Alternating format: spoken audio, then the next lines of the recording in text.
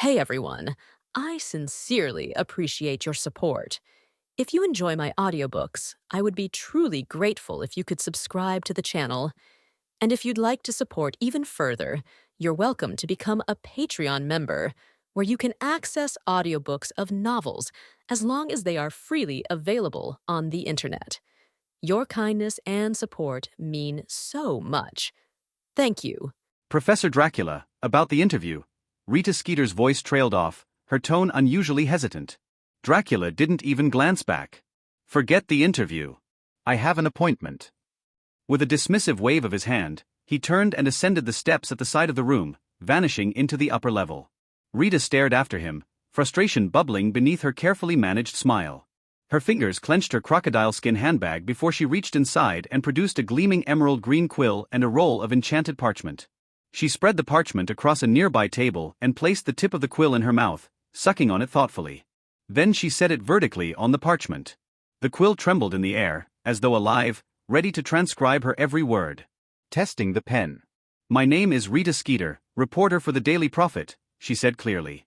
Ludo Bagman, hovering nearby, leaned over to observe the floating quill and parchment.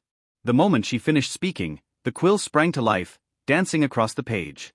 Charming blonde Rita Skeeter, age 43, famed for her controversial quill and infamous for twisting words into scandal. Perfect. Rita chuckled to herself, tore off the parchment, crumpled it, and shoved it into her bag. Bagman raised a brow. I've never seen a quill fabricate lies as smoothly as you. If you don't have anything useful to say, Ludo, she snapped, don't say anything at all.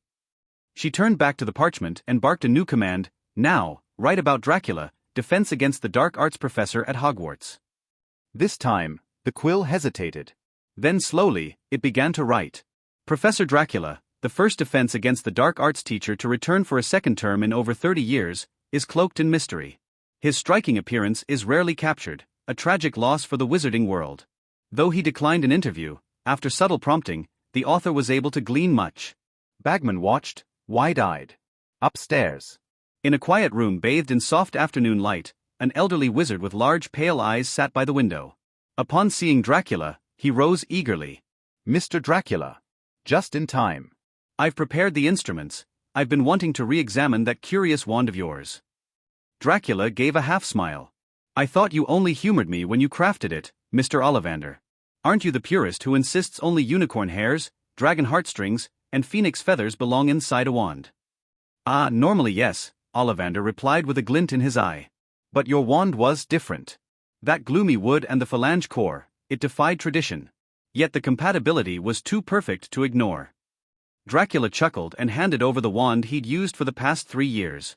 Then by all means, take a look. I'd like to know if it's changed. Ollivander placed it gently on a silk cushion and slipped on his monocle.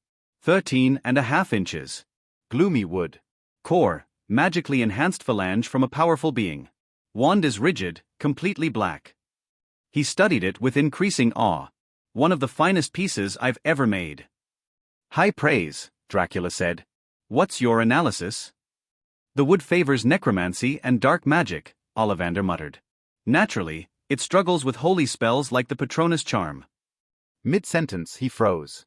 Dracula raised the wand and casually summoned a silver-white bat Patronus that soared gracefully above them. Ollivander's jaw dropped. I see your theory needs revising, Dracula smirked. But that's impossible, Ollivander stammered. This wood should repel holy magic, corrupt it. Yet your wand, no, it's strengthening. With trembling hands, he drew out several delicate instruments and began scanning the wand again. Incredible, absolutely unprecedented. The dark energy inside isn't being suppressed, it's growing. Slowly but steadily. Dracula's brows furrowed. You're saying the wand is becoming darker, over time? He reached out and reclaimed it, probing it with his own magic. At first, everything seemed normal. But deep within the wand he sensed it, an energy source so faint it was almost undetectable. He'd never noticed it before. He frowned. He rarely paid attention to his wand. It was just a tool. Maintenance? Irrelevant. But now, this dormant source was clearly growing stronger. He cast his mind back. When did the change begin? The answer came with chilling clarity, the red-robed figure at the Department of Mysteries. That mysterious future version of himself. Only someone of equal or greater understanding, and with knowledge of his wand, could implant something so deeply and subtly. The implications were vast. His future self, from an unknown time, had tampered with his wand, and left behind an evolving source of dark power. How far into the future had he come? And how had he managed to enhance Dracula's power so profoundly that even the so-called god of death had been defied? Mr. Dracula? Ollivander's voice broke his reverie. Have you realized something? Dracula shook his head. Just speculation. You have other wands to examine, don't you? Merlin's beard, you're right. The champions. Ollivander scrambled to pack up, muttering about upholding the Ollivander legacy as he hurried off downstairs. Dracula lingered a moment, deep in thought. Threads were weaving together. Mysteries in Olympus, the Department of Mysteries, this strange energy source. All of it leading toward something. A nexus. Downstairs. When Dracula descended, Ollivander was examining a wand. A very fine piece, he said. Snakewood, infused with cat and leopard whiskers, correct? Yes, said John Kowalski. Same material as my grandfather's. Though his had no core. No core. Ollivander blinked. Forgive me, but no wand can truly function without one. Oh, don't worry. My grandfather never cast a single spell. He was a muggle, John grinned. Muggle. Ollivander stared. Dumbledore stepped in with a cough. It was a gift from me, Garrick. A keepsake. Ah well, I see. Ollivander chuckled. The wand well-crafted, nonetheless. Snakewood, like Slytherin's, pairs well with profound magic. As for the whiskers, rare, but possibly suited to spiritual magic. He gave the wand a test flick. With a sharp bang, a flock of birds erupted from the tip and fluttered through the open window. Excellent, Ollivander said. Now, Mr. Potter. Harry stepped forward and handed over his wand. Ollivander's eyes lit up with recognition. Ah yes. I remember it well. One of a twin pair, with a very rare phoenix feather core. Rita Skeeter looked up sharply. Twin pair. Harry's eyes widened. He shook his head subtly, silently pleading with Ollivander not to elaborate. Ollivander seemed to understand. With a faint smile, he simply ran his tests, a jet of wine spraying from the wand's tip. All in perfect condition, he declared, handing it back. Rita, disappointed by the lack of drama, returned to scribbling scandalous fantasies about Dracula. But Dracula had noticed the look exchanged between Potter and Ollivander. So, Voldemort's wand and Harry's are twins. He filed it away. Riddle would be very interested in that. Excellent. Thank you all for your cooperation, Dumbledore said warmly, standing from the referee's table as Ollivander finished inspecting Harry's wand. You're free to return to class, or better yet, straight to the Great Hall. Lunchtime is nearly upon us. He winked playfully at the 5 champions, easing the tension in the room. Harry, who had been in a constant state of unease, finally felt a flicker of normalcy. Something was going right, finally. He stood up to leave, but before he could take a step, the man with the black camera leapt up eagerly. Wait, Dumbledore. A photo. We need a group photo. Bagman slapped his thigh in excitement. The referees, safety officers, and champions. What a moment. Right, Rita. Rita Skeeter's eyes sparkled with opportunity as she nodded, gaze flitting between Dracula, Crumb, and Harry, clearly sensing headline gold. Of course. A group photo first, and perhaps some solo shots afterward. What should have taken moments stretched into a frustrating ordeal. Madame Maxime, no matter where she stood, blocked someone else from view. The cramped room made it nearly impossible for the photographer to capture everyone in frame, forcing Maxime to eventually sit as the others clustered around her. Karkaroff fussed endlessly with his goatee. Cedric offered a polite, camera-ready smile. Fleur tossed her hair dramatically. Surprisingly, Crumb seemed camera-shy, awkwardly hiding behind the others. The photographer kept trying to place Fleur front and center, but Rita pushed back, ensuring Dracula, Crumb, and Harry remained in the spotlight. Eventually, she insisted on solo portraits of each champion and referee. Dracula, however, was having none of it. Without a word, he turned and left. Left with no choice, Rita redirected her attention to Harry and Crumb, snapping photo after photo with barely contained glee. By the time the champions were finally dismissed, lunchtime had passed. When they arrived at the Great Hall, the students were already leaving. Harry's brief moment of peace felt like it had been stolen all over again. Elsewhere in the castle, while others lingered in post-interview fatigue, Dracula moved with purpose. He walked through the dim corridors until he reached a modest office just down the hall from the Defense Against the Dark Arts classroom, Riddle's office. Inside, a striking young man with black hair sat reading beside a window. He looked up in mild surprise as Dracula entered. "Professor Dracula? I thought you were occupied with the tournament proceedings," Riddle said, setting the book aside. "I've already marked today's homework.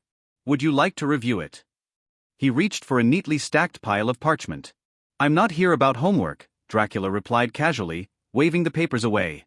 Truthfully, he had largely ignored his teaching assistant since discovering Riddle's secret project involving the remains of Slytherin. Ever since then, the former memory of a Dark Lord had become remarkably subdued, dutiful, quiet, and meticulous in his academic work. He corrected essays, gave demonstrations in class, even assisted during dueling club.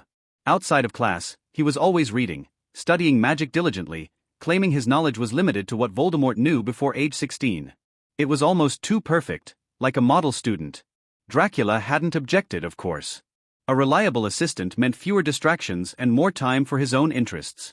His gaze now shifted to the book Riddle had been reading, a heavy black tome with faded lettering. The Secrets of Advanced Black Magic. A bold title, Dracula mused, picking it up. "Is it any good?" Before Riddle could respond, a spectral black skull burst from the title page with a shriek, hurling itself toward Dracula's face. He didn't flinch. Instead, two fingers caught the illusion midair like a misbehaving pet. The skull squirmed, then dissipated into a harmless wisp. "To be honest," Riddle said, "I think the author believed only powerful wizards deserved to read his work. The kind of book that should never be in a school, but here it was." His eyes narrowed as he reached a particular page. "Horcruxes?" he asked, looking up with a knowing smirk. "So that's why you're reading this." Very few books even acknowledged Horcruxes, let alone detailed them. But this one did: creation methods, soul damage, even repair theory. "According to the book," Riddle said quietly, "a fragmented soul can only be repaired through regret. Genuine, painful regret. The process is slow, and it could be fatal." Dracula's gaze sharpened. "You absorbed a fragment from Rowena Ravenclaw's diadem. Doesn't that count as healing?" "No. That was fusion, not repair," Riddle answered. "My special Horcrux allowed for that, but I didn't feel any regret. So my soul remains fractured. Which means I can't fully wield the power of every fragment." He hesitated. "And I don't know how many Horcruxes he made. When I face Voldemort again, I don't know if I'll be stronger." Riddle leaned forward, eyes gleaming. "But I can feel it, Professor. You have one, don't you?" Dracula reached into his coat and retrieved a golden locket, inlaid with a green gem shaped like a serpent. Riddle's eyes widened. "That's his. Another Horcrux. Do you really think collecting all his fragments will make you stronger than him?" Dracula asked softly, his tone laced with mockery. I believe so.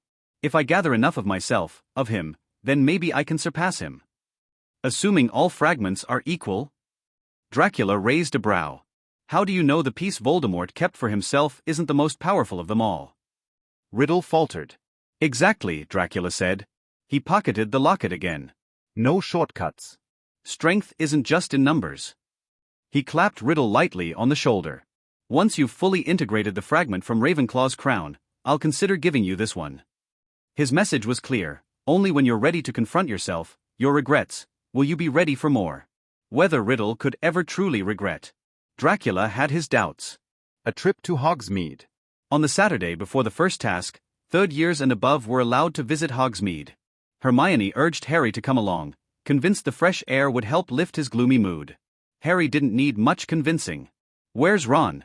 he asked as they prepared to leave. "Aren't you going with him?" Hermione hesitated. "We thought we'd meet at the Three Broomsticks." "No way." Harry's voice was firm. Ron had started the argument, and his jealousy over Harry's selection as champion had driven a wedge between them. Harry wasn't ready to forgive and forget. "Oh, Harry, don't be childish. You too." "I'll go." "But I'm wearing the invisibility cloak," Harry snapped. "Fine," Hermione muttered. "But if I'm talking to thin air all afternoon, I'm not responsible for the weird looks." Harry slipped on the cloak and joined her downstairs, feeling more at ease hidden from view. For once, no stares. No whispers. No Potter stinks badges pointed in his face. "I must look completely mad," Hermione muttered. "Talking to myself." They wandered through honeydukes, drawn by the smell of fresh chocolate. Just as they approached the counter, a familiar red-haired boy came running toward them. Hermione. Ron gasped, breathless. Something's happened, I just heard something. You need to tell Harry, immediately. Ron has also been very depressed recently. The arrival of the Four-Wizard Tournament, an unprecedented event, should have made people look forward to it. This was indeed the case. Before the Goblet of Fire selected the final candidates, Ron was as excited as the other little wizards. But when his best friend, Harry Potter's name came out of the Goblet of Fire, everything seemed to change. Ron didn't know how Harry crossed the age line and put his name in, and he didn't know why the Goblet of Fire actually selected Harry, a 14-year-old wizard, as the additional fifth warrior. This is against the rules of the game? Of course, he did not deny Harry's intention. He knew that his best friend was the savior of the wizarding world, and it was understandable that he would receive some preferential treatment. But what Ron couldn't accept was that his best friend secretly threw his name into the Goblet of Fire without telling him. When Ron asked Harry why he did this, Harry actually told him that he didn't sign up. If you didn't sign up, why would your name be spit out by the Goblet of Fire? Do you think I'm a fool? We are best friends. I won't reveal your secret, so why hide it from me? Ron screamed this repeatedly in his heart. During the period after the selection of the warrior list, he had been in an extremely complicated mood. Every time he spoke to Harry, he would arouse inner complaints and dissatisfaction, so that the two of them broke up unhappy every time. He didn't know whether it was because of jealousy or dissatisfaction with Harry's deception that he couldn't help but get into trouble with his best friend, and his relationship with Harry gradually became cold and alienated. In this case, the two twins who came to Wes House discovered this keenly. On this Saturday, when the school allowed students to visit Hogsmeade, Fred and George took Ron aside alone and had a quiet chat with him. Little Luluo, have you been having trouble with Harry recently? Fred put his arm around Ron's shoulders and asked with a mysterious expression. How many times have I told you, don't call me Little Luo? Ron blushed at the nickname Fred called him. What's wrong? Why can Mom call you that, but we can't? George said with a smile, you are bullying the weak and afraid of the strong, you know. Even Mom can't call me that. Ron said angrily, this was called me many years ago, and you two guys are the only ones who use this name to tease me all day long. You are not allowed to call me that in the future. Do you hear me? Okay, Little Luluo. Fred agreed to Ron with a playful smile, but did not change his words at all. Tell me, what happened between you and Harry? Why can't you even eat recently? Don't we sit together anymore? Yes, Little Luluo, you were inseparable before. George added. Ron really couldn't think of any way to deal with the two unruly brothers. He could only pretend that he didn't hear them and snorted perfunctorily. We know it even if you don't tell him. He must have felt that Harry became a warrior but didn't take you with him, so he was unhappy, right? George said with a wink and a wise expression on his face. How can I be so stingy? Ron still wanted to quibble, but the twins didn't listen at all and continued talking on their own. Don't rush to deny it. Fred said, we have watched you grow up since you were still wetting the bed. I know what you are thinking even if you don't tell me. Ron's face turned red again, and he wanted to fight Fred with all his teeth. Then, his two brothers smiled evilly and pinned him down, unable to move at all. You should calm down, Little Luluo, don't be so impulsive. Fred smiled. Let me go, I'll fight with you. Ron yelled. Upon seeing this, George took out a strange prop from his pocket and put it on Ron's mouth. Ron's mouth immediately turned into a pig's mouth, and the sound he made turned into a snoring sound. I have to say that the invention of the pig head gag is indeed very useful. George gave Fred a thumbs up. In the future, we must give it a place as the flagship product of our joke shop. Yes, we can also produce a few magic pig ears as matching products. Fred also said excitedly, I even want to buy a set myself. After a long time, until Ron's snoring interrupted their thoughts, they discovered that there was a little wizard of their own here. Be quiet, Little Luluo. Listen carefully to our analysis and see if you are right. Fred said with a smile as if he had succeeded in his prank. In our opinion, you must be unhappy with Harry becoming a warrior first. Balance, and then he doesn't tell you how to successfully register, so there's trouble, right? The purr sound coming from Ron's mouth stopped unconsciously. To tell you the truth, we were a little angry at first. Fortunately, the two of us wanted to help Harry deceive the Goblet of Fire and make him a warrior. George said, unexpectedly, our age-enhancing agent didn't care. Yes, but he secretly reported his name himself. Yes, the championship reward is 1,000 galleons. Fred agreed, it's enough for us to participate in a big competition, which is much better. We were really angry at that time, but then I thought about it. No, why did Harry sign up without telling us? George looked into Ron's eyes and asked. We all know that Harry's parents left him a lot of money, and he also has a very wealthy godfather. The 1,000 galleons are nothing to him. As for participating in the Four-Wizard Tournament, his reputation as a savior is already big enough, and there is no need for such a small competition to consolidate anything. Besides, Harry has never been a very pushy character. This is not his favorite Quidditch game. It's unnecessary. Anyway, the two of us thought about it and thought that Harry probably didn't lie to us. He really didn't put his name into the Goblet of Fire. Fred and George finished talking to Ron, and then took off the pig's mouth hanging from his mouth. Gillialo, you two bastards. Ron angrily watched his two brothers put the pig's mouth back into their pockets. You are willing to say good things to Harry, not because he asked you. Earning galleons from those people in Slytherin is no less than winning the game. I admit, there are reasons for this. Fred raised his hands in shame, indicating that Ron was right. That's true, but it's just a trivial matter. George said, just tell us whether our analysis just now makes sense. But if he didn't throw his name into the Goblet of Fire, how did he sign up successfully? Ron asked. It can't be something out of thin air, right? Then we don't know. Fred shrugged. Maybe it's just something made out of nothing. Forget it. I guess you won't accept our analysis results directly, so let's skip this topic first. George said, we brought you here not only to talk about Harry, but also to get a message. What news? Ron glared at him angrily. It was Charlie who took the initiative to write to us. Fred said. He mentioned Harry in the letter, as if he didn't expect that Harry would become a warrior participating in the Four Wizards tournament. Yes, Charlie also said that this Four Wizard tournament is very dangerous, so let us help Harry. George said. He wants to sign up on his own. He deserves it. Who will help him? Ron curled his lips disdainfully and said, there is no competition that is not dangerous. Fred and George looked at him expressionlessly. Ron looked at his two brothers who were rarely serious. At first, he was a little disinterested. Then slowly, he seemed to have thought of something. Ron's penis suddenly contracted, and his heart seemed to skip a beat. Wait a minute, why would Charlie know that this Four-Wizard tournament is dangerous? He's not from the Ministry of Magic. He exclaimed loudly, unless one of the items in the Four-Wizard tournament was arranged by Charlie of. Then the final answer to this project seems to be ready. Fire Dragon? Something is going wrong, Hermione? I think I just got some news. I think you need to tell Harry this for me. In Hogsmeade, Ron ran around and finally found Hermione in front of Honeyduck's door. You should know that my second brother, Charlie Weiss, whom you met at the Quidditch World Cup finals during the summer vacation. Ron said breathlessly. He has been to the Fire Dragon Sanctuary in Romania since graduation, responsible for taking care of the Fire Dragon. Of course I know. I also know that Mr. and Mrs. Weasley originally wanted him to become a professional Quidditch player. Hermione quietly glanced at the air around her and said with a frown, what's the matter? Did Charlie tell you anything? Ron panted for a long time, and when his breathing finally calmed down, he said, Charlie told us, this Four-Wizard tournament is very dangerous. Hermione's eyes suddenly widened. As an extremely smart know-it-all, Hermione's reaction speed is far beyond what Ron can match. She immediately connected the events of the Final Four with Charlie's work, and thought about what the next first event might be.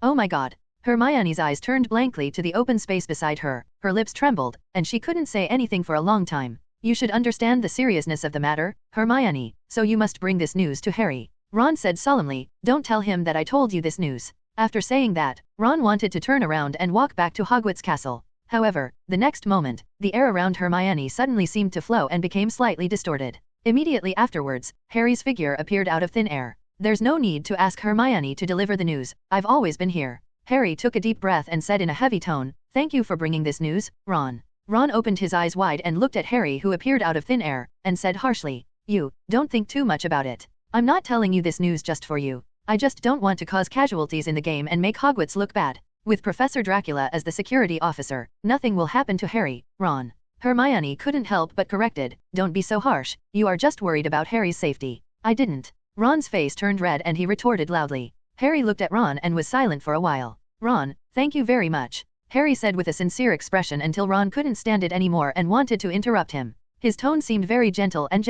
It's my fault. I should have thought that it's normal to be misunderstood in such a situation. There's no need for us to be angry and silent. Harry said, even if I'm misunderstood by you all the time, it's better than isolating me alone. Are the four colleges getting along well? Even though there was an awkward situation, even though he knew that Dracula, as a safety officer, would not let anything happen to the players, Ron was still concerned about Harry's safety. This moved Harry very much, so he stood up from under the invisibility cloak and took the initiative to sacrifice his dignity and reconcile with Ron. I have more problems. Seeing this, Ron hesitated and said, you want to participate in such a dangerous competition. I should have been standing by your side to help you, but I ended up cheating because of jealousy. I'm so careful, I even got into trouble with you. As he spoke, he glanced at Harry carefully, so you really didn't throw your name into the Goblet of Fire. Yes, whether you can believe it or not, but I really didn't throw my name in. Harry said solemnly, I don't know who threw my name into the Goblet of Fire, but participating in this game was never of my own free will. Okay, I believe you. Ron lowered his head and said in a voice as loud as a mosquito.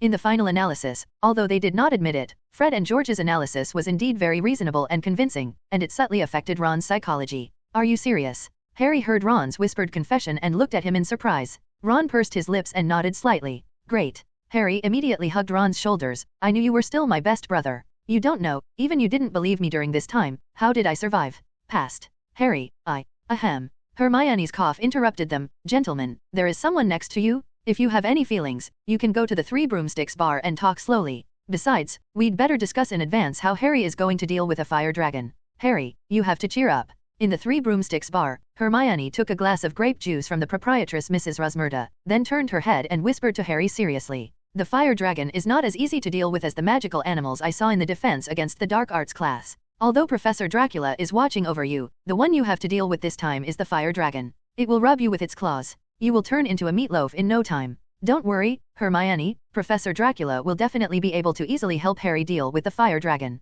Ron said confidently. Haven't you all seen it? When you were in the first grade, Professor Dracula caught him with his bare hands. The troll's stick is stuck. Ron came closer to Hermione and Harry and said, if you ask me, Professor Dracula can definitely kill that fire dragon with his bare hands without using a wand. Harry nodded in agreement. He had a more comprehensive understanding of Professor Dracula's strength than Ron, because he had seen Dracula chasing Voldemort with his own eyes at that time. No one would ever think that the Dark Lord who must not be named couldn't defeat a mere fire dragon, right? So obviously, the fire dragon has no difficulty chasing Dracula who is fighting Voldemort. Thinking of this, Harry felt a little more relaxed. Ron, you rely too much on Professor Dracula. Hermione glanced at Ron and complained, what if Professor Dracula suddenly discovered something interesting around him while watching the game? Would he rather stay as a safety or pursue his passions?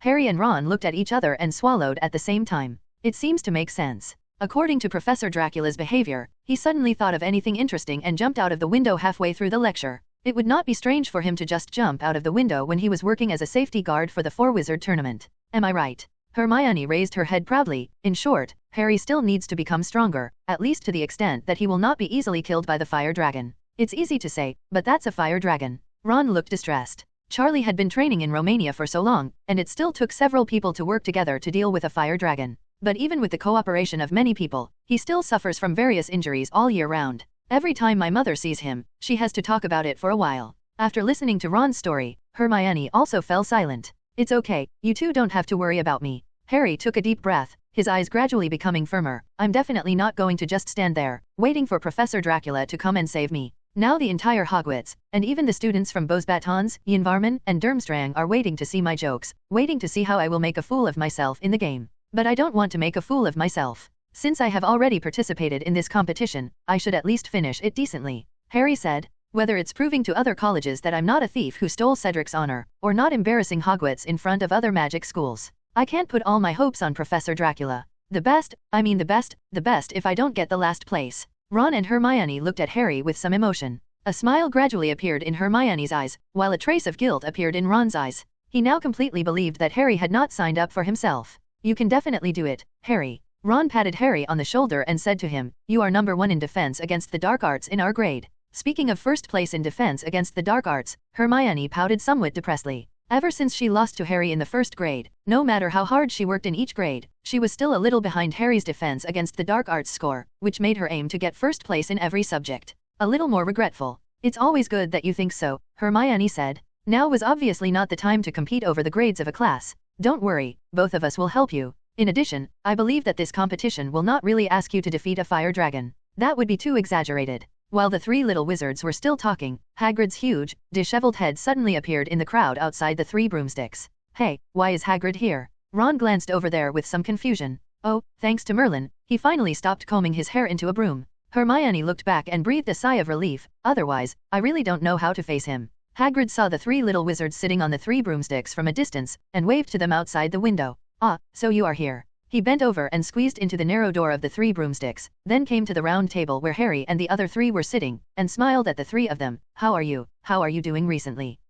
Not bad. Harry hesitated, but did not tell the nervous Hagrid about his troubles during this period. I knew it. Hagrid laughed loudly and patted Harry hard on the shoulder. You are a warrior of Hogwarts. It won't be long before it's time for you to bring glory to the school. I just hope now that I won't be embarrassed in public. Harry said with a grin on his face after being slapped on the shoulder by Hagrid. Relax, you will get a good grade, Harry. Hagrid bent down mysteriously and winked at Harry. Then, he said in a very low voice that only Harry could hear, Harry, come to my cabin to find me at 12 o'clock in the evening today. Remember to put on your invisibility cloak. Harry was stunned, but before he could answer anything, Hagrid straightened up. Nice to meet you three today, he exclaimed grandly. After that, without even ordering a drink, he squeezed through several young wizards who wanted to come in and got out through the narrow door. It can be seen that the face of the shop owner, Mrs. Rosmerta, is not very pretty. Why did Hagrid ask me to find him in the middle of the night? Harry turned his eyes to his two good friends and said in great surprise. Really? Hermione was also surprised. I really don't understand what he wants to do. I don't know if you should go, Harry. She looked around uneasily and lowered her voice and said, I think you'd better take some more time to think about how to deal with the fire dragon. Yes, now is the time to race against time. There are only the last 3 days left before the first event of the Four Powers competition begins. Next Tuesday afternoon, the first event of the Four Powers competition will officially begin. If Harry couldn't think of a way to deal with the fire dragon within these 3 days, he would inevitably make a fool of himself on the field, and then he would be looked down upon by students at Hogwarts and even other schools. But I think Hagrid may also have something important to ask me for. Harry hesitated for a moment, but finally decided to live up to Hagrid's invitation. He has never asked me to come to his place so late. Facts have proved that Harry has indeed gained a lot from choosing to live up to Hagrid's invitation. At 11:30 that night, Harry, who had pretended to go to bed early, put on his invisibility cloak and quietly walked through the Gryffindor common room and came downstairs. There were still a few people in the common room. Harry saw that Colin Creevey had obtained a stack of badges supporting Cedric Diggory from somewhere and was trying to use magic to turn the words on them into support Harry Potter. However, after a lot of effort, all he could manage was to fix the words Potter Stinky on the badge. Harry tiptoed past them and came to the fat lady's portrait hole, staring at his watch. At exactly 11:35, the door suddenly opened. It was Hermione who opened the fat lady's portrait for him from the outside as originally planned, allowing Harry to leave the common room through the hole without the fat lady's knowledge. Harry whispered a thank you, past Hermione, and set off for Hagrid's hut. The grounds behind Hogwarts Castle were dark. Harry looked along the lawn toward the light coming from Hagrid's cabin, and found that Beauxbaton's huge carriage was also brightly lit. As he knocked on Hagrid's door, Madame Maxime could be heard talking in the carriage. Are you here, Harry? Hagrid whispered mysteriously, opened the door, and looked around warily. Yeah, Harry felt a little confused. He ducked into the hut and pulled the invisibility cloak off his head. What's the matter with you looking for me so late? Let me show you something, Hagrid whispered. It was obvious that Hagrid was very excited at this time. There was a flower stuck in the buttonhole of his clothes, which looked like a very large cabbage. It seems that he no longer puts machine oil on his head, but he still spends a lot of time arranging his hair like Professor Dracula. There were a lot of broken teeth from the comb in his hair. It was probably because the fragile comb couldn't withstand the hardness and thickness of Hagrid's hair, so it broke inside the hair. Hagrid, you are really not suitable for Professor Dracula's hairstyle, Harry said helplessly. Really? I think it's not bad, at least it's much better than what I looked like before. Hagrid tugged on his hair and pulled out a bunch of broken teeth of the comb. Harry wanted to persuade him a few more words, but Hagrid suddenly clapped his hands together, put his index finger in front of his lips and made a shush sound. Oh, I almost forgot about the business, he said in a very low voice. Follow me, don't make any noise, and use the invisibility cloak to cover your body. We don't take Fang with us, he won't like it. Hagrid, listen to me, I can't stay long, I have other very important things to do, Harry said. But Hagrid didn't listen. He opened the door of the hut and strode towards Beauxbaton's carriage. After calling Ms. Maxim along with him, Hagrid took them. Harry was covered in an invisibility cloak. The three of them walked a long distance around the edge of the Forbidden Forest until the castle and the lake were no longer visible. Gradually, the loud shouts of several wizards reached their ears, followed by deafening high-pitched roars. Hagrid led Ms. Maxim around a bush for the last time, approached the place where the roar came from, and then stopped. Harry stood under the invisibility cloak and quickly followed over, standing with them. The next moment, his mouth opened wide in shock. 5 very ferocious-looking adult fire dragons covered with scales were locked in a field surrounded by thick wooden boards. They stood on their hind legs, roaring and snorting. Balls of fire burst from their gaping fanged mouths into the dark night sky. Their necks are held high, and their heads are 50 feet above the ground. A silver-blue fire dragon with a pair of long sharp horns was angry and roaring at the wizard on the field. A green fire dragon with smooth scales was twisting and stamping its feet desperately. And there was a red fire dragon. There is a circle of weird-looking thin sharp horns around the face, which is spraying mushroom-shaped fire clouds into the air. A fire dragon with iridescent pearl-like scales and colorful eyes that is childlike is lying on the ground in alert places. Looking around, finally there is a black dragon, more like a dinosaur than the others. There were at least 30 wizards on the field, and every 7 or 8 were responsible for dealing with a fire dragon. They struggled to subdue the dragon on the field by tugging at the chains that connected the thick leather straps that tied the dragon's legs to its neck.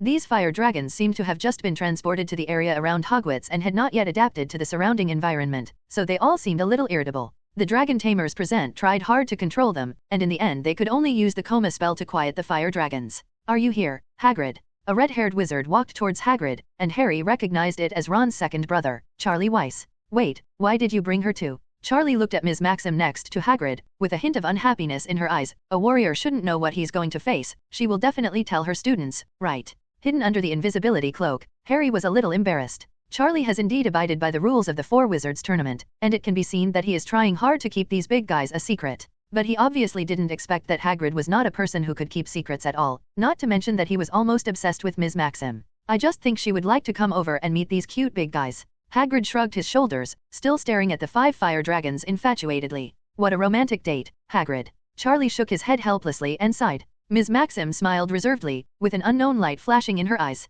Then, Charlie began to introduce the names of these fire dragons to Hagrid. This is the Hungarian horntail, Charlie said, pointing to the black-scaled, dinosaur-like salamander. The smaller one over there is the common Welsh green dragon, the silver-blue one is the Swedish brachiosaurus, the red one is the Chinese fireball, and the most beautiful one, the colorful one is the Australian oval eye. After introducing these fire dragons one by one, Charlie asked Hagrid in a low voice, "How is Harry? Although I really want to have some confidence in him, after all, these are fire dragons that only 7 or 8 of us can barely subdue." "Oh, don't worry, Harry will be fine." Hagrid glanced at the air next to him without revealing any trace, and then continued to stare at the fire dragons in a daze. His eyes seemed to be shining with light. "I really hope he is still safe after facing this danger," Charlie said thoughtfully as he looked at the field where the dragon was kept. "I didn't dare tell my mother what Harry was going to do in the first project. She was already so worried about Harry." After knowing that the thing he was going to face in this competition was a fire dragon, Harry couldn't wait for Hagrid and Ms. Maxim's chat to end, so he just put on the invisibility cloak and left the scene. On his way back to the castle, he accidentally bumped into a sneaky figure.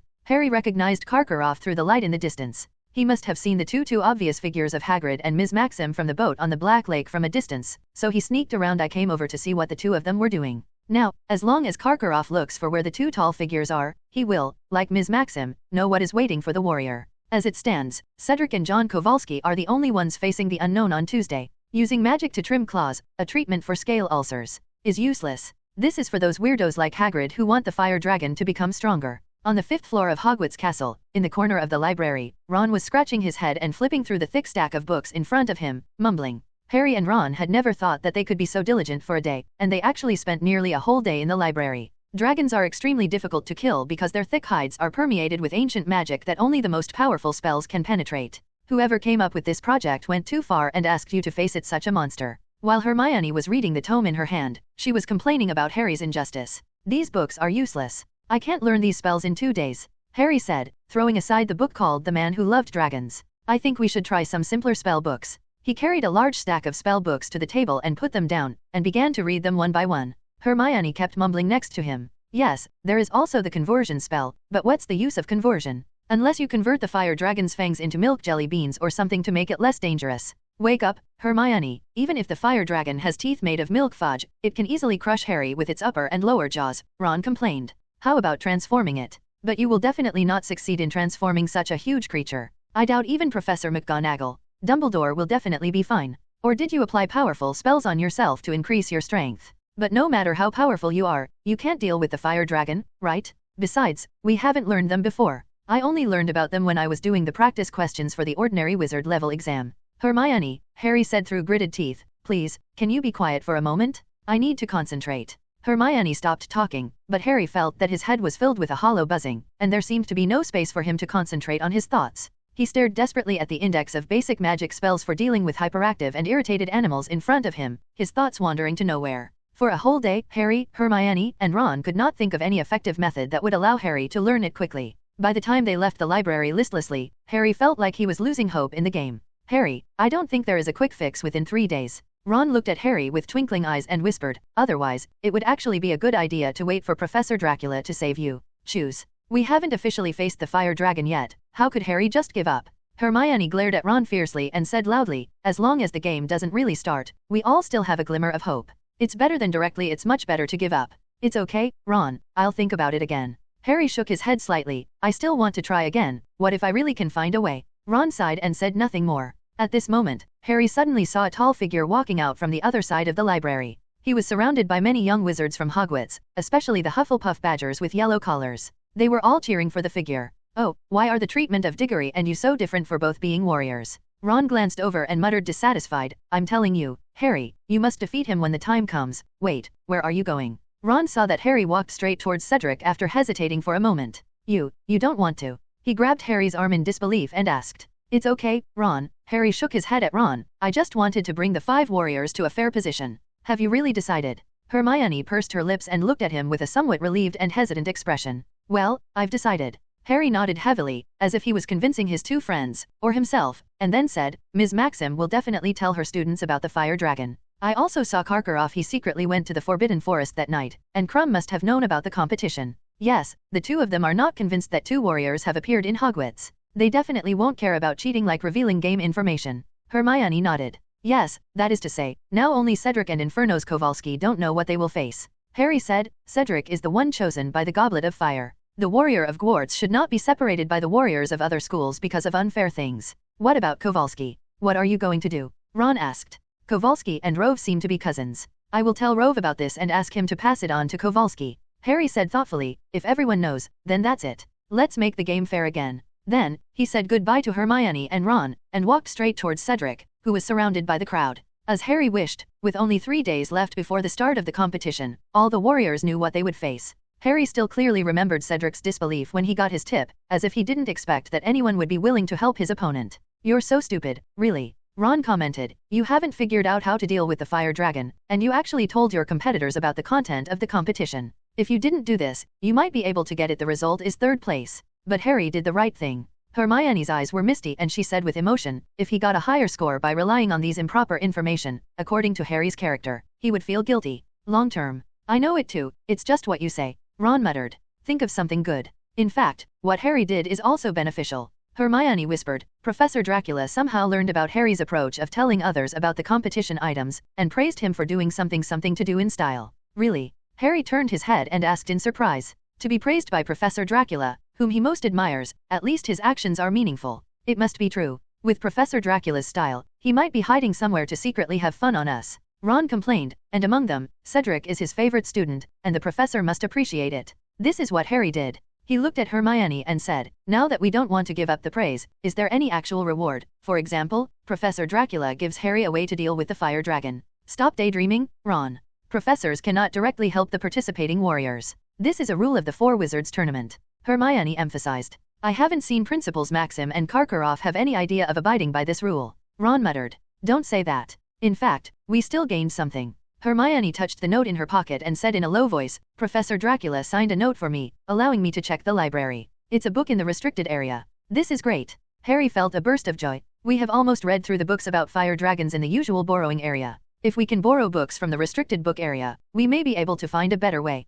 At this time, they had just finished their herbal medicine class and were walking on the road between the northeast direction of the castle and the castle gate. The 3 of them walked in a hurry, trying to finish their dinner in the auditorium and then go to the restricted area of the library to check out more information for Harry. However, things didn't go as expected. When they reached the gate, they found that the gate was blocked by a group of people. One by one, wash yourself before entering the castle. The annoyed voice of the gatekeeper Argus Filch came from the door. Look at your image, you are simply showing off in front of other schools. Shame on Hogwarts. The 3 Harrys got closer and saw a group of little wizards covered in mud, each holding a broom, angrily confronting Filch. How do you want us to clean up outside the castle? Should we take a bath in the Black Lake in December? Shouted a leading Slytherin student. I don't care how you clean it up. VIPs from other schools are in the auditorium, and other professors will not allow you to smear the image of Hogwarts. Filch yelled with a hideous smile. Then let's wait here for Professor Snape to come and pick us up. He will definitely let us in, the leader of the little Slytherin wizard said angrily. Maybe other professors came first? They certainly won't mind confining you for a few days.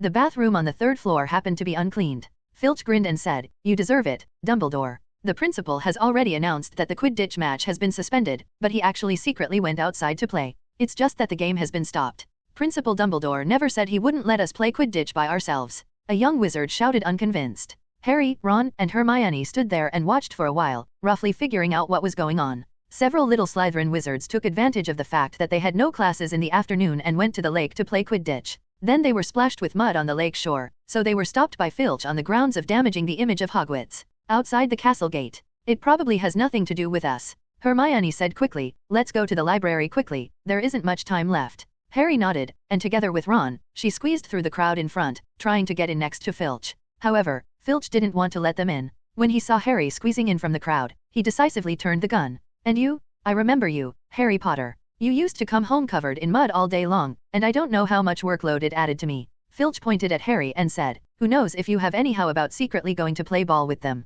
There's no way I'm going to play Quidditch with people from Slytherin. Harry was suddenly stopped and said angrily, yeah, look, there's no mud on us. This won't affect the image of Hogwarts, right? Ron agreed. However, before he finished speaking, he realized that he had said the wrong thing. They had just finished herbal medicine class, and their bodies were covered in mud from greenhouse number 3. They were no better than the little wizards who went to the lake to play Quidditch. Mr. Filch, I'm really sorry, but we do have an emergency right now. Seeing that something was wrong, Hermione quickly took over and said, Harry will participate in the competition tomorrow, and he needs to prepare a lot of things. However, Filch didn't appreciate it at all. Instead, he rejected them with a cold face. No way can the Warriors discredit the image of Hogwarts. He sneered, I only know how to play weird sports like Quidditch all day long, but I don't know how to attend class honestly. What's the use of Quidditch? Can you win the 4-wizard tournament on a broomstick? Filch still blocked the door forcefully, giving them no chance to enter the castle. His words directly offended most of the people present. Harry rarely united with the Slytherin students to refute Filch and safeguard the status of Quidditch.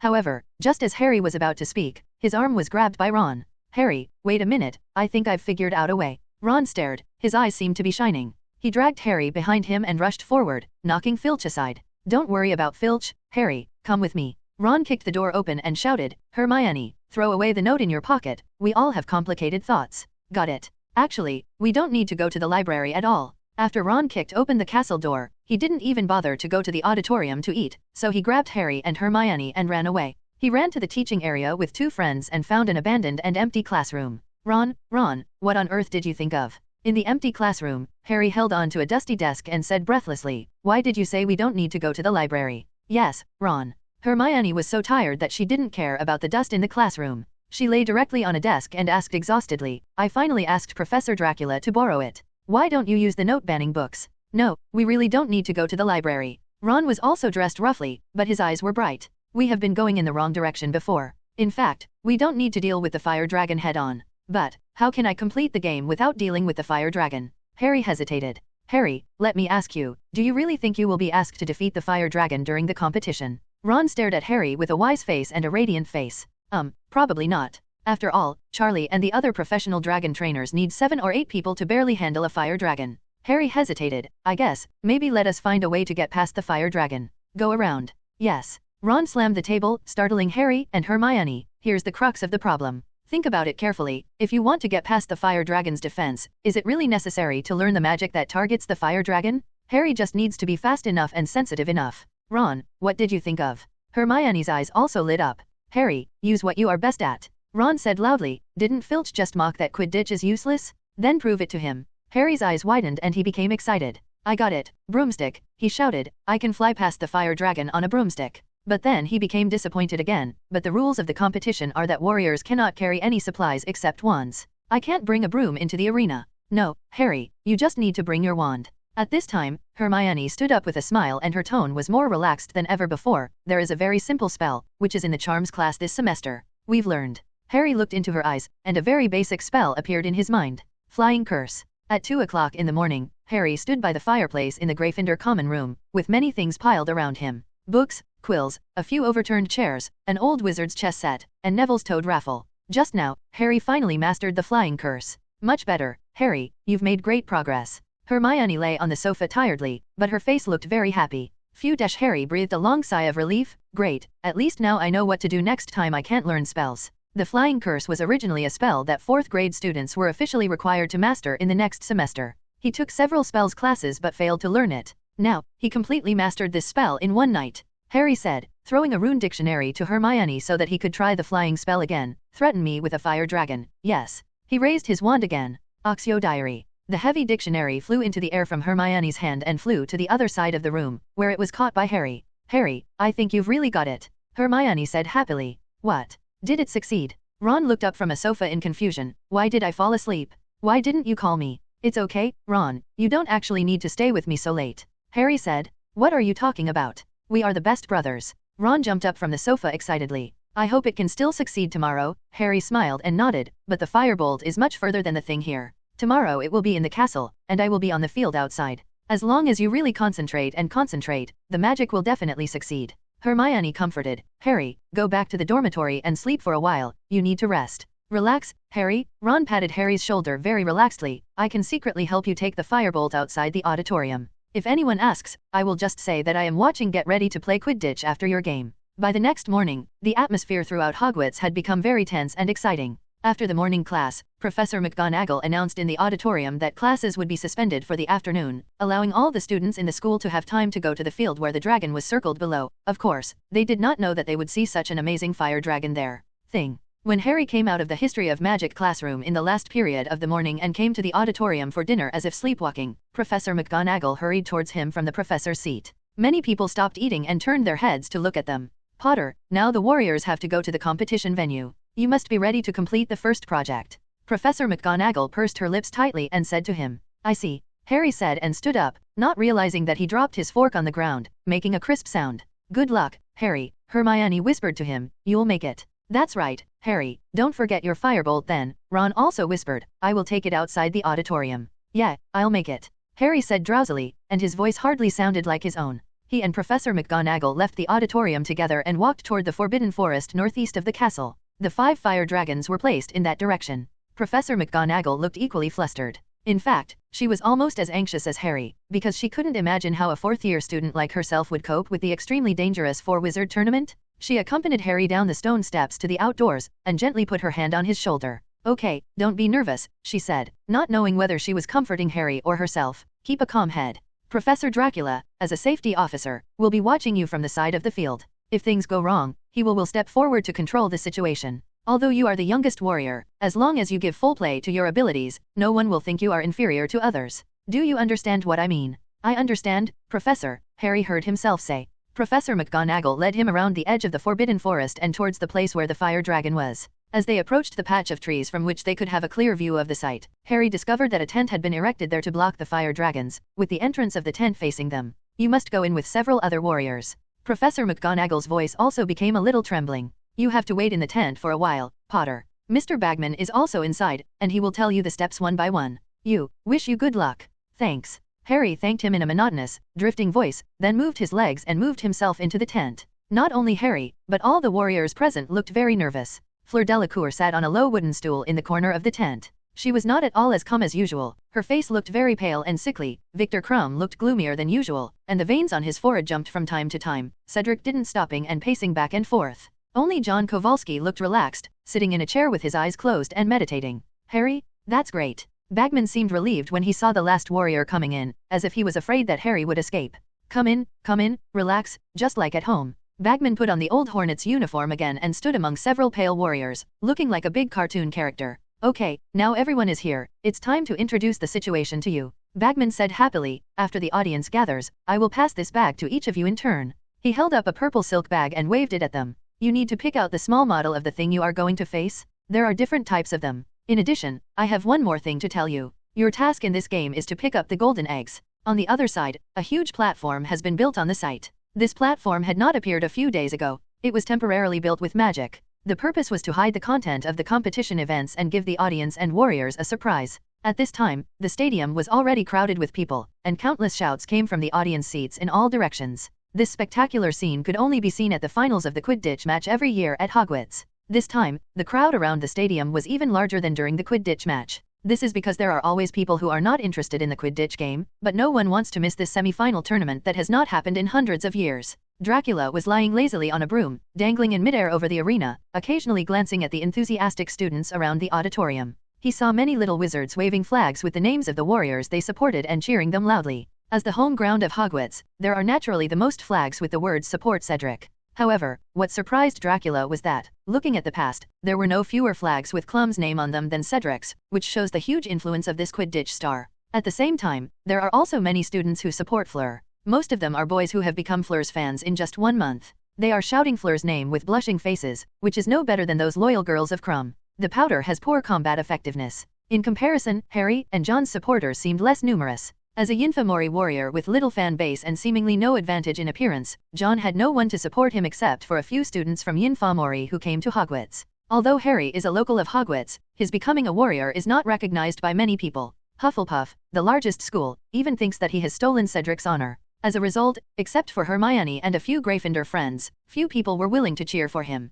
In contrast, there were many people on the Slytherin side holding flags with Harry's name on them. Of course, it says Potter stinks. Then, Dracula looked away from the audience and looked outside the entrance to the arena. There was a little red-haired wizard who was secretly holding a broom and carefully hiding it behind a thick willow tree. They can actually think of using broomsticks to cope with the competition. They are the only ones. Dracula looked at Ron's sneaky behavior from a distance, with a playful smile on his lips. At this moment, a helpless call came from below. Dracula looked away from Ron and frowned at the place where the sound came from. Professor Dracula, could you please be a little more serious? I saw Ludo Bagman standing on the long table in the commentary box with a helpless face, shouting to Dracula. Karkaroff the principal and Ms. Maxim protested against you. They felt you were not vigilant enough and asked the game to change the safety officer, he said. I'm so dedicated, why do they think I'm not vigilant? Dracula lowered the height of his broom and said innocently, I'm already serious, okay. Bagman couldn't help but fell into deep thought as he watched Dracula lying on the broomstick with his graceful movements. Do you have any misunderstanding about the word serious?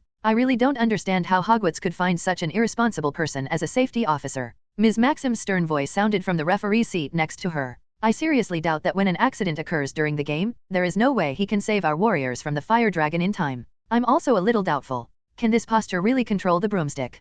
Karkaroff also echoed, if something happens to Crumb, the consequences are not what Hogwarts can afford. Dracula looked in the direction of the referee's box, the corners of his mouth slightly raised. Tisk, there's really nothing you can do about it. He chuckled softly, you doubt that I can control the broomstick well, right? Under the gaze of all the judges, Dracula stretched out his hand and held it on the broom handle behind his back. The next moment, he suddenly threw the broom on the referee's bench. But his figure was still suspended in midair, swaying leisurely. The judges on the bench looked at the broom that fell on the table in front of them. Their expressions gradually changed from confusion to shock. Among the 6 judges, Dumbledore seemed to have expected such a result, but shook his head helplessly. As for the remaining 5 judges, Ms. Maxim, Karkaroff, Professor Hicks, Mr. Crouch, and Bagman, they all opened their eyes wide at the same time, looking at Germany, who had no support but was suspended in the air. Gula. This is not a flying broomstick at all. Bagman didn't know when he jumped from the commentary box to the referee's box, and picked up the broom dropped by Dracula with a shocked face. This is just an ordinary broom, it has no flying effect at all.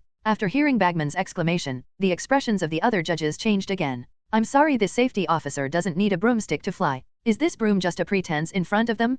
Karkaroff, who had just questioned Dracula's ability to control the broomstick, now wanted to find a crack in the ground and crawl into it. He felt like his face was being slapped. How about it, judges, now do you think I can control the broomstick well? Dracula crossed his arms and looked at Ms. Maxim and Karkaroff with a half-smile. The 2 principals didn't know how to answer, but Professor Hicks next to them coughed twice, which finally helped them out. Ahem. Professor Dracula, the warriors seem to be coming out soon. Do you want to go and take a look? Dracula turned his head and saw the first warrior walking out of the tent. It was Cedric Diggory, and the audience burst into extremely warm applause. The young wizards of Hogwarts waved the yellow flag representing Hufflepuff House vigorously, and the cheers, screams, and applause merged together, even forming a roaring momentum. Charlie Weiss waited for the dragon trainer from the Romanian fire dragon sanctuary to drag a silver-blue scaled fire dragon into the competition venue, and then tied it firmly to the ground with many iron chains. Bagman returned to the commentary box, pointed his wand at his throat, and spread his voice to all directions. The first warrior to come on stage is Mr. Cedric Diggory from Hogwarts. The opponent he has to face is a Swedish short-nosed dragon. You can look at the feet of the fire dragon, where it has been placed got a golden egg. Now, professionals have tied the dragon's 4 legs to the ground to prevent it from breaking free. The participants in the competition this time are all female fire dragons. Now they have all been cast a confusion spell, thinking that the golden egg is my own dragon egg. And what Mr. Diggory has to do is to snatch the golden egg from the feet of the fire dragon. The judges will score based on his specific performance. Dracula's attention was indeed attracted by the upcoming game. He flapped the wings on his back that turned into transparent color so that he could not be noticed by others, and came to the top of the arena. He looked at Cedric with interest, wondering how he would face a fire dragon. A shrill whistle sounded amidst the roar of the crowd, and all the dragon trainers and staff left the arena, leaving this space for the participating warriors. The audience suddenly fell into silence. Everyone stared at Cedric. Almost no one present had witnessed this situation of fighting against a behemoth like a fire dragon by one person. They all stared intently, wanting to see whether the warriors on the field would live up to their trust and successfully get the golden egg, or would they be defeated by the fire dragon.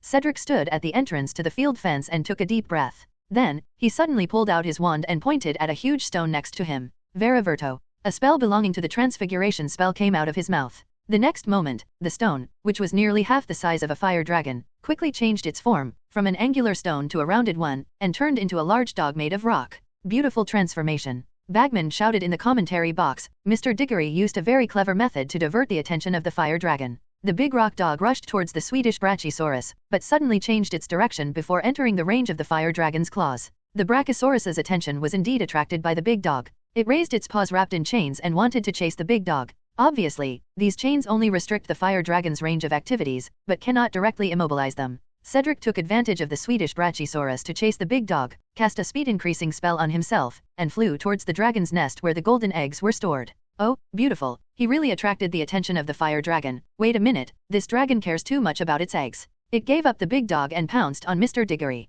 Bagman was shocked, shouted. On the field, the Swedish Brachiosaurus sprayed out a dazzling blue flame from its nostrils, covering Cedric directly. Above the arena, Dracula's eyes were fixed, and he subconsciously lowered his figure a little, ready to go to the rescue at any time. At the critical moment, Cedric used his transformation technique again, turning over a small piece of land under his feet, forming an earth wall around him, and rolled to the side with the force generated when the earth wall was formed. The blue flame sprayed all over the earthen wall, turning the wet wall into a solid, hard, and blackened block, and several huge cracks opened in the wall. There were a lot of screams and gasps from the audience, and Bagman's commentary sounded.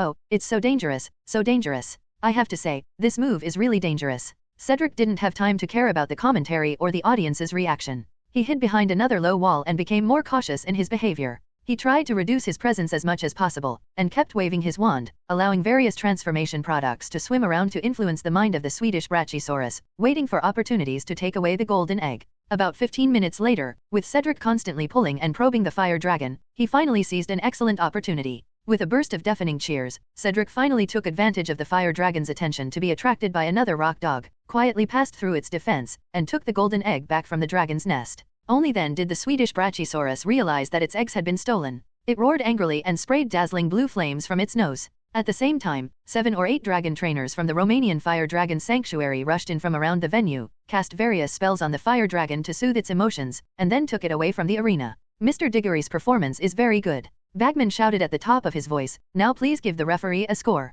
Dumbledore did not shy away from suspicion and was the first to hold up a sign with the number 9 written on it. Out of 10, 9 is a pretty high score. Mr. Diggory's use of transfiguration is quite good. Professor McGonagall must be very pleased that she has taught such an outstanding student. Dumbledore commented, if the start is more stable, the efficiency may be high. Professor Hicks smiled and also scored 9. Later, Bagman, Mr. Crouch and Ms. Maxim simultaneously raised signs with 8 points. Overall, it can be seen that Cedric's excellent transformation skills have indeed been recognized by various judges. However, Durmstrang's principal, Ingar Karkaroff, held up a sign with 6 written on it. After seeing his score clearly, there was a boo from the audience. Many young wizards in Hogwarts loudly rebuked him for his injustice. Fred and George even took out a loudspeaker from nowhere and spread the protest throughout the arena. Karkaroff engaged in favoritism. Karkaroff engaged in favoritism. They kept repeating this sentence, which actually added a bit of joy to the solemn atmosphere. I gave the scores fairly and fairly. Karkaroff turned red with anger and retorted loudly to the audience. He was almost hit by the fire dragon's flames.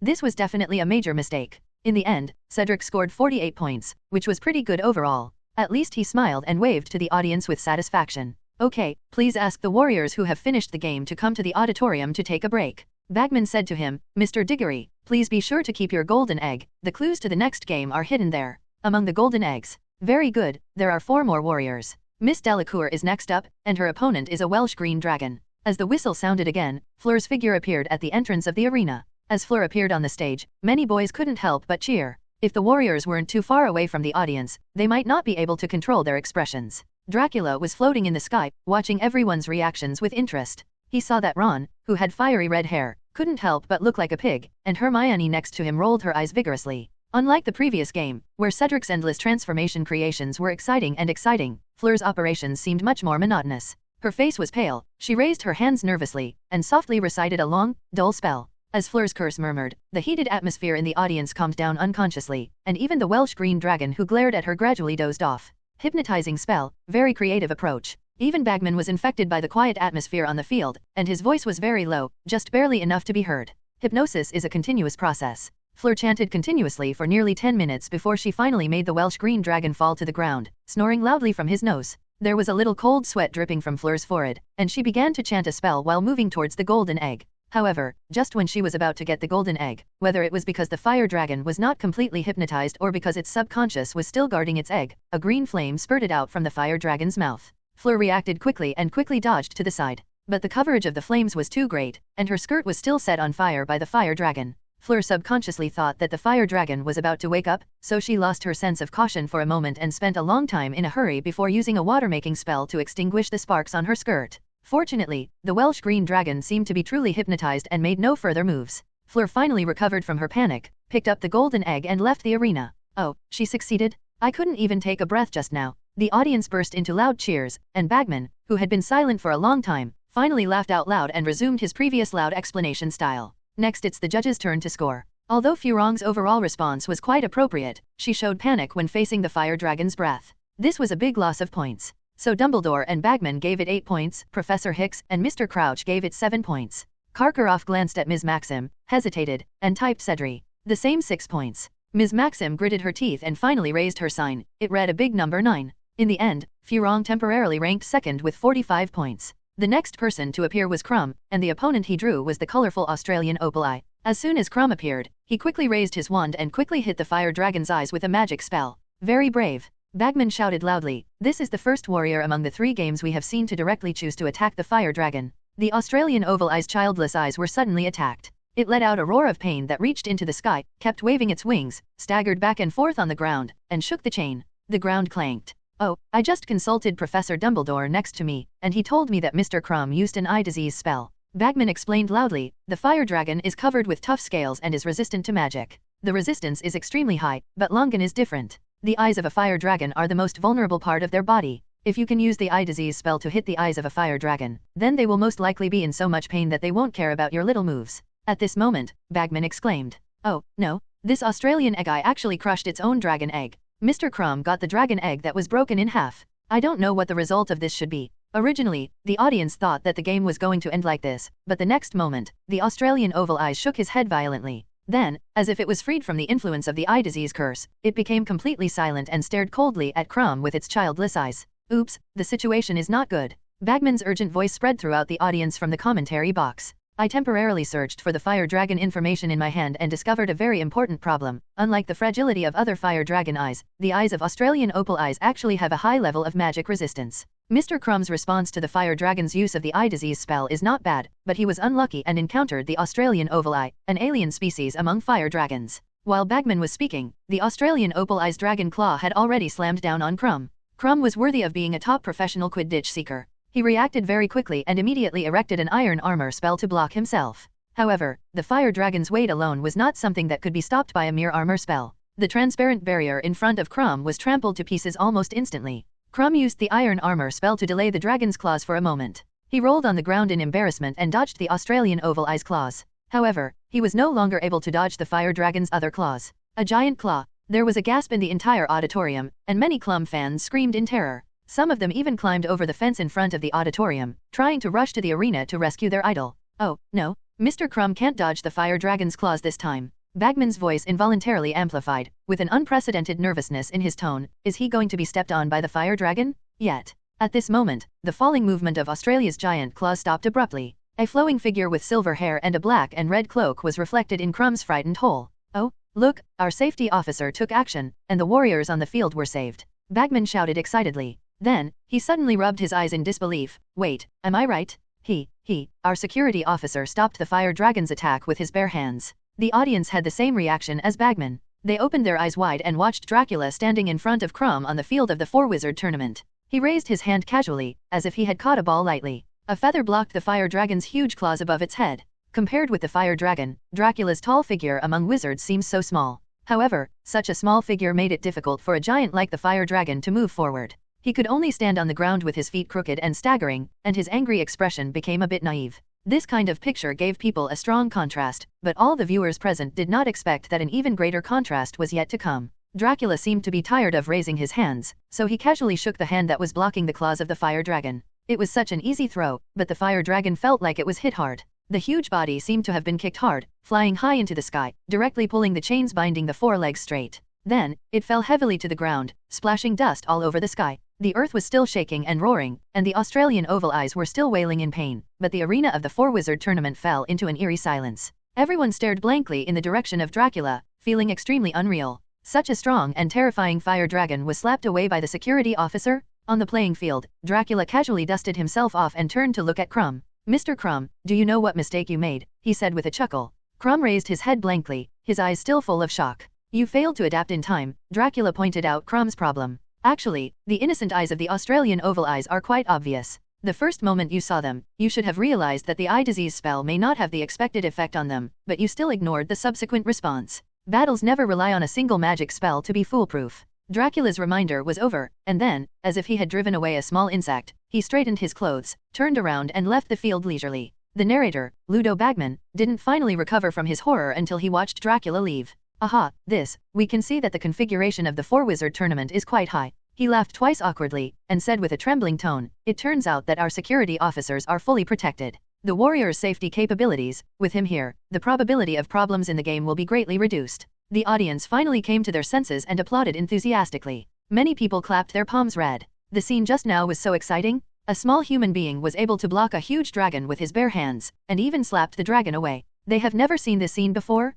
On the field, several nurses from the Hogwarts infirmary quickly ran up to Crumb carrying a stretcher and asked if he had any injuries. Clum held the half-broken golden egg and refused to go to the infirmary for examination, but chose to stay in the audience to continue watching the rest of the game. The dragon trainers from the Romanian Fire Dragon Sanctuary hurried forward to check whether the Australian Oval Eye had been harmed, and worked together to drag it off the field, and then brought the fire dragon that the warriors would face in the next game to the field. Ahem. Now let's ask the judges to rate Mr. Crumb. Bagman suddenly remembered his business, and then continued to preside over the process of the game. This is the first warrior to cause a safety officer to be dismissed. What score will the judges give him? Mr. Crouch had a somewhat impatient expression on his face and took the lead in raising the scoreboard with the number 5 written on it. Bagman thought for a while, maybe because he and Crumb were both professional Quidditch players, and gave him a 7 points. Dumbledore, Ms. Maxim, and Professor Hicks also raised their signs one after another, indicating 7 points, 6 points, and 7 points respectively. When the audience's eyes turned to the last judge, Durmstrang's principal Karkaroff, they were shocked to see that the principal shamelessly gave Crumb a 9.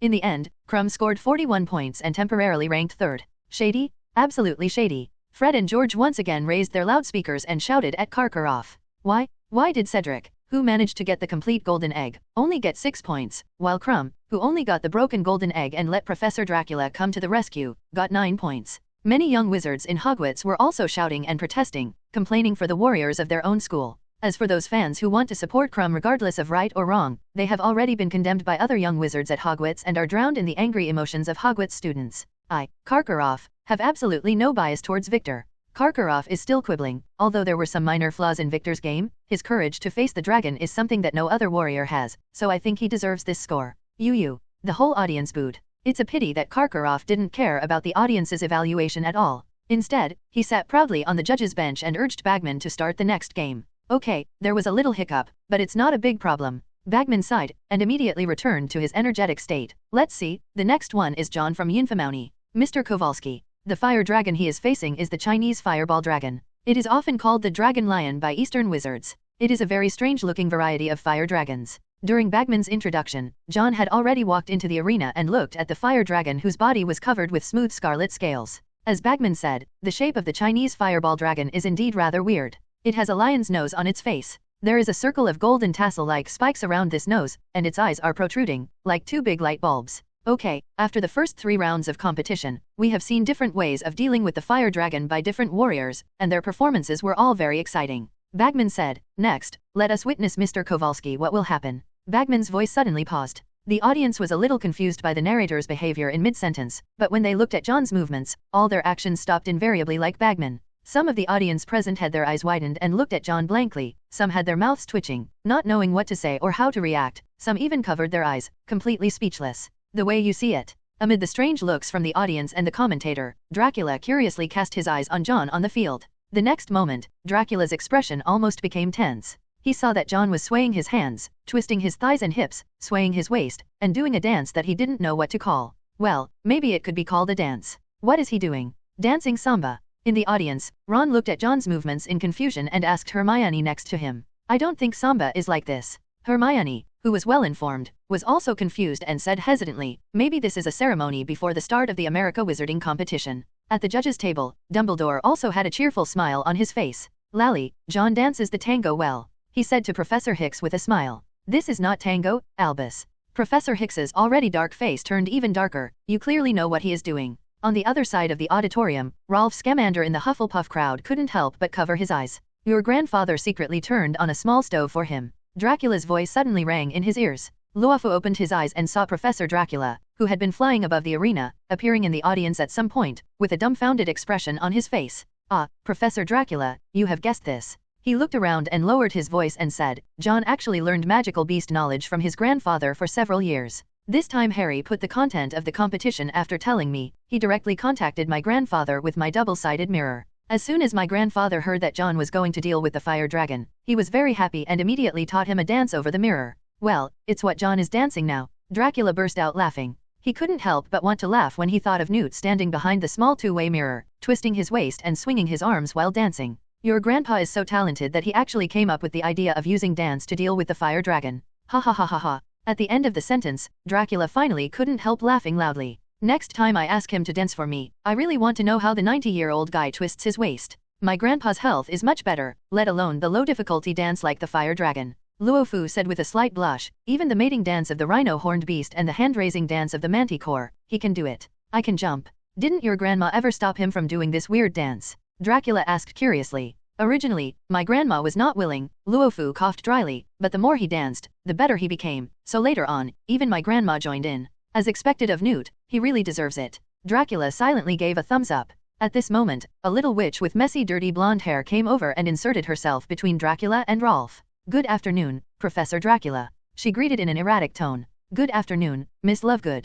Dracula chuckled. Are you here to see love? Yeah. Luna nodded, and then took out 2 hats from somewhere. Perhaps the quantifier top should not be used for these 2 hats, but only? Both hats are in the shape of a lion's head, as big as a real lion's head. When Luna holds it in her hand, she makes a very realistic lion roar from time to time. Luna, what are you? Luof glanced at the hat in Luna's hand, feeling a bit of an ominous premonition in his heart. Rolf, the next game is Harry's, let's cheer for him together. Luna said happily, look, these 2 hats can both reflect the Gryffindor house where Harry is, and just enough to cover up the shouts of others with the lion's roar. She smiled and put the lion's head hat into Rolf's hand. Rolf looked at Professor Dracula with a desperate expression, hoping that he could say something, but, a very good idea, Miss Lovegood.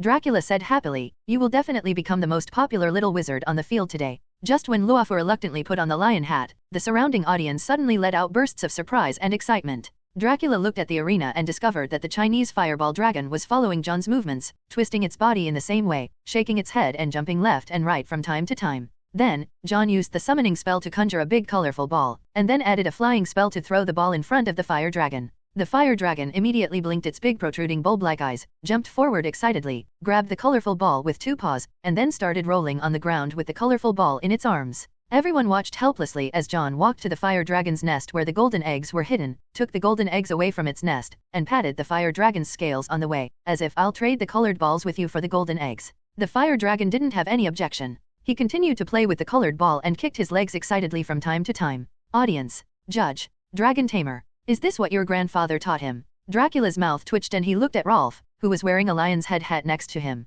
No, my grandfather doesn't know what kind of fire dragon he is facing. Luofu shook his lion head speechlessly. His lion head looked slightly similar to the head of the Chinese fireball dragon. I guess. John may have remembered the method my grandfather used to tame Zhou when he was in France. Luofu thought for a moment and hesitated. At that time, Grandpa used a bird-shaped cat-teasing stick to tame Zhou. I tricked him into his box. I know. Luna also smiled happily with a lion's head on her head. No cat can resist the temptation of cat-teasing sticks and yarn balls. Okay, I finally know why this dragon is called Dragon Lion by Easterners. Dracula raised his hand to his forehead. So is the Lion of Dragon Lion the Lion of the Lion dance. At this time, John had already left the field holding his intact golden egg, while Bagman didn't know what to say for a moment and was racking his brains to think of a commentary. Suddenly, Karkaroff slammed the table and stood up from the judge's seat. I protest, he shouted loudly. Why is the fire dragon he faced so docile, but Crumb's one is so violent? This is definitely an injustice in the game.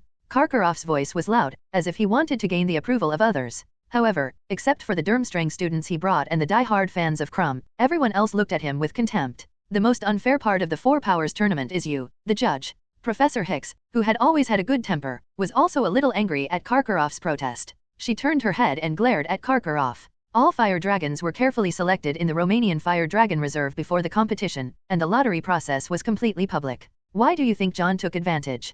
Professor Hicks asked sternly. What's more, even if this fire dragon is indeed more docile than others, its weakness was discovered by John himself? Can you guarantee that someone else can achieve the same effect as John? Karkaroff was left speechless by Professor Hicks, and had no choice but to blame the problem on the dragon selection error at the Romanian Fire Dragon Sanctuary. I think those dragon tamers have no sense of propriety when choosing fire dragons. He looked at Dumbledore and Ms. Maxim, trying to unite with them, don't you think? The strength of these fire dragons is so different, which is a very unfair thing. Oh, Professor Karkaroff, the staff at the Fire Dragon Sanctuary are professionals. They have worked hard to select fire dragons of similar difficulty. Dumbledore smiled. I think this competition is fair. As the discoverer of the 12 uses of dragon's blood, Dumbledore himself had extensive research on fire dragons. He could naturally see that although these fire dragons had different abilities and body shapes, there were some differences. But relatively speaking, their difficulty difference for warriors is not very big. Karkaroff snorted coldly and turned to look at Ms. Maxim. The students at Hogwarts are now ranked number 1. Of course Dumbledore won't have any objections. He said dissatisfied. What do you think, Maxim? Ms. Maxim hesitated for a moment, but in the end, she was worried about the students' safety. She didn't want to get into trouble anymore, and was afraid of encountering a more dangerous situation in the rematch. In addition, Ms. Maxim is not as thick-skinned as Karkaroff. She felt a little guilty about informing Fleur about the content of the game in advance, so she did not agree with Karkaroff's opinion. I have no problem with the fairness of this game, Karkaroff, she said. Okay, very good. It seems that you are all satisfied with the scores of your students. Karkaroff said angrily, but the fire dragon that Victor met was obviously the most difficult. If his opponent is replaced by Hua Hua, National Fireball. You're being too strong, Professor Karkaroff. At this moment, a young wizard's voice sounded from behind the judges' table. As one of the directors of the Fire Dragon Sanctuary in this competition, when Charlie Violet discovered the dispute at the judges' table in the audience, he hurried up the steps and prepared to explain to the judges their method of selecting fire dragons. When Karkaroff jumped up in anger, he happened to come to the judges' table. Professor Karkaroff, in fact, the Australian Opalai has the best temper among the 5 fire dragons. Charlie said bluntly, if your student hadn't used the eye disease curse to anger it when it first came up, it would have been the easiest fire dragon to deal with. He had never liked the messy Karkaroff, so he didn't leave much room for talking. On the contrary, the Chinese fireball is one of the best among the 5 fire dragons in terms of flame temperature, physical strength, and bad temper. Except for the Hungarian horntail, which has not yet appeared, it is definitely the most difficult fire dragon. Listen to my advice, Professor Karkaroff. The different ways warriors deal with fire dragons ultimately determine the different difficulties we see.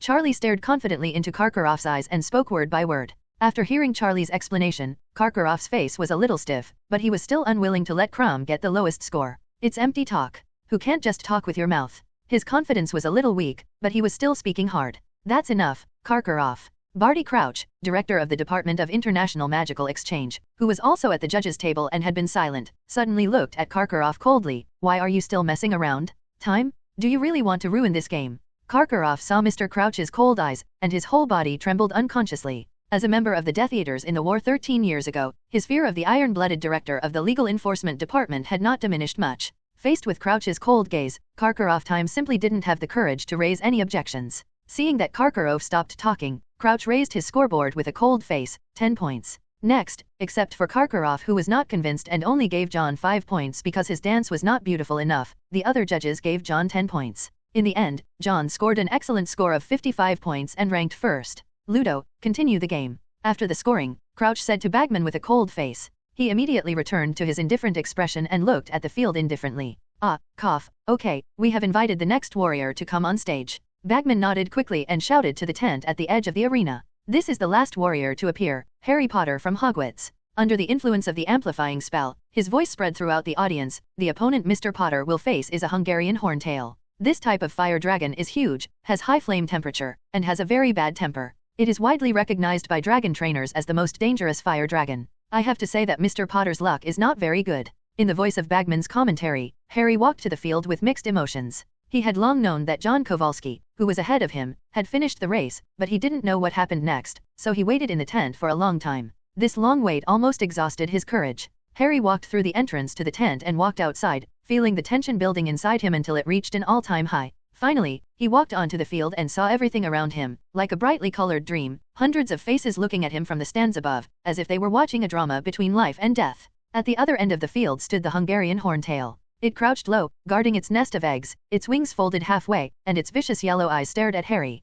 The Hungarian horntail is extremely large, covered in black scales, with yellow eyes and bronze horns. Seeing Harry walking slowly in the distance, he violently twisted his spiked tail, leaving pits and pits several meters long on the hard ground. There was an uproar in the auditorium. Whether these voices were friendly or malicious, Harry had no way of knowing, and he no longer cared. Now he has to do what he has to do. He raised his wand. Oxio Firebolt is coming. Hearing Harry's flying curse, Dracula looked past the obstacles and glanced at the willow tree outside the auditorium where Ron had hidden his broom. He saw that an exquisite broomstick suddenly floated up behind the willow tree, and then quickly flew towards the arena of the Four-Wizard tournament. It nimbly bypassed the surrounding thick trees, passed through the rows of seats in the auditorium, and flew over the rising Sunday. Its speed became faster and faster, and then suddenly stopped. Steadily the ground was taken into Harry's hands. Look, Mr. Potter recited a spell. It's the flying curse. Bagman's voice echoed throughout the arena. Potter got a broomstick. Oh my god, what an incredible idea. I remembered that Mr. Potter was the youngest seeker at Hogwarts.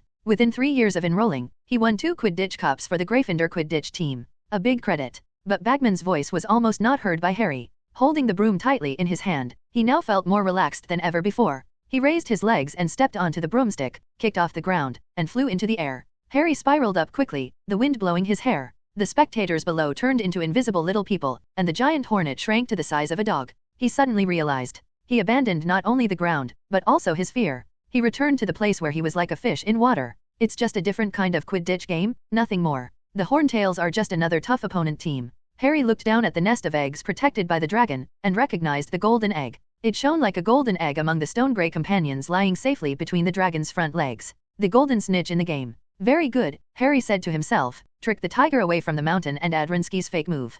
Come on. He swooped down, the Horntail's head bouncing with him. Harry knew what it wanted to do, so he stopped his dive just in time and jumped up. A ball of fire spurted out, and if he didn't avoid it in time, he would be hit by it. But Harry didn't care, as if he was just dodging a bludger. My god, he flies so well. Bagman shouted. Did you see that, Mr. Crumb? It's a pity you didn't think of doing this. The audience in the audience were also screaming and cheering. Harry's Gryffindor friends raised a flag with Harry Potter on it, and 2 little wizards on the Hufflepuff side held it. A funny lion head hat cheers for Harry. Even students who didn't deal well with Harry couldn't help but be amazed by his actions. Even some Slytherin students couldn't help but wave flags with Harry's name on them. Of course, they forgot that besides the name, there was also the word stinky shit written on it. After a series of pulling and probing, everything went smoothly except for Harry's arm being scratched by the sharp and stinging tail of the Hungarian horntail. Enraged by his success, the horntail spread its wings and pulled the chain with a clanking sound. At the same time, Harry rushed towards the nest of eggs with lightning speed, released the firebolt, and freed his hands. He caught the golden egg as accurately as he had caught the golden snitch countless times. Immediately, he jumped into the air with a whoosh, flying away from the dragon, hovering above the fire dragon's reach. The heavy golden egg lay beneath the good arm. Oh, look. Bagman shouted loudly, our youngest warrior got the golden egg as quickly as possible? It turns out that Mr. Potter is no worse than the other warriors. Bagman was going to be very happy. He thought that the first game was not easy to operate, and Harry refused his help, so he might not be able to get the golden egg that represented success. However, what Bagman didn't expect was that Harry, as the youngest warrior, not only won the golden egg, but also completed it very well. Harry slowly landed outside the auditorium and saw the dragon tamers rushing to the arena to quell the anger of the Hungarian horntail. Ron and Hermione rushed down from their seats with excited faces, and Hagrid and Professor McGonagall also came hastily to greet him. Harry felt so relaxed for the first time in months, and even the wounds on his arms could barely feel the pain, because he had passed the first project, and he had survived. That's wonderful, Potter. Professor McGonagall said loudly as soon as he got off the firebolt. Coming from the mouth of the stern Professor McGonagall, these words were a rare and extremely high compliment. Harry noticed that her hand holding his shoulder was shaking slightly. Before the referee gives the score, you need to go find Madame Pomfrey. Right there, Diggory has passed, and the injury on your arm needs to be ask her to help you heal. You succeeded, Harry. Hagrid said excitedly beside him, did you just hear that? Charlie said that the hornets are the most ferocious among them. Thank you, Hagrid, Harry said loudly, winking at Hagrid to prevent him from going on and revealing that he had taken him to see the dragon. Hermione and Ron hugged Harry in turn, and Hermione even cried with joy that Harry successfully survived the fire dragon. While Harry was sitting outside the first aid tent, receiving treatment from Madame Pomfrey, the scoring of the final game began. Ms. Maxim took the lead in raising the scoreboard, and a long ray of silver light floated up from the board, showing the scores on the board to the audience. The silver light gradually twisted and merged into a number 8. Not bad. Ron said to Harry amidst the applause and cheers of the audience, she probably deducted points from you because your arm was injured. Next came Mr. Crouch, who held up a sign showing the number 9 in the air. It's very promising, Harry. Ron became even more excited, slapping Harry on the back and yelling loudly, at the moment, it's only Kowalski of Inferman who is obviously taller than you. The others none are better than you. Then came Dumbledore, who gave Harry and Cedric the same 9 points. Professor Hicks also gave Harry 9 points without hesitation. The audience cheered louder. Then, Ludo Bagman raised the sign in his hand. 10 points. 10 points. Harry said in disbelief, but, I'm injured, is he kidding? Harry, stop complaining. Ron shouted excitedly, isn't 10 points still not good? I feel like you can even hit the top 3. At this time, Karkaroff raised the sign, and the silver light on the sign merged into a number that was much smaller than the other judges' scores. 4. What? Ron suddenly stood up and yelled angrily, 4 points? This hateful, biased guy is getting more and more excessive.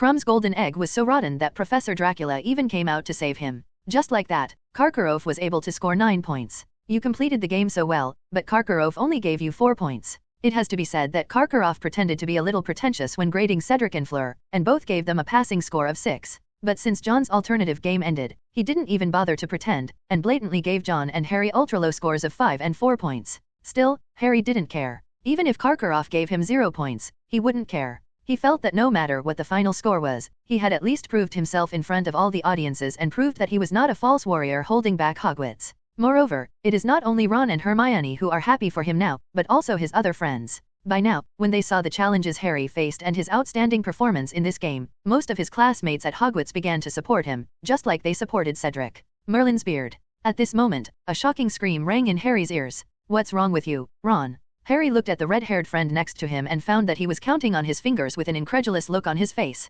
"Harry, your score seems to be higher than that of several warriors," Ron shouted with shock on his face. Hermione, who had still not recovered from her tears of joy, sat next to Harry with hazy eyes. After hearing Ron's exclamation, she was stunned for a moment, then quickly wiped away her tears, took out a piece of parchment and started calculating. "I have written down the scores of all the warriors here. Let me take a look," Hermione said quickly. According to the previous scores of the judges, Diggory has 48 points, Delacour has 45 points, and Crew has made a big mistake and is currently the lowest with 41 points. Well, Kowalski's performance was amazing. Except for the biased guy Karkaroff, everyone gave him full marks. His final score was 55 points, and he ranked first without any doubt. "And Harry, your total score is 49 points. Hermione suddenly raised her head and looked at Harry with wide eyes. "You are 1 point higher than Diggory, who was favored by everyone before. You are now the second among all warriors." "What did you say?" Harry rubbed his ears in disbelief, thinking he was hallucinating. "Hermione, did I hear you right? You said I was second."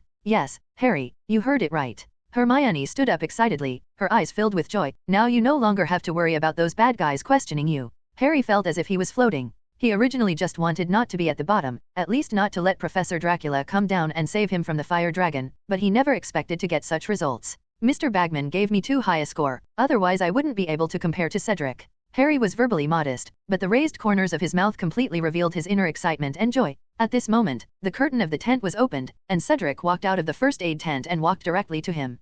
Cedric, Harry looked at him with a guilty conscience, thinking that if he had not participated in this game, Cedric would be the second-ranked warrior. However, before he could say anything to apologize, Cedric suddenly grinned at him and showed a smile. "Well done, Harry," he smiled. Harry's worry disappeared in an instant and he started laughing. "Same to you, Cedric. You all did a great job." In the tent where the warriors first gathered, Bagman praised happily. He was shaking his legs briskly in the tent, looking as happy as if he had just successfully crossed the fire dragon and got the golden egg. "Okay, I only have a few words to say." Bagman smiled and explained the follow-up precautions to the warriors. "The second project will start at 9:30 a.m. on February 24th next year. Here until then, you can take a long break. But we're going to leave you with some questions to think about. If you look down at those golden eggs you're holding in your hands, you'll see they can be opened. See the seam there? Oh, Mr. Kowalski, not here, open it, close it quickly." Before Bagman finished speaking, John had already used his fingernails to open 2 eggshells along the cracks of the golden egg. The moment the golden egg was opened, an extremely terrifying, high-pitched scream filled the entire tent.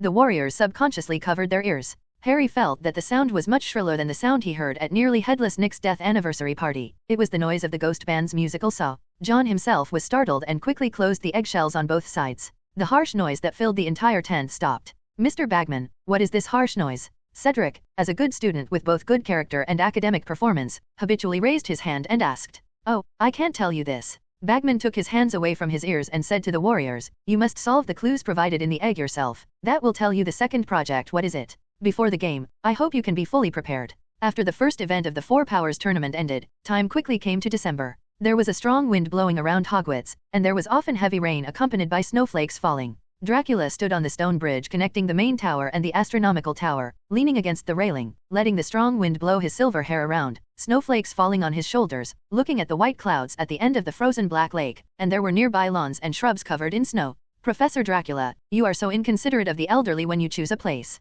Dumbledore walked over from the porch of the main tower and chuckled. He held his wand upright, as if he was holding a transparent umbrella to keep out the wind and snow. Fawkes, the phoenix, lay on Dumbledore's shoulders, exuding warm heat that melted the snowflakes floating around. "You should be glad that I didn't choose to be on the top of the astronomy tower." Dracula glanced at Dumbledore and raised his lips slightly. "Compared to the top of the tower, the view here is still much narrower. I thought that in such a cold weather, it would be more suitable for us to sit by the warm fireplace in the castle and chat. Dumbledore brushed the snowflakes accumulated on the marble railings with his sleeves, and also leaned on the railing next to Dracula. Oh, this railing is really cold. It's really comfortable inside the castle. Dracula nodded, looking at the shore of the Black Lake in the distance, but I'm a little curious about how the people living in Durmstrang's ship would feel. Dumbledore also followed Dracula's gaze and looked at the big ship docked by the Black Lake. The big ship was bumping and swaying in the strong wind, and its black sails were flying and dancing in the dark night sky. I don't know what kind of mentality those Durmstrang people had, but they actually used magic to prevent the lake water next to the boat from freezing, and the black sails had no intention of retracting them.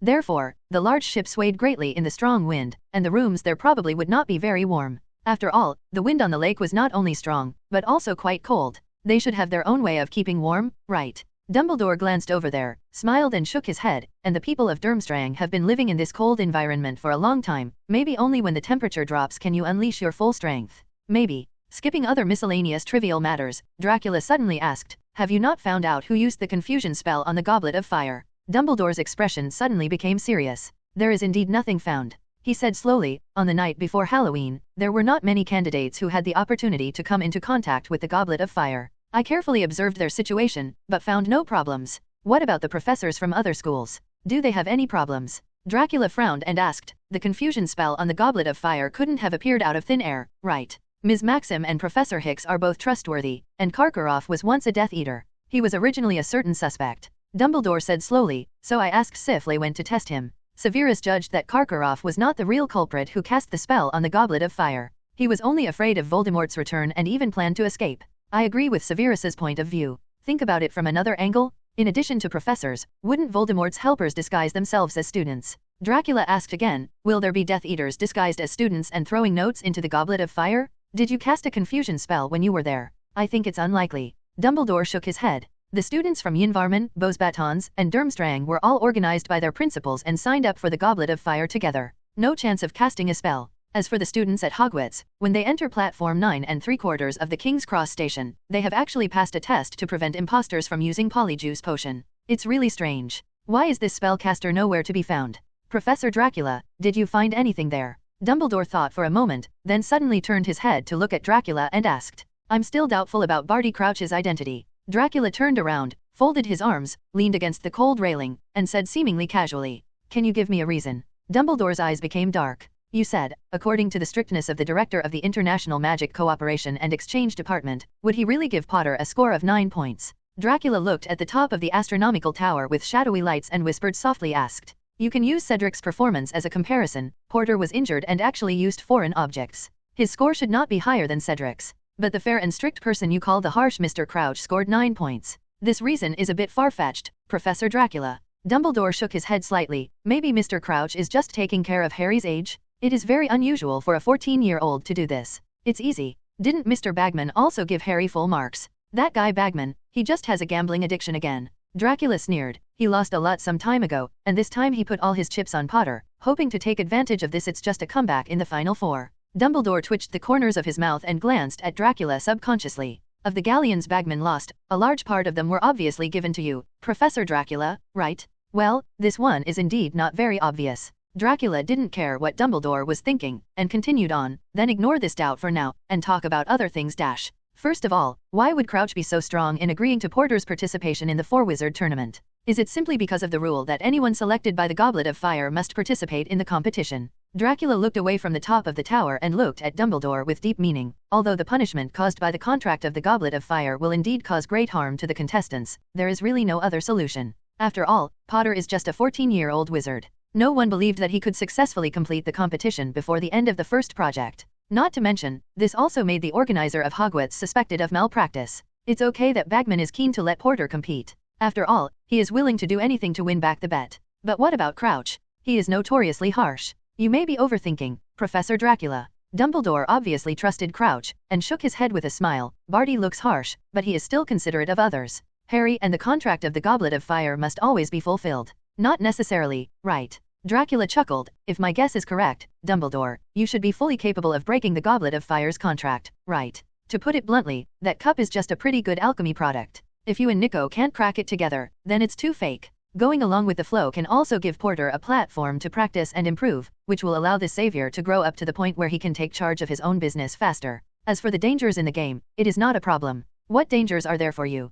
Can't this great wizard sitting on the judge's bench solve it? Dracula looked at Dumbledore with a half-smile, waiting for his reply. Dumbledore was silent for a moment, then sighed softly and blew out a ball of white mist in the cold snow. You are right, Professor Dracula, he said softly, although I still don't know who is the person who threw Harry's name into the goblet of fire, but instead of blaming him, I am somewhat grateful to him. Voldemort hasn't completely returned yet, and the wizarding world, maintained by Fudge, is still as calm as a pool of stagnant water. It's really hard for me to find any way to help Harry grow up quickly. The Four-Wizard Tournament is an excellent platform. It is under my control, has enough security, and can give Harry enough sense of urgency. I can't think of anything better than Harry becoming a warrior. A chance to exercise. I knew it, Dracula curled his lips, but you are the only one with such a mentality. Crouch doesn't have as much leisure as you. Do you think those at the Ministry of Magic want the savior to speed up his growth like you do? They regard Potter as a mascot at most. But you ignored one problem, Professor Dracula. Dumbledore shook his head. Barty didn't know that Nico and I could break the Goblet of Fire contract, so in order to prevent Harry from being punished by the contract, Harry must be allowed to compete. It's not like breaking the contract is the only way, Dracula shrugged. Prepare for one more formal game without spectators, not counting the score. Can't Porter admit defeat as soon as he comes on the field? As long as you are willing to think of a way, you can always find a loophole to get around it. It depends on whether Crouch wants to or not. Perhaps Barty also made a spur-of-the-moment idea to set an example for Harry. Dumbledore narrowed his eyes. After all, Harry is also a celebrity in the British wizarding world and even the entire wizarding world. Taking this opportunity, he can be recognized worldwide. Expanding the influence of the British Ministry of Magic within the country is also a feasible solution. And it's very possible that Barty didn't think of other ways to circumvent the Goblet of Fire contract in a short period of time. I will go to the Ministry of Magic and find out how he reported to Fudge. Well, it's best to ask. Dracula nodded. Of course, I'm just guessing, because I didn't find any traces of the Imperious Curse on Crouch, and I can't see any problems with his memory. I'm wondering if it would be possible if I used Veritaserum. Can I ask anything? Don't.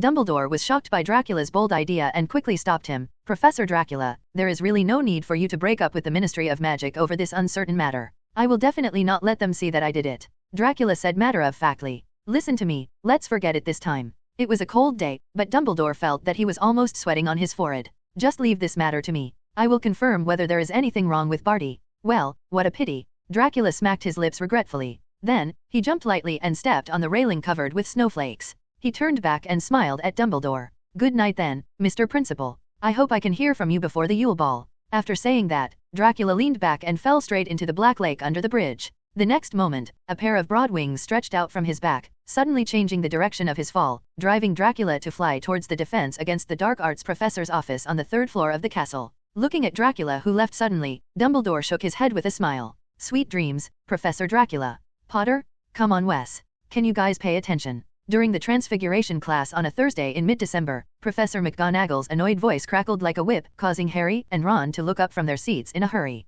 The class was coming to an end, and they had just completed the task assigned by Professor McGonagall, turning some guinea fowl into guinea pigs. The bell may ring at any time, and the next game won't come for a short time. Harry and Ron have no sense of urgency now. They are holding two fake wands invented by Fred and George. You come at the back of the classroom. I fencing on the ground.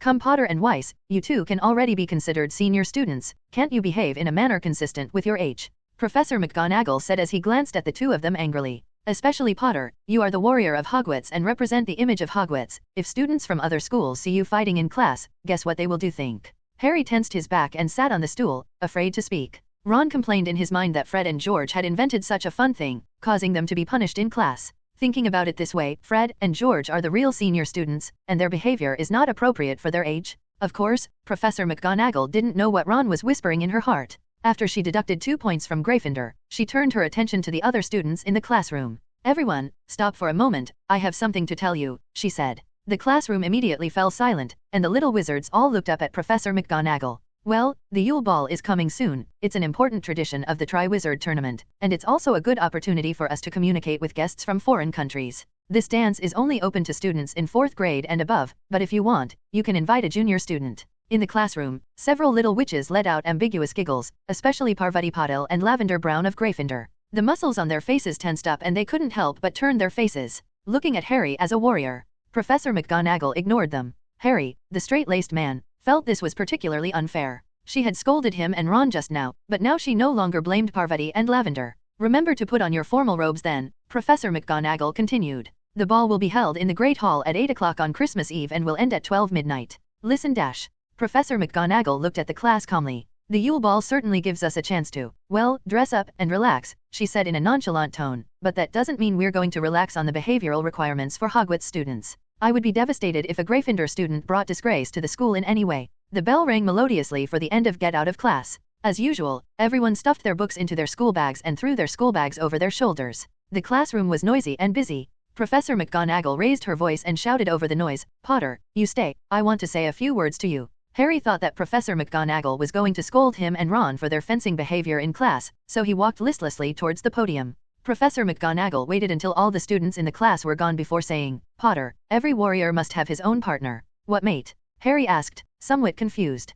Professor McGonagall looked at him suspiciously, as if she thought he was joking. The one you brought to the Yule Ball, Potter, she said sternly. Your dance partner. Harry's heart skipped a beat and his cheeks felt hot. Dance partner, he said with a red face. I don't dance, Professor McGonagall. Oh, you have to dance. Professor McGonagall looked at him seriously. I was about to tell you this. According to traditional practice, the dance is started by the warriors of the Triwizard Tournament and their partners. Even if this year turns into a semifinals tournament, this will not change. But Harry felt ashamed at the thought of letting himself dance in public. I really can't dance. Can I not dance? He was afraid that Professor McGonagall would disagree, so he quickly added, Cedric is so graceful, he will definitely dance. Can't we let him dance on behalf of Hogwarts? This is a traditional practice, Potter. However, Harry's wish was completely useless. Professor McGonagall still said firmly, you are also a warrior of Hogwarts. As one of the representatives of the school, you must also follow everyone's instructions. Do what is expected. So, you must find yourself a dance partner, Potter. But, I can't.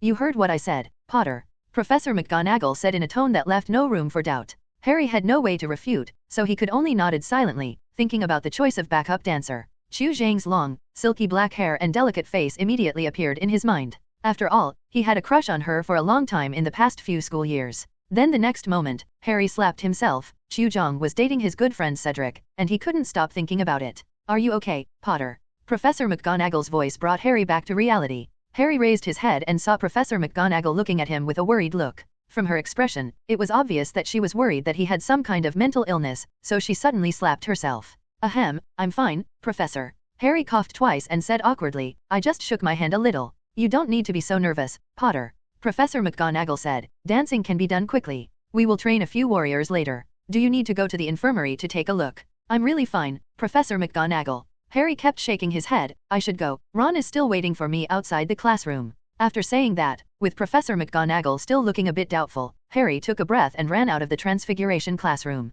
Are you going to the dance, Ron? In the Gryffindor common room, Harry leaned listlessly on the sofa and asked his friends next to him. I'll forget it. It's not like you don't know that my dress, Ron said in the same listless tone. There were too many children at Weiss's house and there was not enough money, so Mrs. Weiss could only buy Ron a second-hand old dress, embroidered with purple lace, and the cuffs were open like flowers. I couldn't tell for a moment whether it was a men's or women's model. Actually, it might still be useful if you tidy it up a bit. Harry patted Ron's shoulder sympathetically, and then sighed. Professor McGonagall forced me to attend the dance, and you must accompany me then. Let's go together. Ron also sighed sadly. It can be seen that he actually really wants to go, but his dress is too unsightly, so he really can't accept the risk of making a fool of himself by going to this Christmas ball. Hermione, are you going to the dance? Harry turned to look at Hermione who was lying on the coffee table reading a book. You should stay at school during the Christmas vacation, right? Well, you have become a Hogwarts warrior, and I will definitely stay and help you. Hermione nodded slightly, looked away from the book in front of her, looked at Harry seriously and said, Harry, I think instead of worrying about the ball, you should think more about the next project.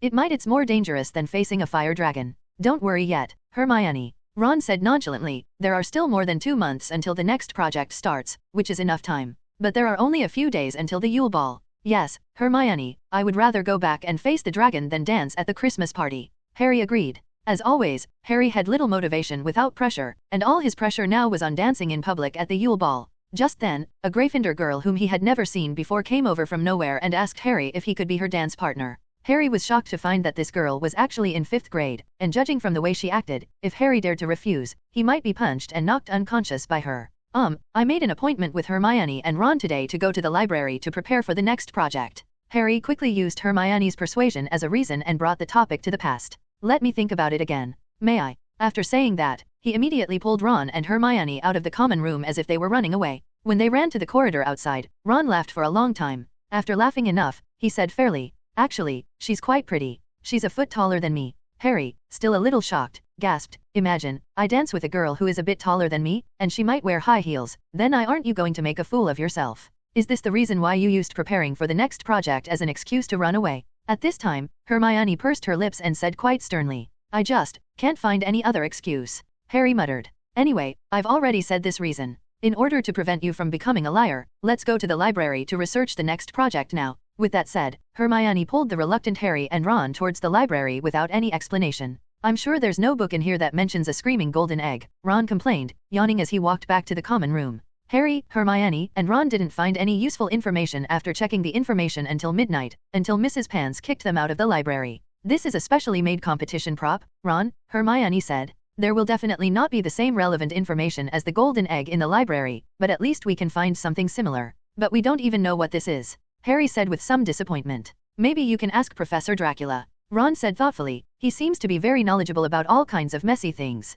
But the rules of the game say that warriors cannot seek help from professors," Hermione retorted. "What's the point? I don't think the principals of other schools follow this rule very much," Ron muttered. At this moment, a man wearing a moldy suit, with a pale face, sunken cheeks, and bulging eyes stopped in front of the three of them. "Curfew is coming soon, you guys better walk faster, don't let me catch you violating school rules." He held a dim oil lamp, and the flesh on his double chin trembled viciously. "I know." Harry and the other three agreed perfunctorily, but their steps showed no intention of speeding up. There were still a few minutes left before curfew, plenty of time for them to return to the common room without haste. "Wait a minute," Filch suddenly called them from behind. Harry and the others turned around and looked at the ferocious gatekeeper with frowns. "It's not curfew time yet, is it, Mr. Filch?" Hermione asked confidently, putting on her good student attitude. "It's true that it's not time yet, but that doesn't mean you haven't violated school rules at all," Filch said with a sinister expression. "I know you and the twins are in the same group. The two of them have been thinking about some messy props recently, and I suspect you guys also had a hand in it." "We didn't," Hermione said angrily. After being a good student for so long, today was the first time she was classified into the ranks of troublemakers like Fred and George who specialized in going against school rules. This made Miss Swibba very angry. "You said there must be none." Filch grinned and said, "Those two little bastards don't know where they put those nasty prank props they made. Maybe they are hidden among you. On your body. You're talking nonsense." Ron stepped forward and retorted loudly, "This is a naked slander." He couldn't help but not be anxious, because he and Harry did carry some prank gadgets made by Fred and George, and if Filch really found out, he would definitely not let them go easily. "Leave him alone, Ron," Harry whispered to Ron, taking his arm from behind. "It's not long until curfew, and Filch must be trying to delay us from getting back to the common room in time, so he can snatch us away to help him clean up." Hermione also reacted, turned around and glared at Filch, then ignored him and dragged Harry and Ron towards the Gryffindor common room. Nonsense. They made it back to the common room at the last minute before curfew, and Harry spoke the password to the fat lady's portrait. After saying goodbye to Hermione in front of the stairs leading to the upper level of the common room, Harry and Ron walked into the boys' dormitory area together. However, as soon as they entered this space, they found Fred and George lying next to the fireplace inside, studying something furtively by the light of the fire. "What bad things are you two doing?" Ron asked angrily because he was implicated by these two guys just now. SHH. Fred put his finger in front of his mouth in a silencing gesture. Then, he carefully looked around to make sure no one was eavesdropping, and then took out a book from George's back. "Books?" Ron looked at Fred and George in surprise and asked, "You two are so sneaky that you are studying here? Don't you have a fever?" After being the elder brother for more than 10 years, he never thought that these two troublemakers would like reading, let alone secretly read by the firelight of the fireplace after lights out. Could it be said that there is something unseen in this book? Ron showed a look of realization. Oh dash, he protracted his tone, raised his eyebrows, and showed a knowing smile on his face. "I never expected that you two would actually be here to peek at such a boring novel. What are you thinking about, little Luo?" George glanced at Ron with a look of disgust on his face. "I really don't know what you learned at Hogwarts, but you didn't learn well all day long." "No, why does it feel so strange to say such words from your mouth?" Ron's face wrinkled. "And what on earth is this book? Why should it be so mysteriously shrunken? Do you want to watch it here? You don't understand, this book has a lot of history." Fred glanced around again, then whispered next to Ron and Harry, "This book was secretly obtained from Filch's office." "Of what?" Harry's eyes widened in shock. "You sneaked into Filch's office?" Filch had been clamoring to catch these two troublemakers just now, but he didn't expect that they had already gone to Filch's office to steal the house. "Yay, let me tell you, Filch's office is a treasure trove," Fred said excitedly. "You can find some very useful things there from time to time. I don't know where he confiscated them from." "Of A few school years ago, we found a particularly magical piece of parchment from his file cabinet drawer. It was filled with various secret passages in Hogwarts, and you could also see the whereabouts of others. George added, it's because of that piece of parchment that we were able to fool Filch around repeatedly. As he spoke, George proudly pulled out a square, tattered piece of parchment from his cloak, with nothing written on it. Ron thought this was another joke played by the twins and stared at them with bulging eyes. Don't worry, little Luluo, we haven't finished talking yet. Fred gave him a dissatisfied look. We took a huge risk and threw several bullets into the corridor outside Filch's office. Dung bombs, that's what I took out of Filch's drawer. That drawer has the words confiscated supplies, highly dangerous written on it, but they are all good things for us. Since then, the two of us have looked for opportunities to visit Filch's office every school year. Look, don't we find something quite useful again? Fred patted the book beside the fireplace. You're not making up so many things to deceive us, are you? Ron asked suspiciously, looking at the tattered parchment. Oh, do we need to lie to you? George stood up with a smile. He took out his wand, tapped the parchment lightly, and said, I solemnly swear that I will do no evil. After hearing his serious oath, the expression on Harry's face almost became tense, and Ron even burst into laughter. Ron was about to laugh at George's stupid behavior, but the next moment, the tattered parchment suddenly changed. Thin lines of ink, like spider webs, began to appear where the wand touched. These lines merged with each other, crossed each other, and extended to every corner of the parchment. Then, writing began to appear on the top of the parchment, large curved green characters that read, Introducing Moony, Wormtail, Padfoot and Prongs, purveyors of magical mischief makers. This map details all the details of Hogwarts Castle and various venues. This is not the most exaggerated. What is really worth noting are the small ink dots moving along the map. Each ink dot all marked with a name in tiny letters. Harry and Ron opened their mouths in surprise and eagerly leaned over to take a closer look. A small ink dot in the upper left corner shows that Dumbledore is pacing in the study of the principal's office. Professor McGonagall is motionless in his office. There are several Gryffindor juniors sneaking out for a night out in the teaching area. Little wizard. Hey, did Filch run so fast? He actually returned to his own office right now. Ron noticed that at the bottom of the map, the name of the castle gatekeeper remained motionless in the gatekeeper's office. Maybe he suddenly felt sleepy. Fred shrugged, looking at Filch's frail state and staying up all night without sleeping. I feel it's not surprising that he suddenly died there. Wait a minute, look here. Harry suddenly pointed his finger at a location on the Marauders map. Barty Crouch, do you remember him? I don't remember that he came to Hogwarts as a guest today. Maybe he just came here. George guessed. Sneakily come to Hogwarts at night to discuss issues during the game with Principal Dumbledore to prevent the warriors from hearing. Maybe. Harry shrugged, no longer paying attention to the name of the director of the Department of International Magical Cooperation and Exchange. What they didn't notice was that after walking around the castle a few times, Barty Crouch didn't go to the principal's office as they thought. He went straight to Filch's janitor's office. Then what is this book? Ron reluctantly watched George put away the Marauders map, and could only look at the book that was also obtained from Filch's office. The cover of the book was bright yellow, with a strange line of words engraved on it, a clever combination of alchemy and mischief. It's actually a book about pranks. No wonder you guys read it with gusto. Ron curled his lips. Is it true that someone actually published a book for the purpose of making pranks? Neither Harry nor Ron were very interested in the prank book. Compared with the magical Marauders map before, both of them felt that this book seemed a bit unremarkable. You two are clueless at first sight. Fred rolled his eyes at the two ignorant people, then he couldn't put it down and held up his copy of A Clever Combination of Alchemy and Mischief and said to the two of them, this book talks about a lot of things about alchemy, and it's not one of those obscure and difficult tomes in the library. Instead, it's quite easy to understand, and even people with no basic knowledge of alchemy can learn it. Yes, the author who wrote this book is so talented. George was full of praise for this. You don't need to completely understand alchemy. You only need to borrow some small details of alchemy to make our joke product stretching out in a variety of different directions. I can already envision how many funny joke products we will produce in the future. Harry and Ron were also immediately interested in the twins' blueprint for the future. Ron took out a strange-shaped wand from his pocket, the same one he played fencing with Harry in Transfiguration class, and asked, can this thing be improved? It feels quite interesting. It's a piece of cake. Fred smiled and extended his hand to George. George took out two wands of similar length from his pocket and handed one to each of Ron and Harry. Try these too, he laughed. Harry and Ron took the wands hesitantly and clashed the two wands together the way they did in the Transfiguration classroom. There was a bang, and almost instantly, the two wands changed shapes at the same time. The one in Ron's hand turned into a tin-plated parrot, and the one in Harry's hand turned into a rubber haddock.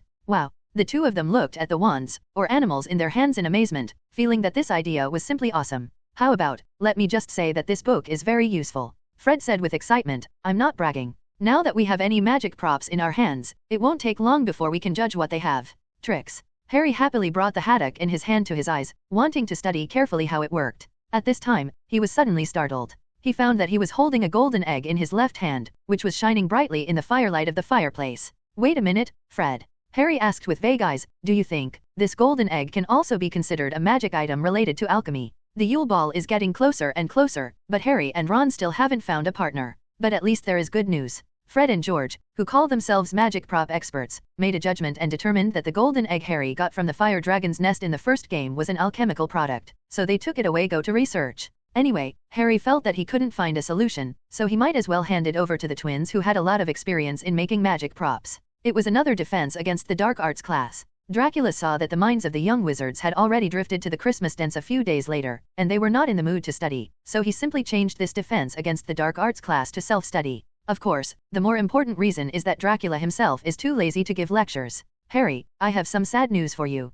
Ron sat on a chair in the classroom and secretly said to Harry, who was sitting next to him. Harry turned his head and looked at him with some doubts. You may not believe it, but I asked around and found that among all the Gryffindor boys, we are almost the only two who don't have a dance partner. Ron said frustratedly. Immediately, his expression brightened a little. Oh, by the way, there is actually Neville. Do you know who he invited? Hermione. What? Hermione was invited. Harry said, completely fascinated by the surprising news. Harry and Ron had always regarded Hermione as their good brother, and it seemed that they had never thought that this good brother would also be invited to the ball as a girl. Yeah, I just found out about this not long ago. Ron said and laughed, the frustrated expression on his face disappearing a lot. Neville told me after potions get out of class yesterday. He said that Hermione had always been so kind, helping him with his homework and stuff, but what do you think Hermione said? Hermione told him that she had already promised to someone else. Ha ha ha. It sounds like it's true. She just doesn't want to go with Neville. Not only Ron, but Harry also had a look of laughter on his face. What are you two talking about secretly? Hermione suddenly turned her head and asked.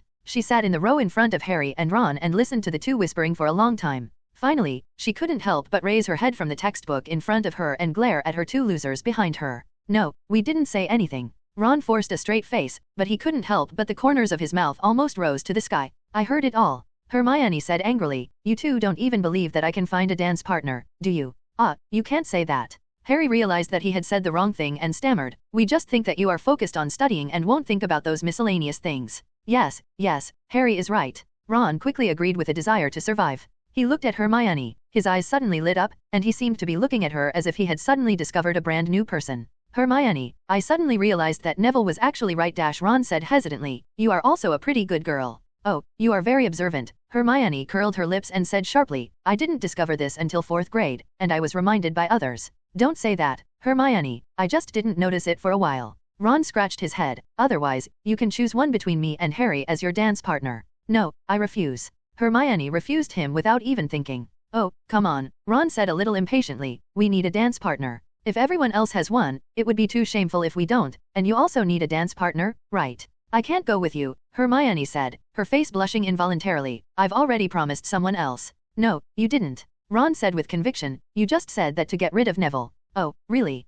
Hermione's voice suddenly became louder, and her eyes became a little scary. It took you 3 years to realize that I am a good girl, Ron. That doesn't mean that no one else noticed it. A little. Ron looked at her blankly, then he grinned again. Okay, we know you are a good girl, he said with a smile. Okay, can you agree? I've already told you. Hermione said angrily, I've already promised someone else. After saying that, she turned around angrily, lay down on the table and ignored the two straight men behind her. Is she lying? Ron looked at her back and whispered to Harry. I don't think so. Harry shook his head blankly. It would be very inconsistent with Hermione's style to wait until the day of the Yule Ball to expose her. The movement among the three little wizards also attracted the attention of Dracula, who was fishing on the podium. He stood up and walked over to Harry and Ron. I heard, you were just discussing the Yule Ball. Dracula raised his lips and asked with interest.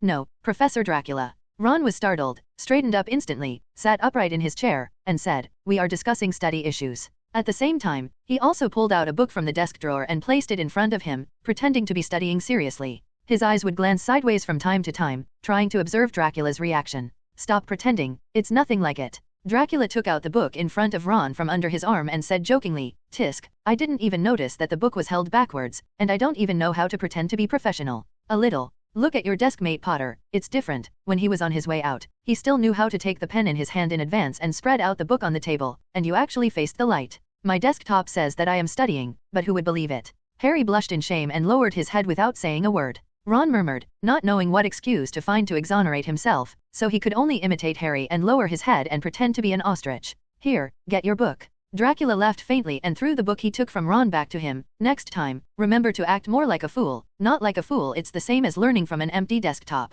After saying that, Dracula turned around and returned to his podium. We were not punished. Watching Dracula leave, Ron blinked and looked at Harry. Professor Dracula didn't ask us to double our homework next semester. Probably, maybe not. Harry also shook his head uncertainly. It seems that Professor Dracula is in a good mood today. Maybe he will let us go. In fact, it didn't take long for Harry and Ron to know why they were not punished. Everyone, stop what you are doing with your hands. Standing on the podium, Dracula said to the audience. The little wizards in the classroom reflexively stopped studying, chatting, or discussing the Yule Ball that was coming in a few days, and raised their heads to look at the defense against the dark arts professor on the podium. Dracula was very satisfied with the quick response of the little wizards and nodded happily. I heard that you are going to a Yule Ball in a few days and everyone needs a partner, right? He asked. That's right, Professor. Ernie Macmillan from Hufflepuff replied. Students in their 4th year and above can attend the dance. No one wants to stand in the audience and watch others dance. It could be seen that this little Hufflepuff badger must have found a good dance partner, and his expression looked high-spirited when he spoke. Very good, then I would like to ask, is there anyone here who hasn't found a dance partner yet? Dracula looked at the little wizards in the audience and asked with interest. However, except for the honest Neville who raised his hand, the others probably felt ashamed and did not raise their hands consciously. Tisk, why didn't you use the opportunity? Dracula sneered. Well, if you have found a dance partner, raise your hands. Sure enough, after changing the question, most of the students in the classroom raised their hands. Very good, then those who have found dance partners can be spectators today. Dracula moved his fingers casually, and before the little wizards with raised hands could react, they, along with their desks and chairs, shifted laterally, and then appeared neatly at the edge of the classroom wall. The only remaining young wizards who didn't raise their hands were Harry, Ron, Neville and a few girls. These people who had not found a dance partner were immediately exposed to the eyes of the public. Their expressions were stunned for a while, and then their faces turned red. It took Harry and Ron a long time to realize what had happened.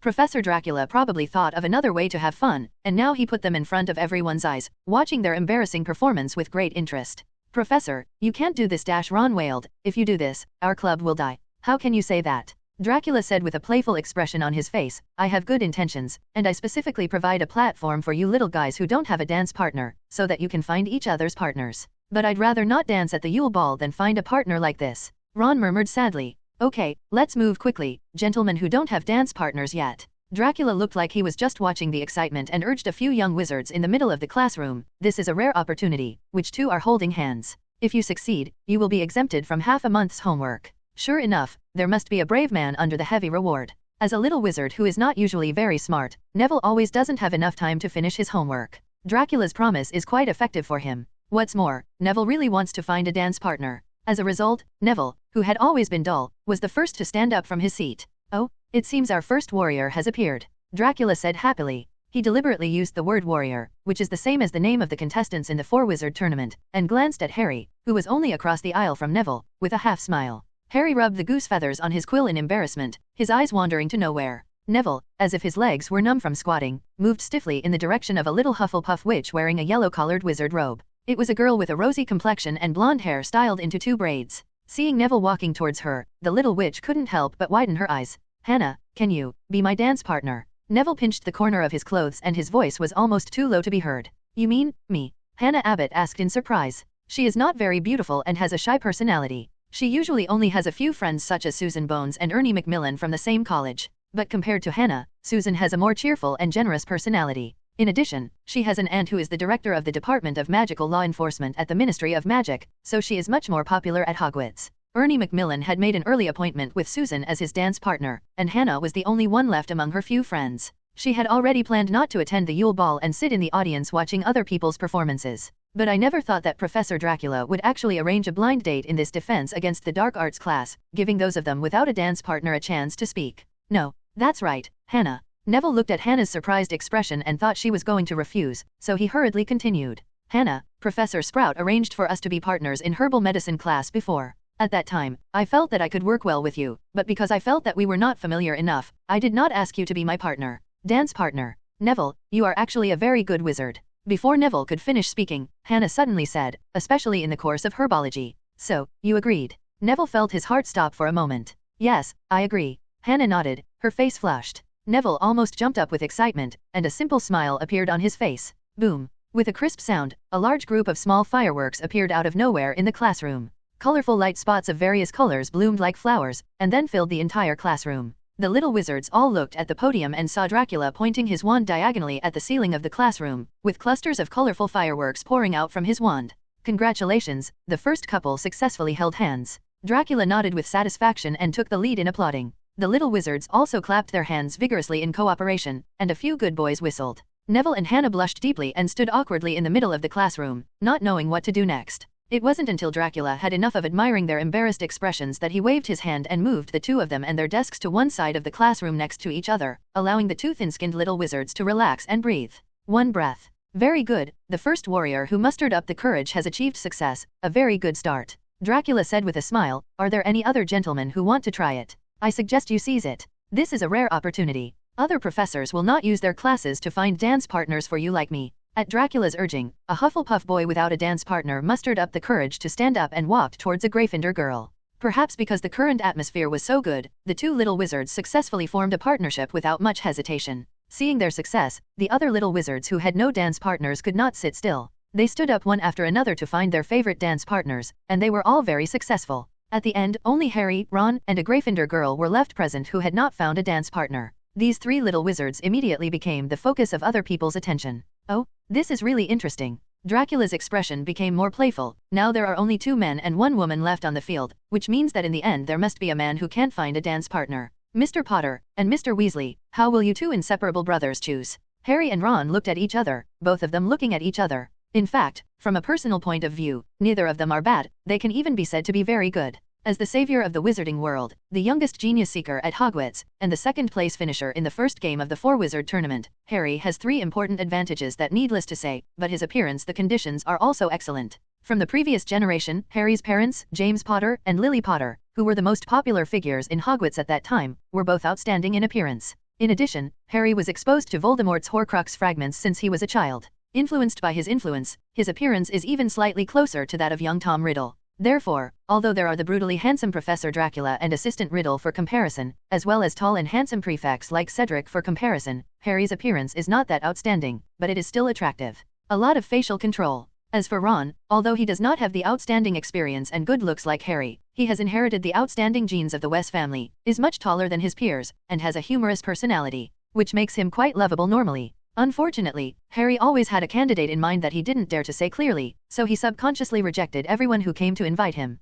This also made other little witches with ideas give up the idea of finding him as a dance partner. As for Ron, he just couldn't save his face and wanted to find the most beautiful dance partner. It looks like you two are not ready yet. Dracula looked at Harry and Ron's stunned expressions and couldn't help laughing. What? Do you need me to give you a few minutes to discuss who to invite? Ron reacted first, nodded hurriedly, and then immediately pulled Harry's head under the desk. Harry, otherwise I won't dance, so you can invite Eloise Midgen to the dance. After avoiding the sight of other students under the table, Ron relaxed slightly and said righteously, Eloise Midgen is the last girl left in the classroom without a dance partner. She is also a Gryffindor student and is famous for the large number of pimples on her face. It is precisely because of these dense acne that everyone tends to avoid her. Why? Harry asked in confusion, didn't you say, it would be very embarrassing if we were the only 4th-year boys in Gryffindor not to attend the dance? But, sometimes I'd rather be alone. Ron glanced towards Midgen and found that she was looking under their table with twinkling eyes, and quickly looked away. The acne on her face is too. It's scary. Her acne has gotten much better recently, Harry said. She put a curse on her face to get rid of them, and Madame Pomfrey cured them? He commented fairly, after getting rid of the acne, she actually looks quite beautiful. But her nose is a little crooked, said Ron critically. Don't be like this, Ron, we have no choice now. Harry persuaded, if it weren't for this opportunity given to us by Professor Dracula, would you really be able to find another suitable dance partner? But, it's not just this problem, Harry continued, even if you can really find another dance partner, are there any other opportunities that can save you half a month of defense against the dark arts homework? Ron was a little moved, but he couldn't save his face and wanted to rebut a few words. At this moment, Dracula's urging voice interrupted him. Have you discussed it, gentlemen? Dracula walked up to the two of them at some point and stared at them with a half-smile. The end of Get Out of Class is not far away. I suggest you discuss it before the end of Get Out of Class result. Besides, Miss Midgen looks like she's already in a hurry. Harry stood up from under the table. He glanced at Eloise Midgen and then at Ron, then took a deep breath and mustered up the courage to say to Dracula, Professor, I actually have a favorite dance partner that I haven't had time to invite. She is not in this classroom. What do you mean? Dracula raised his eyebrows. Can I ask you for leave and finish class 2 minutes early? After speaking, Harry's words became smoother and smoother, and his tone became more firm. I want to wait for her at the door of her classroom. Ron next to him looked at him dumbfounded. Is it because you persuaded me to invite Midgen because you already have a girl you like? However, both Dracula and Harry ignored him. Dracula stared at Harry and was silent for a few seconds. In Harry's eyes, these few seconds of silence seemed like an hour. That's right. Dracula's voice was like the sound of nature, and Harry jumped out of his seat in surprise. Thank you so much, Professor Dracula, he said quickly. Ron, remember to take my schoolbag back to the dormitory for me after class. I'll go first. As he spoke, he quickly opened the classroom door, his steps staggering a bit, but his expression was extremely joyful and he rushed out of the corridor. As a result, Ron and Eloise Midgen, a boy and a girl, were the only ones left in the middle of the classroom. Very good, now we don't have to worry about the uneven number of boys and girls. Dracula looked at Ron and said happily, it's up to you now, Mr. Weiss. Well,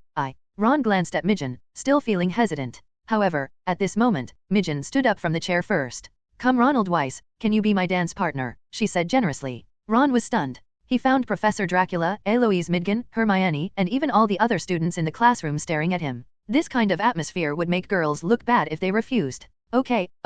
Ron nodded after all. At the same time, the bell for the end of Get Out of Class rang leisurely. All the students in the classroom found dance partners. Dracula also had a lot of fun, and everyone was happy in this defense against the dark arts class. Time flies, and Christmas is coming quickly in the eyes of everyone. The Christmas dance that students from the 4 schools have been dreaming about has quietly arrived in this snowy season. Harry, Ron, Seamus, Dean, and Neville, 5 roommates in the same dormitory, changed into their respective robes in the dormitory above the Gryffindor common room, and each of them looked a little embarrassed. But no one was as nervous and frustrated as Ron. He looked at himself in front of the long mirror in the corner, with a guilty and uneasy expression on his face. After all, he still didn't have the money to buy another decent dress, so he could only wear the second-hand, lace, skirt-like gown that Mrs. Weasley bought for him. It was ugly, it was a helpless avoidance of facts. In a desperate attempt to make the robe less feminine, he cast a cutting charm on the pleats and lace. It still works, at least the lace on the clothes is gone. But he didn't use the magic spell neatly. When the boys started to go downstairs, his collar, cuffs, and clothes corners were still raw, which made him very frustrated.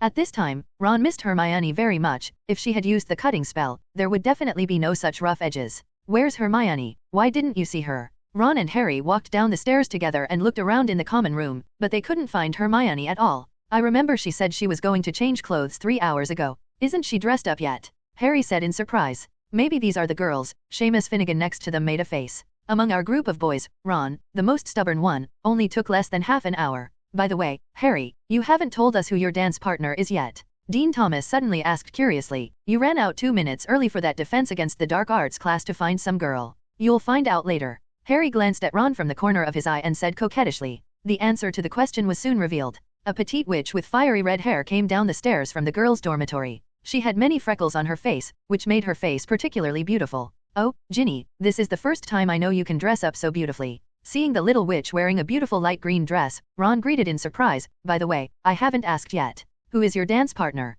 However, Ginny just smiled at him, walked straight to Harry, who had a stiff expression next to Ron, and took his arm with a blush on her face. Let's go, Harry, Ginny whispered. Looking at this scene, Ron's eyes widened in shock. Harry, I regard you as my brother, but you want to be my brother-in-law. Ron, what are you talking about? Ron's shocking words made Ginny's cheeks turn red with embarrassment, and she glared at Ron viciously. However, when Ginny turned her eyes to Harry, her eyes became shy and gentle again. Harry, ignore him, let's leave quickly. She held Harry's arm tightly and whispered to him, Ron may ask some weird questions again soon. Harry was now a little embarrassed to face his good brother, so he nodded obediently and allowed Ginny to pull him out of the common room and walked towards the auditorium. Hey, wait, you haven't explained to me what happened between you. Ron shouted to them anxiously. However, at this moment, his dance partner Eloise Midgen also walked out of the girls' dormitory. Ron had no choice but to temporarily suppress his surprised emotions and turned his attention to Midgen. You are very beautiful today, he said unnaturally. At the same time, he subconsciously glanced at the raw edges of the sleeves and collar of his robe, hoping not to be noticed by this hard-won dance partner. Thank you. Midgen glanced at Ron's ceremonial robe with a smile and said with a high emotional intelligence, you are also very well dressed today and have a lot of personality. Oh, thank you. Ron's expression became more natural. Then, shall we go down? Midgen nodded and took Ron's arm generously. The entrance courtyard in front of the auditorium was crowded with students. They were all milling back and forth, waiting for 8 o'clock to arrive, when the door of the auditorium would open to the students on time. The atmosphere today was particularly lively. Dance partners were in pairs, whispering in each other's ears. Some young wizards wanted to meet their dance partners from other colleges, so they squeezed sideways through the crowd to look for each other. Harry and Ginny had already found a relatively empty corner in the corridor in advance, and Ginny still held Harry's arm tightly. At this time, Ginny was chatting enthusiastically with Rolf and Luna, who she met in the foyer. Luna, your aesthetics are really good. Ginny praised her good friend Luna. This dress is so beautiful too. Thank you, Ginny. Your dress is also very nice. Luna blinked her big, energetic eyes and also praised. Harry looked at Luna's dress, and looked at Rolf who was standing next to Luna. Both of them had strange expressions, and they obviously disagreed with Ginny's praise. Luna was wearing a dress decorated with silver sequins. If you just looked at the dress, there was nothing special about it. It was just an ordinary grey dress with pleated lace. But I don't know where the silver sequins inlaid on the skirt were found. They were forced to stick to the skirt crookedly with a sticking spell, and they were particularly reflective. Even though there were not many light sources in the yard, they were still almost blinding. Sharp eyes. The two girls soon got together and chatted with smiles on their faces. Harry and Rolf stood beside them silently, ostensibly looking at the black lake covered with snow on the ice, but in reality they were whispering. Rolf, didn't you advise Luna? Harry asked in a low voice to Rolf, what are the crooked sequins on her skirt, and are they her own creation? Those sequins are actually the shed shells of the glittering beetles. Luofu said listlessly, I collected them when I went on an expedition to the Forbidden Forest with Luna some time ago. It happened to be the peak period for the beetles to shed their shells. She looks like I quite like it. In other words, those crooked sequins are actually a part of your work. Harry glanced at Rove sympathetically. Yeah, but actually it's not bad. Rolf said, do you think I didn't persuade Luna? I have successfully persuaded her to put the airship bags on her ears and the butterbeer cork hanging around her neck removed. Oh, by the way, you may not know what an airship plum is. It's actually an orange-red fruit that looks like a radish, hung upside down on the bush before picking. Luna said Lovegood Sir believes that airship Lee can improve the ability to accept abnormal things. Compared to Luna, I think I might need an airship Lee pendant now. Harry swallowed and whispered, I feel like Luna and Ginny's aesthetics are beyond my understanding. Who says it isn't? Luof sighed, and then he smiled fondly, but if it weren't for this weird aesthetic and quirky personality, she wouldn't be Luna anymore. That's true. Harry smiled heartily. Just then, a group of Slytherin students came up the steps from their underground common room. Walking at the front was Draco Malfoy. He was wearing a black velvet turtleneck robe. With his light blonde hair, pale face, and disdainful expression that no one liked, he actually looked quite handsome. But in Harry's disgusted eyes, he looked like a vicar. Malfoy's good friend and loyal fangirl, Pansy Parkinson, was wearing a frilly light pink robe, and she was hanging tightly on Malfoy's arm. Crabbe and Goyle walking behind them were both dressed in green, like two large moss-covered stones, and Harry was pleased to see that neither of the two big men had found a partner. I'm dressed up like a real person today. Oh, it turns out that I have found a poor guy from Wes House as my dance partner. Malfoy walked up to Harry, tilted his chin, and said in a sharp tone, I guess her outfit must have used up all of Weiss family's savings. You're right, Hogwarts champion, Potter. Watch your mouth, Malfoy. Harry responded angrily, taking a few steps forward. He had been almost immune to Malfoy's bad mouth for a long time, but when the object of his bad mouth was Ginny, he couldn't help but feel protective. Am I wrong? How can a pure-blood scum like the Weiss family afford such robes? Malfoy glanced at Ginny mockingly and said mockingly, and the person next to her, could it be that did you find a piece of clothing temporarily from the trash? This sentence offended three people at the same time, including Harry, Rove, and Ginny, but it did not include Luna as the person involved. When Harry and Rolf were trying to think of a way to teach this stupid guy a lesson, Luna spoke before them. Hello, Malfoy. Luna said in an erratic voice, you seem to have low self-esteem. I have low self-esteem. Malfoy laughed loudly, as if he had heard the funniest joke. Pansy, Crabbe, Goyle, tell me if there is something wrong with her brain. I am a great Malfoy family. It has nothing to do with the family. Luna's expression was serious, and there was an inexplicable persuasiveness in her words, and she easily interrupted Malfoy. You seem to have nothing but money, only a follower, no real friends, no girl you really like, and your commendable Quidditch ability cannot be used in front of the hostile Harry. I understand you, Malfoy. At the end of the sentence, a deep look of pity appeared on Luna's face, and her words were filled with sympathy. You're talking nonsense. Pansy Parkinson couldn't bear it anymore and retorted loudly, how could Draco not have a girl he likes? However, Luna didn't seem to answer her thoughts, but looked at her with more pity. Harry, Rolf, and Ginny all looked at Luna in disbelief, shocked by her. They had never thought that Luna, who usually looked confused and crazy, could be so accurate and ruthless in attacking people. Malfoy opposite him was obviously speechless. What's even more admirable is that Luna didn't seem to say those words just to insult people at all, but that's what she thought in her heart. Malfoy gritted his teeth for a long time, but he couldn't find anything wrong with Luna's words. He really didn't like Pansy Parkinson, even though the two had known each other since childhood. Crabbe and Goyle were not real friends with him, they were all followers and bodyguards his father had found for him. As for Quidditch, although he didn't want to admit it, but he is indeed not as good as Harry, who led the Gryffindor team to win the Quidditch Cup twice. Is his pure blood background the only thing worth showing off? Malfoy took a deep breath reluctantly. He raised his head, glanced at Luna hatefully, decided not to pay attention to this strange girl, and once again pointed the finger at his old enemy, Harry. Potter, where is your mudblood friend? Malfoy once again put on a disdainful expression and asked, raising his chin. He decided to use his own strengths to attack the other's weaknesses, starting from the aspect of blood. If I'm not wrong, she must have been unable to find a dance partner and is too embarrassed to attend the Yule Ball, right? He laughed disdainfully. No one would want to find a mudblood as a dance partner. You're talking nonsense. Hermione has a dance partner. Ginny retorted loudly. Really? Malfoy sneered. I would like to see who is so self-destructive that he is willing to ask her to dance with him. Harry was speechless. Even though the dance was about to start, he had no idea who the dance partner Hermione had found early was, so he couldn't refute Malfoy. Malfoy looked at Harry, a look of anticipation appeared on his face, and he raised the corners of his mouth proudly. Just when Malfoy thought he had finally regained the upper hand, the oak door of the Great Hall was opened. A squeak sound of the door opening attracted the attention of everyone present. Everyone turned their heads and saw Durmstrang students walking in together with their principal, Karkaroff. Victor Krum walked in the front, and beside him was a beautiful girl in a blue robe whom Harry didn't recognize. He didn't know why, but this beautiful girl always gave Harry a somewhat familiar feeling. Looking over the heads of the Durmstrang students, the little wizards saw that the door of the auditorium was decorated with glittering gold, and there were dots of fairy lights inside. It's such a big deal. Your professors invited at least 500 living fairies from nowhere. Luofu, the future magical zoologist, explained in time. Harry looked over and saw the fairies sitting in the magic rose bushes or flapping their wings on the statues. The statues seemed to be Santa Claus and his reindeer. At this time, Professor McGonagall's voice rang. Warriors, please come here. Ginny adjusted her dress nervously, a reserved smile appearing on her face. She and Harry said see you later to Rolf and Luna beside them, glanced at Malfoy with a sullen face, and then walked forward to Professor McGonagall. The chattering crowd cooperated to make way for the two of them to pass. Walking up to Professor McGonagall, Harry saw that she was wearing a red tartan robe with a wreath of thistles on the brim. Professor McGonagall asked the warriors and their dance partners to wait by the door and let other students enter the auditorium first. After the students were all seated, the warriors lined up and walked into the auditorium to start their performance. Fleur Delacour and Roger Davis stood nearest the door. Harry knew Davis, who was the captain of Ravenclaw's Quidditch team. This time, it was probably because the Beauxbatons student was closer to Ravenclaw that he got Fleur as his dance partner. Opportunity. Davis seemed unable to believe that he had such good luck. He could not take his eyes away from Fleur from beginning to end. John Kowalski's dance partner was a girl from Nymphomani, and he seemed too lazy to make any new friends. As Harry expected, Cedric Diggory did become a dance partner with Cho Chang, and the two stood next to Harry, smiling friendly at him and Ginny. Harry smiled back at them, then looked away, and finally looked at the focus of the crowd, the big star Clum. Suddenly, he opened his mouth in surprise. The beautiful girl standing next to Krum turned out to be Hermione, but she looked nothing like Hermione. She seemed to have done some magic to her hair, making it no longer messy but smooth and shiny, and pulled into a bun on the back of her head.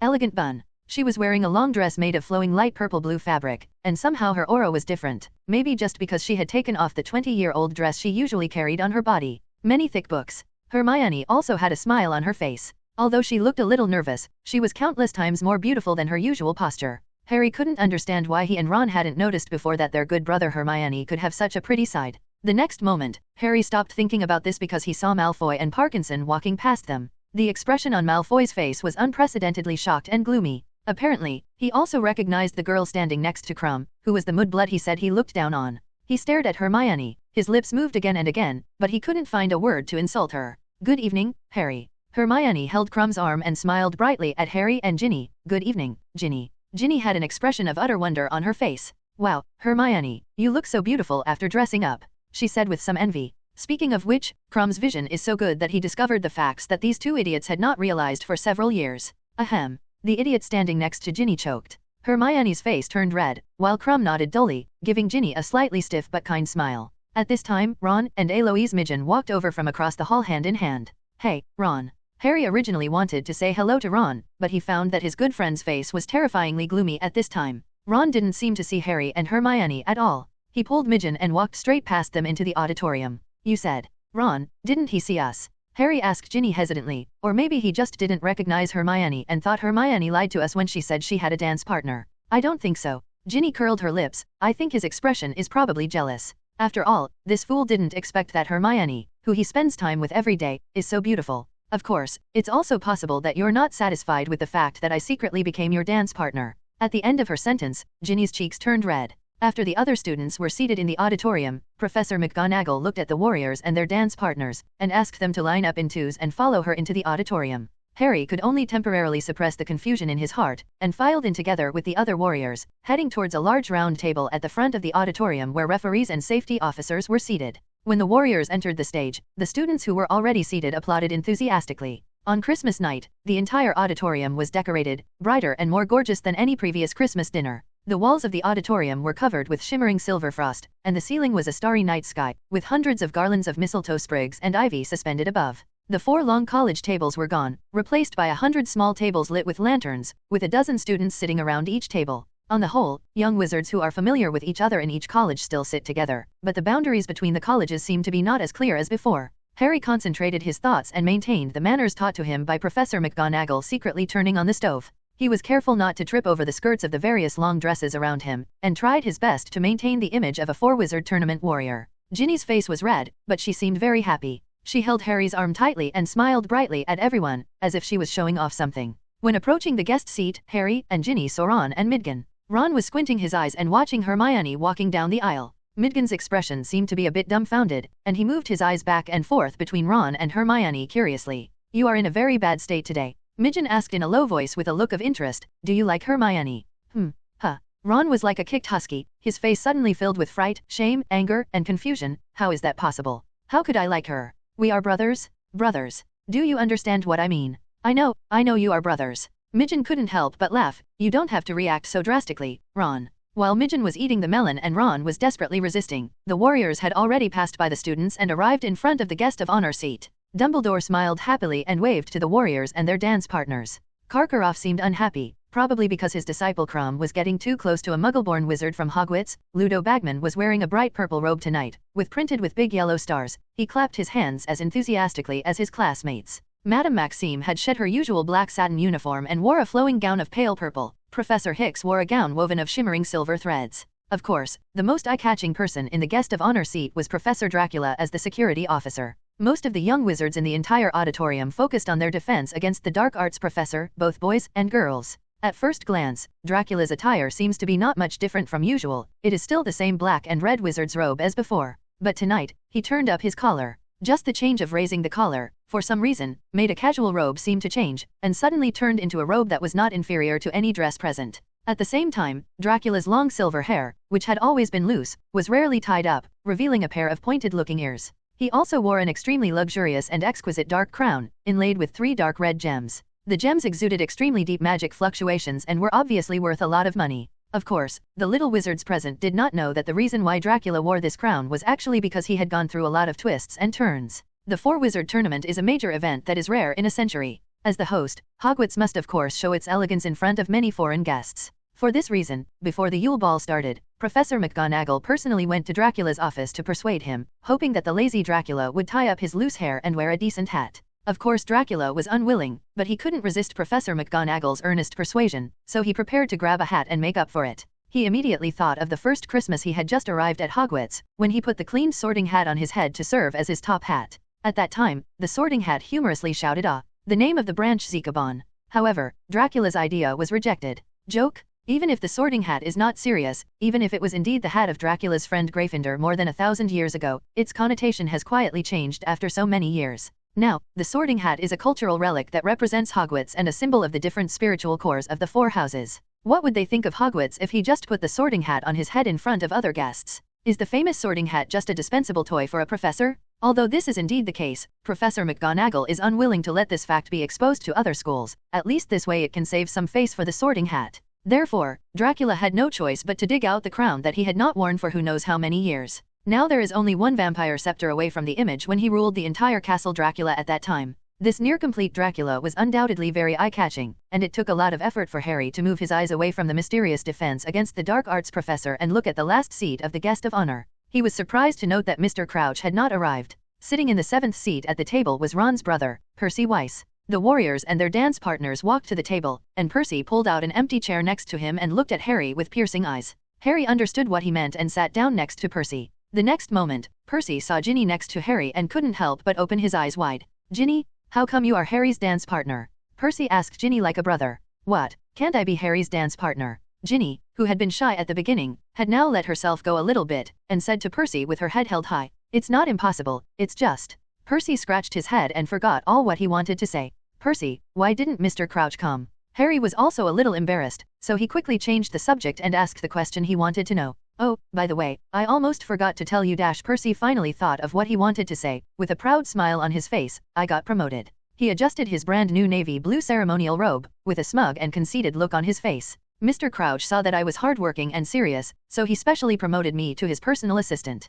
Percy said. Listening to his tone, he thought he had just been elected as the supreme ruler of the universe. As Mr. Crouch's personal assistant, I am here on his behalf. But this doesn't seem to have any inevitable connection with why he didn't come. Harry asked. I'm sorry that Mr. Crouch's physical condition is not very good, or very bad. Percy sighed and explained to Harry, it seems that he has not been very well before the Quidditch World Cup started. It feels right. But that's not surprising, the work of the International Department of Magical Exchange is too hard. And he's not as young as he used to be, although, of course, he's still very good and his mind is still as sharp as ever. But the World Cup is a terrible failure for the entire Ministry of Magic. Well, as I just said, he is old and needs to be taken care of. However, the house elf in his family seems to have had an accident. His wife and son have also passed away. I guess there is no one around now. Take care of him. Later, we had to prepare for the Triwizard Tournament and deal with the aftermath of the World Cup. That hateful woman named Skeeter spread rumors everywhere. Well, poor guy, he's having a quiet Christmas, he needs a break so much. I'm glad he knows he has someone he can rely on to take care of things for him.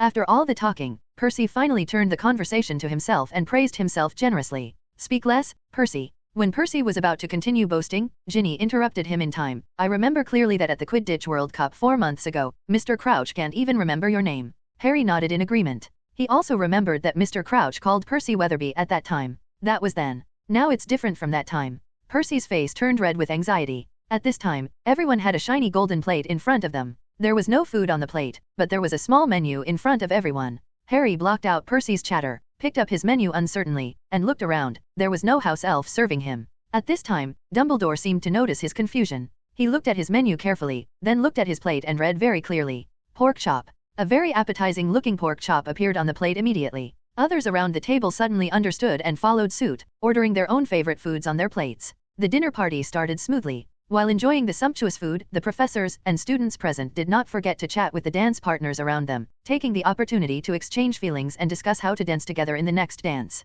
Hermione and Victor Krum were engaged in conversation, seemingly not paying attention to what they were eating. Harry suddenly thought that even though they had participated in a game together, he had never heard a word from Krum, who was as introverted as he was. But he was actually talking now, and he was talking cheerfully. Ah, we actually have a castle. I don't think it's as big as here, nor as comfortable as here, he said to Hermione with a smile on his face. Ours only has 4 floors, and it can only be lit when using magic. Meanwhile, Fleur Delacour was criticizing the decor of Hogwarts to Roger Davis. It's nothing, she said contemptuously, looking at the starlit walls surrounding the auditorium. At Beauxbatons Castle, our Great Hall is filled with ice sculptures at Christmas. Of course, those ice statues won't melt at all, like huge diamond statues, sparkling in the auditorium. The food is also superb. We also have a choir of woodland nymphs, who serenade us while we eat. We listen. We don't have these ugly armors on our walls. If any ghost who specializes in mischief breaks into Beauxbatons, he will definitely be kicked out. Roger Davis watched her talk with an expression of fascination on his face, and several times he held his fork crookedly and failed to bring the food to his mouth. Looking around the auditorium, Hagrid was sitting next to another staff seat. He put on the ugly fuzzy brown suit again and had his hair combed into a broomstick. Compared with Professor Dracula's hairstyle, Hagrid's hair is just like a pile of weeds. At this time, Hagrid was looking up at the guest of honor seat and kept looking at Ms. Maxim. Long time no see, come here Wes. A voice sounded in the ears of Harry and Ginny. They turned around in surprise and found that Professor Dracula had changed his position at some point and appeared next to Percy without attracting the attention of anyone else. Ah, Professor Dracula, it's nice to see you again. When Percy saw the professor he had always admired, he immediately sat up straight and changed from the personal assistant of a senior official of the Ministry of Magic to a good student. Do you mind telling me what you told Potter before? Dracula asked softly. That Mr. Crouch, what happened to him? Do you want to know about Mr. Crouch?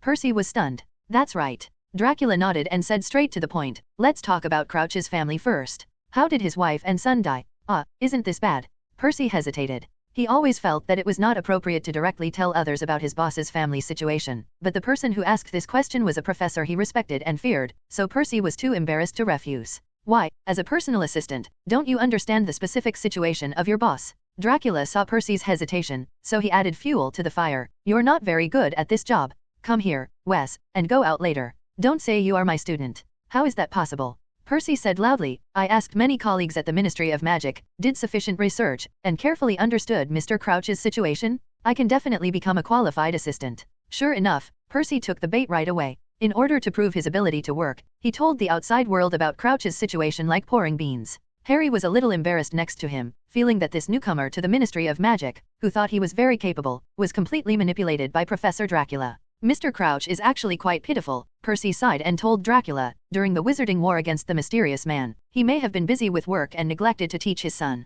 Later, Barty Crouch Jr. became a Death Eater. This is the first time I have heard of this, Dracula said with a look in his eyes. Since his son is a Death Eater, is it possible that Crouch himself was also bewitched and became Voldemort's secret pawn? This is absolutely impossible. Percy categorically denied, anyone in the Ministry of Magic may be a Death Eater, but Mr. Crouch absolutely cannot be. He explained, Professor Dracula, you may not know. After the mysterious man left, Mr. Crouch personally tried his son, ignored Barty Jr.'s sophistry, and imprisoned him personally. Azkaban. Is that so? Dracula said thoughtfully, so, he is a just person who kills relatives for the sake of justice. There is no more just person in the Ministry of Magic than Mr. Crouch. Percy said seriously with an expression of admiration in his eyes. Mr. Crouch was the director of the Department of Magical Law Enforcement at the time. He took many tough measures. They have essentially provided a lot of help to the Ministry of Magic in fighting the Death Eaters. For example, Aurors are allowed to use the unforgivable curse on Death Eaters, and Death Eaters caught with solid evidence can be directly imprisoned in Azkaban. But his actions are not necessarily correct. Dracula shook his head.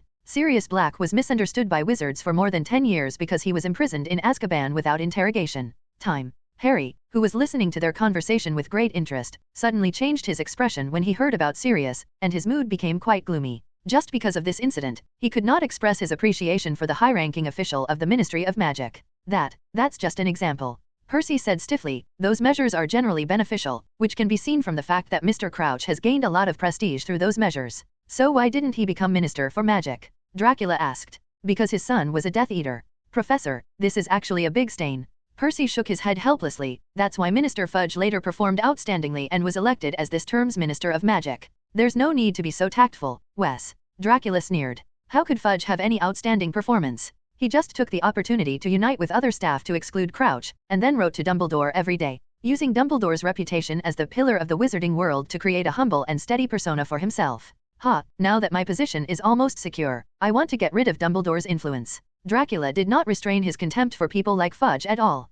You can't say that. Cold sweat fell from Percy's face, and he picked up the napkin by the table and kept wiping his forehead. But it's understandable. After all, in political matters, it's no big deal to use dirty methods. Dracula changed the topic. Crouch is not necessarily a selfless and good person. He put his son in Azkaban, probably just to fight for his hope of becoming a minister. Professor, you may have some misunderstanding about Mr. Crouch. Percy wiped his sweat more frequently. From time to time, he would guiltily turn his head to glance at Bagman, the director of the Department of Magical Sports, hoping that the other Ministry of Magic official present had not noticed. He was overthinking it, as Bagman was happily chatting with Crumb and trying to draw his fellow Quidditch professional player into his bet. You are still too young, Wes. Dracula chuckled. Many things are not as simple as you think, nor are they as upright as they appear on the surface. Seeing that Percy still looked a little unconvinced, he shook his head. Forget it, you may not have fully integrated into their politicians. You will understand when you see them more. Now tell me something else. What happened to Crouch's wife? Seeing that Professor Dracula did not press forward, Percy relaxed a little.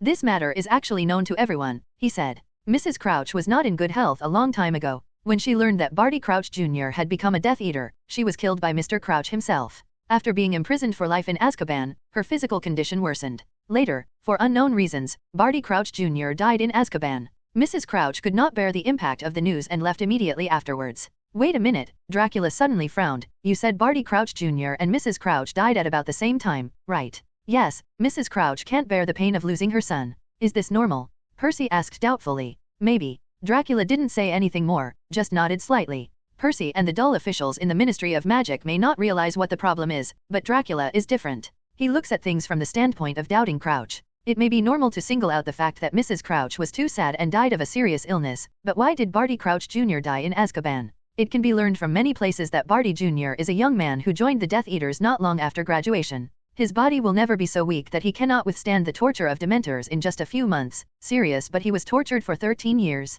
Not only that, since Barty Jr. chose to quibble during the trial, it shows that he has no intention to die, which can also rule out the possibility of suicide. So the question is, why did an excellent, young wizard who had no intention of committing suicide die in Azkaban for no reason? Dracula plans to take another trip to Azkaban to see if he can find other evidence. Unknowingly, everyone present was full, and the banquet came to an end. Dumbledore stood up first and looked at the laughing little wizards with a smile. It seems that everyone has almost eaten, he said with a smile. Then, now comes the part we are most looking forward to, the dance. All rise. The students stood up excitedly and carefully arranged the clothes and hairstyles that they had messed up at the banquet. The witches hurriedly took out their small mirrors to touch up their makeup. After Dumbledore saw everyone standing up from their chairs, he raised his hand and waved his wand. All the tables flew to the wall with a whoosh and were arranged neatly against the wall, leaving a large open space in the center of the auditorium. Immediately afterwards, he created a high stage, attached to the right wall, with a drum set, several guitars, a lute, a cello and several organs on it. At this time, the top performers in the wizarding entertainment world, members of the Weird Sisters Wizard Band, rushed onto the stage while screaming, and the audience suddenly burst into thunderous applause.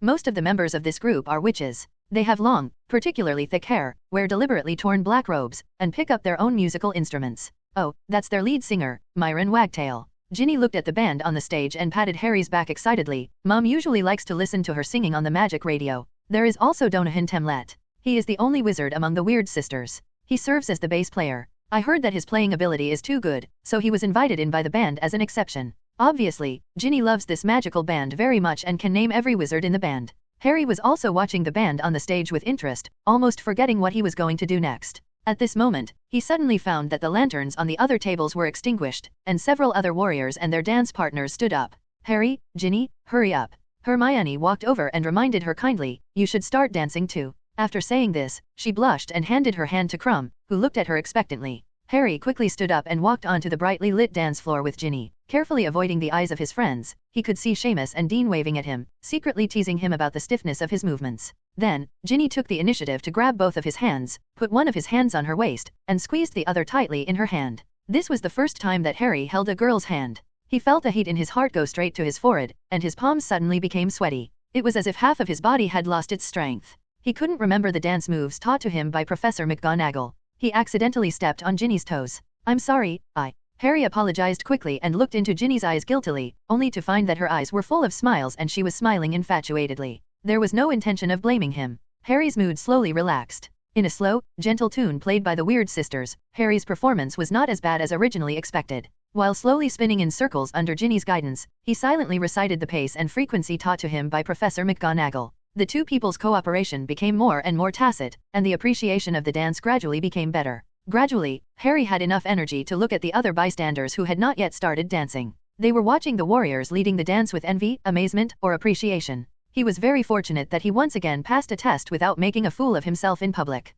Soon, many people entered the dance hall one after another, and the warrior was no longer the center of everyone's attention. Neville and Hannah Abbott were dancing nearby. Hannah frequently frowned and dodged because Neville stepped on her foot awkwardly. Fortunately, Hannah was very considerate and deliberately slowed down her pace and kept comforting her. Hold him. Dumbledore was waltzing with Ms. Maxim. Compared with Ms. Maxim, Dumbledore, who was originally very tall, was almost a dwarf. The top of his pointed hat just touched her chin. However, for such a large woman, her dance steps were very graceful, and she didn't look at all clumsy like Hagrid. On the other side, Professor McGonagall invited Professor Dracula to dance on the dance floor. Needless to say, Professor McGonagall's dancing skills are, after all, the dance teacher who personally teaches the warriors to dance before the Yule Ball, and has professional-level dancing standards. But to the surprise of all the little wizards, Professor Dracula, who had always been secretive, actually had a good level of dancing. He worked surprisingly well with Professor McGonagall, a professional level, and almost took over the dance. Most of the limelight. I just said Professor Dracula can dance.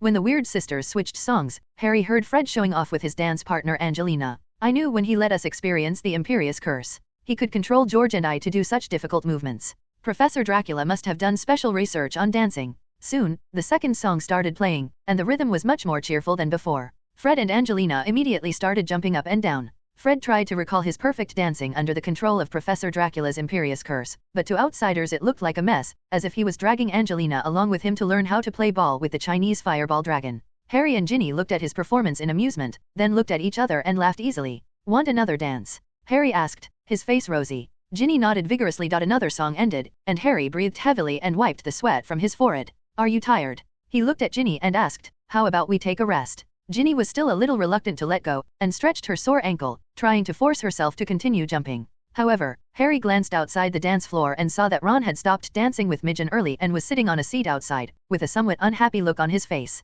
Although Harry was a little unsatisfied, he still pulled Ginny out of the dance floor because he was worried about Ron. How was your dancing today? Harry asked Ron, sitting down and opening a bottle of butterbeer on the table. Hogwarts is very well prepared for this dance. There are several banquet tables with different types of drinks placed next to the dance floor, so that thirsty classmates can come here to replenish their supplies. Ron still sat motionless, not in the mood to answer Harry's questions, but glared angrily at Hermione and Krum who were dancing nearby. He's been sitting like this for a long time. Midgen crossed his arms and sat with his legs crossed, one leg shaking to the beat of the music, as if he wasn't dancing to the fullest yet. Ever since he saw Granger's good-looking appearance, he has been obsessed with it, she said. We danced a dance today. His dancing skills were not very good to begin with. If he was distracted, he could not even compete. Longbottom's performance couldn't be better. Midgen was obviously a little dissatisfied with Ron. No matter which girl it is, if her dance partner does not concentrate on dancing with her at the dance, but instead focuses on another girl, it is impossible to express forgiveness generously. In comparison, Midgen is already extremely open-minded. If it had been anyone else, it's hard to say whether Ron could be sitting here intact right now. Ron, I admit that Hermione's appearance today is indeed, well, it's incredible, but there's no need to be so surprised, right? Harry said after considering it. Don't ask, Harry. Ginny said coolly from the side. Haven't you noticed yet? This guy clearly saw Hermione dancing with Krum, so he was jealous. I didn't. Ron's face turned red and he turned to glare at Ginny. How could I be jealous of them too? What do you think our relationship is? We are buddies, do you understand? You girls don't understand how we buddies get along with each other, he said with a stern look. Yes, you always regarded Hermione as your buddy when she didn't pay attention to her image. Now that she has become beautiful, you realize that she is a girl. Ginny said sarcastically without mercy. You don't need to remind me, I always knew she was a girl. Ron said harshly. Then why didn't you think of finding Hermione as your dance partner before? Ginny curled her lips and continued to ask. You had to wait until Krum invited her before you thought of asking her to be your dance partner. You think it's impossible for Hermione to find a dance partner, right? I'm not, me, and she. Ginny's words made Ron start to become incoherent. There are other things. Ginny pressed forward. Did you say in the common room that you would rather go to the Yule Ball alone than invite Hermione? I don't. I just mean that I don't want to invite girls who are not very good looking, Ron stammered. Rather than dancing with those girls, I would rather attend the Yule Ball alone.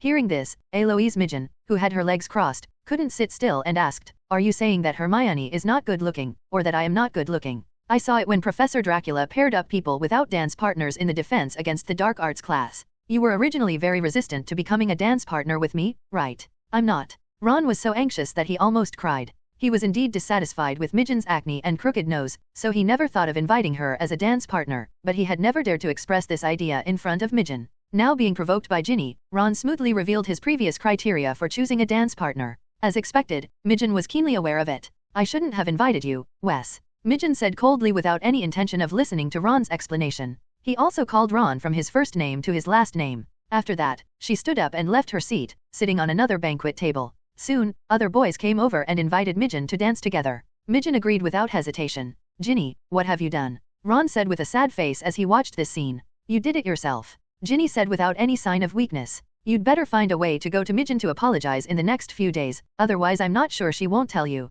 Turn against each other and become enemies. At this time, Hermione walked over from the dance floor and sat on Midgen's vacant chair. She didn't realize that a war had just happened here. She kept fanning herself with her palms and danced until her face turned slightly red. Good evening, Hermione. Harry greeted Hermione first. Ron closed his mouth and remained silent. Good evening, Harry. It's really hot, isn't it? Hermione said, picking up a tissue on the table and wiping her sweat. Victor went to the next table to get a drink. Hey, where is Luo Yin's? Isn't she your dance partner? Ron gave Hermione a sour look, and all his attention was focused on what Hermione called Krum. Victor, he said. Did he ask you to call him Wiki? Hermione looked at him in surprise. What's wrong with you? You had a conflict with Eloise. Are you in a bad mood now? She asked. If you don't know, Ron said harshly, then I don't want to tell you. Hermione was surprised and confused, and looked back at Harry. Harry didn't know what to say, so he could only shrug helplessly. Ron, how did you dash? He is from Durmstrang. Ron suddenly shouted. He is Harry's competitor. He is Hogwarts' competitor. You are dash. He was obviously searching for words powerful enough to describe Hermione's heinous crime. You are pro-enemy, and this is what you have done. Harry, who was sitting next to him, couldn't bear to listen. He didn't know why he was involved in this. He pulled Ron's arm, trying to stop him, but Ron was unmoved. Hermione's mouth fell open in shock. Stop talking nonsense. After a moment, she retorted, friends. Who is the enemy? To be honest, when I saw him coming, who was so excited that I couldn't control myself? Who wanted to get his autograph? Who is displaying his model in the dormitory? Ron decided to ignore these words and changed the question. He probably invited you while you were both in the library. Yeah, that's right, Hermione said, the blush on her cheeks getting brighter from dancing. So what? How did it happen? Ron asked sharply. Could it be that you were trying to trick Harry on his behalf? No, it's not. Hermione retorted loudly. If you really want to know, let me tell you. He said he came to the library every day just to talk to me, but he kept insisting don't have the courage. Really? Ron said sourly. That's what he said himself. So, please tell me what he means. Hermione asked impatiently. Isn't it obvious? He's a student of Karkaroff, right? Said Ron. He knows who you hang out with all day long. He just wants to get close to Harry and steal information from him, or get close to Harry and cast a poison spell on him. Shut up, Ron. Ginny interrupted him with a louder voice. You are not done yet. Why are you just making excuses like this? I just hope she can know that Krum is our enemy. Ron also shouted excitedly. Ahem, Ron, actually I think it's not a big deal for Hermione and Krum to dance together. Harry, who was between the two, was trembling and wanted to be the peacemaker. But Ron ignored Harry's thoughts and continued to ask. Then why don't you go find Vicky now? He might be worried if he can't find you. His name is not Vicky, Ron. Hermione was shaking with rage, and without waiting for Krum to bring her a drink, she walked straight across the dance floor and angrily disappeared into the crowd. Ron looked at her back with a mixture of anger and hatred on his face. Let's go too, Harry. Ginny curled her lips and took Harry's hand. Ron has always had trouble with us at every age since he was a child. Wait, I haven't told you yet. Ron turned to look at them. You two haven't told me yet. What's going on with you? I'm your brother, Ginny. However, Ginny didn't want to pay attention to him at all. She dragged Harry onto the dance floor and danced with Harry in the next fast-paced dance song by the Weird Sisters. However, Harry had no intention of dancing. He was always a little absent-minded, and his dance steps never kept up with the beat. He was always worried about his friends. At this time, a tall figure and another short and fat witch came to him and Ginny while dancing. Harry discovered that Professor Dracula's dance partner had been changed from Professor McGonagall to Professor Sprout, the head of Hufflepuff. He had never thought that Professor Sprout, a witch who had been disgracing herself in the greenhouse all year round, could actually dance pretty well. It's just that her figure looks a little funny compared to Professor Dracula's tall figure. Of course, if compared with the previous height difference between Dumbledore and Ms. Maxim, the difference between Professor Dracula and Professor Sprout can be considered quite harmonious. Potter, when your dancing skills are not good enough, if you don't stay focused, your dance partner may be angry. Dracula's voice sounded next to Harry. Harry then realized that he had stepped on Ginny several times and apologized to her quickly. Fortunately, Ginny also knew that Harry was distracted by his friend, who was also her brother, so she forgave him generously. What's wrong? Did you have a conflict with your inseparable friend just now? Dracula asked with interest. I remember you just reconciled not long ago. It's not this time. Harry said. Ron and I didn't have any conflicts this time. He was still hesitating whether to tell Professor Dracula about Ron's situation, but Ginny spoke first. Professor, this time it's not Harry and Ron's problem, it's Ron and Hermione. Ginny complained. Maybe because he was jealous, he started to have trouble with others again. First Harry, then Hermione. Twice this semester, he's really done. What Ginny was thinking was that after all, Ron was her brother, Hermione was her good friend, and Harry, whom she admired, was involved. Now that those two people are in conflict, maybe the almighty Professor Dracula can find some solutions. However, Dracula had no intention of helping them solve the problem. Instead, he looked like he was just watching the fun and not taking it too seriously. Oh, Wes is here to get jealous of Granger? It's interesting. He said with great interest. Come on, tell me more about what happened between the two of them. I like to hear it. Harry was stunned, feeling that Ginny's idea of asking Professor Dracula for help was completely unreliable. Fortunately, besides Professor Dracula, there is also an amiable Professor Sprout dancing here. As the Dean of Badger House who is most enthusiastic about helping others, Professor Sprout looked at Harry and Ginny with a smile and said to them, Are you talking about the young man who came to Wes' house? I know, Wes came to our house. The youngest boy is not very reassuring. Hearing this, Harry blushed a little. He always felt that he was one of the people who Professor Sprout said was not very worry-free. It's okay, Professor Sprout said with a smile. When I taught Arthur and Molly, they were actually not very troublesome, especially Arthur, who was still considered the janitor is hanging him up and beating him. Seeing that Sprout was interested in helping, Ginny hurriedly told her what happened between Ron, Hermione, and Krum in detail. Dracula, who was dancing with Professor Sprout, he was eating melon next to him with great interest. So that's it. Professor Sprout smiled gently. Maybe you haven't thought about it, but it's not just his problem. Ron has to compete with so many outstanding brothers at home. Harry, as his best friend, you are so famous, every time others see you, he is left aside, and he is worried about this. He endured it silently, never saying a word, and I think this time he just couldn't bear it anymore. It's similar to Hermione this time. Miss Granger has always been so good. No matter how much he doesn't care on the surface, he will always feel inferior in his heart. Do you know, Ron is actually probably a child who lacks self-confidence and feels insecure. Insecure? Ron? Ginny asked in surprise. Are you kidding, Professor? Isn't Ron always heartless? Among our whole family, except for Fred and George, Ron is the funniest. Humor and inferiority are never conflicting things, Miss Weasley. Professor Sprout smiled. I can actually understand Ron's mood. I taught both Arthur and Molly's children. However, I can give you an analysis from a personal perspective. Let's start with Bill. Bill is the eldest son of your family. He has been a child of other families since he was a child. When he was in 5th grade, he got 12 owls certificates. After graduation, he went directly to Gringotts to work as a counselor. The spellcaster. Percy was almost the same. He got 12 owls certificates and went to work in the Ministry of Magic directly after graduation. As for Charlie, he has always been a good player at Quidditch. Minerva was showing off in front of us Deans all day long. Gryffindor team. Minerva was sad for a long time when she heard that Charlie had not become a professional Quidditch player. Professor Sprout followed the music, changed into a dancing posture, and said kindly. Harry and Ginny's attention was no longer focused on dancing. They swayed along with the movements of Dracula and Professor Sprout, and listened carefully to her evaluation of Ron's performance. Think about it this way, Wes's house is really full of talents. Dracula said with a chuckle, it would be better if we can live in peace, especially the twins, they can really annoy people to death. Fred and George are indeed quite naughty. Speaking of the two living treasures, the amiable Professor Prout also sighed helplessly. The students I have met in my career are only more than 10 years ago. Harry's father and his friends can compete with these two little guys. But having said that, although the two of them are naughty, they are also very clever. Students who can get 5 owls certificates without paying attention to their studies all day long are rare in all my years of teaching. Upon hearing this, Harry nodded in agreement. He had never seen Wes come to the twins to study seriously, otherwise he and Ron wouldn't have been surprised when they saw the twins reading around the fireplace outside the boys' dormitory.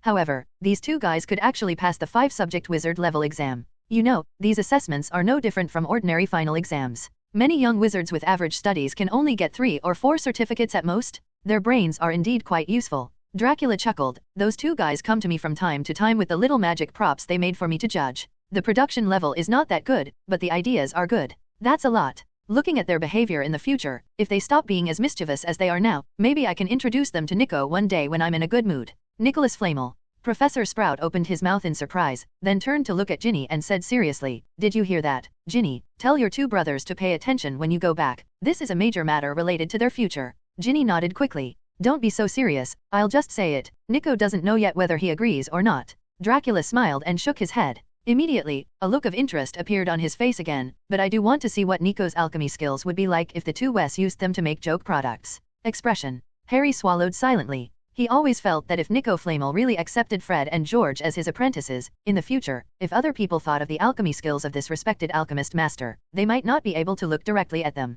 Okay, let's stop the digression. I haven't finished talking yet. Professor Sprout said with a smile. At this time, a song played by the Weird Sisters had just ended. They walked out of the dance floor together and sat down at a banquet table with many empty seats. Where were we? Oh, right, about Fred and George, right. Professor Sprout then analyzed, although those two little guys are not as good as his 3 brothers, as Professor Dracula said, they are very talented in other aspects. What's more, the twins have such a good relationship and have been inseparable companions for a long time. They will definitely not have the illusion of being ignored and unloved like Ron. She turned to look at Ginny. Ron is the youngest boy in your family, and you are the youngest girl. There is only 1 year difference between you two, right? Ginny nodded confusedly. Then the key to the problem is very clear. Professor Sprout clapped his hands and said to her, Arthur and Molly were able to raise so many outstanding children, which proves that they are indeed a pair of excellent parents. Even so, after having so many boys, they will still be like other families.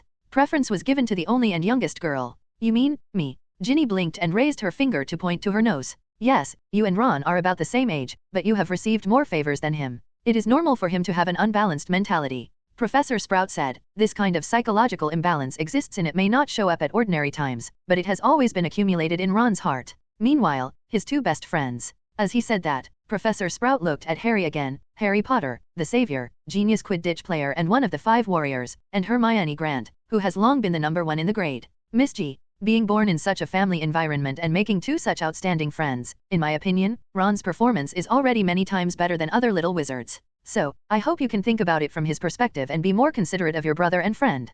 Professor Sprout smiled gently. Go back and talk to Hermione too. Don't let these little things influence you. Your friendship. It is normal for adolescent children to have conflicts occasionally. As long as you can resolve the conflicts with your heart, your friendship will go further. Professor Sprout's analysis and comfort brought Harry and Ginny a completely different perspective. They had never thought about it from Ron's perspective. They just felt that it was wrong and unreasonable for him to lose his temper and be awkward like this, but they didn't realize why he behaved like this. After Professor Sprout's analysis, they were able to better understand Ron's difficulties, and they also understood the weakest place in Ron's heart. While Harry and Ginny were still deep in thought, a chirping sound came from nearby, interrupting their thoughts. Harry raised his head and looked at Professor Dracula, who was sitting not far away tasting wine. They saw a large group of witches of different grades surrounding Dracula in 3 circles and 3 circles outside, shouting eagerly. Professor, what happened over there with Professor Dracula? Harry cautiously asked Professor Sprout next to him. Oh, you're talking about Professor Dracula. Professor Sprout glanced over there and said with a smile, a group of little girls are vying to invite him to dance.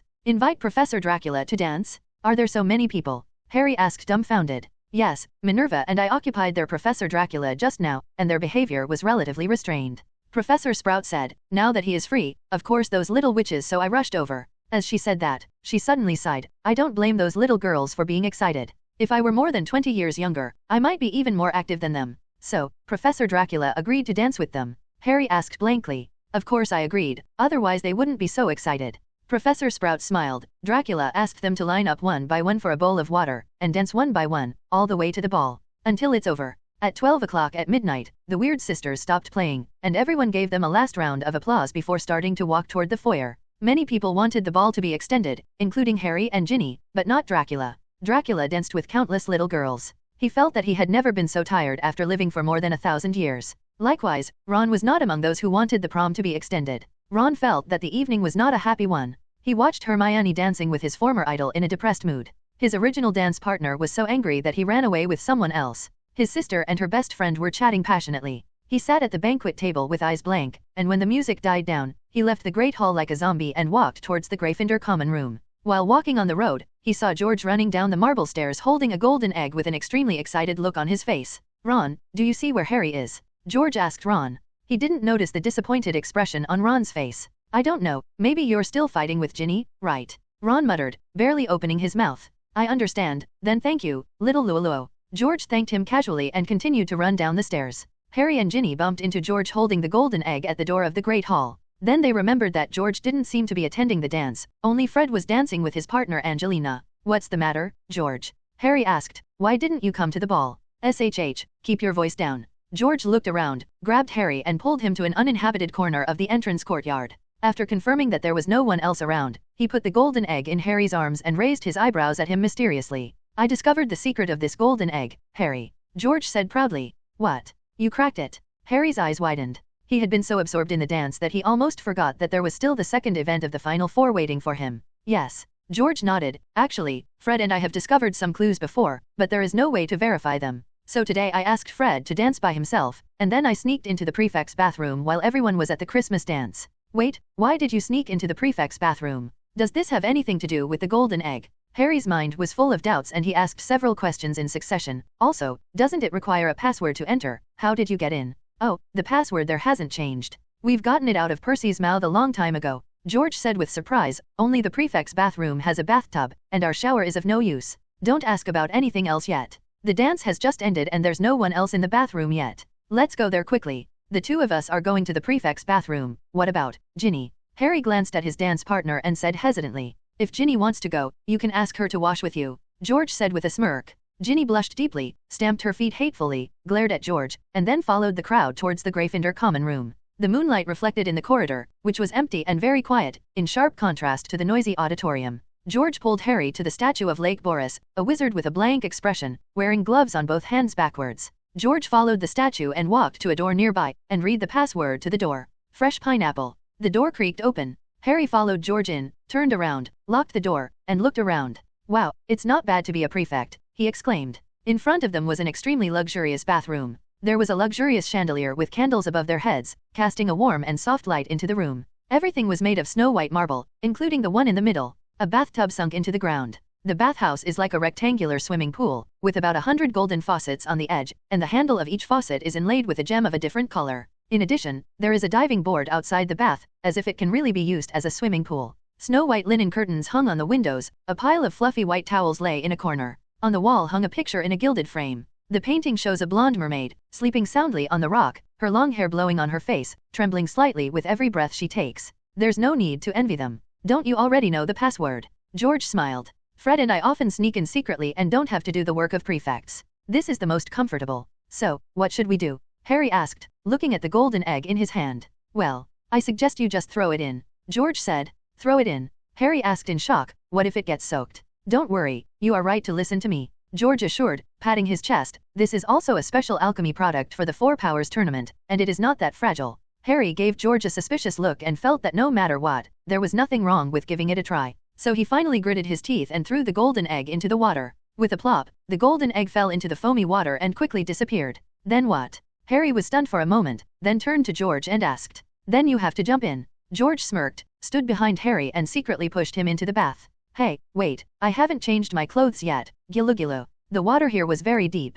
He straightened up, but his toes could barely reach the bottom of the pool. Harry accidentally choked on a large amount of water. After a while, he struggled to surface and glared angrily at George, who had a smirk on his face. Don't look at me like that, I'm helping you. George had no awareness of what bad things he had done. Instead, he said with a playful smile, why don't you go and see how your golden egg is doing? Harry took a deep breath and decided to find out the information about the second event of the Four-Wizard tournament first, and then settle the score with George alone. He swam back and forth in the water twice before finally finding the golden egg in the hot, moist, and foamy water. He plunged into the water and fished out the golden egg. There were clouds of colorful mist floating around, and this atmosphere made Harry's head foggy. He was completely unaware of what changes the golden egg had made in the water. It doesn't seem to be responding. Harry asked. Why don't you open it and try? George said. Harry stretched out his arms, held the golden egg in his wet hands, and opened it. Suddenly, piercing screams filled the bathroom, echoing and oscillating between the marble walls. But the sound was as incomprehensible as ever, and it was mixed with all the echoes in the bathroom to make it even more confusing. He snapped it shut, worried that the sound would attract the other prefects and filch to him. George, are you playing another prank? Harry looked at George suspiciously and asked with a frown. Who do you think I am, Harry? George shouted with annoyance. No matter how much I like pranks, I will never make fun of your game. If you think about it again, did I just ask you to jump into the water with the golden egg? He sat on the edge of the bath and said to Harry. Yeah, aren't I just standing in the water holding the golden egg? Harry still looked very confused. Think about it, Harry, if this egg can be solved by just soaking it in water, then why did I bring you to this bathroom? George said. I mean you bury your head in the water with the golden egg, and then open the golden egg. Is that so? Harry was still a little doubtful. But with the mentality of coming back, he took a deep breath, got under the water, and opened the shell of the golden egg again. Now, sitting on the marble bottom of the bubble bath, he heard a chorus of strange sounds coming from the opened golden egg in his hand. Harry was a little surprised and clenched the golden egg in his hand, and quickly listened attentively to what those strange voices were singing. Seek us, where our voices ring, we cannot sing on the ground. As you search, consider. We took away your most beloved treasure. You only have an hour to find and regain what we have taken, and in time bury hope. It has completely disappeared and will never see the light of day. After hearing this, Harry stepped on the bottom of the water with the soles of his feet, letting himself float up and out of the bubble-filled water. He shook his head, shaking his hair out of his eyes, and took a livid breath. Did you hear anything? George asked enthusiastically. I heard it. Harry said thoughtfully, look for us, where our voices ring. Actually, this reminder does not need to be said. Wait, I need to hear it again. With that said, he plunged under the foamy water again. It took 3 times for the Golden Egg song to be sung underwater before Harry managed to commit it to memory. He emerged from the water again and shouted to George eagerly, George, did you bring paper and pen? What's wrong, can't you remember? George asked. I can almost remember it, but I'm afraid I'll forget it after tonight. Harry said, it's better to write down the content here as much as possible, just in case I miss anything. I'm looking for. George said while rummaging around in his pocket, here it is. Here is a color-changing quill, and a piece of parchment that I usually use to record inspiration. Color-changing quill? Isn't this the magical joke Propu and Fred were working on? Harry asked worriedly. No problem. As long as you write in a specific way, the color-changing quill can write clearly enough. George said confidently, you can read it and I will write it down for you. After they had memorized all the songs verbatim, Harry finally crawled out of the bath in wet clothes and sat next to George. I have to find those who can't make a sound on the ground. He said slowly, who could that be? I feel it's already obvious. George raised his eyebrows. What else can there be besides those underwater animals? That's right, Harry nodded. The first project is to face the fire dragon, so it should be reasonable for the second project to face some magical animals living in the water, and we have an hour to go this time. Find those treasures. Then a question arises, how do you stay underwater for an hour? George asked pointedly. Harry froze. Yes, swimming in the Black Lake on a cold day is already difficult, not to mention those so-called treasures must be in the deepest part of the Black Lake. How can he hold his breath for an hour without breathing? What about retrieving those treasures? Don't think so much now. George saw that the atmosphere was a little solemn, so he played to his usual strengths and made a face at Harry. It's not too late to think about it slowly during this time. There are still 2 months before the game starts. It's time. Yeah, that's right. Harry nodded slightly. Come on, let's go back to the common room together, George said. I think you should have a good night's rest. During Charms class after the Christmas holidays, Harry, Ron, and Hermione sat alone at a table at the back of the classroom. By the second half of the semester, the practice of the flying curse has basically come to an end. The spell that the little wizards will practice in this class is exactly the opposite of the flying curse, the expulsion spell. Because things flying around the classroom can easily cause unfortunate accidents, Professor Flitwick gave each student a large pile of soft pads to use for practice, so that even if the spell went wrong, it wouldn't hit them. Hurt. Professor Flitwick's choice was indeed very prescient. Many young wizards were not good at spells, including Neville. He was so inaccurate when he recited spells that he always accidentally messed up heavy objects all over the house. Fly. For example, the thick stack of books under Professor Flitwick's feet. Professor Flitwick has fallen off his book several times, all because Neville used a banishing spell to pull the book out from under his feet. Fortunately, there is a little witch beside Neville, Hannah Abbott, who is good at magic.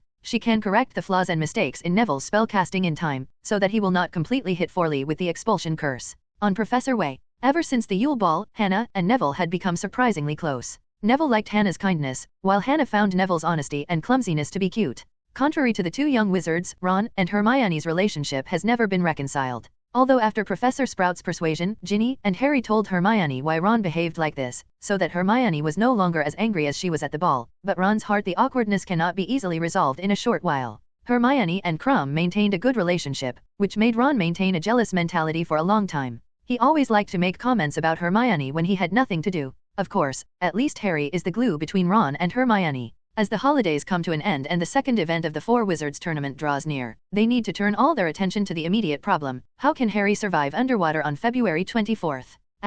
Ron was inclined to use the flying charm again. Harry had told them about the usefulness of the Muggle scuba, and Ron thought that Harry could get a set of scuba from a nearby Muggle town. Hermione flatly rejected the suggestion. Ron, even if Harry learns how to operate a scuba in the allotted hour under impossible circumstances, he will definitely be disqualified. Hermione said. He would certainly be violating the International Statute of Secrecy by flying a scuba set across the countryside towards Hogwarts without being seen by Muggles. It's a pipe dream. You are using strong words. Ron stabbed Hermione, unconvinced. Can't we get a set of scuba in advance so that Harry can learn how to use it first, and then wear it directly into the water? That is using other tools, which is against the rules of the game. Hermione emphasized, the rules of the game clearly state that warriors cannot use other tools except wands during the game. Then what do you think Harry should do? Ron snorted, waved his wand, and accidentally hit the soft cushion in front of him on Neville's head. Oh, I'm sorry, Neville? I didn't mean to have. I think the ideal way is to use transfiguration to turn Harry into a submarine or something. Hermione raised her head, waved her wand, and placed a soft cushion lightly in the box in front of the blackboard.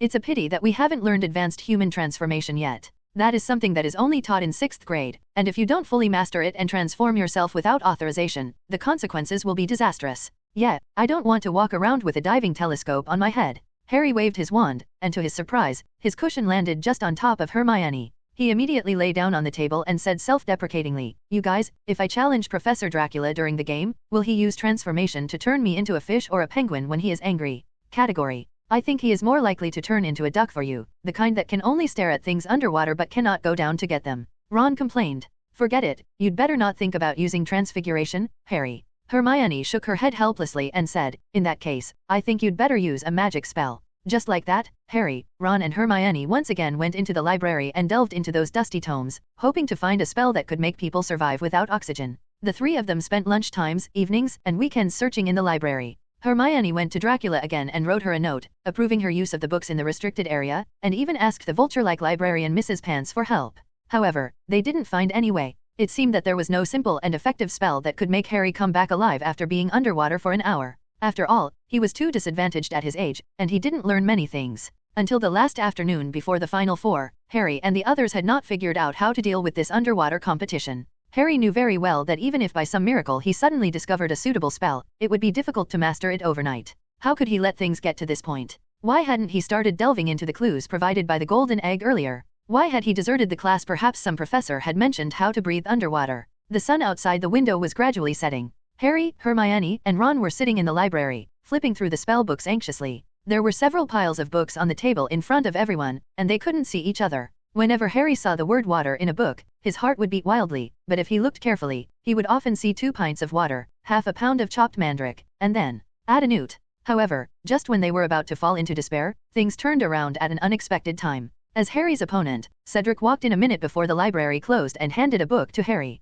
This is... Harry was stunned for a moment, looked at the herbology book Cedric handed him, and asked doubtfully, There may be something you need in here. Cedric smiled. You just told me that she was in the library just now and saw the three of you still here looking for information. I guess you haven't found a way to get into the water yet. Are you here to laugh at me? Harry's expression changed and he asked stiffly. No, I just want to return a favor to you, Cedric said with a warm smile. Favor? Harry looked at him confused. Have you forgotten? Before the first game started, you told me that the competition event would be related to the fire dragon. Cedric said, if you hadn't told me this information, I probably wouldn't have been able to come up with that ingenious thing on the spot. Methods. I'm not doing you any favors, Harry muttered. Except for you and Kowalski, all the warriors in the first round already know what the competition is. I just don't want to take advantage of you, but it is indeed a big favor for me. Cedric smiled and sighed. If you don't have this idea of not wanting to take advantage, but choose to talk to Beauxbatons and Dempster, the principals of the two schools in Longna also want to conduct competitions with foresight. Without knowing it, I would probably suffer a big loss, and I might even embarrass the warriors of Hogwarts.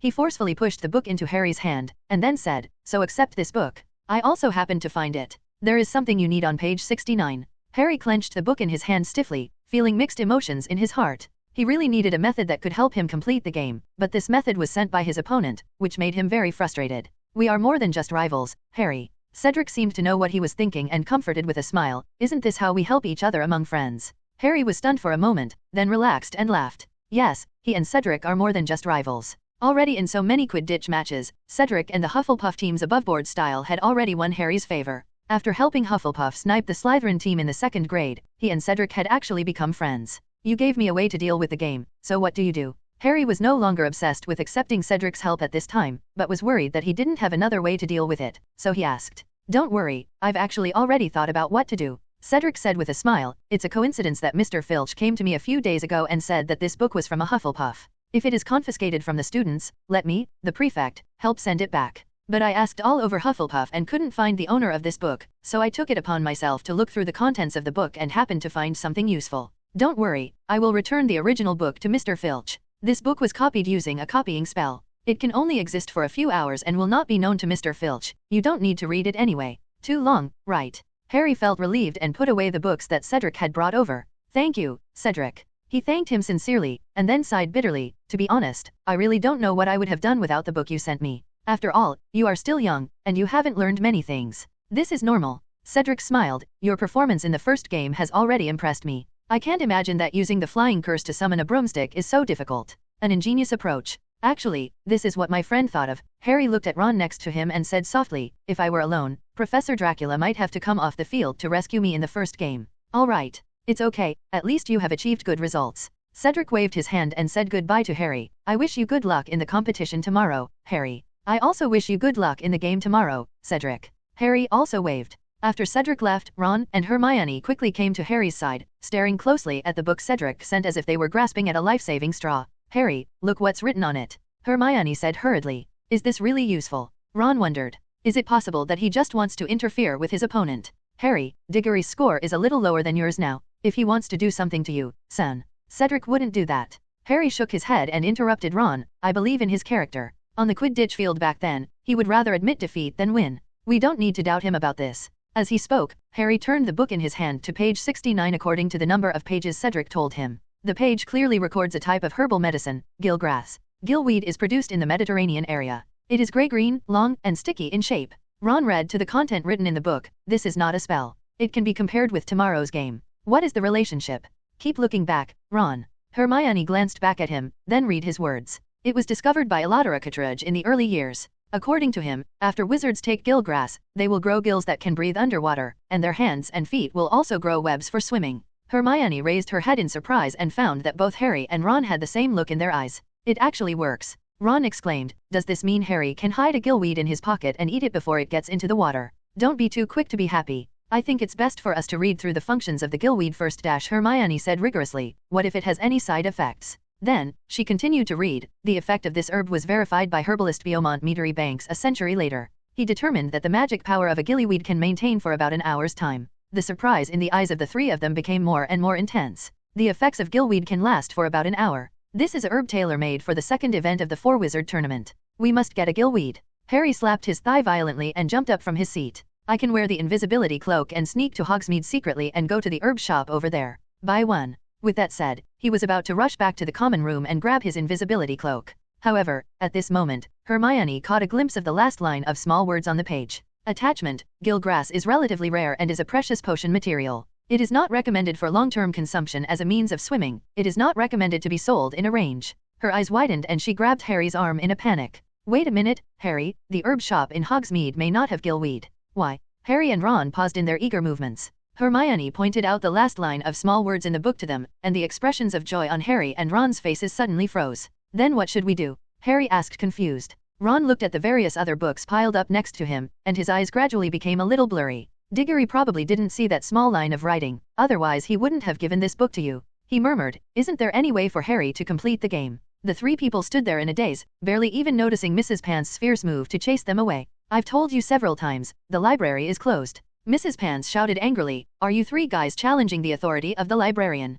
She has been the librarian at Hogwarts for so many years and holds the power of life and death over all books. Any little wizard who needs to borrow books needs to have a certain degree of respect for her, and she is proud of it. However, just today, someone actually dared to ignore Mrs. Pants as the librarian. This was definitely a direct rebellion against the librarian's authority. Oh, I'm sorry, Mrs. Pants, we just got distracted. Hermione, who still often comes to the library to borrow books and has had the most interactions with Mrs. Pants, was the first to react and quickly apologized, we'll leave right away. With that said, she immediately took Harry and Ron and ran out, leaving Mrs. Pants resentfully sorting out the large volume of books they left behind. On the other side, Hermione held one hand in each hand while pulling Ron and Harry towards the Gryffindor common room. While running, she said hurriedly, you two hurry up, maybe we still have a chance now. Give up, Hermione, we have no chance. Ron let Hermione pull him and said dejectedly, just let Harry go swim twice in the Black Lake. Professor Dracula will do it. Take him out of the water. I'd better go to Hogsmeade and take a look. What if the herb shop over there has gillyweed? Harry didn't give up on himself like Ron, but his expression was also not optimistic. The competition is not over yet, and everything has not settled yet. Hermione looked at the two of them sternly and said loudly, both of you, cheer up. Harry still has a chance to succeed in the competition tomorrow. Have you thought of anything, Hermione? Harry looked at Hermione hopefully, raising the last glimmer of hope in his heart. Yeah. Hermione nodded heavily, there's no gillyweed in the herbal shop in Hogsmeade, but that doesn't mean there's no gillyweed in other places. You mean, gillweed is not only a tool to help people swim, it is also a very precious potion material. Hermione said, let's go look for it in Snape's potion storage room and we should find something.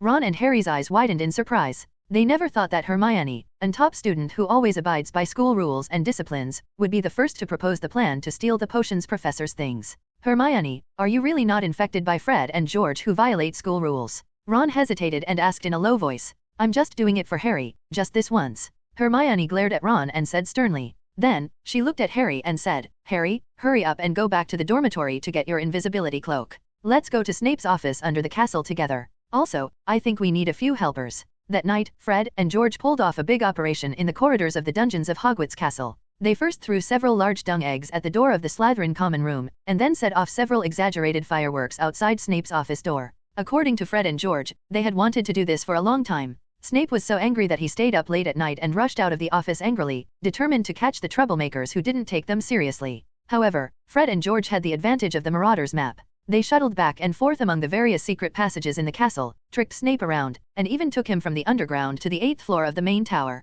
Got caught once. At the same time, 3 young wizards, hiding in a large invisibility cloak, sneaked into the castle dungeon when Snape went out to capture Fred and George. Alohomora opens? Hermione pointed her wand at the door lock of the potion material storage room and whispered softly. The door lock opened in response. Harry, Ron, and Hermione pushed open the door and walked in. They saw countless potion materials and many experimental products soaked in jars, including some extremely strange things. Look, it looks particularly permeable. Is it so easy to get in here? Ron closed the door and asked doubtfully, I thought Snape was very powerful, but I didn't expect that his protective magic was so bad. Maybe, he never thought that anyone would dare to sneak into his potion storage room, Harry said with some uncertainty. Hermione frowned, staring at the one that had just cast the unlock charm. Why do I feel a little strange? She whispered, Snape's protective magic should not be so fragile. Instead, I feel that it has been cracked, leaving only the most ordinary door lock. Leave it to me. Don't think so much, just come in. Ron said carelessly, instead of thinking about all these things, it's better to seize the time and help Harry find the gillweed.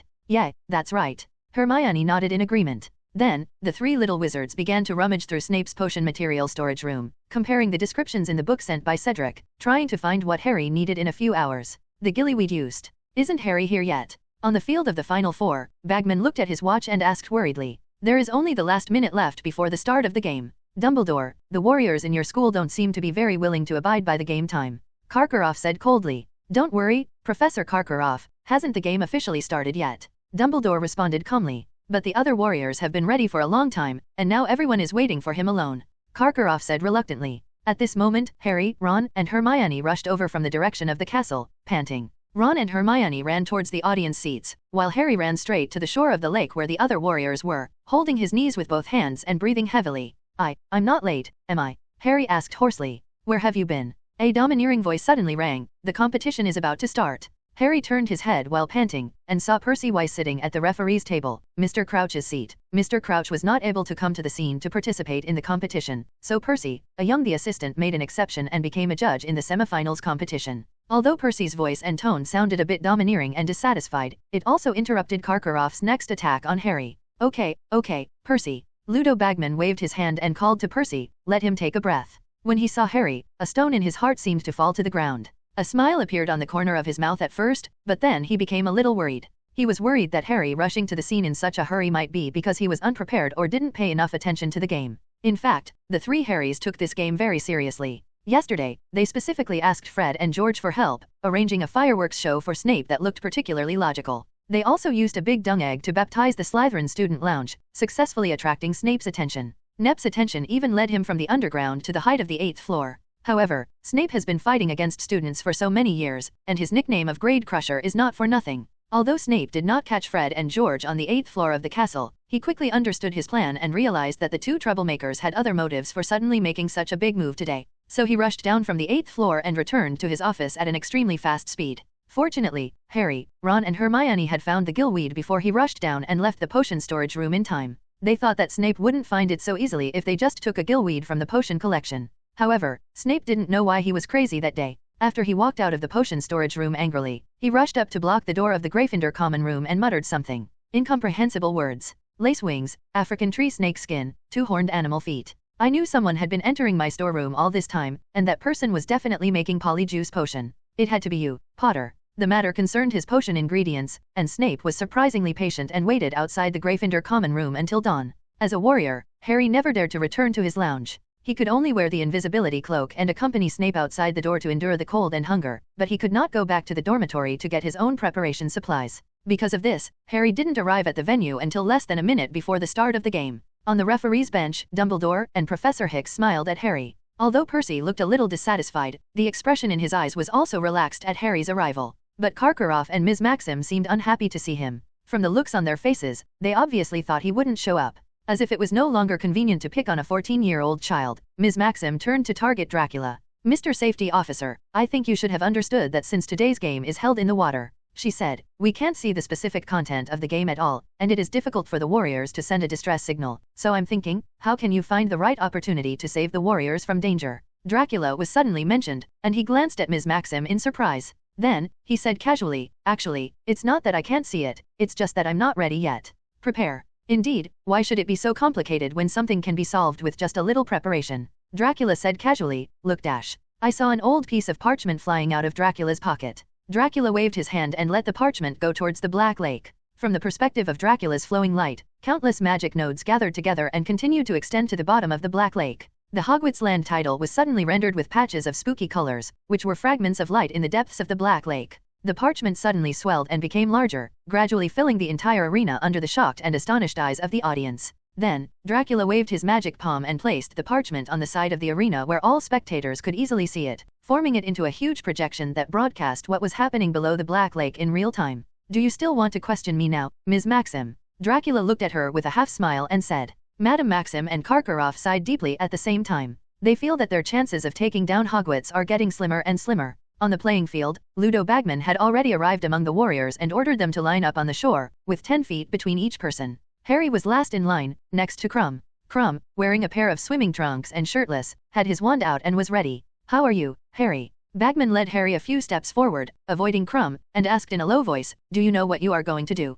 I know, Harry gasped, clutching the gillweed in his pocket. This is his lifeline. Very well, I wish you success, Harry. Bagman squeezed Harry's shoulder hard and returned to the referee's table. He pointed his wand at his throat, just like he did at the Quidditch World Cup final, and said, loud. Then his voice was like thunder, passing over the dark Black Lake and reaching the stands. Listen up, everyone, our warriors are already in place. As soon as I blow the whistle, the second project begins. They have a full hour to get back what was taken from them. I count to 3. 1, 2, 3. A shrill whistle echoed in the cold, still air. The stands erupted in cheers and applause. Crumb first used a rough human deformation to turn his head into a big shark, and then took the lead in wearing swimming trunks and jumped into the Black Lake in February, before spring had fully arrived. Oh, quite ingenious human deformation. I didn't expect that Mr. Crumb's deformation level is not inferior to his flying ability. Bagman said with appreciation. I heard that Durmstrang's students are very resistant. He can swim in the water even in the winter, so there is no problem with his choice of jumping directly into the cold water. Furong cast a bubble charm on herself, and then gracefully fell into the lake with her graceful figure. Harry glanced at Cedric, who was helping him with this project, and found that he had also chosen the bubble charm, but he also used part of the human body deformation to make his hands and feet more suitable. Swim. Harry didn't have time to wait and see what the other warriors were doing. He just took off his shoes and socks 3 times, took out the gillyweed from his pocket, stuffed it into his mouth, and then waded into the lake. The lake in February had just melted, and it was bitingly cold. I felt that the skin on my legs was burning, as if it was on fire. The further he walked, the deeper the lake became, and his soaked robe fell heavily. The water in the lake was now up to his knees, and his 2 rapidly numb feet kept slipping on the sand and slippery, sticky stones of the lake. He chewed the gilly grass quickly and hard. It didn't feel good. It was tough and greasy, like the tentacles of an octopus. He stopped in waist-deep water, swallowed the gillyweed, and waited for a miracle to happen. Then, very suddenly, Harry felt as if an invisible pillow was pressing down on his mouth and nose. As soon as he took a breath, he felt like his mind was spinning. His lungs were empty, and there was a sudden sharp pain like a knife on both sides of his neck. Harry quickly grabbed his throat with both hands and felt that there were 2 long narrow slits under his ears. They opened and closed in the cold air. He had gills? Without hesitation, he took the only reasonable action, dove into the water. Taking your first breath of cold lake water is like getting the oxygen you need for life. His head stopped spinning, so he took another deep breath of lake water, feeling the water flowing smoothly through his gills and delivering oxygen to his brain. He stretched out his hands in front of him and looked at them carefully. They looked a little green under the water and looked very weird, and there were webs connecting the fingers and the toes, as if his feet suddenly turned into duck webs. At the same time, the water was no longer freezing cold. On the contrary, he felt very cool and comfortable, and his body became very light. Harry continued to paddle forward, and he was surprised to find that the 2 webbed feet allowed him to move faster in the water than on land. He also found that he seemed to be able to see clearly without blinking at all. Soon, he swam far away and then plunged deeper into the lake. There seemed to be a burst of cheers from the distant auditorium, and Harry raised the corners of his mouth in the water with joy. In fact, those loud cheers and screams were not for Harry. Apart from Harry, Crumb, Fleur and Cedric, John, who is also a warrior, seemed particularly unhurried. He just stood lightly on the shore, picked up a green leaf in his hand, and gently put it to his mouth. Woo dash. A strange and melodious sound came from John's mouth. The next moment, the water in the Black Lake seemed to be boiling. Countless bubbles emerged from the water, and a large number of ripples appeared on the originally calm lake surface. Wow, there was a loud sound of water. Along with the water splashing all over the sky, a large water monster that looked like a horse and had broadleaf cattail grass as a mane suddenly emerged from the lake water and landed in front of John, shaking quietly. That's. Bagman, the commentator, was so surprised that he couldn't speak clearly. That seems to be a horse-shaped water monster. Seeing John grabbing the mane of the horse-shaped water monster and stepping on its back, as if he was preparing to ride such a powerful magical animal into the lake, the referee could not sit still. This is a 4x level magical animal. There is no way that warriors will ride such a balance-breaking monster to participate in the competition. Karkaroff suddenly jumped up and protested loudly. Ms. Maxim also stood up angrily. Isn't this blatant borrowing of foreign objects? She said loudly. I don't agree with him participating in the competition in this way. John can tame magical animals on the playing field. Doesn't this count as his own strength? Professor Hicks also stood up and confronted the 2 principals of Bosbatons and Durmstrang. Harry had no idea what was going on at the referee's table. Reflected on the land deeds of Hogwarts, the audience saw that Harry had begun to swim around in a dark, hazy, and strange scenery. There was silence in Harry's ears. He could only see within a 10-foot radius, so with every stroke he made in the water, a new vista suddenly emerged from the darkness ahead, a jungle of undulating, tangled black weeds, scattered with glittering a wide stretch of pebbles and flat sand. He swam deeper and deeper, heading toward the center of the lake. His eyes were wide open, looking through the gray and strange lake water, looking at the black shadow in the distance, where the lake water was dark and hazy. He looked hard into the distance. In front of him was a piece of green water grass, 2 feet deep, really like a very dense lawn. Harry stared straight ahead without blinking, trying to identify the shapes in the shadows. At this moment, without warning, something grabbed his ankle. Harry twisted around and saw a Grindylow, a water monster with horns on its head. Grindylow leaned out of the water plants, gripping Harry's legs with his long nails, and pointed long teeth exposed in his mouth. The water monster was followed closely by an ugly mermaid with brown skin. It was this mermaid that drove the water monster like Grindylow to attack Harry. Harry quickly put his webbed hand into his robes and touched his wand. But as soon as he grabbed the wand, 2 more Grindylows emerged from the water plants, grabbed Harry's robes, and pulled him down with all their strength. Relatio. The audience outside the field looked at the image on the old parchment. The movements of the 5 warriors were divided into 5 boxes, all of which were clearly visible. Harry wants to use the force leakage spell to attack the mermaid. It seems that the effect of this spell has some problems in the water. Bagman's attention has been focused on Harry. After seeing his actions explain immediately, some of the audience looked at the box where Harry was, and saw that the tip of his wand did not emit the red beam that should have appeared. Instead, a large number of bubbles burst out, and drove a beam of hot water to touch the box. On the ugly mermaid. When the water flow came into contact with the mermaid did not appear as weak as it should have been. There were only a few red patches on the brown skin that had been scalded by the hot water. It seemed that its movements were not affected. We all know that as the youngest warrior, Potter has not experienced many courses. This is the disadvantage of his inexperience. Bagman explained with a worried look, the spell is in the water and in the air. There is a difference, unless you are strong enough to not be affected by water. The picture on the parchment changed again. Mermaids living in high latitudes almost always survive in cold water. Although they are not hurt by the stimulation of hot water, they are furious in their hearts. He opened his mouth, and although the audience couldn't hear it, they could guess that he made a series of sharp screams. Then, more and more ugly brown-skinned mermaids holding steel forks gathered from all directions, driving a large group of Grindylows and surrounding Harry in the middle. If there was no miracle, it would be impossible for Harry to escape from this dense encirclement. Gillweed can only allow him to adapt to movement and breathing in the water, but it cannot improve his combat capabilities in the water. Under such circumstances, a little wizard who was only in 4th grade was obviously no match for the ferocious mermaid who had lived in the water since childhood. However, Safety Officer Dracula, who was lazily floating over the Black Lake, had no intention of helping. He even had the time to stuff a blood-flavored lollipop into his mouth and watched with interest. With the vastly expanded Hogwarts title, not only did Dracula seem nonchalant, but other viewers didn't seem to care about Harry's condition at all. In fact, their attention was focused on another box, and they basically didn't see it. What happened over there? There was a figure riding a majestic horse-shaped water monster. It was really like riding the wind and waves in the Black Lake, speeding through the water. Such a magical sight was so impressive that the little wizards looked at it with envy, imagining that they would also have the opportunity to ride such an amazing magical animal and steal the show in front of everyone. Now in the entire arena, only Bagman and Harry's Gryffindor friends were worried about Harry being trapped in a tight situation.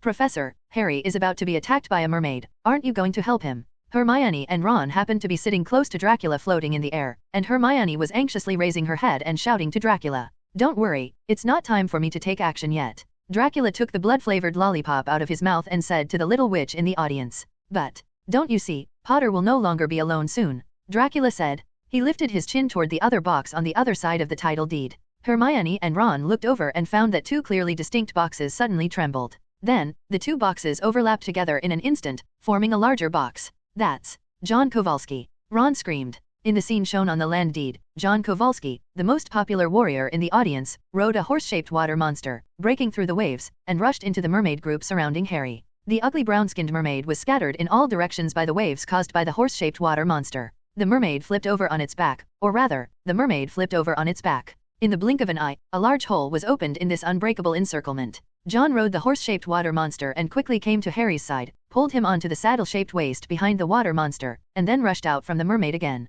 As a magical animal of 4x level and famous for its water nature, the water monster swims much faster than the mermaid. In the blink of an eye, they broke away from the mermaid's pursuit, leaving only the sharp and piercing roar of the mermaid behind them. Disperse. After getting rid of the mermaid completely, John put Harry down from the back of the water monster. There was no normal conversation between the 2 of them in the water, so John just glanced at Harry, made a few gestures, and gave a thumbs up. Harry understood what John meant. Because Cedric had the same expression last night when he gave him the herbal book containing the gillyweed.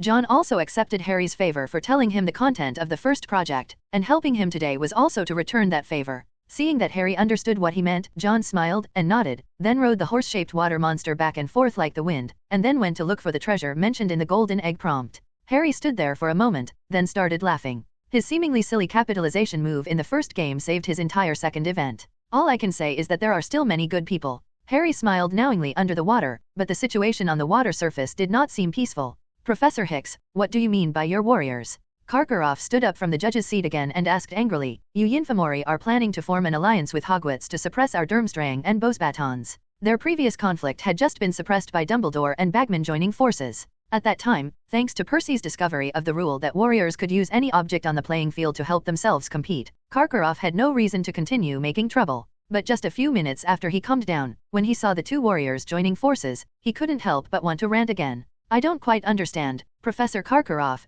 do you have some kind of persecution delusion? Professor Hicks was not an easy person to deal with, and he stabbed back without mercy. A kind person. Is there anything wrong with helping others when you see them in danger? We don't want and have no need to waste time and effort targeting you, Durmstrang. But this is in a game, not in a casual day. Karkaroff was furious and said loudly, he is helping his competitors, which is both for Kowalski himself and other warriors. Unfair. If you have enough charisma, you can definitely ask other warriors to volunteer to help your warriors instead of jumping around like a clown. Professor Hicks glanced at him contemptuously and shook his head casually. Shake his head. You are insulting a referee. Karkaroff's face turned red with anger, and his right hand kept twitching, as if he was trying not to pull out his wand and cast a spell. In other words, if he could have fought it, he might have pulled out the wand long ago. But Professor Hicks is a well-known master of spells. She was a well-deserved first-tier combat force in the global wizarding war against Grindelwald decades ago, and she is not as good-natured as Dumbledore, so she is stuck. Karloff was really embarrassed when facing her. I am also a referee, Karkaroff.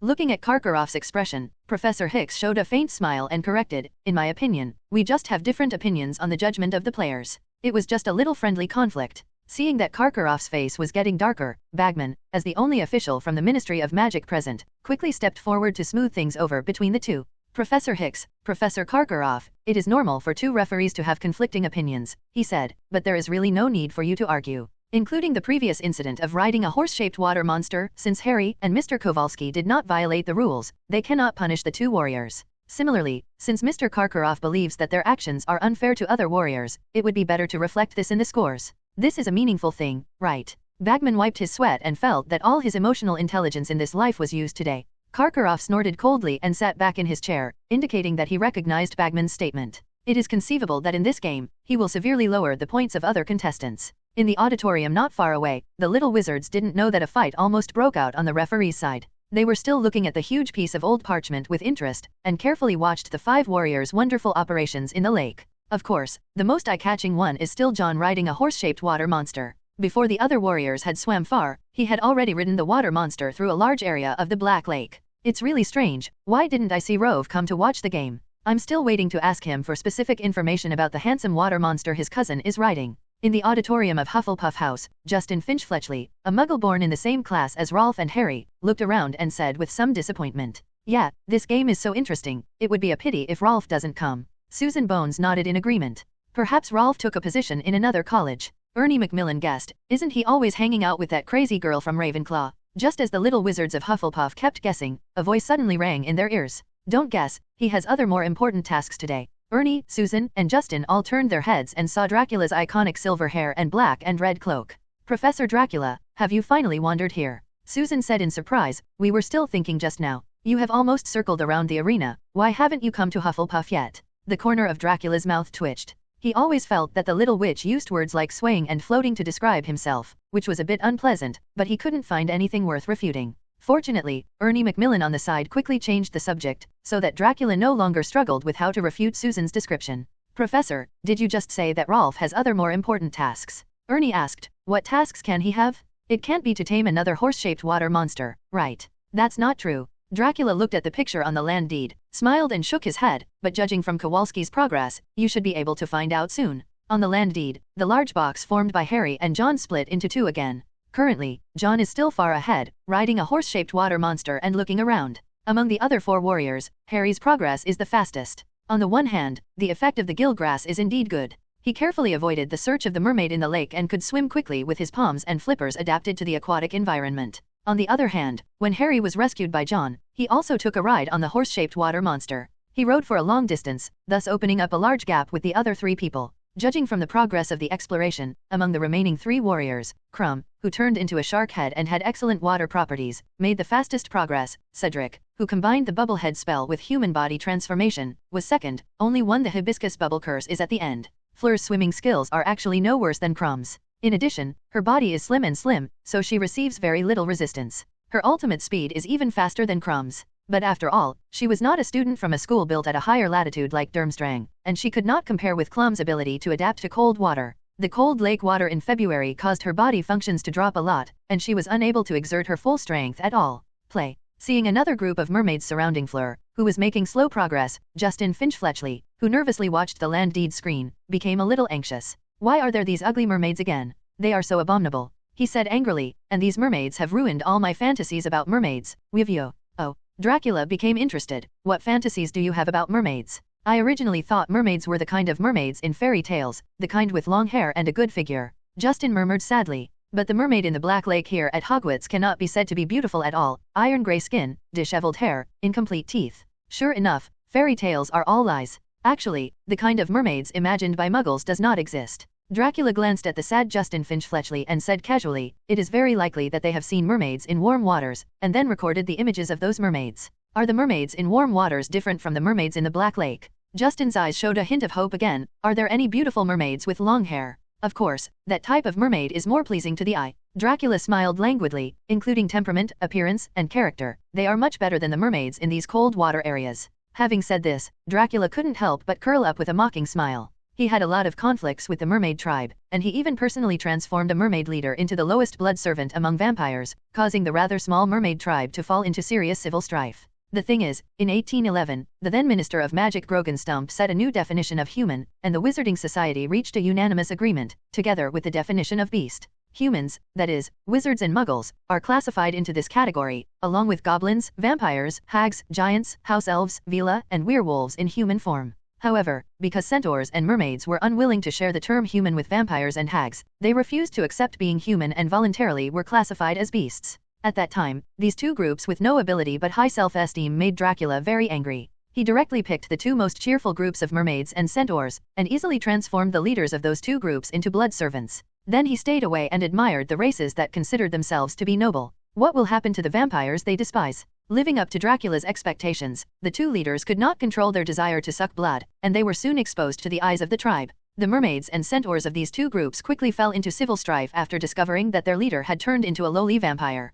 Countless lower-class centaurs and mermaids wanted to overthrow the leader's rule and maintain the purity of the group. It's ridiculous. The most arrogant and conceited mermaids are not the pleasing warm water mermaids, but these cold water monsters. Dracula sneered. I really can't imagine what they have to be proud of. Justin, Ernie Macmillan, and Susan Bones shivered simultaneously. They felt that the temperature around them, which was not very warm, suddenly dropped several degrees and suddenly became extremely cold. Justin trembled and glanced at the picture on the Hogwarts title deed, watching those ugly mermaids surrounding Fleur Delacour, whose ankles were entangled in water plants, and silently handed them a look of pity. Sure enough, just before the mermaid's steel fork was about to touch Fleur, Dracula suddenly flew up from the Hufflepuff audience. He appeared above the Black Lake in an instant, with a vague sneer on his lips, and waved his wand violently. The next moment, under the horrified eyes of everyone, the lake set off a stormy wave, and a huge water column shot into the sky, swallowing almost half of the sky. A huge water wall stood high on the lake. The clouds were stirring, the light was shaking and the snow was spraying. The entire Black Lake seemed to be suddenly divided into two halves. One half is a huge wall of water, and the other half is an abyss with no bottom. The Hogwarts title deed, enlarged countless times, now seemed like a small building in front of the Sky Tower compared with the water wall of the lake. It stood there tremblingly and no longer had the same momentum as before. In the picture on the land deed, you can see Fleur Delacour entangled in water plants and wrapped in a mermaid. Suddenly a beam of sunlight shines on her body, illuminating her long silver hair and lighting up the natural beauty in her eyes. The light has dimmed. Then, a waterspout quietly formed at the bottom of the lake, cutting the water plants in half, and then lifted Furong's body to the surface of the lake. I don't know when a group of mermaids were sucked into the waterspout. It was like a drum washing machine, tossing those ugly mermaids and their pet Grindylow around. Many of them were lost consciousness. Justin, who had been standing with Dracula not long ago, swallowed. Professor Dracula must have done it on purpose, right? He whispered to Susan and Ernie beside him. Susan and Ernie nodded silently in agreement. Ahem. Professor Dracula, please stop your magic for a moment. Dumbledore stood up from the judge's table and coughed twice. Actually, I have reached an agreement with the mermaid. They are just pretending and will not really hurt Miss Delacour. Do you dare to believe what these guys say? Dracula turned his head and looked at Dumbledore with raised eyebrows. They often backstab others. If it were me, I would definitely not do it with them. What kind of agreement? Don't worry, we have signed an unbreakable contract and they cannot break it. Dumbledore said helplessly. Theoretically, these mermaids can also be regarded as staff of the Four-Wizard tournament. So that's it. Dracula blinked, pretending to be suddenly enlightened, but the waterspout on the water showed no intention of stopping. But Dracula's expression was too innocent. Anyway, Justin and the other three little Hufflepuff wizards couldn't tell at all that this cautious professor was thinking about the previous dispute with the mermaid and wanted to give these a lesson from the mermaid. Seeing that Dracula didn't want to take back the magic, Dumbledore had no choice but to take action himself, waving his wand to fish the mermaids out of the waterspout. Poor these mermaids, they were still unconscious when Dumbledore put them back into the water. I'm afraid they won't wake up for a while. Seeing those mermaids return to the water, Dracula curled his lips in boredom, waved his hand, and smashed the water wall on the lake back to the surface, making a deafening rumbling sound. Dumbledore shook his head helplessly and waved his wand again to calm the lake. At this time, the rescued Fleur was also lowered from the waterspout by Dracula, and Madame Pomfrey was running over in a hurry, ready to check the warrior's physical condition. Professor, can you please save my sister? She is not even 10 years old yet. Fleur shouted eagerly to Dracula before Madame Pomfrey came to check. Huh? What happened to your sister? Dracula descended from the sky and asked casually. He snapped his fingers, and Fleur's wet body immediately became as dry as if she hadn't been in the water. My sister, Gabrielle Delacour, must have been kidnapped by the mermaid. Fleur said anxiously. I found out that Gabrielle disappeared early this morning, and then I thought of the golden egg giving prompt. I have already guessed that she is my treasure mentioned in the prompt. But I have lost the qualification to continue the competition, and I will definitely not be able to rescue Gabrielle.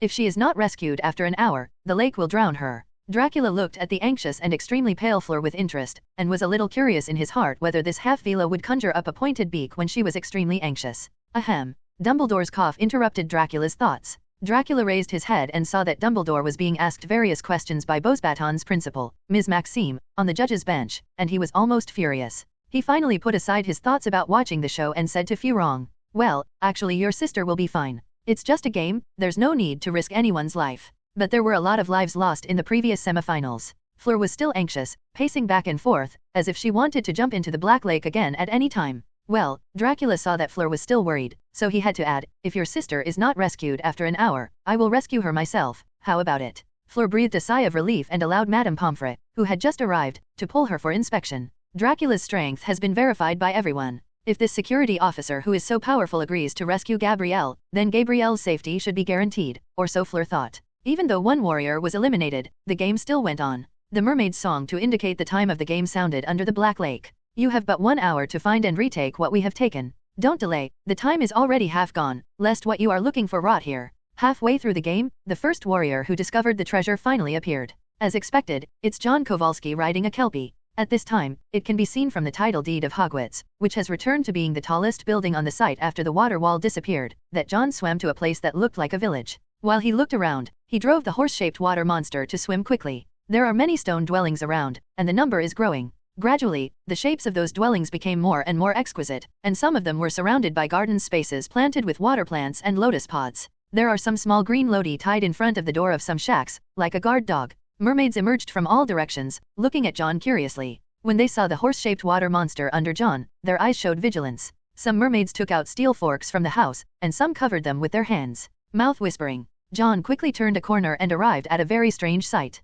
The place seemed to be the square of a small mermaid village, surrounded by some houses, and a large group of mermaids floating in front of the houses. In the middle, some mermaids were singing in unison, calling for the warriors to come over. Behind them stood a crude statue, a giant mermaid carved from a boulder. 5 people were tightly tied to the tail of the mermaid stone statue. Most of these people's faces are familiar, including Qiu Zhang, Ginny, Luofei, and a little girl with cloud-like silver hair. The audience compared the silver hair with Fleur's, and soon realized that the little girl who was at most 8 years old was the sister that Fleur had just mentioned, Gabrielle Delacour. In addition to these 4 young wizards, there is also an older wizard wearing the uniform of the Bulgarian Quidditch national Quidditch team. All 5 of them seemed to be sleeping deeply, with their heads hanging limply on their shoulders, and a string of thin blisters popping out of their mouths. Ginny, why is she there? Ron in the audience exclaimed. Also, isn't that Hilma Dennison? She seems to be Krumm's best friend in the Bulgarian national team. He turned to look at Hermione, only to find that Hermione's face was a little red. What's wrong with you, Hermione? Ron asked strangely. It's nothing. Hermione covered her face with her hands and shook her head heavily. What she didn't tell Ron was that the staff of the 4-Wizard tournament originally planned to find her as Krumm's treasure. However, due to the conflict with Ron some time ago and Harry's dilemma of not being able to cope with the competition, Hermione deeply realized that her 2 friends probably needed her more than Krumm. So she declined the staff's invitation and chose to stay in the library with Harry and Ron to find ways to deal with the second game. The staff of the 4-Wizard tournament had no choice but to do the next best thing and find Krumm's best friend in the Bulgarian national Quidditch team, or rather his only friend, as Krumm's treasure arrangement deep in the lake. At this time, in the picture on the land deed, John was keenly aware of what he should do. So he took out his wand from his pocket, placed it close to the rope wrapped around Rove's body, and said silently, Diffindo. As an experienced adult wizard, the effect of his spells in water is obviously much stronger than Harry's. Although this cutting spell is not as powerful as the one on the ground, it is enough to cut off the rope on Rufe's body. After rescuing Rolf, John drove the horse-shaped water monster to circle above the water without hesitation, causing violent waves. Okay, our first warrior has succeeded. Bagman shouted loudly in the commentary box. Mr. John Kowalski. It only took him less than 40 minutes to rescue killed his partner. After John surfaced, the audience burst into cheers. He smiled a little tiredly, put Rolf on the shore, and then waved to the horse-shaped water monster. This 4x level magical animal spun around in circles and then disappeared into the deep lake. However, unlike the excited and cheering audience, Fleur sitting in the medical tent looked a little disappointed. She thought other warriors would help her rescue her sister. There's no need to look down. Dracula chuckled softly and said to her, even if other warriors don't save your sister, there will still be a stupid boy in this game who will save those who have nothing to do with him regardless of others' dissuasion. More than half of the time has passed, and the current situation on the court is that one warrior has been eliminated, and one warrior has successfully rescued his partner. The game is still going on. There are 3 warriors still swimming hard in the Black Lake, looking for the treasure in the hint given by the golden egg. Finally, with only 10 minutes left before the 1-hour limit, Harry swung his webbed fingers, breathed through the gill pouches on the outside of his neck, and swam to the mermaid village that John had visited before. He swam past the mermaids vigilantly, fearing that the guys raising Grindylow would suddenly stop him. He quickly bypassed the mermaids singing in the small square and swam to the rough stone statue. On the tail of the giant mermaid carved from a boulder, one of the 5 people who were originally tightly tied was rescued, and now there are still 4 people left who have not been rescued. Ginny. Harry saw the little witch with fiery red hair at a glance. He swam hard toward where the hostages were, wary of the swarms of merfolk nearby. Harry thought that the mermaids would attack him with steel forks. Fortunately, these mermaids kept their agreement with Dumbledore and did not do so. The rope that tied the hostage to the statue was made of water grass, thick, slippery, and very strong. Moreover, these ropes have countless strange knots tied inside and outside them, which cannot be untied in a short time. However, after the test just now, Harry did not have the ability to successfully use magic spells in the water and was unable to cut the rope with the cutting spell. After all, he couldn't even do the silent spell. Now he just wished he had brought a knife with him. Harry looked around and saw that many of the mermaids around the hostages were holding sharp steel forks. So he swam quickly toward a 7-foot-tall mermaid with a long green beard and a necklace of shark teeth, and gestured to ask to borrow its spear.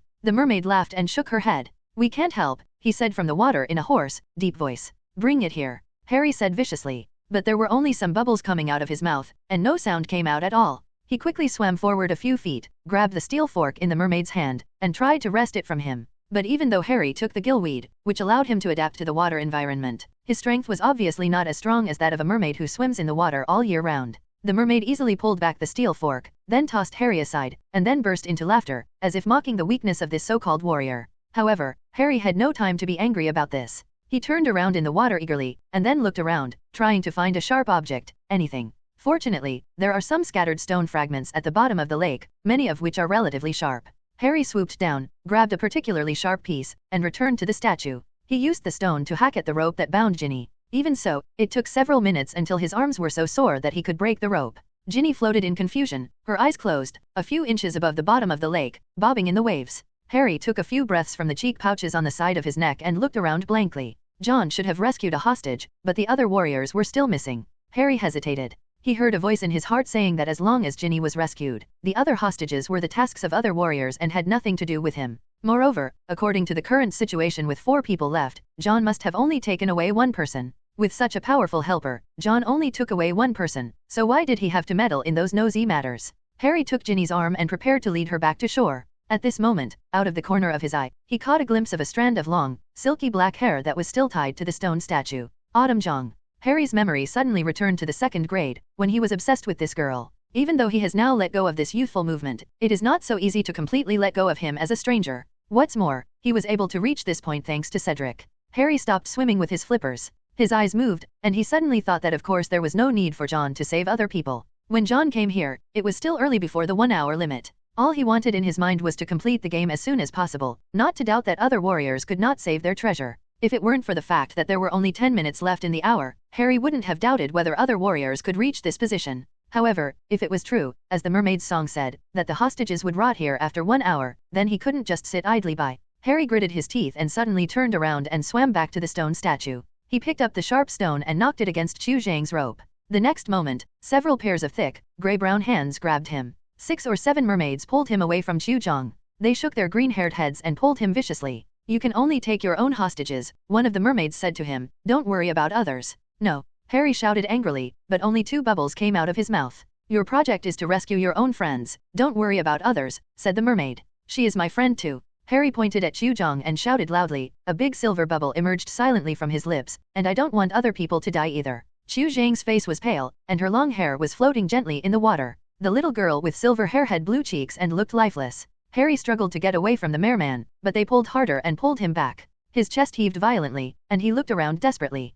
Where have all the other warriors gone? If he sent Ginny to the surface and came back to rescue Cho Chang and the others, would it still be too late? Can he still find them? He looked down at his watch, wondering how much time was left, but his watch had long been soaked in water, and the hands didn't move. At this moment, the surrounding mermaids suddenly excitedly pointed at the top of Harry's head and let out sharp screams. Harry looked up and saw Cedric swimming towards them. There is a huge bubble around Cedric's head, making his features look elongated and widened, making him look comically elongated. Sorry, I just got lost. He mouthed, with an equally nervous look on his face. Fleur and Crumb should be here soon. Harry felt a stone fall to the ground. He watched with envy as Cedric took out his wand from his pocket and used a silent spell to turn a stone into a knife. He quickly cut the rope and rescued Cho Chang. After cutting the rope, Cedric turned back and nodded to Harry, pulled Zhang upstream, and soon disappeared. Harry looked around and waited. He wanted to ensure that Fleur and Crumb rescued their companions in time to prevent the hostages from having any accidents for more than an hour. On the shore, outside the medical tent, Fleur looked at the Hogwarts title deed erected in the distance with red eyes. Is this the friend Rolf made at Hogwarts? John also came to the medical tent, stood next to Fleur, and sighed softly. He is indeed a silly boy, but he has to be admired. He came here after rescuing Rolf, and handed Rolf to Madame Pomfrey for a physical examination. Am I right? There will be a stupid boy who will save your sister. Dracula chuckled. I may be able to guess why Dumbledore likes him so much. At the judges' table, Professor Hicks turned his head to look at Dumbledore and smiled softly. Albus, you Hogwarts warriors gave up the second place, but why do you feel so elated? She asked. Oh, it's nothing, I suddenly thought of something happy. Dumbledore said, unable to hide the smile on his face. Deep in the Black Lake, another warrior came to the square where the hostages were. Harry turned around and saw a huge thing swimming towards them. Below it was a human body, wearing swimming trunks, and above it was the head of a shark. It was Crumb. It seems that he wanted to transform himself into a human body, but he was not very successful, or, he was only half successful. Even so, being able to deform half of the human body is quite impressive. The half-man, half-shark Crumb swam straight to his Bulgarian national team teammate, Hilma Dennison. Harry had a feeling that Crumb seemed a little disappointed when he saw that his treasure was Hilma, as if he thought the hostage here should be someone else. After Crumb came to Hilma, he had no idea what to do. He used the shark's mouth to pull and bite the rope on his body. The problem was that Crumb's new teeth had a strange structure. He could bite anything smaller than a dolphin. It all looks awkward. And Harry was sure that Crumb's movements were not careful. He was about to tear Hilma in half. Harry rushed forward, patted Crumb's shoulder hard, and lifted the piece-pointed stone. Crumb grabbed him and started hacking at the ropes around Hilma. Crumb proved to be much stronger than Harry, and he succeeded after a few seconds. He grabbed his teammate's waist and, without looking back, quickly led him up to the water. Now there is only one last hostage left, the little girl with silver hair. Furong hasn't come over yet. What should I do? Harry thought anxiously. He was not sure when the game time would reach 1 hour. It seemed that Furong must have encountered some trouble. There is no other way now, only. Outside the medical tent, Fleur looked nervously at the picture on the land deed. Harry grabbed the stone Crumb threw and came to Gabrielle Delacour's side. But the mermaids gathered around Ginny and Gabrielle, shaking their heads at Harry. Harry pulled out his wand viciously. Get out of the way. A string of bubbles came out of his mouth. But he clearly realized that the mermaids understood what he meant, because their expressions suddenly changed, and their muddy yellow eyes stared at Harry's wand, looking very scared. They were outnumbered, and Harry was alone. But Harry could tell from the panicked looks on their faces that they seemed to be afraid of magic. Just 20 minutes ago, the mermaid he faced had not shown such emotions. Bagman in the commentary box had a strange expression and looked at Dracula standing on the shore. Obviously, these mermaids are afraid of the wand in Mr. Potter's hand. He said, if my guess is correct, it should be the spell that Professor Dracula used when rescuing Fleur not long ago that gave it to the mermaids underwater. It left a huge shock and gave them an unprecedented awe of magic. Deep in the Black Lake, Harry raised his wand high above his head. I'm counting to 3, he yelled, a stream of bubbles erupting from his mouth. Harry held up 3 fingers just to make sure they understood what he meant. 1. He put down a finger. The mermaids looked at him blankly, but hesitated and did not move. 2. He put down a second finger. The mermaid finally couldn't suppress the fear in her heart and scattered away, looking back at the wand in Harry's hand from time to time, for fear that he would suddenly attack.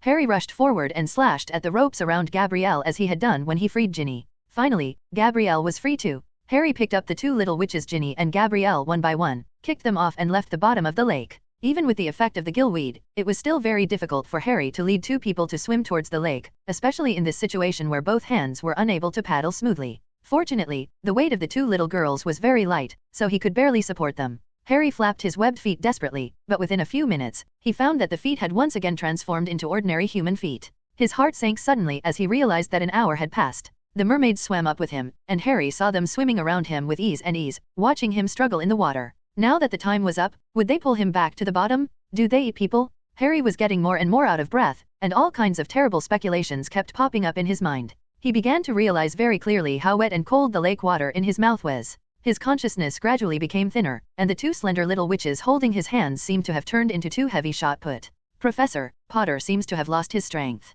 Fleur's eyes were red. She stood up from her seat, and said anxiously to Dracula, "Please save them quickly." Dracula frowned, seeming a little dissatisfied with the result. But he finally nodded and took a step forward. At this moment, John suddenly stopped Dracula's movement. He picked up a leaf that he had already held in his hand and played a melodious melody. The moment before Harry fell into coma, a broad, whistling sound seemed to reach his ears. Woo! The screams were getting closer and closer, and there seemed to be a horse-shaped water monster in the lake with broadleaf cattails as a mane that broke through the waves. In an instant, it was under Harry, holding him up and swimming towards the top of the lake. It might have been a few minutes, or it might have been just a moment, before Harry suddenly felt his head rising above the water, and the wonderful, fresh, cool air brushed against his damp face. He woke up suddenly, swallowing big mouthfuls of air, feeling that he had never breathed well in his life. The kelpie put its head on Harry's back, supported Ginny and Gabrielle with its body, and swam to the shore. Then, it swung its tail and threw them on the shore, then turned around and disappeared into the lake without looking back. While breathing heavily, Harry reluctantly stood up on the sand on the shore, and immediately went to check on Ginny and Gabrielle. He was worried that if he exceeded an hour, he would let these two mermaids something unexpected happen to the captured hostages. At this moment, a burst of cheers sounded from the stands. The audience was buzzing with people, the little wizards were shouting, and everyone seemed to stand up. Harry didn't know what they were cheering for. He guessed that they thought Ginny and the little silver-haired girl were dead. Fortunately, they were not. Ginny and Gabrielle both opened their eyes. Gabrielle opened her eyes and saw an unfamiliar face, looking frightened and confused. Ginny smoothed her fiery red hair and blinked at Harry a few times in the bright sunlight. "You did it, right?" Then she saw Fleur's sister. The smile on her face softened a little, and she puffed her lips. "Why did you bring her up too?" "Fleur didn't show up. I couldn't leave her down there." Harry breathlessly replied, "What if no one saves her and she loses her life like the mermaid sings?" "You're stupid," Ginny said angrily and amusedly. How could the professors allow such a thing to happen? After more than 100 years, it took a lot of effort to hold a four-wizard tournament, and the Ministry of Magic would not be willing to do so. What happened? "But I'm just afraid of what might happen." Harry lowered his head and said in a voice as loud as a mosquito, "That song is just to make you come back within the allotted time." Ginny emphasized, "I hope you didn't waste time by trying to be a hero down there, which affected your ranking." Originally, Ginny was a little angry at Harry for saving others, but when she saw Harry's frustrated expression, she couldn't help but laugh. "Okay, I know you are a good person." Ginny smiled, "At least you successfully completed this game, so I know you can do it." Actually, Harry hesitated, wanting to tell the truth about being helped by Cedric and John Kowalski. However, at this moment, Madame Pomfret and several nurses from the school infirmary came around in a fuss. Crumb, Fleur, Cedric, and Cho Chang, all those who had been in the water, came over. Most were wrapped in thick blankets. Dumbledore and Ludo Bagman came down from the stands and looked at them with smiles. Percy's face turned pale, as if he rarely showed concern for them. He looked a little more pleasing to the eye than his usual stern face, and rushed over to greet them impatiently. Meanwhile, Madame Maxime was holding on to Fleur Delacour. Fleur was so worried about her sister that she was struggling to throw herself into the water. Gabriel? Gabriel? Is she still alive? Is she injured?" she kept asking. "She's fine." Harry wanted to tell her loudly, but he was too tired to even form a coherent sentence, let alone shout loud enough for Fleur to hear. Percy supported Ginny and pulled her to the shore. Ginny seemed a little reluctant to leave and didn't want to be separated from Harry, but Harry was immediately caught by Madame Pomfret and wrapped in the same layer as the other warriors. Thick blanket. Then, she forced a hot potion into Harry's mouth, and suddenly, streams of hot steam came out of his ears. The head nurse's pick-me-up was as effective as ever, making Harry, who was so tired that he almost fainted, much better, at least enough to support him when he walked to the medical tent. Of course, Harry wanted to hear his score again before passing out completely. The judges gathered together again and decided to give the final score after discussion. The warriors and their companions were placed in the medical tent, under the care of Madame Pomfret. "You saved her." Once inside the tent, Fleur walked quickly to Harry, almost breathless with excitement. "You saved my sister, Gabrielle, even though she is not your partner." "Yeah," Harry said in a depressed mood. Now he really wished that he had stopped trying to be a hero and just let them be tied to the stone statue. If so, maybe he could get a better ranking. However, the next moment, Fleur suddenly lowered her head and kissed Harry twice on each cheek. Harry's face turned red instantly. Ginny's face turned red too, red with anger. "What are you doing?" she asked angrily. This is just common etiquette in France, little girl. Fleur turned sideways and looked at Ginny and Harry with intriguing eyes. If you think there is a problem, you can also kiss twice as a way to express your gratitude to Harry. It's my reward for rescuing you. Ginny's face turned redder and she turned around, deciding not to pay attention to this shameless woman. Ahem. Well, my name is Harry, not Allie. Harry felt a little embarrassed and didn't know what to say, so he had to use the pronunciation of his name to change the subject. Oh, I forgot, you have to pronounce the letter H here. Fleur nodded clearly. English is really a troublesome language. Harry thought for a moment and disagreed. He always feels that the French habit of not pronouncing the consonant letter H while R pronounces the English H sound is more troublesome. Just before they had time to start a debate about their respective language habits, Ludo Bagman's magically amplified voice suddenly sounded in their ears, startling them and also making the audience in the stands startle. It suddenly became quiet. Ladies and gentlemen, we have finally made a decision. Bagman said loudly, with reference to Professor Dracula's real-time broadcast of the situation on the surface of the Black Lake, and the mermaid leader Mercuz's retelling of what happened underwater, we decided to give you a score of 60 out of 60 points. The warriors are rated as follows. Despite her excellent use of the bubble charm, Fleur Delacour was attacked by Green Lodi as she approached her target and failed to rescue the hostage. We give her 32 points. There was sparse applause from the stands, and most of them probably applauded because of Furong's appearance. I should get 0 points. Fleur shook her pretty cheeks and said in a hoarse voice. Cedric Diggory also used the bubble curse, but he also added some applications of human body deformation. Bagman continued. In addition, he was the second and only one to return with hostages. A warrior who finishes within the 1 hour allotted time. Therefore, we give him 54 points. The Hufflepuff students in the crowd cheered loudly and loudly. Harry saw not far away from him. Cho Chang looked at Cedric with a burning look. Then, Harry suddenly looked at the taciturn Crumb and realized something in his heart. If according to what Bagman said, among the 5 warriors, only Cedric and John should have completed the game within the prescribed time, then he must have timed out long ago. In other words, his gillgrass was already strong enough to allow his transformation to last for more than an hour. Victor Crumb used the transformation technique. Although it was incomplete, it was still effective. Bagman was still convincing. He was the third one to return with the hostages. Although it took 2 minutes, it was enough. It's coming soon, we'll give him 50 points.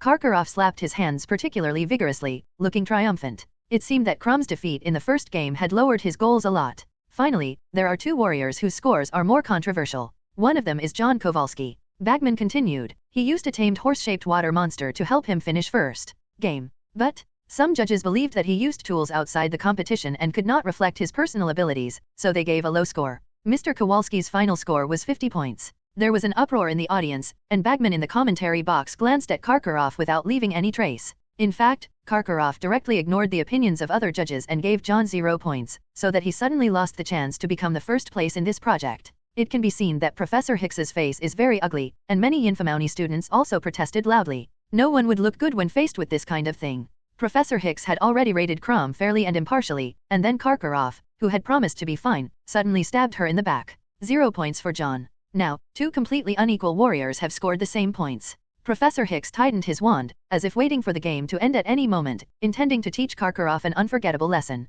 Harry Potter used gillyweed and achieved amazing results. Bagman continued to read. He was the last one to return, far exceeding the 1 hour limit. However, Potter but the gentleman was the second to find the hostage. He failed to return in time just because he wanted to ensure that all the hostages returned safely, rather than just caring about his own partners. This is an extremely noble character, and for me personally, I quite appreciate his such behavior. Bagman smiled triumphantly, not hiding the fact that he had just given Harry a perfect score of 10. If they are all like Bagman, there may be hope. Ginny looked at Harry with half regret and half sympathy and said to him. In fact, most referees, Bagman said as he glanced at Karkaroff with great dissatisfaction, they all feel that this fully reflects the noble moral character. However, Mr. Potter's score is 49 point. However, Harry was very content, and his heart skipped a beat. At least this time he was not far behind Cedric and Crumb, almost a tie. Ginny stared at Harry blankly, then relaxed, laughed happily, and clapped as hard as she could with the rest of the audience. It's really yours, Harry. Ginny shouted over the din, so you're not trying to be a hero, you're trying to be moral.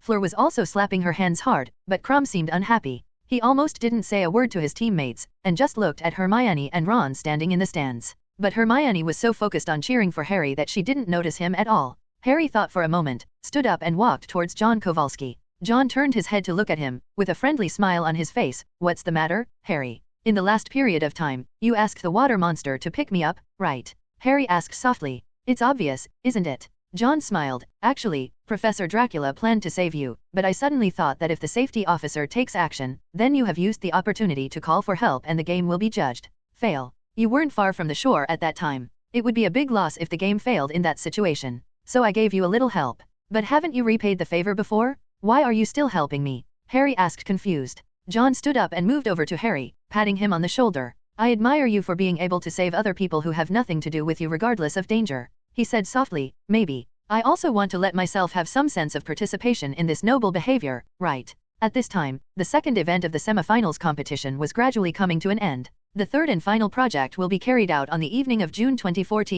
Bagman announced the start time of the last project. The Warriors will know the specific content of the project 1 month in advance. Thank you to all the viewers. Support the Warriors. It is finally over. There are still a few months until June 24th, and they have enough time to rest. They don't have to worry about anything in a short time. Harry thought this, and stood up, and together with the other warriors and hostages, followed Madame Pomfrey back to the castle to change into dry clothes. Walking on the road, Harry caught a glimpse of Dracula's tall figure standing on the top of the highest column of the stands, intersecting with Hogwarts castle under the reflection of the setting sun, like a beautiful silhouette. He seemed to glance this way, and then suddenly disappeared. No one knows where he went. On an island where no sunlight can be seen, the sky is gloomy and the sea breeze is howling. The island was surrounded by waves, with rows of huge black waves rising one after another, like countless sea beasts breaking free from their cages, and the rough backs covered with seaweed almost touched the sky. On this island, a lonely fortress is surrounded by tall steel walls. The waves crashed against the iron wall, splashing high into the air, but not a drop of water could cross the towering walls of the island.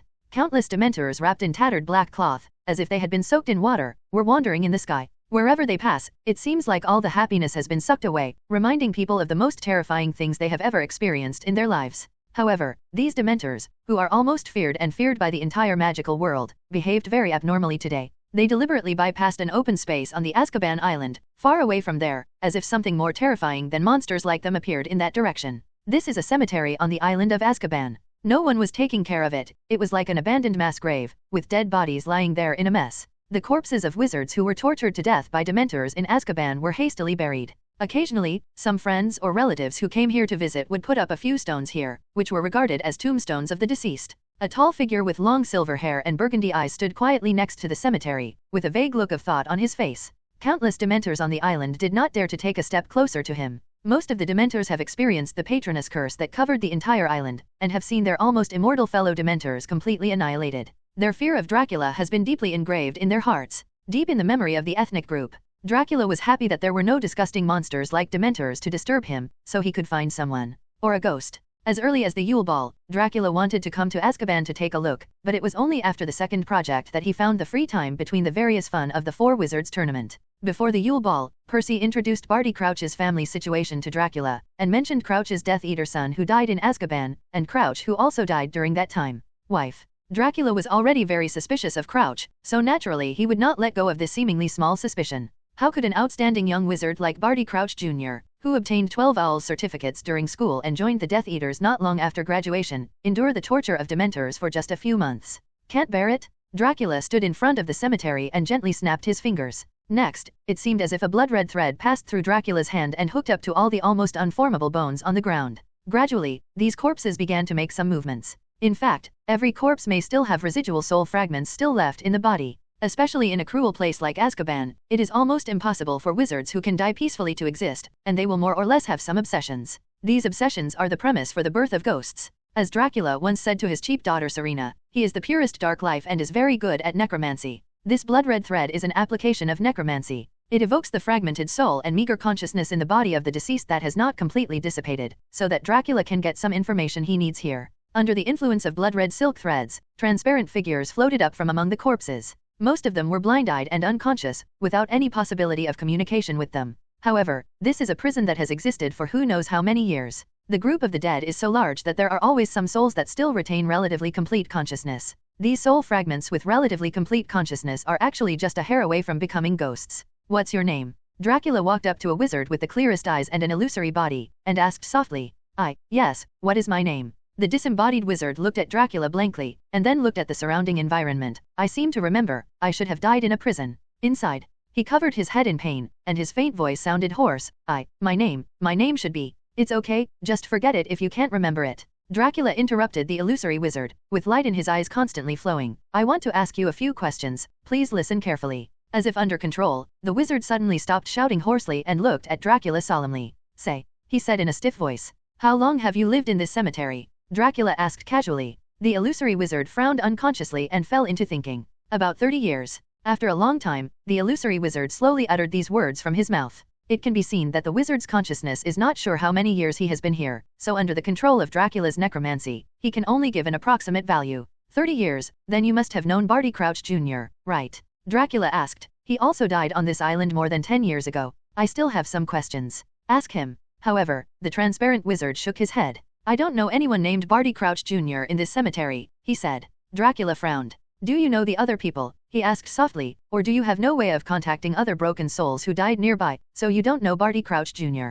No, I know anyone buried here around here. The transparent wizard retorted, but I have never met a wizard named Barty Crouch Jr. Is that so? There was some intriguing color in Dracula's eyes. There are only two possibilities now. The first is that Barty Crouch Jr.'s body was taken away by his father and was not buried here at all. The second is that Barty Crouch Jr. was not dead at all and has been hiding in the dark. Very good, I need to find other people to confirm. Dracula nodded. Next, he successively found other broken soul bodies with clearer consciousness and asked them, and the answers he received were similar. This specially set up tomb on the Azkaban island seems to have never contained any information about Barty Crouch Jr. Until I asked a slightly older, gray-haired witch. I need to ask, do you know a wizard named Barty Crouch Jr.? Dracula stood in front of the witch's illusory figure and asked as usual. However, unlike other wizards, the moment this witch heard the name Barty Crouch Jr., her eyes widened suddenly, and then she turned her eyes aside as if nothing had happened. From the look of you, you should know Barty Crouch Jr., right? The red light in Dracula's eyes began to flow again, and the witch's eyes gradually lost focus. Just when Dracula thought she would tell everything she knew like the souls he had asked before, the witch's eyes suddenly regained consciousness. There was a hint of panic and agility in her eyes that should not belong to these remnant souls, and she turned her gaze aside, trying to escape from Dracula. Stop. Dracula said coldly. The necromancy he was good at unexpectedly had an accident, which made him a little embarrassed. So, Dracula raised his hand and pointed at the witch. Imperio. The Imperious curse is used in this situation, and the effect is almost immediate. Although the witch struggled repeatedly, she did not have any magic power in her body, nor did she have a complete consciousness and soul, so there was no room for resistance. Soon, this young witch became obedient just like the remnant souls before. So, can you tell me now? Dracula breathed a sigh of relief, came to stand in front of the witch, and asked softly, you know Barty Crouch Jr., right? What is your relationship with him? What about the relationship? The witch's lips moved, as if she still had the strength left to struggle, and she didn't know where the strength came from. However, she couldn't last even a minute in the end. After all, her willpower was no match for Dracula's powerful magic. The elusive witch spoke. I'm Barty Crouch Jr.'s mother. Dracula's penis suddenly shrank. Hogwarts Castle. Normally, the beginning of the summer term meant that Harry had to step up his training to prepare for the last Quidditch match of the season. But this year, he has to prepare for the third and final event of the semifinals, and there is no need to participate in Quidditch training. But he still didn't know what needed to be done and had no specific direction to prepare. Until one afternoon after the Transfiguration class, Professor McGonagall called him to the back of the classroom. Potter, you go to the Quidditch pitch at 9 o'clock tonight, Professor McGonagall said to Harry. Mr. Bagman is going to tell the Warriors what the third event is there. So, at 8:30 that night, Harry separated from Ron and Hermione, who had reconciled, in Gryffindor Tower and came downstairs. As he walked through the foyer, Cedric was emerging from the Hufflepuff common room. What do you think the third project will be? Cedric asked Harry as they walked down the stone steps and merged into the overcast night. Cho and Fleur both thought it would be an underground tunnel. They think we are looking for treasure. That's not so bad, Harry said, thinking he could just ask Rolf to borrow a niffler and let him do the work. They walked along the dark lawn toward the Quidditch pitch and entered through a gap between the stands. What did they do to this place? Cedric suddenly stopped and said angrily. The Quidditch pitch is no longer flat and smooth. It seems as if someone has built countless long low walls here. These low walls are intricate and winding in all directions. Cedric and Harry are both loyal fans of Quidditch, and of course they cannot accept that the Quidditch pitch they are familiar with has been transformed into this. It looks like a wall, Harry said, looking down at the short wall closest to him. Hello, shouted a cheerful voice. Ludo Bagman stood in the center of the pitch, flanked by John, Crumb, and Fleur. Harry and Cedric stepped over the low walls and headed towards them. Fleur smiled brightly at Harry as he approached. Her attitude toward him had completely changed since Harry rescued her sister from the lake. It looks pretty good, what do you think? Bagman asked happily when Harry and Cedric climbed over the last low wall. It's going pretty fast, isn't it? In 2 months, Hagrid will it'll make them 20 feet tall. Seeing the unhappy expressions on Harry and Cedric's faces, he smiled and comforted. Oh, don't worry, your Quidditch pitch will be restored to its original state as soon as the competition is over. Okay, I think you can probably guess what we're going to do here, right? Bagman looked at everyone expectantly. Maze. After a moment of silence, Crumb said in a rough voice.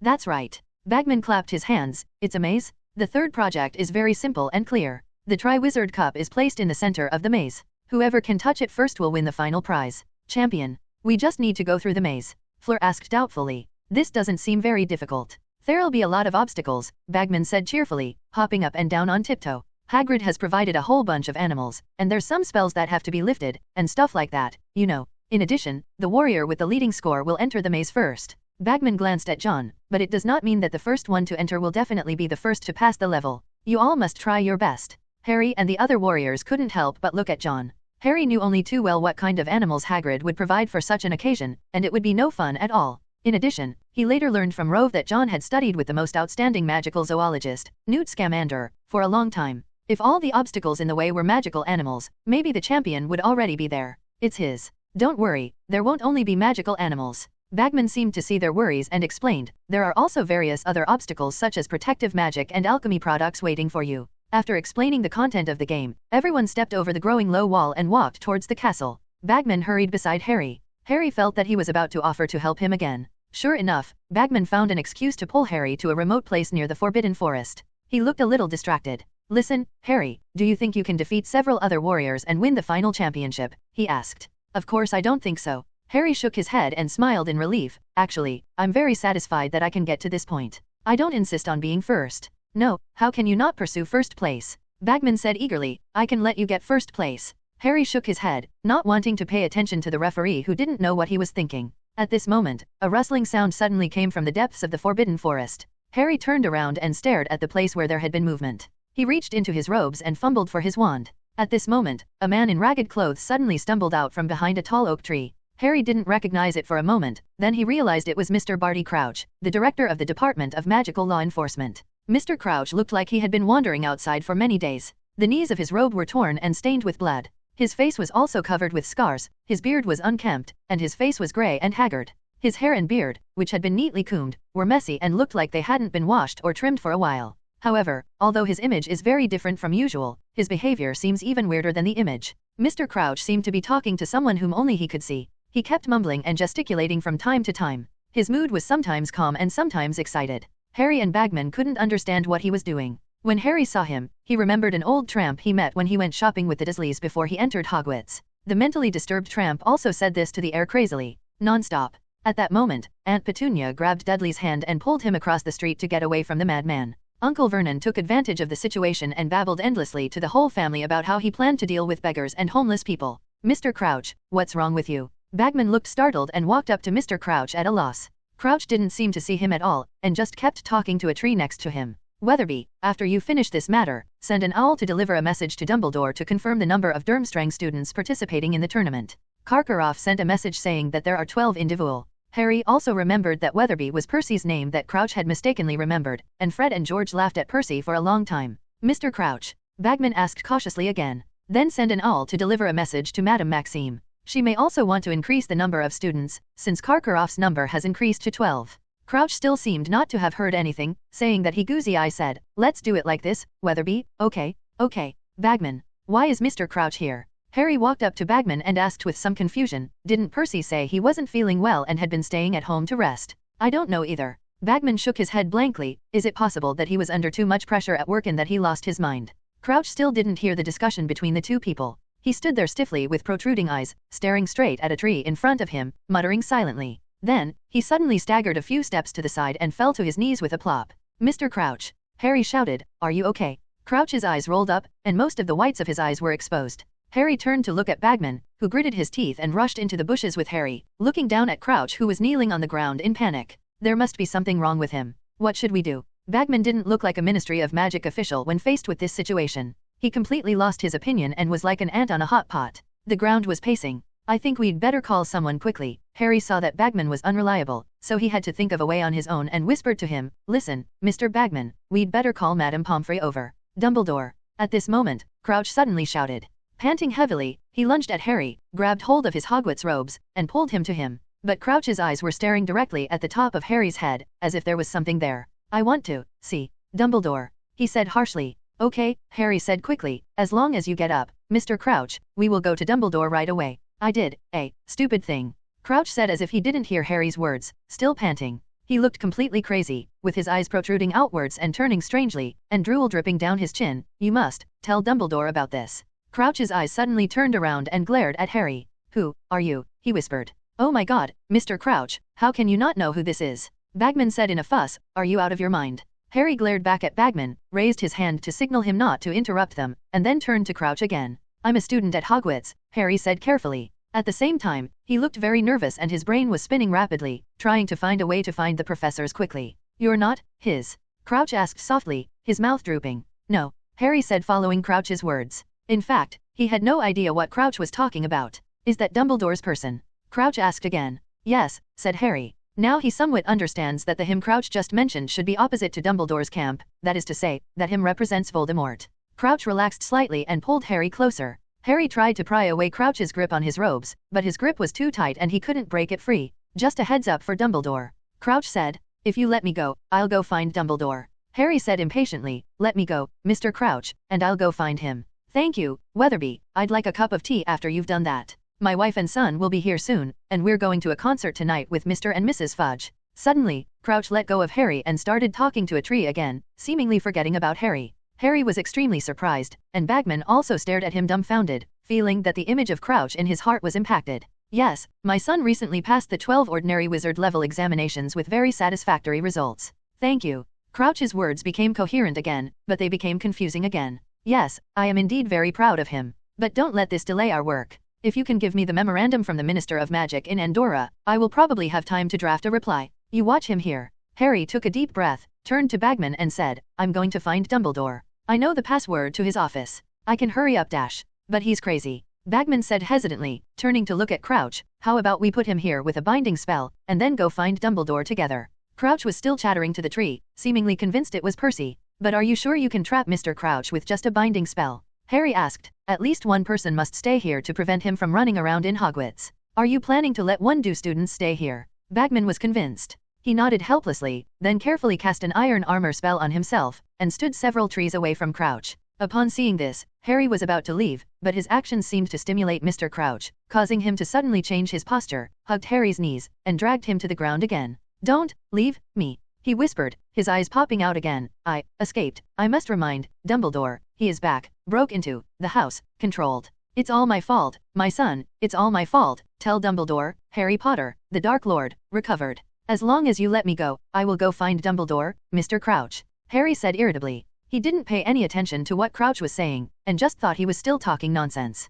Help me, Mr. Bagman. Harry looked at Bagman and said distractedly. Bagman hesitated and raised his wand towards Crouch. Relatio. Crouch finally lost strength and let go of Harry's knees. Harry took the opportunity to break free from Crouch's grasp and ran quickly out of the Forbidden Forest and across the dark Quidditch pitch. At this time, the Quidditch pitch was empty. John, Crumb, Cedric and Fleur were all missing. Harry ran back to the castle as fast as he could, climbed the stone steps in 3 and 2 steps, passed through the 2 oak doors, jumped up the marble stairs, and ran towards the 3rd floor. There is an empty corridor on the 3rd floor with a gargoyle stone beast standing in the middle. Behind the stone beast is a spiral staircase that leads directly to the principal's office on the 8th floor. Ice lemon juice, he breathlessly told it. This was the password to the secret staircase that led to Dumbledore's office, at least 2 years ago. However, the password had obviously been changed. The stone monster did not move and jump to the side. Instead, it stood motionless and glared at Harry fiercely. Get out of the way. Harry shouted urgently at it. I'm in a hurry, hurry up. However, this stone monster obviously would not let the door open just because of the threat of a young wizard,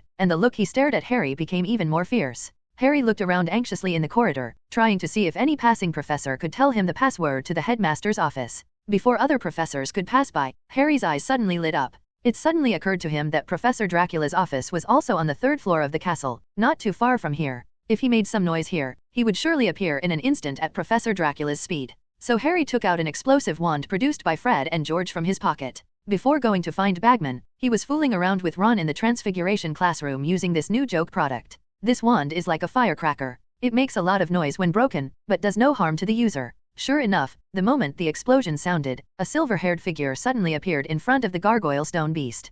Potter. Dracula looked a little surprised to see Harry here. He heard the explosion in the corridor from a distance in the office. Dracula originally thought that the 2 troublemakers playing with explosions in the corridor were Fred and George, thinking that those 2 guys wanted to commit suicide in front of him again. He originally wanted to catch the 2 troublemakers and teach them a lesson.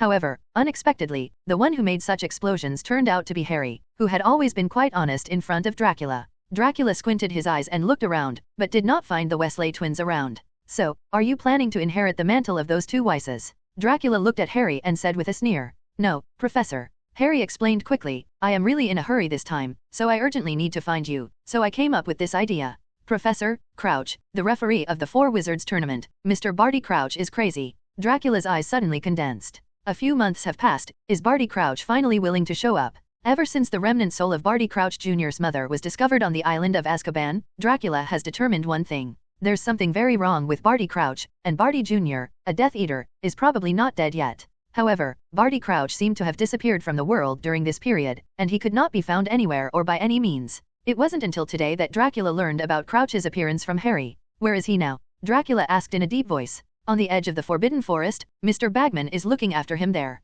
Harry said hurriedly. Tell me the specific location and I'll take you there directly. Dracula grabbed Harry's hood and said quickly. Wait a minute, Professor. Harry said quickly. Mr. Crouch said he wanted to find Principal Dumbledore and tell him something important. He's already at the door anyway, why don't we go up and call him first? It's really troublesome. Dracula curled his lips and stood in front of the gargoyle stone beast. Harry looked at him expectantly, wanting to hear what password Dumbledore had changed recently. Dracula. Gargoyle. The air suddenly became quiet. Professor. Harry asked tremblingly. Ahem. Dracula coughed twice. I don't seem to know the password here. But I remember you often go to the principal's office, don't you? Harry was stunned for a moment. Yes, I often go to him. Dracula's mouth twitched a little, but I always enter through the window. Who is a serious person who uses the door? Harry. Professor, you are really unconventional.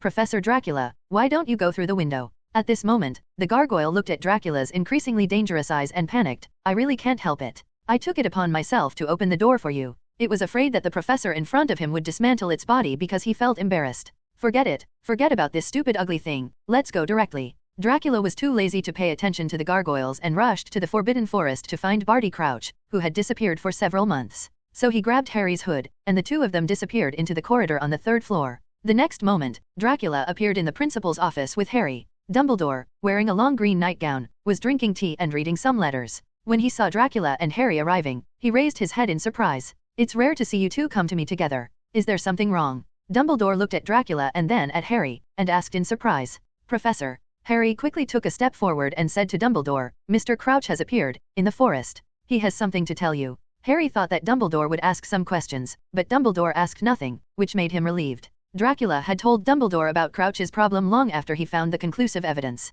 Boulado. Now, Dumbledore is as eager as Dracula to see the director of the Department of International Magical Exchange and Cooperation who has disappeared for several months. Lead the way. Dumbledore frowned slightly and said without hesitation. Stop leading the way, it's a waste of time. Dracula grabbed Harry's hood again. I'll wait for you at the Quidditch pitch. It won't be too late to think about leading the way when you get there. After that, Dracula and Harry disappeared again. Dumbledore shook his head helplessly and looked at the big golden red bird on the shelf next to him. Excuse me, Fox. Immediately, Fox, the phoenix, landed on Dumbledore's shoulders and disappeared in a sea of golden and red flames. The three of them instantly appeared on the edge of the Quidditch pitch. Harry was already familiar with Dracula's ability to apparate in Hogwarts. As soon as his feet landed on the ground, he hurriedly led the two professors towards the direction where Crouch had appeared before. What did Mr. Crouch say, Harry? Dumbledore asked as they quickly reached a winding path. He said he wanted to remind you that he had done something terrible. Harry said thoughtfully. Mr. Crouch also mentioned his son, and Voldemort, as if Voldemort had recovered.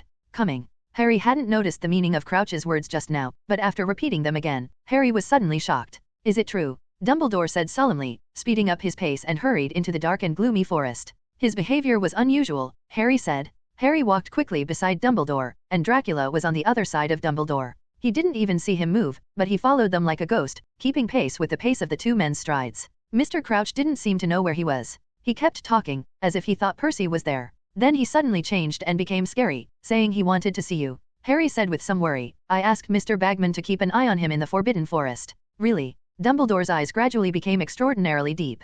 He and Dracula looked at each other and nodded to each other. It must be the Imperious Curse. Dracula said softly. Professor Dracula, I remember that you specifically checked Crouch's mind before. Dumbledore asked. Although you have always suspected Crouch, you have never confirmed that he was controlled by the Imperious Curse. Voldemort should have found some way to prevent the Imperious Curse from being discovered. Dracula said thoughtfully, but I'm a little confused. His power is far from its peak. So, what can he do with that level of power? How can you deceive me? In short, we are probably going to be ready for another war, Dumbledore said solemnly. Then, Dumbledore looked at Harry. Do you know who else saw Mr. Crouch? His steps took longer and Harry had to run to keep up. No more, Harry said intermittently, a little breathless. Mr. Bagman was talking to me at the time. He had just finished explaining the content of the third project to the warriors, and then pulled me to the Forbidden Forest. Later, we saw Mr. Crouch coming out of the depths of the Forbidden Forest. Where? Dumbledore asked. At this time, the lights of Hagrid's hut and Beauxbaton's carriage in the distance had almost disappeared into the darkness, leaving only the faint starlight in the sky shining on the ground through the scattered branches and leaves, and Fawkes on Dumbledore's shoulder. There were patches of fire emanating from the body, allowing Harry to identify the direction of travel. Over there. Harry raised his hand and pointed forward, stepped forward in front of Dumbledore and Dracula, and led them through the trees. As a young Gryffindor wizard who often visits the Forbidden Forest, Harry is quite familiar with this area and is confident that he will not go wrong. Mr. Bagman. Harry shouted into the Forbidden Forest. Mr. Crouch? I brought Professor Dumbledore to see you. No one answered. They were here just now. Harry said to Dumbledore in a panic. They must be nearby. I don't know what went wrong. Dumbledore suddenly raised his wand. Lumos. A narrow beam of light shone from the tip of the wand, moving back and forth between the dark tree trunks, illuminating the land below. However, before Dumbledore and Harry found Crouch and Bagman through fluorescence, the silver-haired figures beside them discovered the traces of two Ministry of Magic officials. Dracula's figure disappeared beside Dumbledore, and then flashed behind a thick tree. Here. He snapped his fingers lightly. A white, bright flame appeared in the palm of Dracula's hand, and immediately began to rotate around him, illuminating a large space in the surrounding forest. Harry and Dumbledore hurried forward and looked at the roots of the big tree where Dracula was. There, Bagman lay curled up at the foot of a big tree, looking delirious, and there was no sign of Mr. Crouch around. Dumbledore bent down and gently opened one of Bagman's eyelids. He passed out, Dumbledore said softly. He peered into the surrounding trees, his half-moon lenses glinting in the dim light of his wand. Do you want me to call someone? Harry asked worriedly. Should I call Madame Pomfrey over? No, Dumbledore said quickly. Stay here and don't move. As he spoke, he looked at Dracula aside. Dracula nodded, and his figure suddenly rose into the air, flying to a place higher than all the trees in the Forbidden Forest. The next moment, a silver-white light blade swept across the entire Forbidden Forest, and Harry felt a chill all over his body, as if something had scanned his whole body. Dumbledore raised his wand high and pointed in the direction of Hagrid's hut. A silver phoenix flew out of the wand and flashed through the trees. Then Dumbledore leaned towards Bagman again, pointed his wand at him, and whispered, "Resume quickly, E.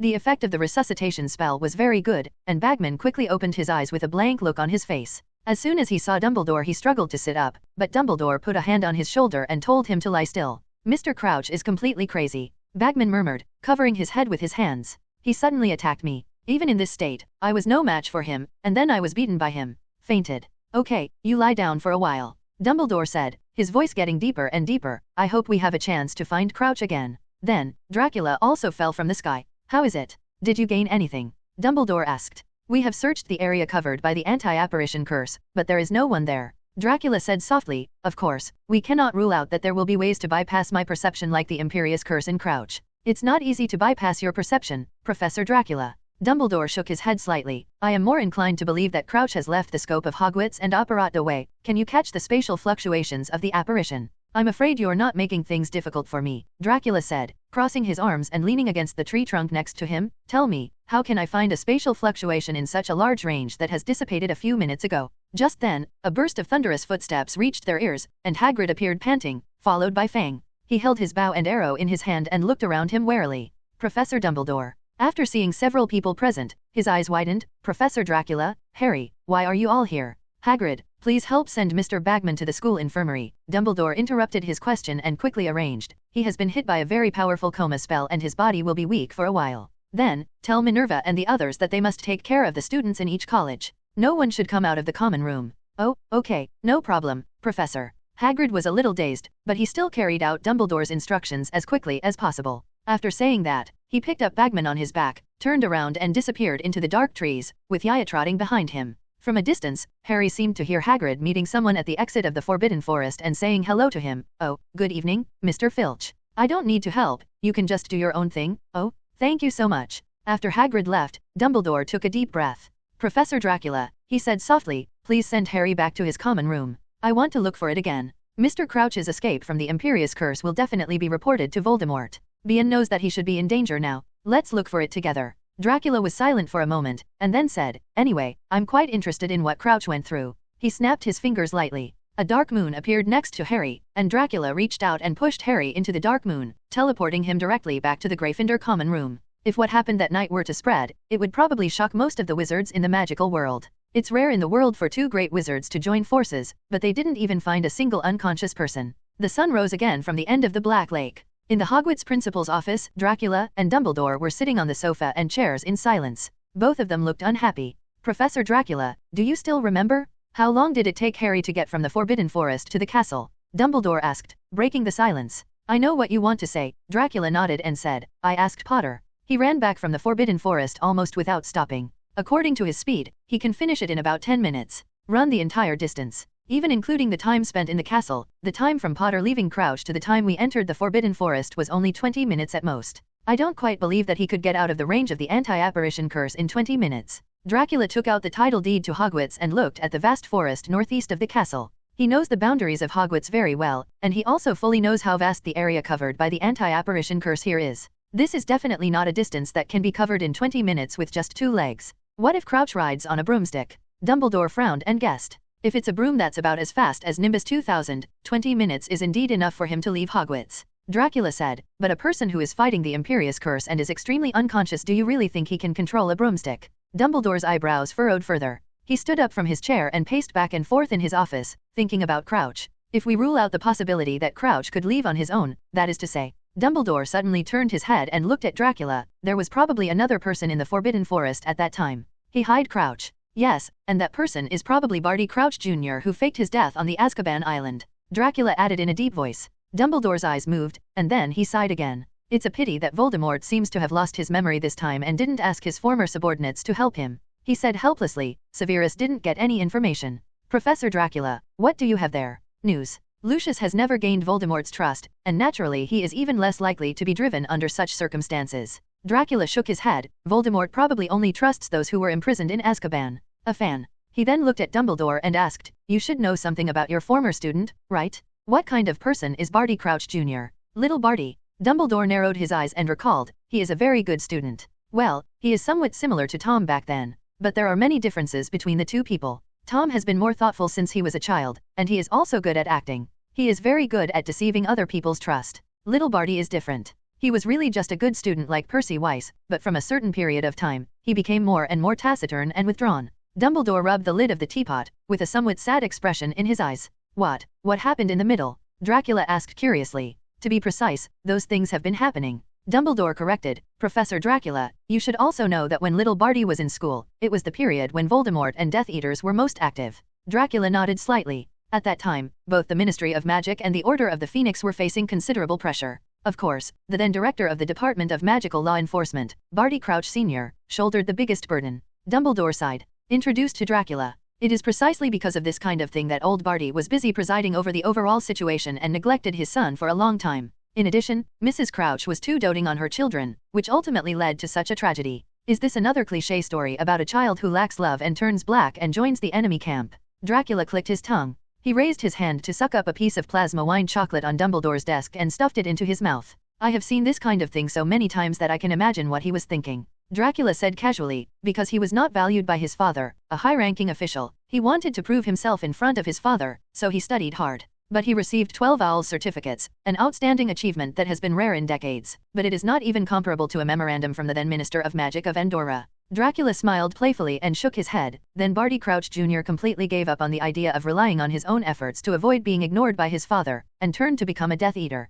Since I can't get your attention through conventional methods, then I will become your enemy and let old Crouch look at you from the perspective of a serious enemy. Do you think what I said is right? Dracula raised his lips and looked at Dumbledore. Dumbledore stopped stroking the lid. He stared blankly at the white steam emerging from the spout and sighed deeply. There are many tragedies that could not have happened. Maybe if Barty took a few minutes off from his work every week to praise his children. Dumbledore sighed softly. There is no need to feel sorry, Dracula said. I heard that Barty Crouch Jr. and other Death Eaters tortured Longbottom's parents with the Cruciatus curse and had no intention of repenting. You should have seen clearly, Dumbledore, what he pursues in his heart is the pleasure that violence, abuse, and blood bring him. He is essentially a terrorist. Dumbledore took off his glasses and shook his head helplessly. I hope you can understand me, Professor Dracula, he said softly. I don't have as long a life as you, and I am getting older both physically and mentally. Old people always like to be sad, don't they? After saying that, Dumbledore suddenly stood up and walked to the black cabinet on the side of the office. Want to see with your own eyes what little Barty was like back then? He asked.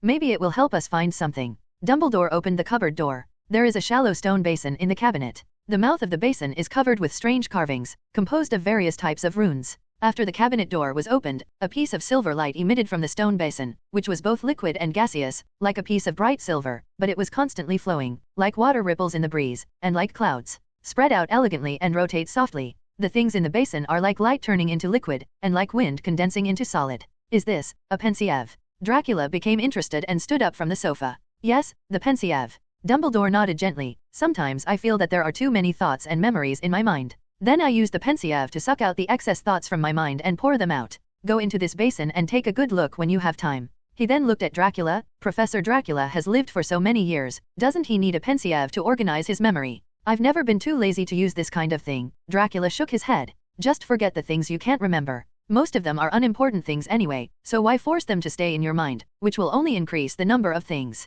Are you worried? You're right, I actually envy your attitude. Dumbledore chuckled, but life is so long, there are always some things you don't want to forget, and there are always some things you can't forget. It seemed that he felt sad a little too much today. Dumbledore shook his head, as if he wanted to get rid of the complicated emotions. Want to take a look together? He looked at Dracula and asked. Dracula glanced at the stone basin and then nodded. In fact, he had long been curious about Dumbledore's past memories. It's a pity that this great wizard is very good at legilimency, and his occlumency is quite stable. Even Dracula's legilimency can't see anything in his eyes. Today I have the opportunity to see some of Dumbledore's memories live, which can be said to be exactly what Dracula had in mind. The two of them used their minds at the same time to explore into the liquid-like and solid silver substance. The next moment, the principal's office suddenly collapsed. Dracula and Dumbledore came together to a dimly lit room filled with stepped benches and sat on one of them. This bench appears to be taller than the other benches. There were at least 200 wizards in this room, and no wizard looked here. No one seemed to notice that there were two more people here. Dracula and Dumbledore are like two spectators who are separated from the picture and cannot be noticed by people here, but the picture in front of them is extremely real, as if they are immersed in it.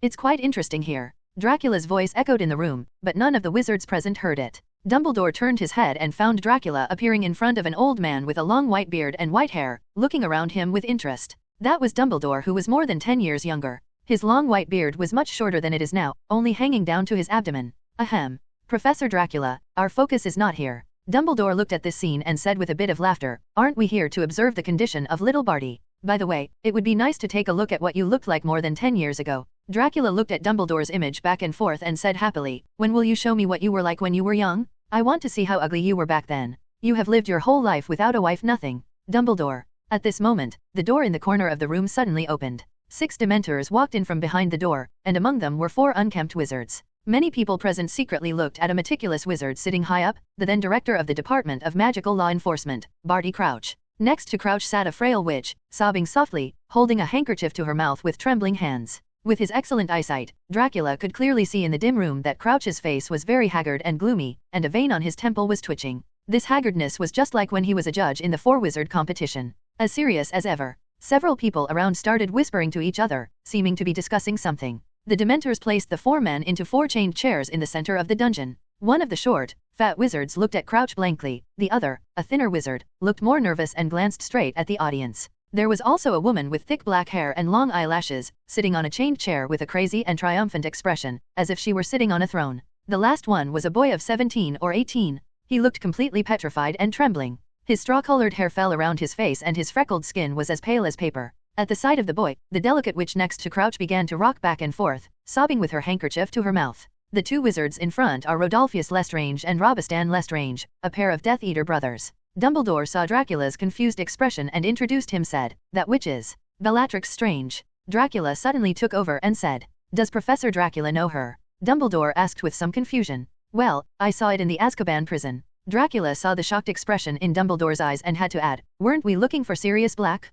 I just sneak into Azkaban and take a look. Of course, his curiosity about Azkaban was the most critical reason for sneaking into that prison. But there was no need to tell Dumbledore this reason, so as not to be caught by the old headmaster again and keep admonishing him. In front of the courtroom, Crouch had already stood up, looking down at the 4 people below, with extreme hatred gradually gathering on his face. You were brought before the Magical Law Commission for sentencing, he said clearly, your crimes are so heinous. Father, the boy with straw-colored hair begged with a frightened expression on his face, Father, please. A rare case before this court. Mr. Crouch raised his voice, covering his son's voice. We have heard the charges against you. The 4 of you kidnapped an Auror. Frank Longbottom used the Cruciatus curse on him, trying to find out from him the whereabouts of your master, the mysterious man. Father, I didn't. Little Barty, who was tied to the chair, screamed, I didn't, I swear. Father, don't send me back to the Dementors. Dracula stared closely into the eyes of Barty Crouch Jr., but there was no fear or regret in his eyes. Instead, he could only see luck, cruelty, madness, and joy.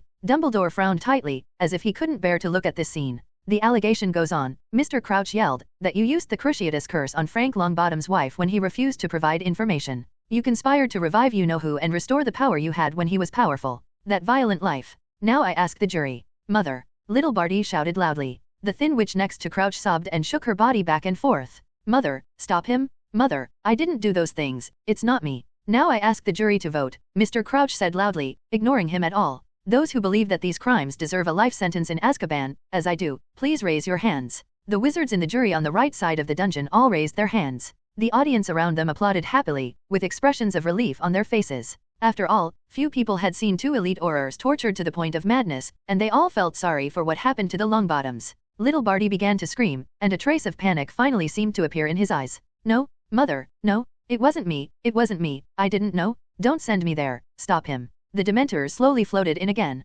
Barty Jr.'s 3 companions stood up from their chairs silently. Bellatrix raised her head and shouted to Crouch. The Dark Lord will come back, Crouch. Throw us into Azkaban and we'll wait. He will come back to save us. He will reward us specially. We are the only ones who are loyal. We are the only ones who try to find him. Barty Jr. struggled to get away from the Dementors, even as the Dementors' icy suction of joy and souls began to work on him. Some of the audience laughed at him, some stood up, and some angrily applauded their experience. Bellatrix had already walked proudly back to the door in the corner, while little Barty was still resisting. I am your son, he shouted to Crouch. Your son. You are not my son. Crouch shouted, his eyes suddenly protruding outwards. I don't have a son. The thin witch took a breath, collapsed on the stool, and fainted. But Crouch didn't seem to see it. Take them away. He waved his hand and roared filial piety to the Dementors. Take them away and let them rot there. The scene in the Pensieve is frozen at this moment. In the frozen scene, Dracula and Dumbledore looked at each other, their brows tightly knitted together. It's quite cruel, isn't it? Dracula stared at Crouch's frozen face in the picture and said in a slightly mocking tone, I tried my best to stabilize the situation in the magical world, but my own child became crazy.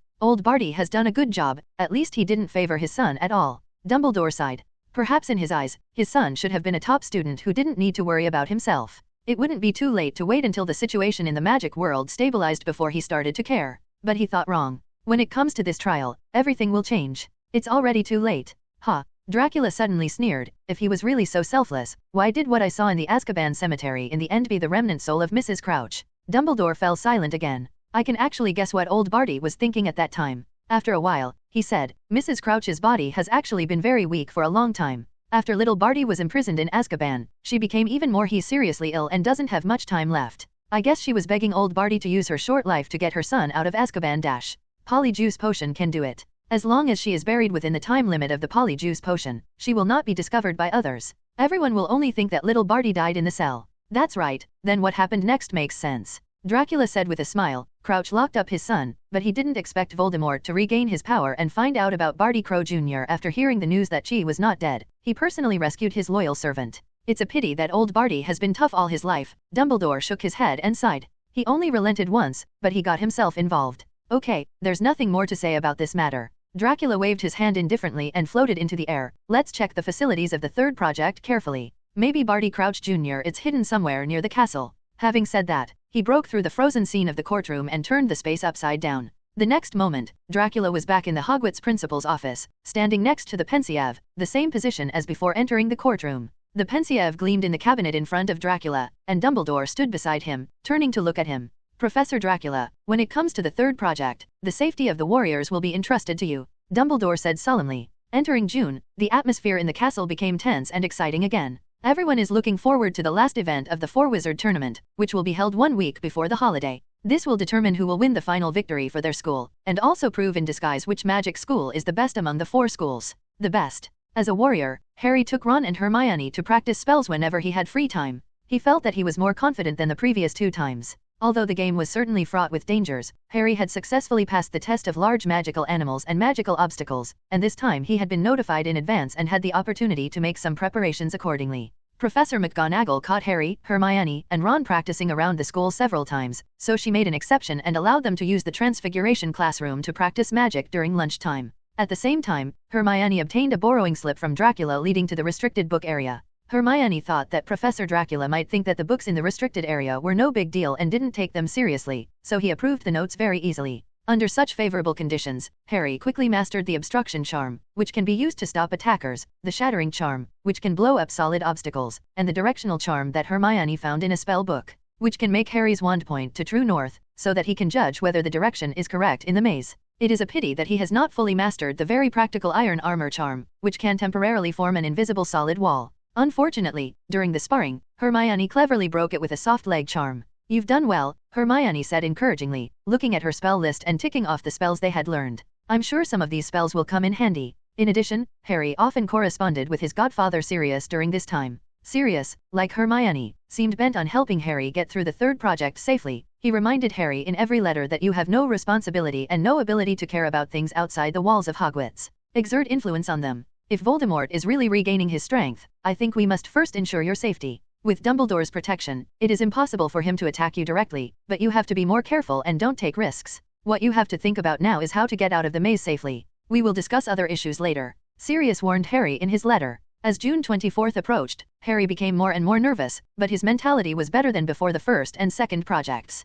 First of all, he believed that he had done his best to prepare this time. Moreover, this is the last event. Regardless of whether the results are good or bad, the competition is coming to an end and this big burden can be removed. More importantly, in the first two events, Harry has proven himself to everyone. Even if his performance in the last game is not ideal, he will no longer be easily laughed at. Time flies by, and the day of the final exam quietly arrives. Triwizard champions were not required to take final exams, so Harry sat at the back of the classroom for each exam, looking for useful spells for the third project. In the defense against the dark arts exam, as expected, Professor Dracula was not in the classroom for such a boring thing as proctoring the exam. His replacement was still Assistant Riddle, who looked no older than the senior students. "Harry, I guess you also got some news about that person." After the exam, Riddle collected the papers and walked directly to Harry. "That person?" Harry asked doubtfully. "Mysterious man, I heard that his power has been restored." Riddle drove away Ron and Hermione, who wanted to get closer. He waited until everyone in the classroom was gone before whispering to Harry. "Well, I heard Mr. Crouch say that before."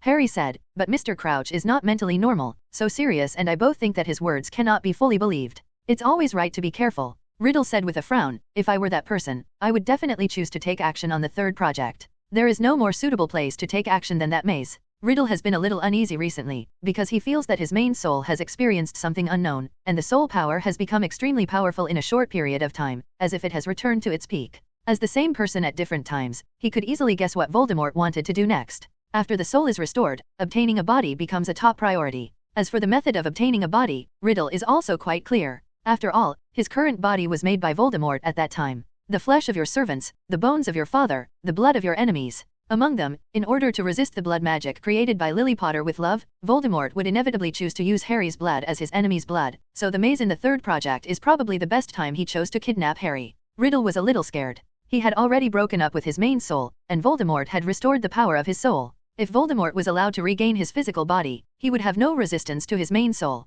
This was unacceptable to Riddle, who wanted to become independent. "Tom, are you thinking too much?" Harry couldn't imagine such a complicated thing. Instead, he smiled and joked with Riddle. "Professor Dracula is the security officer, and Professor Dumbledore is not far away. How dare Voldemort come to Hogwarts when he is at the judge's table?" "Be serious, Harry, I'm not joking," Riddle said with a straight face. "What if he has other ways to hide it from Professor Dracula and Dumbledore?" "Don't worry, Tom, I will be more careful," Harry replied. "Sirius also warned me the same way. Getting out of the maze safely is the primary goal. I will send a distress signal in time when I encounter danger." Riddle felt a little more relieved and nodded to Harry, but his expression still looked a little worried. The next day was also the day when the last event of the semifinals competition began. Harry received a notification from Professor McGonagall during breakfast.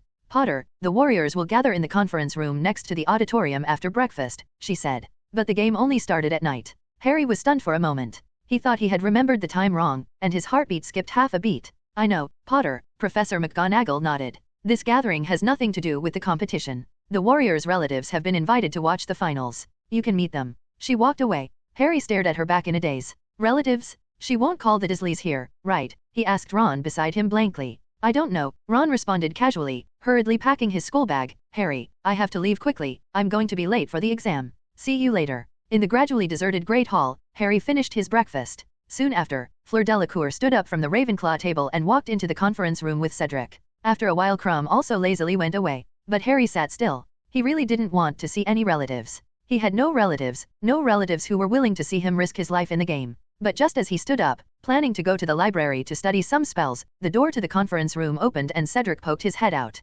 Harry, come on, your family is waiting for you. Harry stood up in confusion. He felt that it was impossible for the Dursleys to come, so who was coming? He walked through the hall, opened the door and walked into the conference room. Cedric and his parents stood by the door. Mr. Amos Diggory was the director of the Department of Magical Creatures in the Ministry of Magic. He had fought against the Death Eaters with Mr. Weasley during the Quidditch World Cup. Victor Crumb was in a corner of the room, speaking rapid Bulgarian to his dark-haired parents. On the other side, Fleur was chattering to her mother in French. Fleur's sister Gabrielle held her mother's hand and waved her other hand towards Harry, who waved back, grinning. Then he turned his head and saw three unexpected people. Mrs. Weasley, Bill Weasley, and Sirius stood in front of the fireplace, looking at him with smiles. Surprise, Sirius said with a playful smile, opening his arms to Harry. The big stone in Harry's heart was immediately relieved, and he walked forward with a smile on his face and hugged Sirius. We want to come watch you play, Harry. Mrs. Weasley also leaned over and kissed Harry on the cheek. Thanks to Professor McGonagall, she agreed to allow us to come as relatives. How are you? Bill also smiled and shook hands with Harry. Charlie wanted to come too, but he couldn't leave. He said the scene between you and the Horntails was so exciting, it was incredible. Harry noticed Fleur Delacour looking over his mother's shoulder at Bill with interest. It was obvious that she was curious about Bill's long hair and dragon-tooth earrings. You are so kind, Harry said softly to Sirius and Mrs. Weasley. I was still wondering who would come. Dursley. Don't mention that stupid pig to me. Sirius said angrily. They don't deserve to be your family members at all. Mrs. Weasley also pursed her lips. She had always avoided criticizing the Dursleys in front of Harry, but her eyes would sparkle every time she heard their names. It's good to be back, Bill said, looking around the conference room. I haven't seen this place for 5 years. Is the portrait of the Mad Knight still there? Is it called Sir Cadogan? Oh, it's still there, said Harry. Sir Cadogan had shown the door to the Gryffindor common room last year. Where's the fat lady? Bill asked again. She was there when I was in school, Mrs. Weasley interjected. One day I came back to the dormitory at 4 o'clock in the morning, and she gave me a hard scolding. What are you doing outside the dormitory at 4 o'clock in the morning? Bill said, looking at his mother in surprise. Mrs. Weasley smiled, her eyes sparkling. Your father and I were out for a walk, but he was caught by the caretaker at the time, Polly and Pringle. As she said that, she looked at Sirius again. Speaking of night walks, Sirius is more experienced. Of course, Sirius said with a proud face, if we talk about the number of night outings, I would say that no student dares to say that I am number 2. Fred and George too, Harry said in surprise. They are not qualified either. Sirius laughed. Under the leadership of night tour expert Sirius, they wandered around the castle talking and laughing. Unknowingly, the evening star pushed away the night curtain, and the moonlight sprinkled the silver gauze. Night is coming. The last game is about to begin. Ladies and gentlemen, in 5 minutes, I will invite everyone to the Quidditch pitch to watch the final event of the Triwizard Tournament. When stars appeared on the enchanted ceiling, Dumbledore stood up in front of the staff seat and everyone fell silent. The dinner was richer than usual, but the warriors didn't eat much. They were all feeling very nervous now. Now please brave warriors follow Mr. Bagman to the sports ground. Dumbledore clapped his hands and motioned to the warriors present to follow Bagman who was standing at the door of the auditorium. Harry stood up and the Gryffindor students looked at him and applauded him. The Weiss family and Sirius were also sitting at the Gryffindor table. They were all former Gryffindor students, and they were also wishing him good luck. At the same time, there was a burst of warm applause from the seats of Beauxbatons, Ian Fallman, and Durmstrang on the long table of Hufflepuff House. Harry, Cedric, Fleur, Victor and John came together to applause and walked out of the Great Hall. Are you feeling okay, Harry? When they walked down the stone steps, Bagman followed up and asked, Are you confident? Very good, said Harry. He told the truth. Although he was really nervous, he kept reviewing the magic spells he had learned during this period in his mind. Those complex spells were vivid in his mind, as if he could blurt them out with a wave of a magic wand. This feeling of confidence made him feel better. The warriors walked all the way to the location of the original Quidditch pitch. It had become completely unrecognizable. Even Harry and Cedric, who had been training here for a long time, simply couldn't believe that this was once a pitch. A 20-foot-high hedge surrounded the edge of the field, leaving only a gap in front of them, which was probably the entrance to this giant maze. The passage inside the maze is dark, and you can't see anything when standing outside, which makes it a bit scary. Hey, has the safety officer professor arrived? Fleur glanced at the entrance of the maze and found a silver-haired figure standing high on the hedge surrounding the maze. A clear crescent moon hangs behind Dracula. Tonight is a waning moon, and the crescent moon is lying on its lower right side, as if it is holding the back of Dracula's head, turning it into a crystal pillow to please him. I remember when we left the auditorium, wasn't he still eating in the faculty seat? John asked curiously, why did he arrive before us? Professor Dracula's routine, just get used to it. Cedric said with a chuckle. 5 minutes later, people began to enter the stands. Hundreds of students filed into their seats, and the air was filled with excited voices and chaotic footsteps. Lights lit up around the maze, merging with the stars in the sky and illuminating the place. Hagrid, Professor McGonagall, and Professor Flitwick walked into the playing field and approached Bagman and several warriors. Their hats were all adorned with large, glowing red stars, except for Hagrid, whose red star was on the back of his terry vest, and the professors were at a loss to find a hat that suited him. In addition to Professor Dracula, we will also be patrolling outside the maze, Professor McGonagall said to the warriors. If you encounter difficulties and want to be rescued, you must fire red sparks into the sky in time. Someone will come to help you. Have you understood? The warriors nodded together. In addition, if you encounter a very urgent danger and you don't have time to cast red sparks, remember to shout loudly, Professor McGonagall warned. Professor Dracula can usually hear your shouts. She looked emphatically at the two Hogwarts students, Harry and Cedric, and took a deep breath. Wish you good luck in the competition. After Bagman waited for Professor McGonagall to finish his explanation, he walked up to the 3 patrol members who had made temporary guest appearances. Then I'll trouble you, 3 professors, he said happily to them. Good luck to you, Harry. Hagrid whispered a blessing to Harry before turning and leaving. The 3 professors walked away in different directions and spread out around the maze. Then Bagman pointed his wand at his throat and said loud, and his magically amplified voice echoed in the stands. Ladies and gentlemen, the last event of the 4-Wizard tournament is about to begin, he said excitedly. Now, let me report the scores of the current 5 warriors in the first 2 events. John Kowalski, with a total score of 105 points, and the current number 1 is Yinfamuni Magic School. There was a round of applause, but the majority of the Hogwarts students in the audience were not too enthusiastic, so the applause was not too loud. Next is the 2nd and 3rd place, Cedric Diggory and Harry Potter. They have 102 points and 98 points respectively. The 2 warriors from Hogwarts School of Witchcraft and Wizardry happen to be lined up together. Hogwarts School of Witchcraft and Wizardry ranks 2nd. It was only then that extremely warm applause and cheers erupted from the field, frightening the birds in the Forbidden Forest to fly into the completely darkened night sky. Although Hogwarts did not win the first place, their school has 2 warriors ranked 2nd and 3rd respectively. This proves that the Hogwarts warriors still have a high possibility of winning the final championship. The young wizards all looked at Harry and Cedric expectantly, waving the red and yellow flags representing Gryffindor and Hufflepuff in their hands. Those flags had the names of the 2 warriors written on them. Next is Mr. Victor Krum, with 91 points, and Durmstrang College is in 3rd place. Bagman continued. There was another burst of applause. Krum's fame still had a strong influence in the eyes of the little wizards. Finally, Miss Fleur Delacour, with 77 points, Beauxbatons College is temporarily ranked 4th.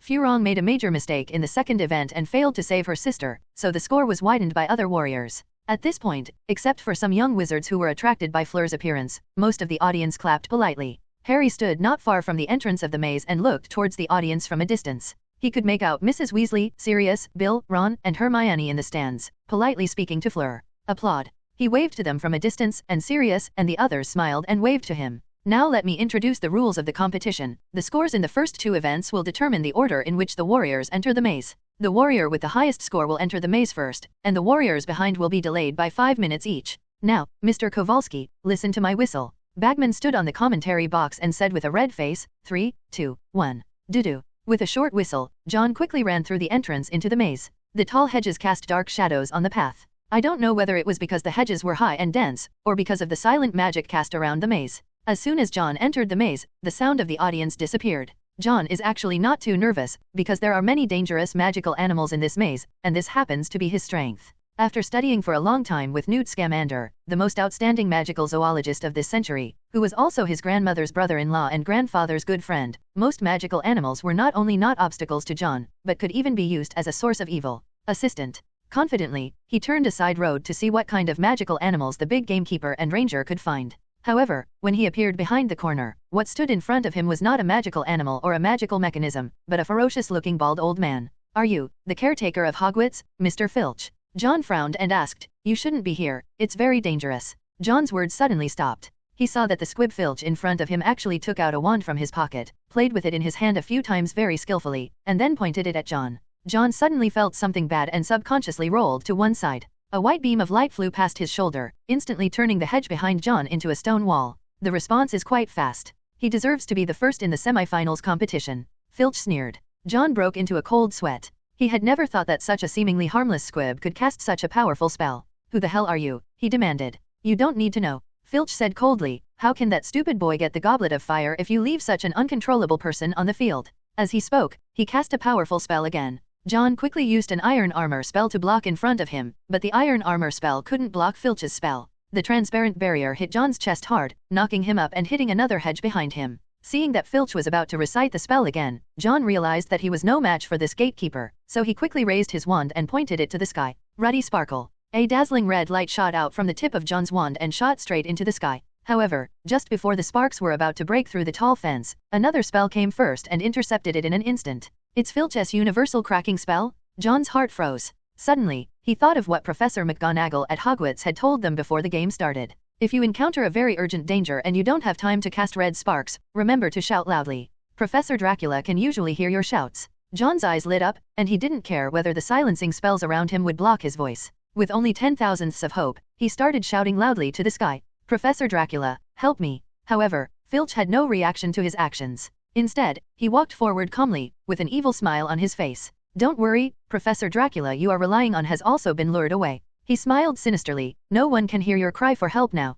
Then, Filch raised his wand. Imperio. 5 minutes ago, just when John entered the maze and started the game, Dracula stood on the high point of the fence, looking into the depths of the maze with interest. At this moment, his eyes moved slightly. A delicate crystal ball with a soft shimmer was taken out of Dracula's pocket. This crystal ball has not been used for several years. It is an interconnected pair with the crystal ball that Wes came home to send to Romania 3 years ago. In the center of Mo Lake's crystal ball, there should have been a dim moon spinning quietly. However, at this moment, the dark moon became extremely bright, shining brightly. This meant that Serena had news she wanted to convey to him. Dracula frowned, glanced at the shining crystal ball, and then looked deeper into the maze. With Professor McGonagall and the others patrolling, there shouldn't be any trouble in this game in a short period of time, right? He thought this and then disappeared. The next moment, Dracula appeared on a small island outside Hogwarts, and his cheap daughter Serena, who had hair that was half black and half white, was waiting for him on the island. What's the matter? Is there something urgent that comes here all of a sudden? Dracula asked with a frown. If there's no urgent problem, I'll go back first.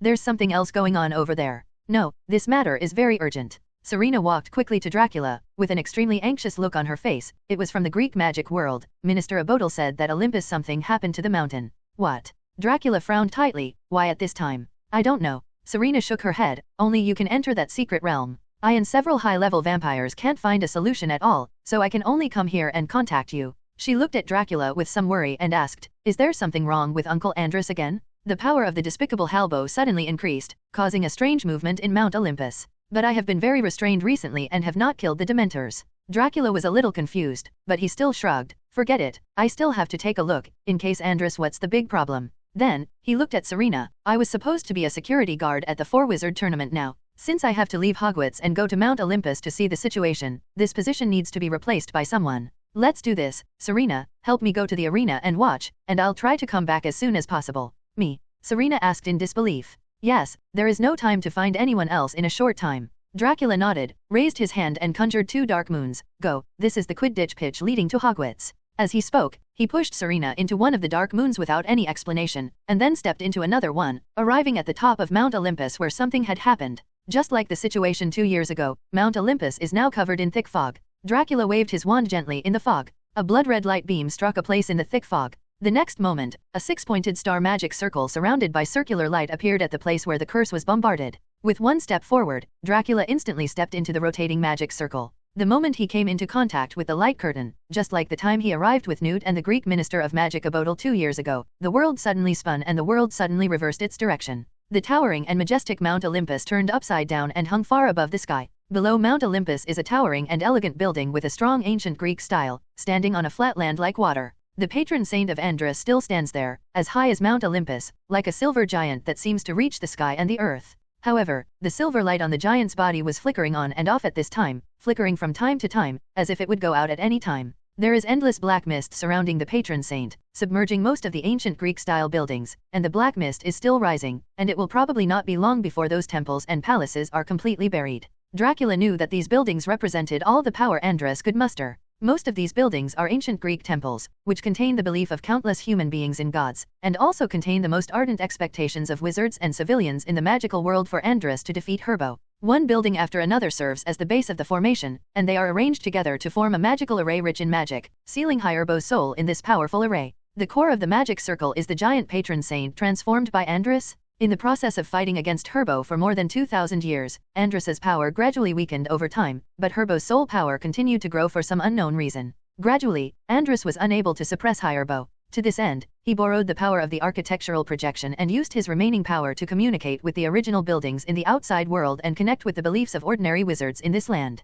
In the end, Andrus relied on the faith of outsiders to once again gain the power to rival Herbo. However, people's faith is not endless. When this faith can no longer support the confrontation between Andrus and Herbo, the formation automatically absorbs the foundation of the Greek magic world, that is, the escaped magic power. This was a move that staked the future of the Greek magic world. However, these magical powers could not resist Herbo's sudden surge in power. When these buildings are completely buried, that is when the secret realm collapses and Herbo is born. Dracula's eyes became serious. He flashed and appeared in the center of the giant patron saint. A tall man wearing white clothing similar to a wrapper and bare shoulders stood in the center of the patron saint with a pale face, trying hard to maintain the suppression of Herbo in this secret realm and prevent him from breaking through the secret realm and entering the real world. What happened here? Dracula frowned and asked the man, why did Herbo become so powerful after only 2 years? He was not eliminated by us just 2 years ago. It took at least 10 years. Will it take years to recover? Hearing Dracula's question, Andrus turned around and gave him a forced smile. Ah, you are finally here, my old friend.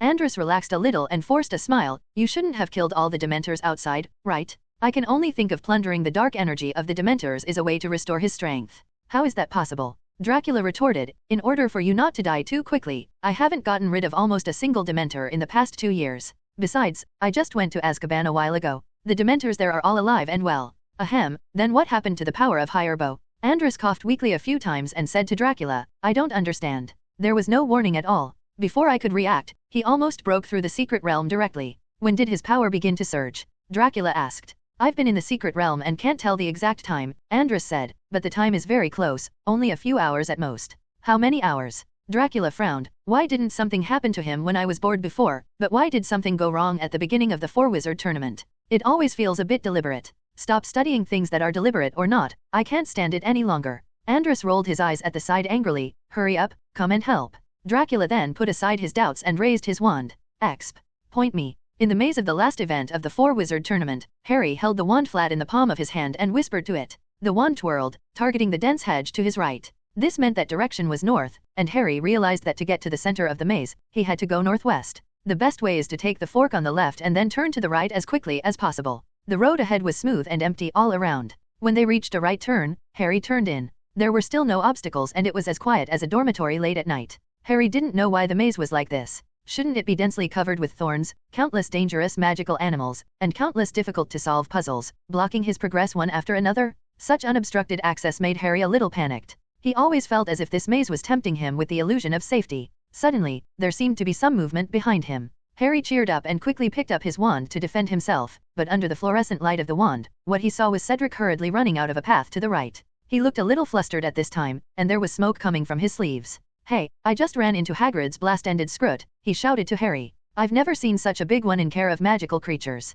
I managed to escape from it with great difficulty. Is it dangerous over there? Harry asked doubtfully. Yes, there are various traps along the way, as well as many terrifying magical animals. Cedric nodded. Why, wasn't that the path you chose? I didn't seem to encounter any danger along the way, Harry said hesitantly. Is that so? Cedric glanced at him with envy. Maybe you are lucky. He shook his head, turned around and rushed into another path, intent on throwing away the explosive-ended Scroot that was approaching again. Harry also quickened his pace and took another path. If he and Cedric hadn't been able to help each other, Harry would have really wanted to form a team with Cedric. At least this way, the championship would be more likely to belong to him in the end. Hogwarts. After turning a corner, he finally saw the first monster on the road. A Dementor slowly walked towards him, 12 feet tall, with a hood covering its face, and its rotten and scabbed hands stretched straight out.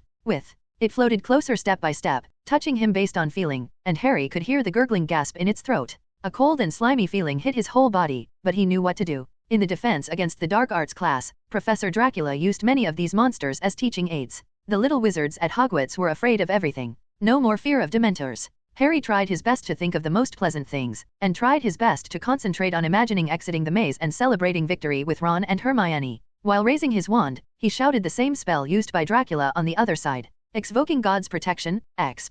A silver stag sprang from Harry's wand and ran towards the Dementor. The Dementor took 2 steps back and tripped over its robes. Harry had never seen a Dementor so funny that he tripped over his own robes. Don't move. He laughed and took 2 steps forward with the silver patron saint. I know you are a boggart? Ridiculous. With a loud bang, the Dementor exploded into smoke from the first floor and turned into a funny clown. The silver stag also disappeared because Harry cast another spell. Harry continued to move forward, walking as fast as possible without making any noise, still holding his wand high and listening carefully to what was going on around him. When Harry came to a fork in the road again, suddenly, a scream broke the silence around him. Fleur. Harry called. He recognized the charming witch's voice, but the scream from that voice, coupled with the silence around him, seemed particularly terrifying. Harry took a deep breath and stopped at the intersection of the 2 roads, looking for traces of Fleur. He didn't know what happened to Fleur, and he didn't know how she was doing now, thinking that he might be able to help. No red sparks were seen. Does this mean Fleur is out of trouble, or is she in too much trouble to even get her wand out? If there really was no time to cast the red sparks, Professor Dracula might have heard Fleur's scream just now. Harry took the fork on the right with growing uneasiness, but at the same time he couldn't help but think that maybe a warrior had fallen. His heart was beating wildly, and he continued walking down. I don't know how long it took, but Harry only encountered a few magical animals that were not too dangerous, and a few magical obstacles that were not too complicated. He couldn't help but wonder if the wizard who designed the maze had underestimated them. Ability. The trophy was getting closer and closer, and after walking on a smooth road for a few minutes, Harry suddenly stopped. There was a sound coming from a nearby road. What are you going to do, Crumb? Cedric's voice said. What exactly do you want to do? Warriors are forbidden to hurt each other. Then Harry heard Crumb's voice. Crucio. The air was suddenly filled with Cedric's screams. Terrified, Harry ran wildly on his side of the road, trying to find an opening to squeeze through, but in vain. He anxiously tried reciting the crushing spell again, which was not very effective, but he finally opened a small hole in the hedge. He inserted his legs into the hole, kicked hard at the dense thorns and branches, finally opened a gap, and then struggled to get through. His robe was torn. Looking to the right, he saw Cedric lying on the ground twitching, and Crumb looking down at him indifferently.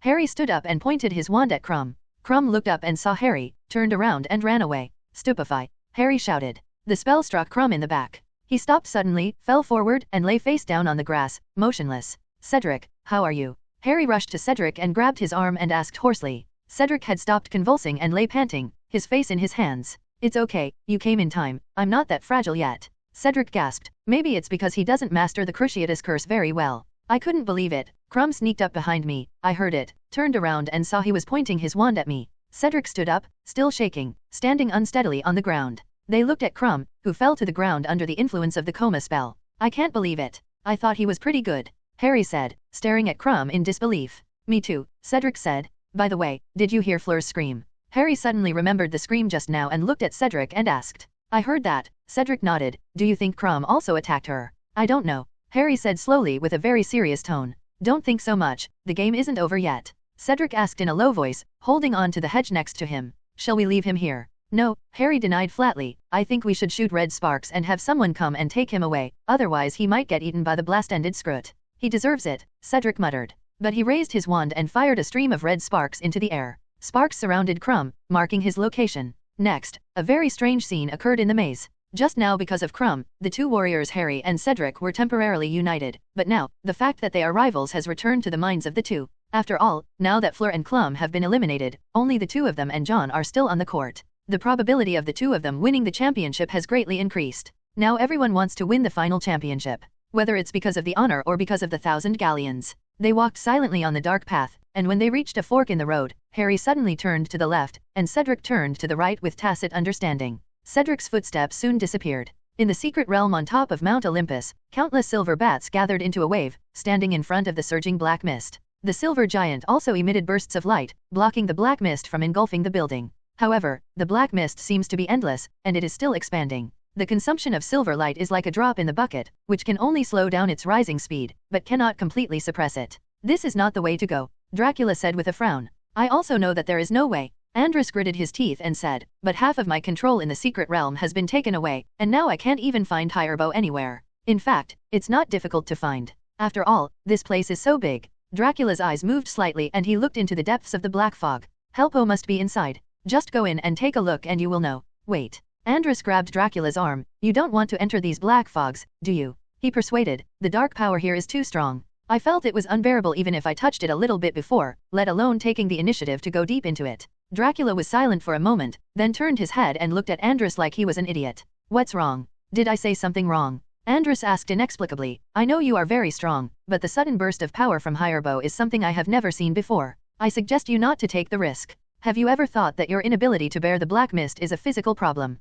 Dracula said quietly. There's no need to poke my wound, right? Andrus suddenly looked hurt. I know that people like me who live with a patron saint as their body are relatively humble, but there's nothing I can do about it. No, you misunderstood. Dracula twitched the corner of his mouth and interrupted him. I mean, have you ever thought that I am fighting against this black mist here entirely for you? If I were alone I wouldn't have to care about it at all. Andrus shook his head blankly. However, the next moment, he realized what Dracula meant. Dracula suddenly retracted his wand, and his aura suddenly changed. The sacred aura of Haeron that was stained by the patron saint curse disappeared. His black and red robes were swaying without wind, and the majestic dark aura surged and rose. In terms of momentum, it seemed that it was not inferior to the one below with no end in sight. Black fog. Andrus. He silently moved a few steps to the side to avoid the darkness that was so dense on Dracula that he couldn't look directly into it, and to prevent his body of the patron saint from being affected. Why didn't you tell me in advance and you just transformed? Andrus looked at Dracula with a look of disgust on his face. I see that you have seen so many times in the state of the patron saint that you almost forgot that you are the best. The Dark One. I'll go find Herbo. You can hold on for a while. Dracula curled his lips and said casually, if you feel like you're not going to make it anymore, just shout and I should be able to hear you. Okay, I'm not that weak yet. Andrus waved his hand. You go back quickly, let me support you here first. Dracula nodded slightly, jumped down from the silver giant's chest, and submerged into the black mist. It must be very close. The goblet of fire should be not far away. On the field of the four-wizard tournament, Harry held his wand and used the directional spell to determine his direction. The magic wand told him that he was heading in the right direction at this time. As long as he didn't encounter any too dangerous obstacles, he might have a chance to win the trophy of the four powers and become the final winner. Thinking of this, Harry ran away. He ran along the road, and not long after, he suddenly saw a bright light in front of him. The top four cups stood quietly on the exquisite base in the open space 100 meters away, shining with an alluring light. Just when Harry thought he was about to win the final victory, suddenly, a black shadow rushed onto the road in front of him from the side fork. It's Cedric, he's got the upper hand. He was sprinting towards the trophy at full speed.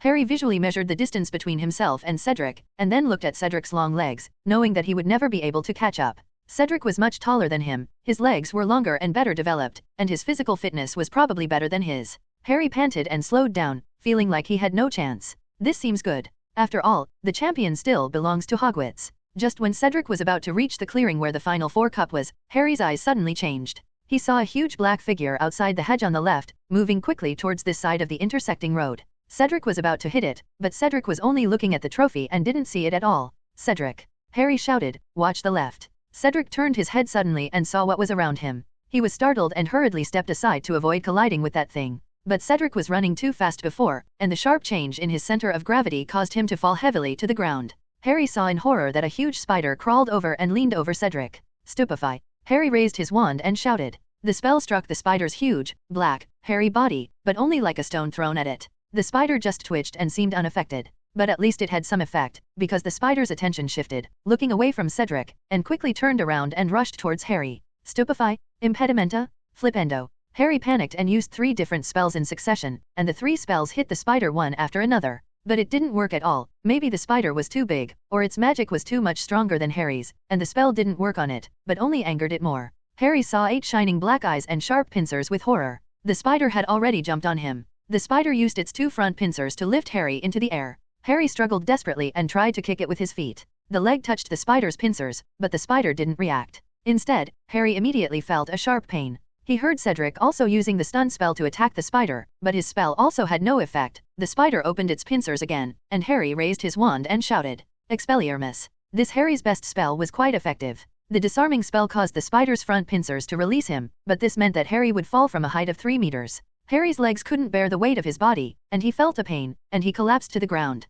But now it was too late to care about the pain. Without thinking, he pointed the wand at the spider's lower abdomen and used the stun spell again. At the same time, Cedric shouted the same spell. The combination of the 2 spells seemed to have an effect that the other spell could not. The spider fell to the side, crushing a hedge, and its long hairy legs lay spread out on the ground. Harry, are you okay? Harry heard Cedric yell, it didn't fall on you, did it? No, Harry gasped. He looked down at his leg, which was bleeding. There was some sticky stuff on the torn robe, which was secreted from the spider's pincers. It was unknown whether it was poisonous or not. Harry tried to stand up, but his legs were shaking so much that he couldn't support the weight of his body, so he leaned on the hedge, gasping for air and looking around. Should we be safe now? Harry asked weakly, closing his eyes. However, he suddenly heard Cedric's incredible voice. Kowalski, have you been here a long time ago? Why haven't I seen you pick up the trophy? Harry opened his eyes and looked at the open space where the semi-final cup was. At this time, John Kowalski stood in the area where the light shone, looking at Cedric steadily. John Kowalski. Harry was stunned for a moment. He saw that John's expression was very dull, and his face with a mustache no longer looked funny at all, but rather scary. Harry felt something bad in his heart. This expression seems very similar to when Krum used the Cruciatus curse to torture Cedric. Expelliarmus. As if to verify Harry's suspicion, the next moment, John suddenly raised his wand without Cedric even noticing. Cedric's wand flew out and was caught in John's hand, then thrown aside far away. Kowalski, what are you doing? Cedric looked at this scene in shock and asked angrily, if you want to take away the trophy, you can just go and get it. There is no need to do anything with me, right? John still said nothing, but raised his wand again. Harry didn't care about his leg injury at this time. He stood up holding on to the hedge, pointed his wand at John, and shouted, Petrificus totalis. John glanced in Harry's direction, and he used another spell to block Harry's whole body petrification spell. Protego. Harry knew that he alone was no match for John, so he quickly turned to look at Cedric. Cedric, go get your wand back, he shouted loudly. This person is definitely not John, or he is controlled by someone else. We can't sit still and wait for death. Seeing this, Cedric understood the situation in a short time and knew that the purpose of this John was no longer to win the trophy of the four powers. Instead, it was more likely to cause harm to them like Krum. However, no matter how outstanding Cedric was in class, he still did not master such advanced spellcasting abilities as wandless spellcasting. So he looked at Harry again and winked at him. Harry nodded knowingly and pointed his wand at the wand that John had just thrown aside. Oxio Cedrid's wand. The extensive practice of the flying charm before the first project was not in vain. After using the flying charm, Cedric's ash wand immediately flew up and flew towards Harry. Harry opened his hand, trying to catch the wand and throw it back to Cedric. However, at this moment, another huge figure suddenly appeared, blocking Cedric's wand and Harry. Harry's eyes widened as he saw another huge spider crawling over from the branch of the hedge on the right. As for John in the clearing, he took his index finger and thumb away from his mouth. He had just whistled, and it seemed that it was this whistle that made the spider hear his order. Oops, he can also control magical animals. Harry's face turned a little pale. The same was true for Cedric. He watched helplessly as the huge spider crawled toward him step by step, but he couldn't think of a way to resist. At the same time, John also raised his wand again. Suddenly, the light appeared. A short red cloak fell from the sky and stopped in front of the spider. Harry's eyes widened and he saw a thin, even seemingly boneless hand firmly grasping the spider's front claws. The next moment, with a flip of his hand, he easily knocked over a spider that was taller than a story to the ground, as easily as knocking over a small beetle. Only then did Cedric and Harry have time to look at the figure falling from the sky. This looks like a petite girl, but she looks very heroic. Her hair is half black and half white, with red eyes. She wears a short cloak and a long dress that are black on the outside and red on the inside. The person who came was none other than Serena, who arrived just in time. She thought she only needed to fish and swim here, and other professors would solve the safety issues of the contestants. However, when no one cast red sparks, she was the only one who could hear the strange movement in the center of the maze. Serena clapped her hands and spread them out in front of her chest. A group of bats with forest white flames burning on their bodies flew out and landed on the big spider. In the blink of an eye, the spider's huge body was burned up. Phew, I'm so awesome, I learned his secret in less than 2 years. Serena laughed and boasted happily as she looked at the spider's disappearing body. Well, this lady, Harry suddenly reminded, there is still one person whose problem has not been solved yet. By the way, please don't treat John the same way you deal with spiders. Harry thought for a long time and still didn't know which professor this was. Wasn't the security officer Professor Dracula? Why is such a young girl coming here? Just as Harry reminded him, John raised his wand indifferently. Stupefy. A red beam shot out and hit Serena hard on the back. Careful. Harry shouted in panic. But the next moment he shut his mouth. Serena was hit by a coma spell, but she turned around angrily and looked at John as if nothing was wrong. You little wizard is not very cute. Harry and Cedric looked at her helplessly, and in a flash, they reached John, and then slapped John on the head. John fainted. It's solved now. Serena clapped her hands. Harry swallowed secretly. Well, he's not dead, right? He asked softly. Of course, do I look like such a violent person? Serena bared her pointed teeth and asked viciously. Harry and Cedric silently glanced at the spider that had no scraps left, and then shook their heads at the same time. Serena left with John who was unconscious on the ground. Harry and Cedric looked at each other on the spot. They still couldn't believe that this problem was solved by a girl who didn't know who it was. Next, they realized one thing at the same time. Now there are only 2 of them left in the entire maze, and they are only 1 step away from the final victory. At this moment, Cedric stood only a foot away from the Triwizard Cup, the trophy flashing behind him. Take it, he's yours. Harry gasped, suppressing his desire for victory, and said to Cedric, whoever wins the championship first belongs to him. You are closer to the Final Four Cup than me. Cedric didn't move. He stood there blankly, looking at Harry, then back at the trophy. In the golden light of the trophy, Harry could see the longing look on Cedric's face.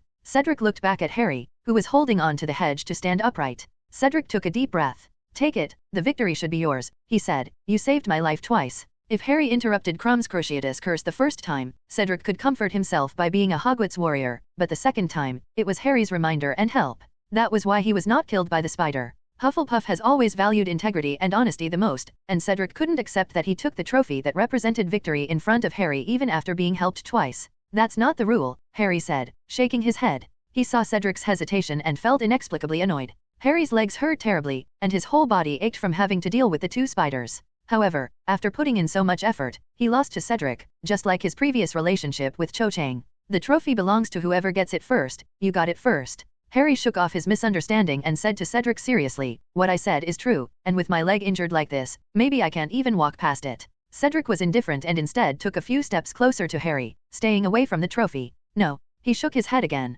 "Stop showing off your style," Harry said impatiently. "Get it quickly so we can get out of here. Who knows if there might be other dangers waiting for us." Cedric saw Harry clinging to the hedge to steady himself. "You told me there was a fire dragon," Cedric said after a moment of silence. "If you hadn't warned me in advance, I might have been eliminated from the first project." "That's because I got help first," Harry said impatiently, trying to wipe the blood from his leg with his robe. "And you told me how to deal with the second project. We are even." "Strictly speaking, I also received help from others," Cedric said. "The book was given to me by Mr. Filch, although his intention may not be like this. But we're still even." Harry shook his head. He carefully tested his injured leg, and as soon as he put weight on it, the leg began to tremble violently. He sprained his ankle when he was thrown down by the spider. "Your score in the second event should be higher, at least higher than mine," Cedric said stubbornly. "You stayed at the end and rescued all the hostages. I should have done the same. I was the only one stupid enough to take that song seriously. You are all smart people and know that nothing will happen to them," Harry said angrily. "Hurry up and get your trophy." "No." Cedric still repeated the word. He stepped over the spider that was not burned by Serena and was knocked unconscious by him and Harry, and walked to Harry. Harry looked up and glared at him. Cedric meant it. He is giving up the honor that Hufflepuff House has not received for hundreds of years. Badger House is the most low-key house. It is rare for a warrior to appear in the tournament, let alone win it. "The ultimate champion." "You go ahead," Cedric repeated again. It seemed that he had used all his willpower to say this. But his expression was very determined, without any hesitation, and he was obviously determined. Harry's eyes moved to the trophy. In the light of the trophy, his thoughts blurred for a moment, as if he saw himself walking out of the maze holding it in his hands. He raised the semi-finals cup high and heard the cheers of the crowd in his ears. He saw Ginny's face glowing with admiration, Ron and Hermione cheering loudly, and saw Sirius smiling and saying he was proud of him. Then the hallucination faded, and Harry saw Cedric's stubborn face in the gloom. "The two of us together." Harry suddenly thought of an idea. "What?" Cedric was stunned. "If two people win at the same time, Hogwarts still wins." Harry said, "We are tied for the championship." Cedric looked at Harry with wide eyes, his eyes trembling. "You really want this?" "Of course." Harry took a deep breath and said to him seriously, "Of course, we helped each other overcome the difficulties, right? The two of us got here together. This is not the credit of one person." For a moment, Cedric looked like he couldn't believe his ears, and then he broke into a smile. "It's up to you, let's come together." He grabbed Harry's arm and helped Harry hobble toward the trophy. Walking from the dim hedges to the small square in the center of the brightly lit maze, the brightly lit trophy was getting closer and closer, becoming brighter and brighter, just like the incomparable joy in the hearts of the two. After reaching the trophy, Harry and Cedric each raised their hands above a shining handle. "I'll count to 3, okay," Harry said. "Let's grab the trophy together." Mr. Bagman said it will take us back together. Cedric smiled and nodded. 1, 2, 3. The two put their hands down at the same time, and one of them grabbed a handle. The next moment, their legs left the ground and their hands were tightly glued to the handle of the Final Four cup. The top 4 cup dragged them, flying forward amidst the whistling wind and swirling colors, not knowing where it was leading. In the eerie black mist, a group of beautiful ancient Greek-style buildings loomed around. Dracula clasped his hands behind his back and walked leisurely through the secret realm, as if it was not a crisis-ridden battle but a carefree wandering. However, there was a faint light in Dracula's eyes, which meant that his mood was not as calm as it appeared. Although Andrus was trying to be tough, in fact his situation was not good. After all, this old antique who lived in the ancient Greek period did not really live for so many years. He just used his unique patron saint to rest his remaining soul, just to be able to use his own power to trap Hirebo, die in a secret realm. But in the final analysis, the patron saint is still created by a person's positive emotions. No matter how heartless Andrus is, he will not be able to withstand the wear and tear of time. Dracula could clearly feel that, especially in the past few hundred years, Andrus's patron saint had become weaker and weaker. If he hadn't still had the obsession to prevent Herbo from doing evil in his heart, he might have followed him long ago. The wind dissipated. The despicable Herbo must be found in the shortest possible time, otherwise Andrus may be completely overwhelmed by this endless darkness. Dracula's eyes locked on one position, and then he quickened his pace.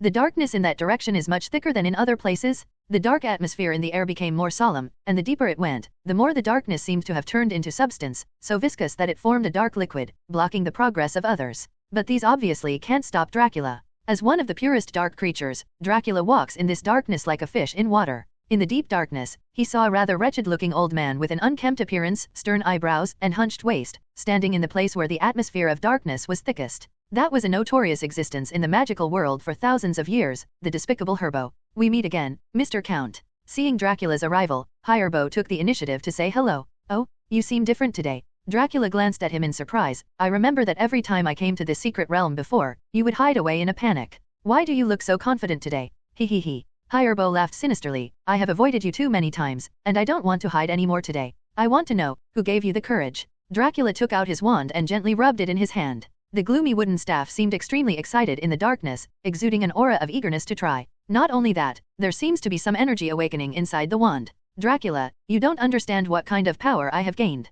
Herbo was in a very excited mood, with a fanatical look on his face. Dracula suddenly sneered and curled his lips in disdain. "If you are talking about the power of the god of death, then I think your sense of superiority is a bit ridiculous," he said nonchalantly. "You are just a poor guy who relies on external power." Herbo's penis suddenly enlarged, and the expression on his face changed from enthusiasm to shock. "You clearly don't have a Horcrux. How could you possibly know the existence of the god of death?" he asked loudly. "Are you just pretending that you are not interested in eternal life, and you still secretly split your soul? Hypocrisy. I have no interest in learning your self-destructive stupidity," Dracula sneered. "Who told you that only by splitting souls can you have a chance to learn about another world? The stone arch in the Death Hall of the Department of Mysteries connects to another world. No one seems to know about this. After all, entering that layer of curtain means death, and not everyone has the opportunity to forcefully come out of that world." Dracula became more and more curious about himself from the future, who could actually steal people from the god of death. "That's nonsense." Herbo's furious voice interrupted Dracula's thoughts. "That power is definitely beyond what those of you who have never experienced it can understand." I saw that he suddenly held his hands together, and a vortex-like dark energy was slowly gathered, gradually forming an extremely terrifying black hole, as if even the gaze could be sucked into it. "Dracula, I admit that I have been suppressed by you for many years." Herbo's face gradually calmed down, but his tone was particularly sinister. "But today, I am going to let you feel the true power of darkness." The black hole suddenly erupted, bursting out a dense dark cone in the direction of Dracula. Dracula's eyes suddenly became solemn. He realized that if this pointed cone bombarded the edge of the secret realm, it might be able to directly tear apart this space that gathered the faith and potential of the entire Greek magic world. However, Herbo did not do this. In order to avenge Dracula for suppressing him for thousands of years, Herbo chose to use this borrowed power to take revenge. Dracula's eyes flashed. He knew that he couldn't fight head-on, so he decided to avoid the edge for the time being and choose the right time to counterattack. However, at this moment, there seemed to be a power in his wand that suddenly woke up. That is the power left in this wand by his future self, and Dracula has never discovered what use it can be used for. So he followed this power and raised his wand.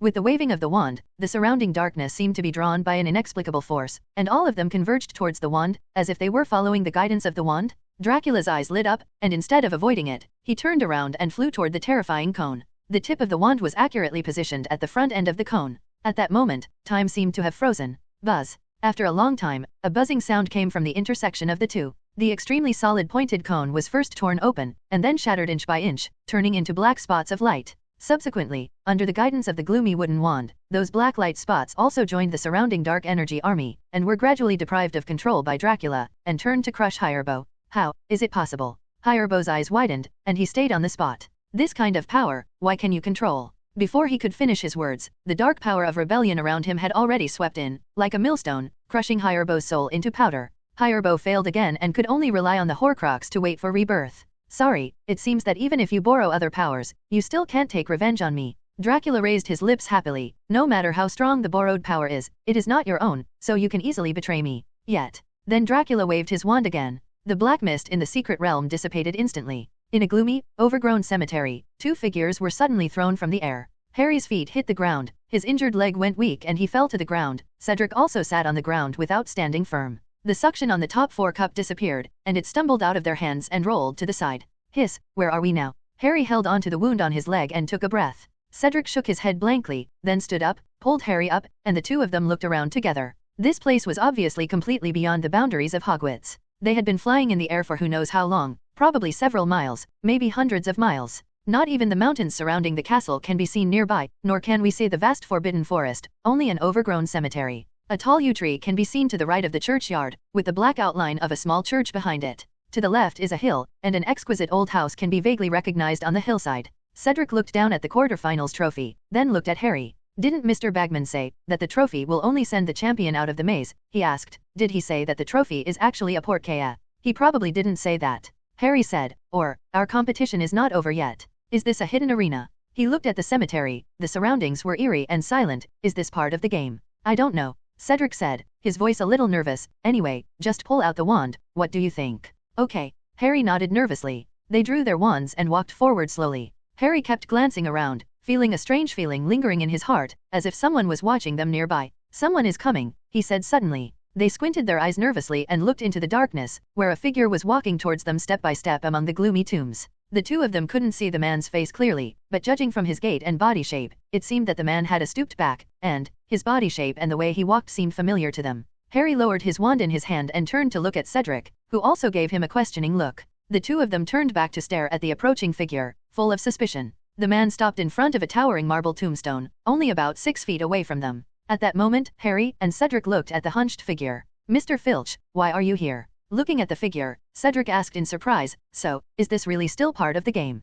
Filch suddenly laughed sinisterly. Wait, Cedric, something is wrong. The strangeness in Harry's heart became more and more obvious. There seemed to be blood vessels beating on his forehead, and it hurt every time. Cedric looked at Harry blankly, and heard someone speaking loudly and coldly behind Filch. At the same time, the scar on Harry's forehead began to hurt violently. He had never felt such severe pain in his life. The wand fell to the ground involuntarily. He covered his face with his hands, bent his legs and fell to the ground. He couldn't see anything in front of him, and his head felt like it was going to explode. Get rid of those who are in the way. He vaguely heard the voice say. There was a whooshing sound of wind, and then a sharp shout pierced the night sky. Avada Kedavra. A strong green light pierced Harry's eyelids, and he heard something fall heavily beside him. The scar hurt so much that he felt nauseous and wanted to vomit. After an unknown amount of time, the pain subsided a little, and he slowly opened his stinging eyes in fear. Cedric was lying on the ground with his limbs stretched out, his eyes blank, not knowing whether to live or die. For an endless second, Harry stared blankly at Cedric's face, his expressionless grey eyes, like the windows of an abandoned house.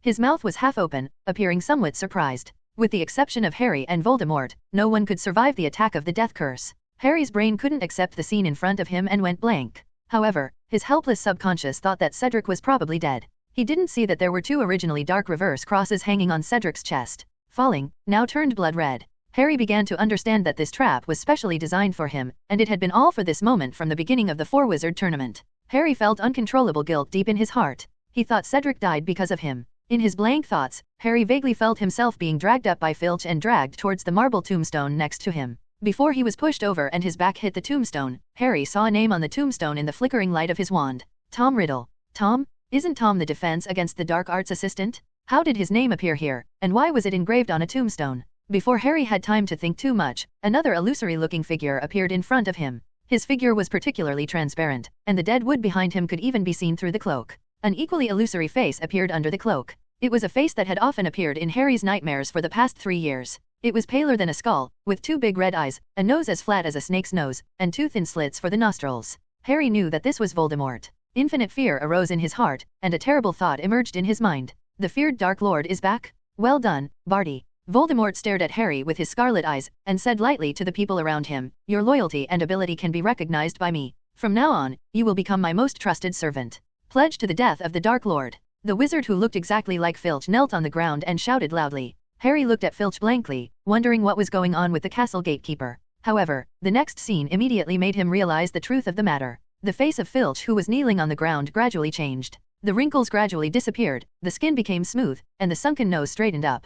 The long, messy hair is shortening, and the hair on the top of the head with bald spots has also grown and turned pale yellow. Harry saw a man kneeling in front of him. He had pale skin, slight freckles, and light yellow messy hair. This person is very similar to Mr. Crouch, the director of the Department of International Magical Exchange and Cooperation. You are. Harry struggled to say, you used polyjuice potion to disguise yourself as Filch just to lure me to this cemetery in the last game. Seeing the changes in Filch in front of him, the events of this school year came to Harry's eyes. 4 schools competed, but the Goblet of Fire spit out the names of 5 warriors. This is because Filch was the person in charge of guarding the Goblet of Fire that night, and he had countless opportunities to secretly cast confusion spells on the Goblet of Fire. The first competition event was the fire dragon, and Harry could not think of a way to deal with it. Filch deliberately blocked the entrance of the castle and gently reminded them to use broomsticks to deal with the fire dragon. Ron reacted quickly at that time. In the second project, Filch deliberately placed a book about alchemy in the drawer where dangerous goods are stored, luring Fred and George to steal it, which also allowed them to crack the secret of the golden egg.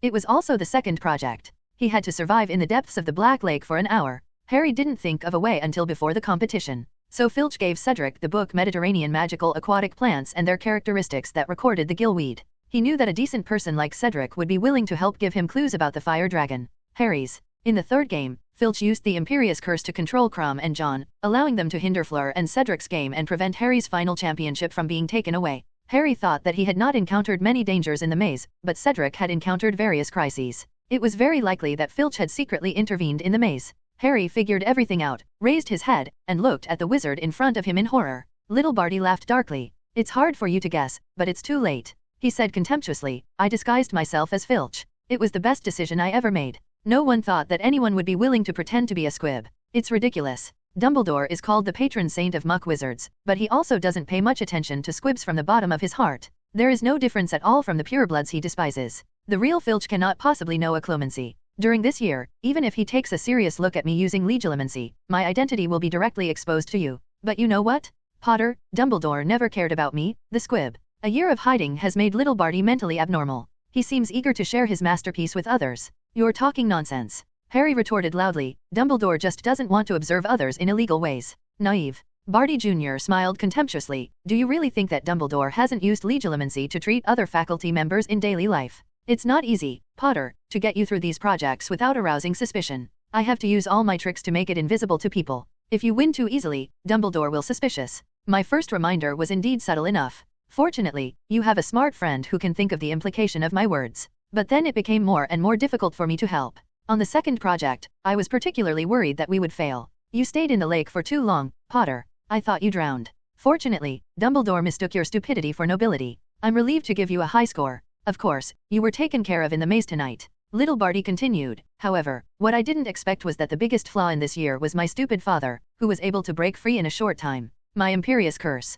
Are you Mr. Crouch's son? Harry's eyes widened. Where is Mr. Crouch now? What did you do to him? You may not know that my father was very disappointing, Barty Jr. said with a crazy expression, so I happily, very happily, killed him to ensure that the Dark Lord's plan was successful. Okay, Barty, stop talking nonsense to him. At this moment, Voldemort's cold voice interrupted the conversation between the two. Let's start the ceremony quickly. I have been waiting for this day for too long. Yes. Little Barty's crazy expression immediately subsided and he responded solemnly. He tied the helpless Harry to the tombstone, then took out a dagger and stabbed Harry's wrist hard.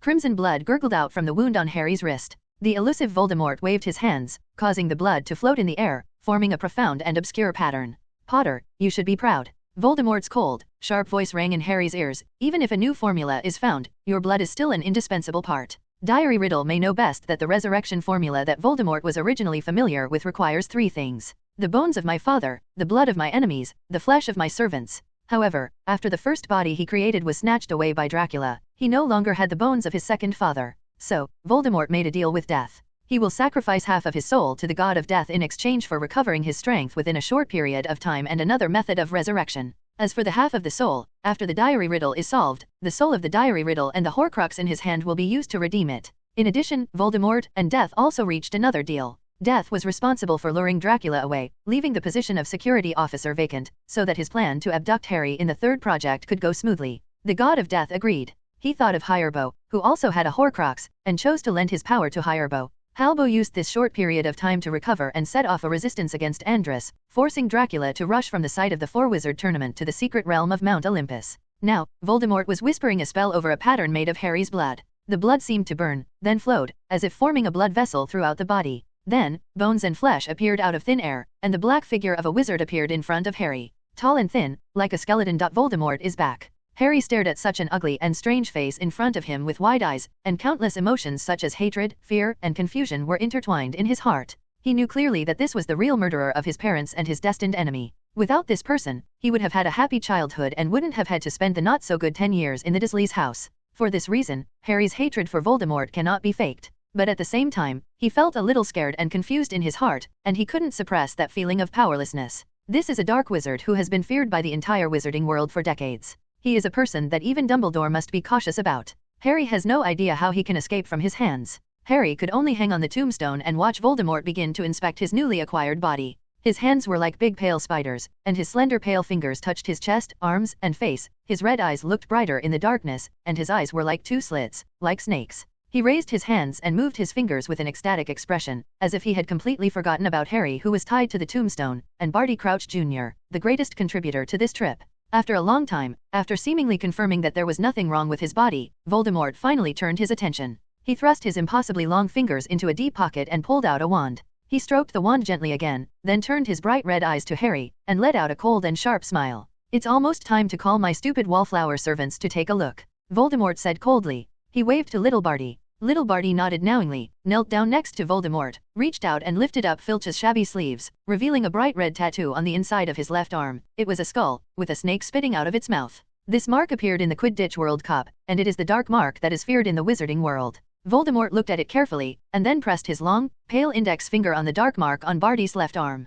The pain on Harry's forehead started to hurt sharply again, and little Barty also shivered, and he didn't seem to be feeling well. When Voldemort's slender fingers lifted away from Barty Jr.'s mark, Harry saw that the dark mark turned pitch black. After doing this, Voldemort's face showed a cruel look of pride. He straightened up, raised his head, and scanned the dark cemetery. After feeling it, how many people will have the guts to come back this time? He murmured, staring at the stars in the sky with his glowing red eyes, and how many people will be stupid enough not to come? I know that I failed 2 years ago because Dracula rebelled against the person I trusted most, but this time is different. I found the best ally and regained all my strength. He seemed to be talking to Barty Jr. and Harry, and also to himself. Dumbledore, Dracula, I will pay you back 100-fold for the shame of the past. Then, he looked at Harry, and the corners of his mouth curved in a strange way. Harry Potter, you are standing on my father's grave. Voldemort said softly. He was a filthy muggle with the same name as me, Tom Riddle. Harry's eyes widened at the name. Oh, you look surprised, right? Voldemort laughed coldly. I guess you know someone with the same name, and that person is you or a good friend of yours.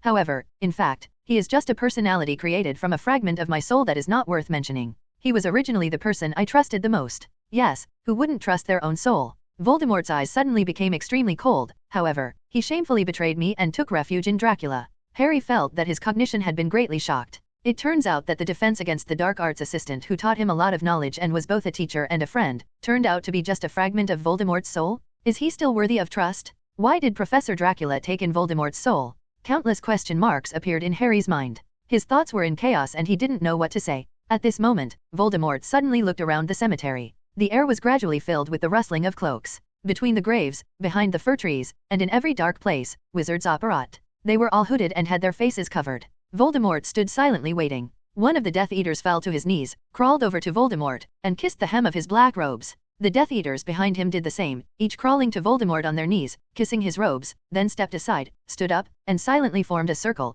covering old Tom Riddle's grave. Harry, Voldemort and Barty Crouch Jr., still wearing Filch's shabby clothes, surrounded the center. Welcome, Death Eaters. Voldemort said calmly. This scene is so familiar, it seems that it happened once 2 years ago. That time, we went to attack Azkaban together, but under the abominable Dracula because of LA's obstruction, the success was in vain. I know that many of you think that I have declined, even worse than a school professor. I also know that many of you have already found a way out for yourself. So my plan for this resurrection is not looking for any of you. I don't want to see another betrayal. Lucius in the crowd trembled all over, taking deep breaths secretly, trying to keep himself calm. Fortunately, I managed to find a servant I can trust completely. Voldemort looked at little Barty beside him, who bowed deeply to him. Barty Crouch Jr. is much younger and more loyal than you are. Voldemort said coldly. With his efforts, I finally regained the power I had in my prime. Hearing this sentence, the mood of the Death Eaters around him changed obviously. They were either excited, shocked, panicked, or afraid. Seeing their expressions change, Voldemort laughed proudly. Yes, my power is back.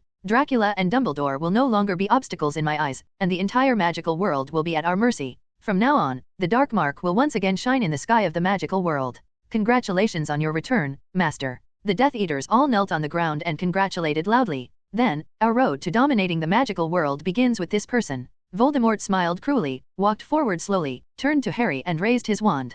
Crucio! Harry screamed in agony. He had never experienced such painful torture. He felt that his head must have been split along the scars, as if all the bones in his body were burning, and his eyes were turning crazily in his skull. Harry finally realized the pain that Cedric felt when he was hit by Krumm's Cruciatus Curse, and the Cruciatus Curse cast by Voldemort himself would be much more terrifying than Krumm's dark magic. He didn't know how Cedric managed to stay safe at that time. He felt like he just wanted to pass out, or even die. At this moment, a cool breath blew across Harry's chest, like a stream of sweet nectar, which greatly relieved the pain of the Cruciatus curse. Harry's consciousness finally became clear. He realized that the pendant given to him by Professor Dracula when he won the first place in the defense against the dark arts exam in the first grade could moderately resist the attacks of dark magic. It suddenly occurred to him that Cedric had the same pendant. There was a glimmer of hope in Harry's heart, but he was still screaming on the surface to prevent Voldemort from seeing something strange about him. At the same time, his brain was spinning rapidly, thinking of ways to break the situation. I don't know how long it took, but the torture suddenly ended. Harry stopped screaming and hung limply on Voldemort's father's tombstone. He looked up through a layer of mist and looked at the glowing blood-red eyes. The night air echoed with the laughter of Death Eaters. I think you have seen how foolish it is to think that this boy is better than me, Voldemort said with a laugh, but I want to clear everyone's minds of this misunderstanding once and for all. It was a complete fluke that Harry Potter escaped from me. Now I will prove my power by killing him, right here, in front of you, without Dumbledore to protect him, and there is no mother to make sacrifices for him. I'll give him a chance. He can fight me, so you won't doubt who is stronger. Barty, help me put him down and give him his wand. Little Barty waved his hand and used the cutting spell to accurately cut the rope that tied Harry to the tombstone. He waved his wand again, causing the wand next to Cedric's corpse to fly into Harry's hand. The moment his toes touched the ground, Harry considered running away, but his injured leg was shaking, and there were Death Eaters around him, so it was impossible for him to run away. I heard that your ranking in the duel club of Hogwarts is pretty good, Voldemort said with a contemptuous smile, then let me see your strength. Now, let the duel begin. Harry wanted to raise his wand, but before he could say the spell or even move, he was hit by the Cruciatus curse again. Severe pain dominated everything, and the effect of the reverse cross amulet had ended. He didn't know where he was. It was as if white-hot knives were pricking every inch of his skin, and he screamed again. Then everything stopped, and Harry rolled over, shaking uncontrollably, and staggered into the wall of Death Eaters, who laughed at him and pushed him back to Voldemort. Rest for a while, Voldemort said, his two slit-like nostrils dilating with excitement. You must be in pain, Harry? You don't want me to do it again, do you? Harry didn't answer. He clutched his wand tightly. While the Death Eaters around him were laughing, Harry suddenly raised his head and raised his wand violently. Expelliarmus. Of course Voldemort wouldn't be hit. He seemed to be irritated by Harry's provocative behavior. He directly raised his wand and shouted the curse. Avada Kedavra. Two beams of light, one red and one beam, collided in the air. Harry thought he would be hit directly and die gloriously in the duel. But he didn't. Harry's wand suddenly vibrated as if electrified, and he clutched it tightly, unable to let go even if he wanted to. A thin beam of light connected the two wands, neither red nor green, but a dazzling golden color. At the same time, Voldemort's wand also trembled. Completely caught off guard, both Harry and Voldemort rose into the air uncontrollably, their two wands still connected by the flickering golden thread. They flew from the tombstone of Voldemort's father to an open space without a grave. As the golden thread burst out, ghostly figures emerged from Voldemort's wand one after another. An old muggle man on crutches, Bertha Horkins, who had a missing person notice posted by the Ministry of Magic. Harry realized that these were the lives that Voldemort had killed. Sure enough, Harry found that Cedric did not appear in it, and he was probably not dead yet.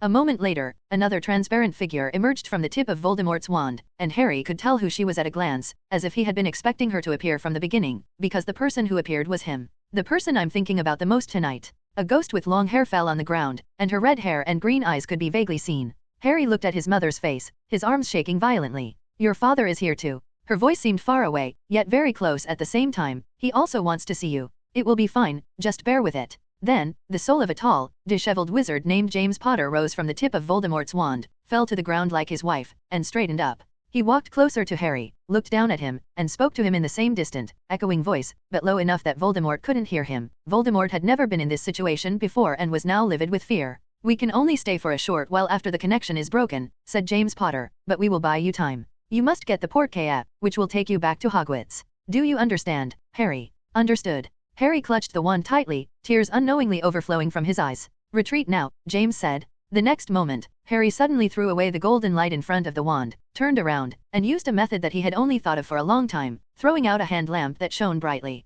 This is a hand lamp made by Dracula to divert other people's attention. It was originally made casually when welcoming the four-wizard tournament. In order to let other magic school students focus on Harry's scar, it was given to Huo at that time. Hogwarts made a lot of face. Originally, Dracula just gave Harry the lamp casually, but today it was put to great use. No matter how casual Dracula's production was, it was not something that ordinary wizards could resist. Even Voldemort was affected for a moment and was blocked by souls such as James and Lily. Taking advantage of this fleeting opportunity, Harry rushed to Cedric's side, grabbed Cedric with one hand, and grabbed the semi-final cup with the other hand. The portkey works? Amid Voldemort's furious shouts, Harry and Cedric were swept away by a whirlwind and returned to Hogwarts. On the other side, earlier, at the edge of the Quidditch pitch at Hogwarts, Snape, who originally didn't pay much attention to the game, suddenly stood up and hurriedly pulled Dumbledore away from the judge's table to a deserted corner outside the maze. "Do you know what happened in the maze?" he asked urgently. "What's wrong, Severus?" Dumbledore asked strangely. "Did you notice anything wrong?" Snape violently rolled up the wide sleeve of his left arm, revealing the hot, red dark mark.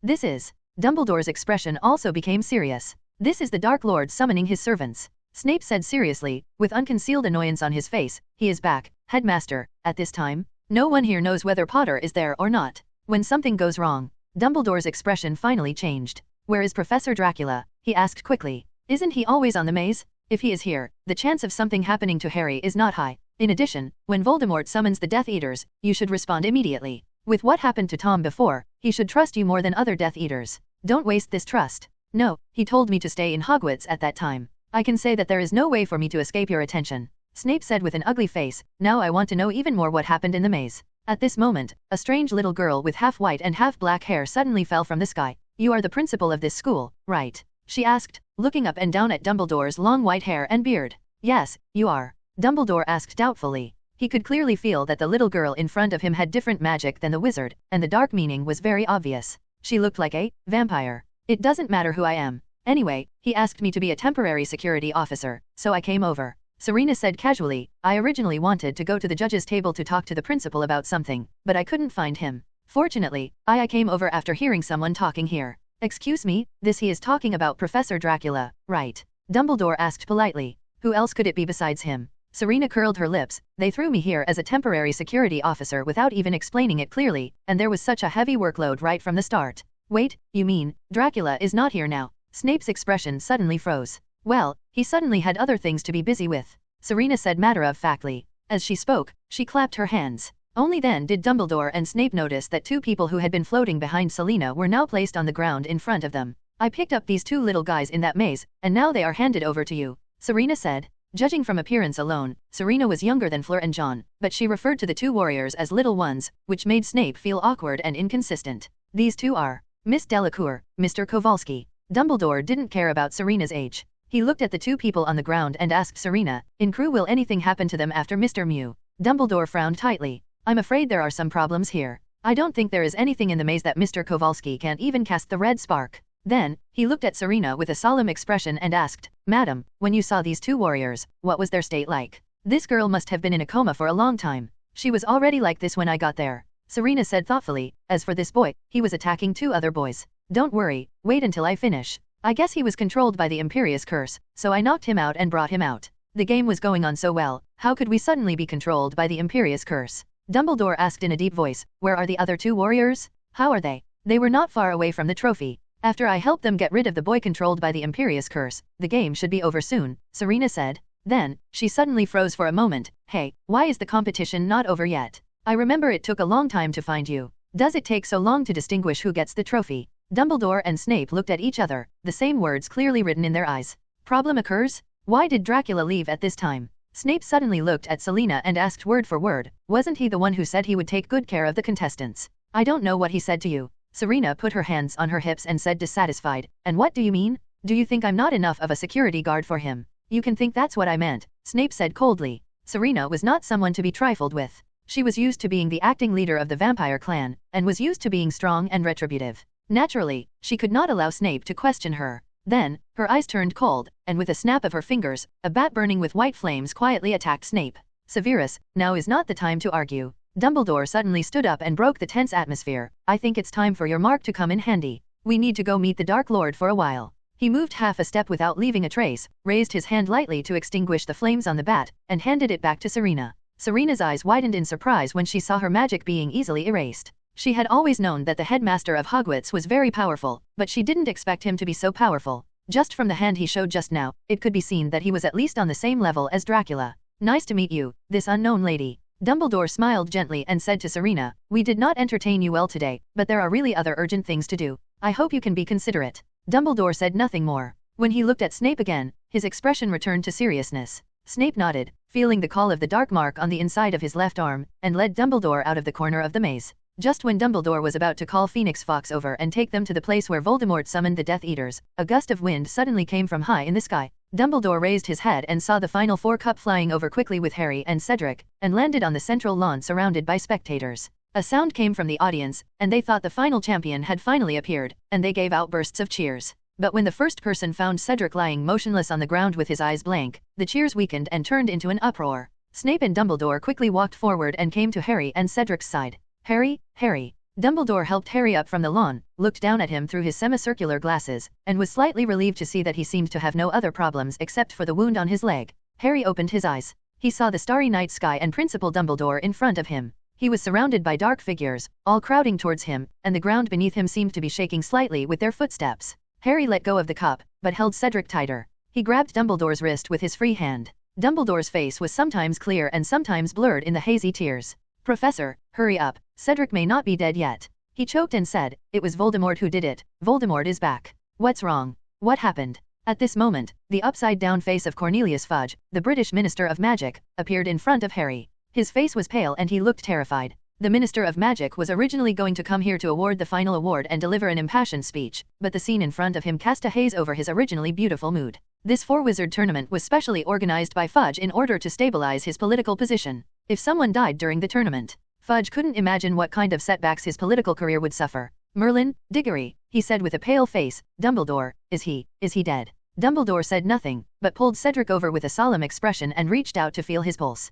His heart has stopped. Dumbledore's face became heavier. He took out his wand and cast several complex and powerful healing spells on Cedric, but none of them worked. "Severus, what can you do?" Dumbledore looked at Snape who came with him and asked softly. "You should have judged, he is dead." Snape said expressionlessly, but his eyes also seemed a little dark. "I don't know why his soul has not dispersed, but his body has completely died." "No, how is that possible?" Harry still held Cedric's wrist tightly, his eyes filled with tears involuntarily. "He is clearly wearing an amulet made by Professor Dracula. The amulet can protect me from the Cruciatus curse. It should also be able to withstand the life-killing curse." Dumbledore's eyes moved, and sure enough he found two identical reverse cross pendants on Cedric's neck. Both pendants were as red as blood. "They have all taken effect. They should have resisted a powerful black magic respectively," Dumbledore said softly. "Two talismans." Harry murmured, "Yes, Cho Chang should have given her pendant to Cedric as well. How could something happen to Cedric?" "Harry, the death curse is different from any other black magic." Dumbledore said in a deep voice, "The death curse is a spell that works on a rule level and cannot be completely resisted by any defensive spell."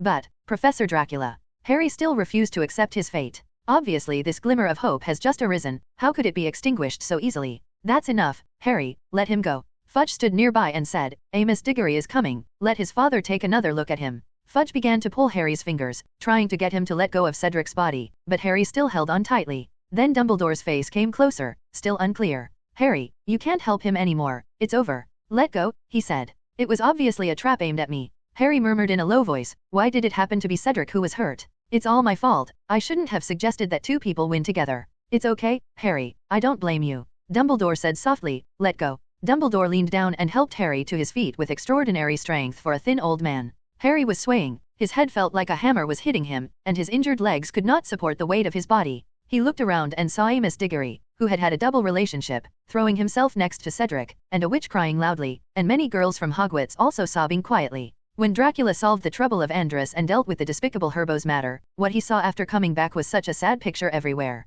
"Who can tell me what happened?" Dracula casually grabbed a sobbing girl who was hiding in a deserted place and asked with a frown. "Professor Dracula, where have you been just now?" The girl who was pulled sobbed and cried to Dracula, Cedric, he is dead." It was clear that before the game I have put my amulet on him, I just hope nothing happens to him. Only then did Dracula notice that the girl he grabbed was actually Cedric's girlfriend, a 5th-year Ravenclaw student, Autumn Jung. "Where is he?" Dracula's face darkened and became extremely scary. "Tell me where Cedric is now." Chu Jong wiped away her tears and pointed to the center of the lawn. Dracula's figure disappeared from the spot and instantly appeared on the grassland surrounded by the crowd. "Get out of my way." As his cold words fell, the dense crowd was suddenly pushed aside by an irresistible force, leaving a wide passage for Dracula. Dracula walked up to Cedric and looked at Amos Diggory and Mrs. Diggory who were crying bitterly. "Let him go first, you two." He took a deep breath and said in a low tone, "He's not dead yet. Is what you said true?" Hearing Dracula's voice, Mrs. Diggory seemed to be grasping at straws, clutching his sleeve tightly. "Yes, I can make him wake up,"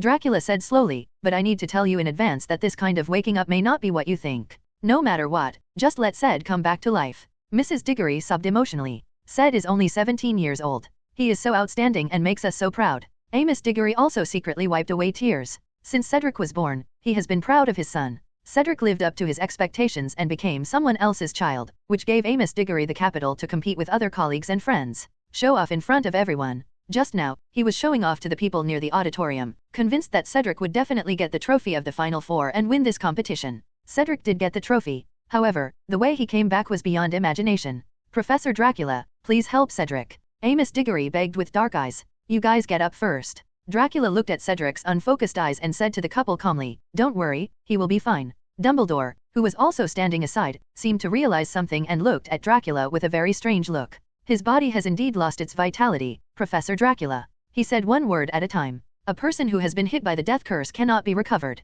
I know. Dracula said slowly, but, can't a dead body regain vitality? Dumbledore was silent for a moment. Professor Dracula, are you sure you want to do this? His tone suddenly seemed a little erratic. I have decided. Dracula nodded gently, look after the others for me and don't let them disturb me. Dumbledore sighed and said nothing more, just silently waving his wand. An invisible barrier suddenly appeared, surrounding Dracula and Cedric, and blocking everyone else from the barrier. Under the scorching gazes of everyone, Dracula raised one arm and stretched it forward. Cedric's body floated lightly from the ground, and his eyelids were slightly closed to cover the eyes of the child who had lost focus. At this time, someone suddenly exclaimed, look, Dracula teaches him. Without his reminder, everyone's eyes were already focused on Dracula. Dracula seemed to finally be too lazy to hide anymore and completely removed all disguises. His skin became paler, a touch of blood appeared in his burgundy hole, and his ears became pointed, all of which reminded everyone present of his true identity. Dracula's style as a professor gradually faded away, and his temperament gradually became colder, but his handsome face like a god and his dangerous aura were as attractive as a poppy.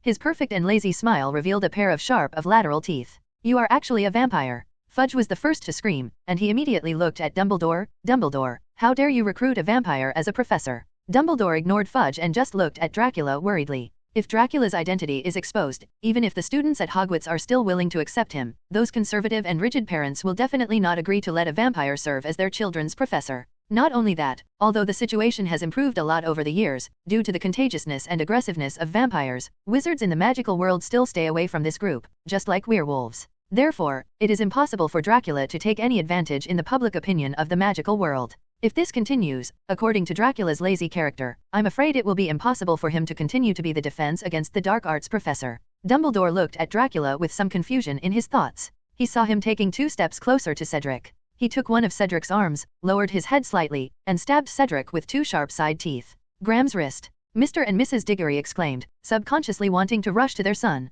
But Dumbledore stopped them. Amos, this is the only way. He persuaded softly, if you still want your children to come back, then don't disturb Professor Dracula. Mrs. Diggory's lips opened and closed, and Amos Diggory's eyes flashed. They struggled in their hearts for a long time, and finally realized that Cedric could not come back unchanged as before, and he could only return to them in another way. Just do what Professor Dracula did. Amos Diggory sighed deeply. No matter what Cedric becomes, we will still love him as before. Mrs. Diggory, with tears in her eyes, nodded likewise. No matter what it becomes, it's better than never coming back. At the same time, Cedric's body gradually shriveled up, as if too much blood had been sucked away. First embrace. This is a ritual unique to the vampires. It is different from the literal meaning of the embrace. The first embrace actually represents the person who is about to become a vampire in the ceremony. The human blood in the body blends with the blood of the vampires. Ordinary vampires perform a first embrace ceremony for others, which will bring extremely strong feelings to those participating in the ceremony, including fear, heartache, death from excessive blood loss and other dangers. It is impossible to make a lifeless body out of thin air.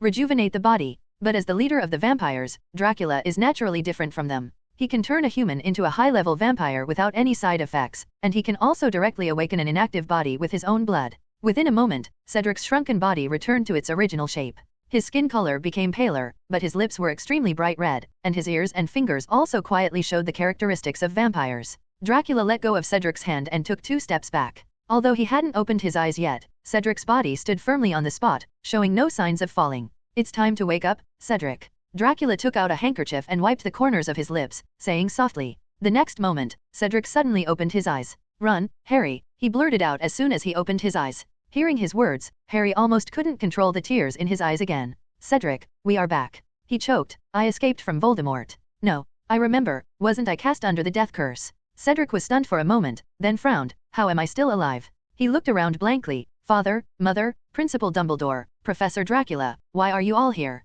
Mr. and Mrs. Diggory burst into tears. Get used to your current body. Dracula turned his back and waved his hand. I can let Potter and your parents explain the cause and effect to you. When you are almost used to it, you can go to Brown Castle in Romania to find me. He took another look at Hogwarts Castle behind him, standing under the stars, and smiled softly. After staying here for 4 years, I have almost found the fun I should be looking for. It's time to come to an end. Dracula chuckled and took a step forward, preparing to say goodbye to this place with 4 years of memories. However, at this moment, a voice suddenly interrupted his rare emotional thoughts. Stay where you are, don't move. Minister of Magic Fudge frowned and shouted viciously, "Horror, stop him." Dracula turned his head and looked at Fudge in surprise. He suddenly had a premonition that there was still fun to be found here, so he temporarily put away the idea of leaving. Harry, let me ask you, what were you talking about just now? Fudge forced a smile and asked Harry, I hope you can organize your language well. What did I just say? Harry was a little dazed. Didn't I just tell Cedric that we were back? No, it's another sentence. Fudge said nervously.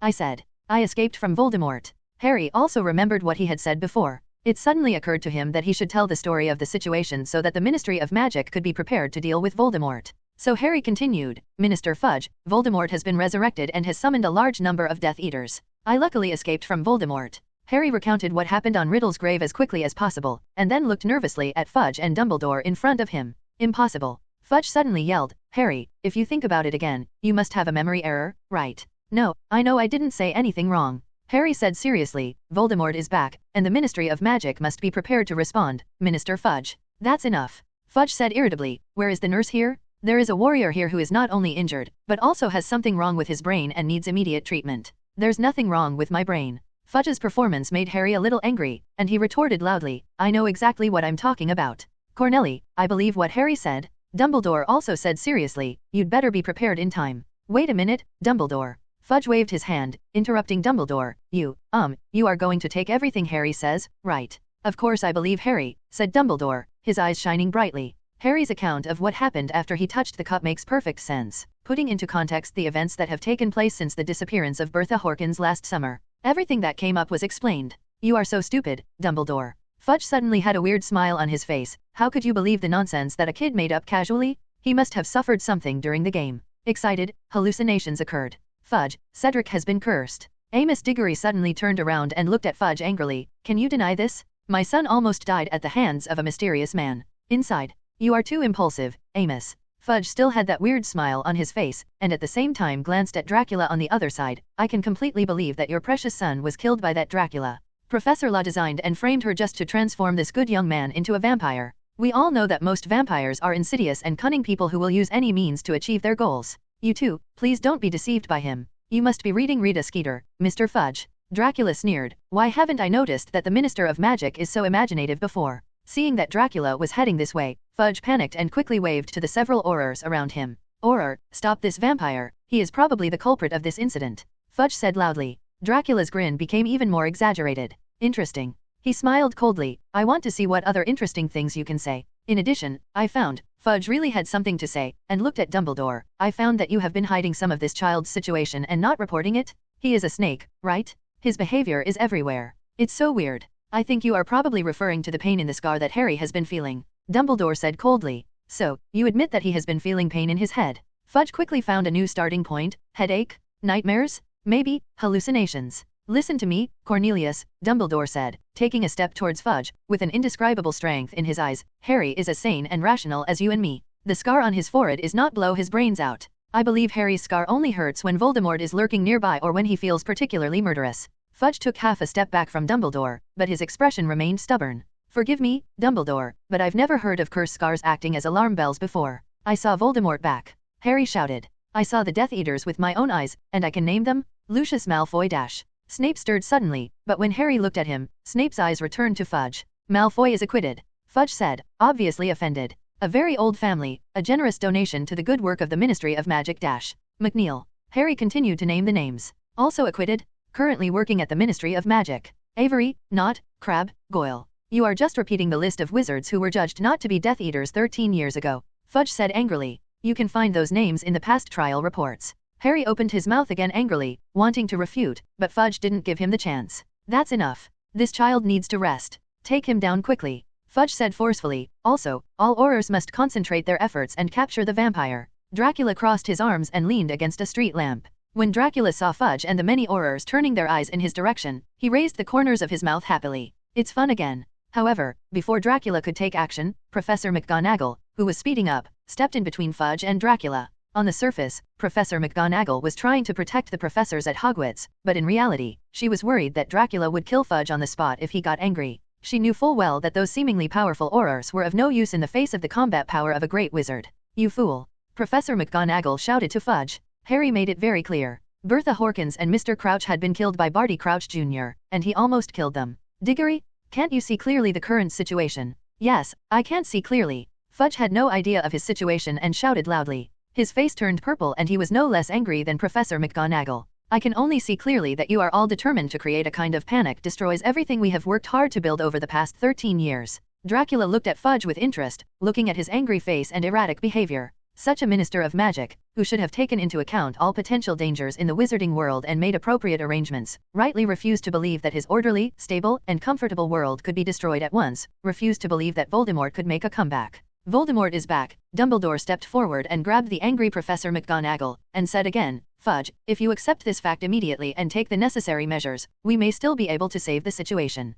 The first and most important step is to free Azkaban from the control of the Dementors. What nonsense are you talking about? Fudge yelled again. Remove the Dementors? I'd be kicked out of the office if I suggested that. Half of us know there are Dementors standing guard in Azkaban, so that you can have a solid sleep at night. Connolly, if you knew that you were letting Voldemort's most dangerous best friend guard those guys who would serve him at the first command, would you guys be able to sleep peacefully? Dumbledore said, those guys, it's impossible to be loyal to you. Voldemort can provide them with much more power and pleasure than you can provide. Once he has the alliance and support of dark creatures such as Dementors, his former allies will return to him one after another. It will be difficult for you to prevent him from regaining the power he had 13 years ago. Fudge's mouth opened and closed as if there were no words to express his rage. Then, he seemed to suddenly discover another loophole, and his eyes suddenly lit up. Wait a minute, Dumbledore, you also talked about dark creatures, right? Fudge said excitedly, aren't vampires also part of the dark creatures? Let me tell you, this plan was recruited at will by you from beginning to end. The defense against the dark arts professor arranged it. He is the culprit of everything. He once again put the blame on Dracula. After all, there's nothing like a ready-made dark creature to take the blame. Connolly, you are too obsessed with your official position, which makes you lose your due judgment. Dumbledore said, his voice gradually rising, his eyes shining brightly, you value too much the so-called pure wizard blood? You've always been like this. You don't realize that a person's origin is not important. What is important is the kind of person he grows up and the kind of person he chooses to be. The same is true for Remus Lupin, and the same is true for Professor Dracula. I advise you to take some correct measures, then the Ministry of Magic and the entire wizarding world will always remember you and regard you as the bravest and greatest minister of magic in history. On the other hand, if you don't take action, history will remember that it was you who stood by and gave Voldemort a second chance to destroy the world we worked so hard to rebuild. Dumbledore's words were deafening, and everyone present could clearly see that Fudge was shaken for a moment. But the next moment, he seemed to react again, gasping and retreating step by step. Absurd, Fudge whispered, shuffling his feet, it's crazy. Then, there was another silence in the air. If you are so stubborn and insistent on going your own way, Cornelius. Dumbledore waited for a long time, and when he saw that Fudge seemed to have no intention of repenting, he finally broke the silence in the air with disappointment. Then we will have to part ways. You do what you see fit. I do what I will. There was no threat in Dumbledore's voice, it sounded like a statement, but Fudge was furious, as if Dumbledore was coming towards him with a wand. Okay, Dumbledore, he said angrily, waving a finger threateningly, I have always given you full freedom, and I have always respected you. I may not agree with some of your decisions, but I always keep silent. Not many people will allow you to hire professors at will, like this vampire, and Hagrid, who has a criminal record, or make decisions without consulting the Ministry of Magic. Teach students something. But if you're going to fight me. Fudge's eyes suddenly became fierce, and he raised his hand and pointed at Dracula. All Aurors present, catch this dangerous vampire. He shouted loudly. I suspect that he was the one who killed Mr. Crouch of the International Magical Exchange and Cooperation Department and wanted to destroy the hard-won magic world of peace. Upon receiving the order, a group of Aurors rushed towards Dracula at the same time. Magic spells of various colors shot out from their wands, blocking all Dracula's escape routes. Boring. Dracula smiled coldly, without any intention of resisting, and instead opened his arms towards the magic spell. Professor Dracula, etc. In the horrified eyes of all the surrounding students, parents, and professors, all the magical light like a rainstorm fell on Dracula. There was a hint of joy on Fudge's face, thinking that he was about to succeed. As long as he could catch this vampire, wouldn't he have the final say on the truth of the matter? However, the next moment, his eyes widened and his expression became extremely horrified. After those curses were cast on Dracula, they disappeared without any ripples. Dracula, on the other hand, took advantage of the situation and stretched himself. What a shame, Aurors. Dracula smiled contemptuously and mocked, your spells don't seem to be any better than my students. Seeing this scene, the Aurors were shocked and speechless, their hands holding the wands trembled, and they had strong doubts about their abilities. In fact, the Aurors selected by Fudge to follow him are all the most outstanding ones in the Auror office. They are very confident when they go on missions, and feel that they are masters who can take on a large number of people outside. However, today, Dracula didn't even use any spells.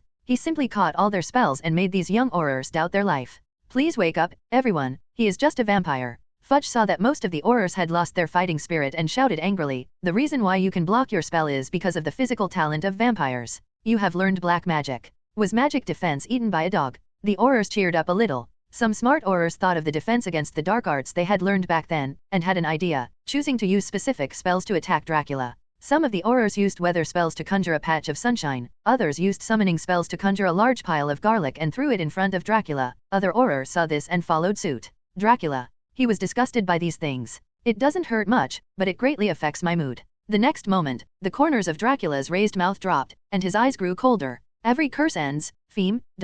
The wand was inserted vertically into the ground, and immediately, a golden light curtain extended around Dracula's feet, shrouding all the Aurors in an instant. This is Nico Flamel's specialty. Although it feels like a cannon to kill mosquitoes, I have to say that it is really easy to use. All sunlight, garlic, etc. were swept away, and the Aurors in the light curtain were shocked to find that they seemed to have lost all their magic power, and they could not even use a common spell. Seeing the embarrassing behavior of those Aurors, Dracula smiled again. He snapped his fingers, and a long rope appeared out of thin air, effortlessly tying together all the Aurors brought by Fudge. Without the help of magic, these Aurors were not as resistant as a group of unarmed hemps. Melon. Then, Dracula withdrew his wand and walked slowly towards Fudge. Albus, at this point, are you still going to let Minister Fudge continue to poison the wizarding world? He didn't even bother to look at Fudge, but looked directly at Dumbledore and said, if you ask me, you should take this opportunity to get rid of him and become the minister yourself. If you really don't want to be, you can find someone who is obedient. What are you going to do? Fudge kept backing away, his voice trembling uncontrollably. I tell you, you are setting the vampire family against the entire British Ministry of Magic. Do you want to be a sinner of your tribe? So that's what you think. Dracula laughed even more cheerfully. I don't need to worry about that, Minister Fudge. To be honest, no matter what I do, I can never become the sinner of the vampire family. Without me, there would be no vampires as a group today. Can you understand what I mean? Dracula walked to Fudge's side and said with a chuckle, You are. Fudge's eyes widened. At this moment, he was extremely frightened. Ahem, don't worry, Professor Dracula, Dumbledore said suddenly, I can understand your good intentions, but I really have no power or qualification to interfere with the changes of the Minister of Magic. We should think there are other more feasible ways. Stop being pedantic, Dumbledore. Dracula said coldly, I am convinced that this is the most feasible method and the most effective method. Do you still want to let Fudge blind the eyes of the entire wizarding world? Dumbledore fell silent. If we use violent measures to forcefully replace the Minister of Magic, then how are our actions any different from Voldemort? After a moment, he said softly, Tisk, that's why even though you are a great wizard, Fudge is not afraid of you at all. Dracula sneered and shook his head. As he finished speaking, his eyes suddenly sharpened. Since your moral values prevent you from taking action, then let me help you do it. Dracula suddenly stretched out his hand, and a wisp of white flame flew towards Fudge's eyebrows as fast as lightning. Fudge had no time to react. He could only open his eyes wide in horror, watching the wisp of fire fly to his eyes in an instant. The next moment, an elder wand with 7 raised branches suddenly appeared in front of Fudge's eyes, blocking the way between the flame and Fudge. The wand swung lightly, flying the flames aside, and saved the frightened Minister of Magic at the last moment. The white-haired Dumbledore stopped in front of Dracula. Fudge sat down heavily on the ground, panting heavily, unable to catch his breath for a long time. He clearly felt the power of the wisp of flame just now, and felt that he almost had a brush with death. You did take action after all, Dracula said softly. He didn't pay attention to Fudge who was sitting on the ground, but focused his eyes on Dumbledore in front of him, staring at the sharp blue eyes behind his half-moon glasses. Professor Dracula, you don't have to do this. Dumbledore sighed softly, the students at Hogwarts need you. If you kill Fudge, then there will no longer be a place for you to continue to serve as there's room for professors.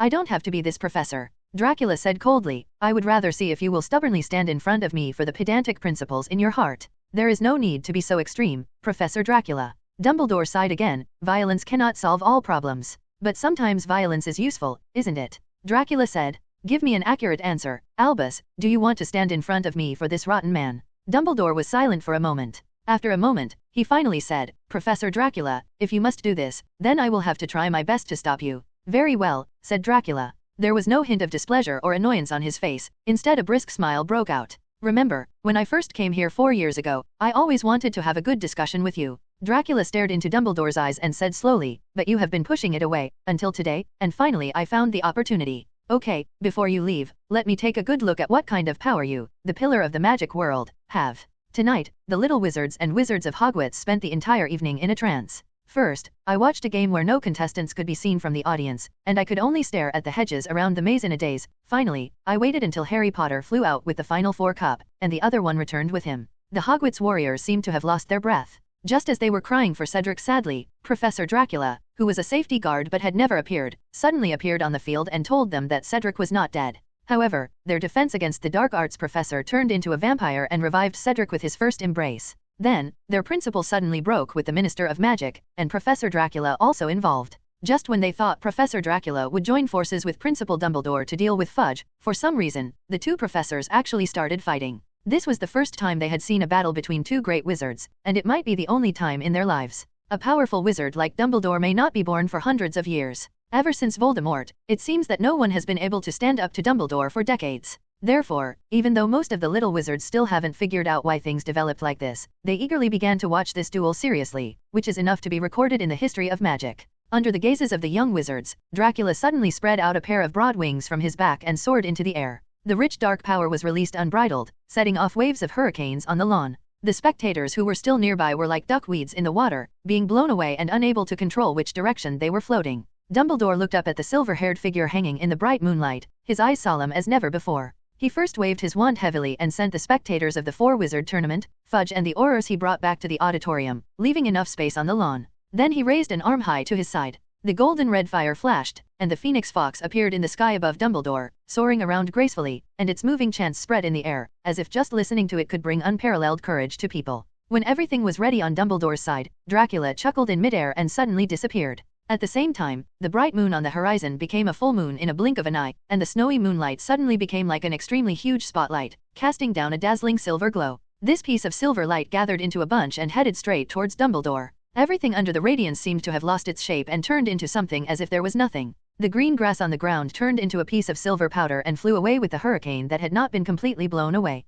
Dumbledore's eyes were solemn. He raised his wand above his head and waved it vigorously. Suddenly, the space he was in turned into a piece of broken jade, scattered into scattered debris. The silver light from the full moon shone on the debris, as if it was shining into another space. Behind the debris, Dumbledore stood on the lawn unharmed, flicking his sleeves. The wizards in the audience seemed to be intoxicated in a beautiful and dangerous dream, and it was only then that they suddenly realized that the first confrontation between the two great wizards was over. This kind of duel is completely different from the duels they are usually familiar with. In their original understanding, a duel between wizards is two people facing each other, shooting magic spells at each other, and whoever can hit the opponent will win the final victory. There may be some differences in the process, but they are still the same. However, the duel between Dracula and Dumbledore completely subverted their understanding of wizard duels. The wizards present had never thought that a duel could be so pleasing to the eye and so brilliant. Isn't this much better than the semifinals? The eyes of the audience, especially the little wizards who were still in school, gradually became filled with a strange light. This powerful and brilliant dueling style is the future for them to learn magic.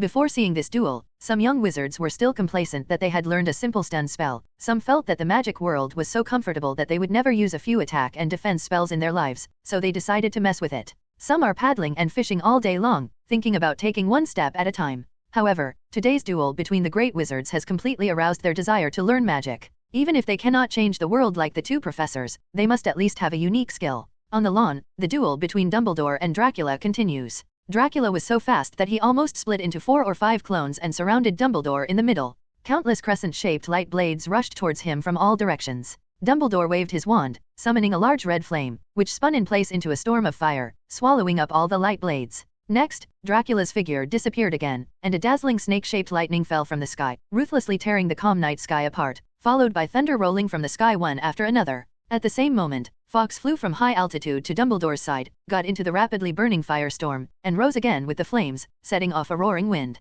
The storm carried the scorching fire and turned into a huge fire phoenix, swallowing the snake-shaped lightning that reached the sky and the earth into its mouth. The flames shattered, the phoenix rose from the ashes, and a crumpled chick flew out of the ashes with fluttering wings and got into Dumbledore's arms. Albus, you have indeed reached the same height as Salazar and the others. Dracula's voice came out from the night sky, containing unconcealable appreciation and joy. He hadn't had such an enjoyable duel for a long time. He felt that all the muscles and bones in his body were finally relaxed and he could not suppress the joy. I am really flattered by this evaluation, Professor Dracula. Dumbledore adjusted his breathing slightly and said slowly, I am still far from the 4 founders. No, not far at all. Dracula chuckled, even in some aspects, you are stronger than them. Then, Dracula changed the topic. Unfortunately, the human body still limits you after all. If you were 20 years younger, I might really not be able to break through your blockage. But, Dumbledore's face was suddenly startled, and his eyes quickly turned to the side. He was shocked to find that the magic spell originally arranged to protect Fudge had been broken at some point. Fudge fainted and fell to the ground.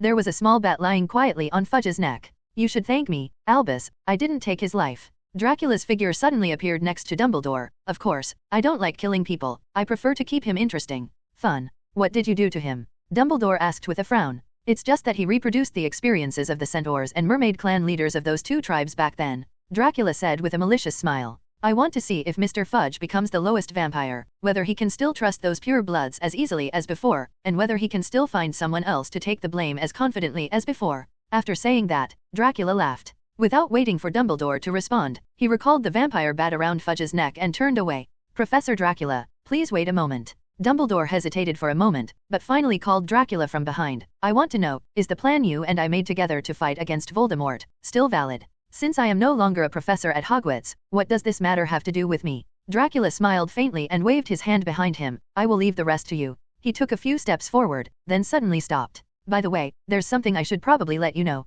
Dracula turned his head and said to Dumbledore, Albus, there is a bigger enemy behind Voldemort. I suggest you read Peter the Poet more often. A collection of bean stories. After saying this, which may sound incomprehensible to others, Dracula chuckled softly, glanced at Hogwarts Castle under the nightlight again, turned around and walked further away. However, before he could take a few steps, he was stopped again. Professor, there is no need for you to leave Hogwarts. Cedric suddenly stood in front of Dracula and said firmly, I have already heard from my parents that you exposed your identity to save me. This is not your problem at all. Cedric, you don't have to persuade me. Dracula shook his head slightly. I exposed my identity on purpose. In fact, I have long been bored with the same teachings. But didn't you also say that the fun that happened in Hogwarts is the most concentrated place you have ever seen? Cedric continued to persuade, there may be many interesting things happening here in the future that you don't even want to see. For a moment. It's no longer necessary, I find it troublesome. Dracula said, not everyone thinks like you, especially those self-righteous parents. Who wants to let their children receive an education from a vampire? At this time, Cedric's parents hesitated and walked towards Dracula. Professor Dracula, we all support you in continuing to serve as the defense against the dark arts professor at Hogwarts. Amos Diggory said. That's right, other than you, I can't think of a more suitable person to teach this course. Mrs. Diggory agreed, there have been too many defense against the dark arts professors at Hogwarts, and you are the only one who can 4 terms in office. I said, this is not a question of suitability. Dracula shook his head and said, it's me who doesn't want to be this professor anymore. But, stop being stubborn, I've made up my mind to go. Dracula interrupted them and said forcefully. He walked around the Diggory family and walked forward again. However, after taking a few steps, 2 more people blocked his way. Professor, have you forgotten our bet? Fred George said to Dracula with a playful smile. We were only in the 3rd grade at the time, and we made a bet in the auditorium that the new defense against the dark arts professor would leave after a few months of teaching. George added next to him, you came over and pressed dozens of galleons, saying that you can keep teaching here, do you remember? Yes, Professor. Fred said, if you just leave like this, you will lose those dozens of galleons to us. That's right, if you can hold back, then we lose. George said, we just happened to get the winnings from Bagman's last bet, and we are able to repay your bet. Dracula glanced at the 2 of them in surprise. It's not easy to seize the gambling money from you 2 misers. He chuckled. Really? So have you changed your mind? Fred and George asked expectantly. No, those dozens of galleons will be used as an investment to open a joke shop for you? Dracula shook his head. Didn't you say long ago that you wanted to open a joke shop of your own? Professor, you actually remember. The twins said blankly. Of course, what else can I not remember? Dracula smiled and pushed Fred and George away, then walked towards the gate of the castle. Okay, don't stop me. You guys think about it carefully, it's time to put some products on the shelves. However, Harry, Ron and Hermione also rushed over. Among them, Harry was even using a crutch to support his injured leg, and Pomfrey was chasing him. Professor, do you really want to leave? Harry asked eagerly. We need you. Hogwarts needs you. I still have a lot of things to learn. Yes, Professor. Ron nodded and said in agreement. Hermione just said that if you leave, she will never find anyone who can give her a book borrowing note from the restricted book area as easily as you. Professor. Hermione glared at Ron fiercely, but did not refute, just looked at Dracula in front of her hopefully. Don't worry, Dumbledore will find a better defense against the dark arts professor. Dracula smiled and said to the 3 young wizards, Professor Flitwick was a duel champion. If you have any questions, you can come to him. He will not. I will be stingy in teaching you. As he said that, he wanted to get past the three little ones and continue walking towards the door. But then, more and more little wizards came from the audience and stood in front of Dracula. Hundreds of students gradually gathered together, forming a magnificent river of people. Their eyes were full of reluctance, and they shouted words of retention in their mouths. Some of the sentimental little witches even cried. Looking at this scene, Dracula's eyes flashed slightly. He actually felt a little touched in his cold heart. Professor Dracula, maybe you didn't find it yourself. Dumbledore didn't know when he came to Dracula, smiling gently. In the 4 years of teaching at Hogwarts, you finally have some bonds. Perhaps these bonds may seem insignificant to you, but they are the sincere intentions of these students and their purest wishes. So this was your original purpose, Albus. Dracula frowned slightly and asked softly, 4 years ago, that old guy Nico asked me to come here with this idea, right? Dumbledore smiled and said nothing. Under the expectant gazes of many young wizards, Dracula sighed imperceptibly, took a step forward, and looked around at all the students in the room. The faces of these students were all very familiar, and they had all met them before. Sitting upright facing his podium, I am not a competent professor, Dracula said slowly after a long silence. Do you know? I don't teach seriously, I don't teach responsibly, I don't even bother to grade my homework, and I don't even bother to read the test papers. As for the well-received duel club, it's just to see you make a fool of yourself on the duel stage. I don't understand. What on earth do I have that deserves you to keep me like this? Dracula looked around at the little wizards present, wanting to hear an answer from them. Professor, maybe I can answer this question.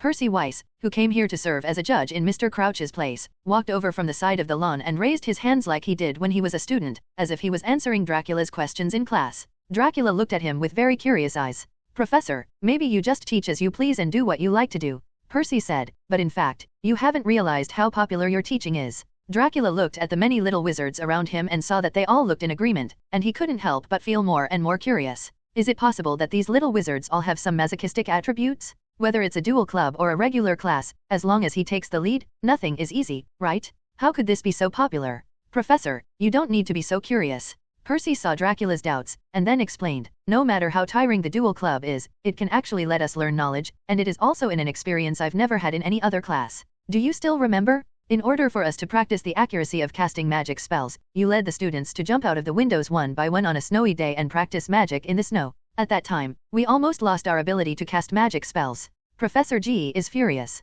Percy glanced at Professor McGonagall, who was not far away. Professor McGonagall glared at him with a stern face, but then couldn't hold back her expression, and finally laughed a little nostalgically. Professor Dracula, in fact, your course is more than just a homework for us. In many cases, it is more like a novel adventure and an interesting experience. Percy smiled. One more thing. Fred and George sneaked up to Percy and raised their hands like Percy just did. We really like your teaching style. For example, you never like to assign boring homework. From time to time you can also let us have a self-study, including choosing our dance partners in class so that everyone has the opportunity to participate in the Yule Ball. Harry also smiled and looked at Ginny and took over. And taking Professor Dracula's class is very eye-catching. Another little witch answered excitedly. Then, each of the little wizards started chattering about what they liked about Dracula's teaching style, and the discussion was endless. Dumbledore stood next to Dracula, looking at the little wizards in front of him with a smile. How are you, Professor Dracula? Dumbledore's face glowed, and the unhappiness of the fight between Fudge and Dracula just now seemed to have completely disappeared.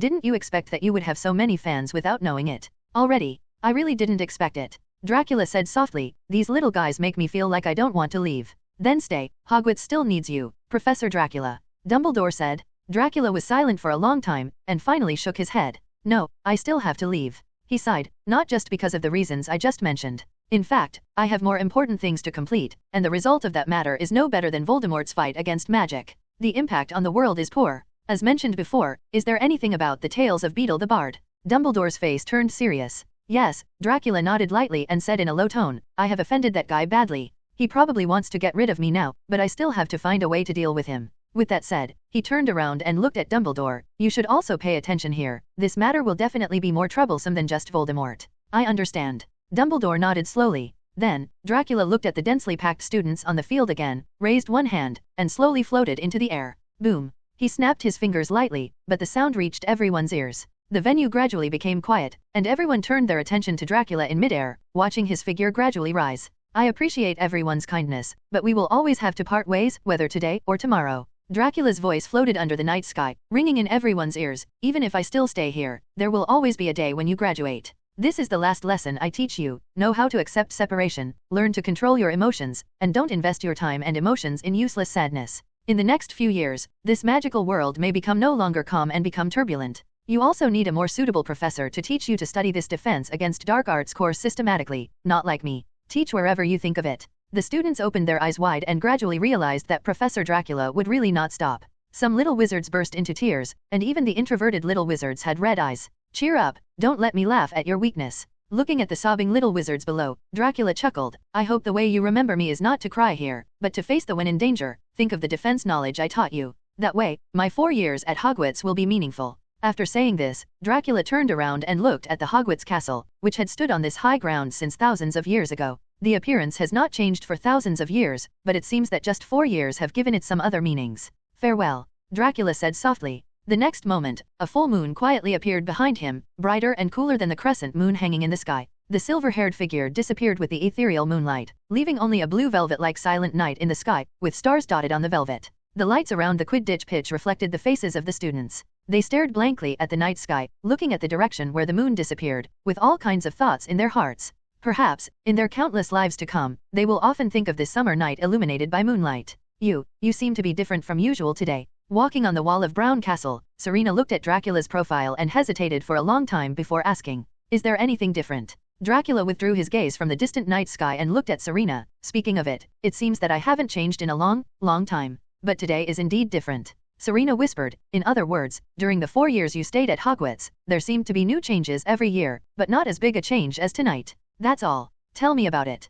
Dracula turned around and leaned against the wall, with interest in his eyes. I can still remember that you have not experienced the situation of being separated from others before. Serena said, for example, more than 200 years ago, you were invited by Ms. Delis Derwent at St. Mungo's served as a guest therapy guide. When I left St. Mungo's, I didn't just leave immediately. Lizzie and other therapists didn't seem to take it seriously. And what you said, when you went to the Alchemist Association with Nico Flamel to have fun hundreds of years ago, when you got bored, you left there without any regrets. I know what you want to say. Dracula chuckled softly. You want to ask me when I started to become sentimental, right? I didn't say that. Serena quickly distanced herself from the relationship. I'm just a little curious. After all, I've never seen you moved by those wizards. Yes, it seems that I haven't experienced emotional fluctuations since a long time ago. Dracula looked at the starry night sky and said softly, I have always relied on those kinds of fun to find a little bit of trivial happiness. As for other emotions, I haven't experienced them in a long time. The last time I felt emotional fluctuations was 1,000 years ago, when I saw the tomb Salazar built for himself. Unknowingly, it has been so many years. I see that you have indeed changed a lot, and you are actually starting to reminisce about the past. Serena whispered secretly. What's wrong with reminiscing about the past? Dracula asked with a smile. At least it can make me feel like I'm still alive, which is much better than spending every day numb and boring like usual. I also know that people who know me tend to use words like loose, ruthless, and pleasure-seeking to describe me. There are only vampires under my protection and a few of my old guys who can be considered friends. How much will you remember me? Now, there are actually more people who will remember me, not just 1 or 2, but hundreds. In that case, why don't you continue to stay at Hogwarts? Serena asked. Aren't you the one who most want me to return to Dracula's castle to work? Dracula glanced at her with interest. I do want you to come back. Serena bit her lip and whispered, but if being there makes you happier, there is no reason for me to deprive you of your rare good mood. I didn't expect that you are quite good at making people happy now. Dracula raised his lips. Forget it, I do have other things to do. This matter is very dangerous. There is no need to drag down those who can do it a little bit. Little ones who care about me. Is there anything in this world that makes you feel dangerous? Serena asked in surprise. It doesn't exist in this world. It doesn't mean there doesn't exist in another world. Dracula said slowly. Before Serena could continue to ask, he changed the subject. Has Riddle arranged a room for my assistant coach? Tesla went to make arrangements. Judging from the time, it should be almost done now. Seeing that Dracula didn't want to say more, Serena had no choice but to suppress her doubts and replied, Tesla said that after the arrangements are made, he will brings it here. Dracula nodded slightly, then looked towards the end of the city wall, and sure enough he saw 2 figures walking towards this side. The room has been arranged, Lord Dracula. Tesla said respectfully. Thank you for your hard work, Tesla. Dracula nodded, then looked at Riddle next to Tesla. Are you satisfied with your accommodation? Riddle served as Dracula's defense against the dark arts assistant at Hogwarts. After Dracula left Hogwarts, he was brought back to Dracula's castle. One of the reasons is that Riddle is still Voldemort's Horcrux after all, and it is risky for the young wizards to continue to let him stay in Hogwarts without Dracula's control. In addition, Dracula's next plan also needs the assistance of Voldemort's other half.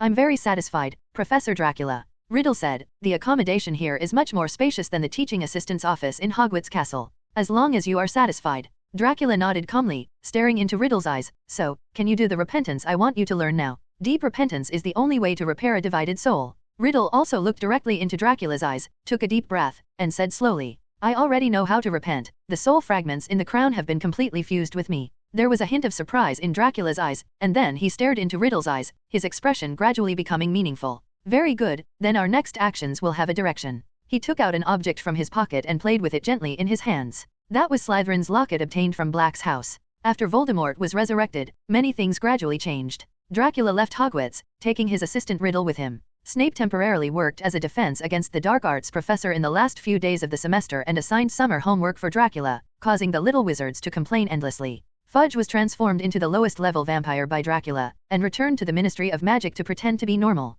However, he could not hide it from the insiders present, and the news still spread. There was almost a change of government in the British Ministry of Magic, but it was suppressed by Fudge and his loyalists. Dumbledore completely parted ways with Fudge, publicly announcing Voldemort's return at the end of term dinner and warning students to be vigilant. Cedric became a vampire and chose to graduate from Hogwarts early and went to Brown Castle to learn the code of conduct for highly qualified vampires compiled by Serena and the vampire's innate abilities. He is a vampire who was first embraced by Dracula himself. His physical fitness and magic power have been greatly improved in a short period of time. He really needs to systematically learn how to control his power. Of course, how to face his friends and classmates in a new identity is also something that worries Cedric. Cedric finally confirmed his relationship with his girlfriend at the Four-Wizard tournament. Chuzhong cried so sadly that he had no choice but to promise that she would return to Hogsmeade to meet her from time to time. Fortunately, there is a precedent in the wizarding world for the famous vampire singer Lorcan Dees to live in harmony with wizards. After Dracula gave a few instructions, Dees took the initiative to keep in touch with Cedric, enlightened him with his own personal experience, and gave him reasonable suggestions.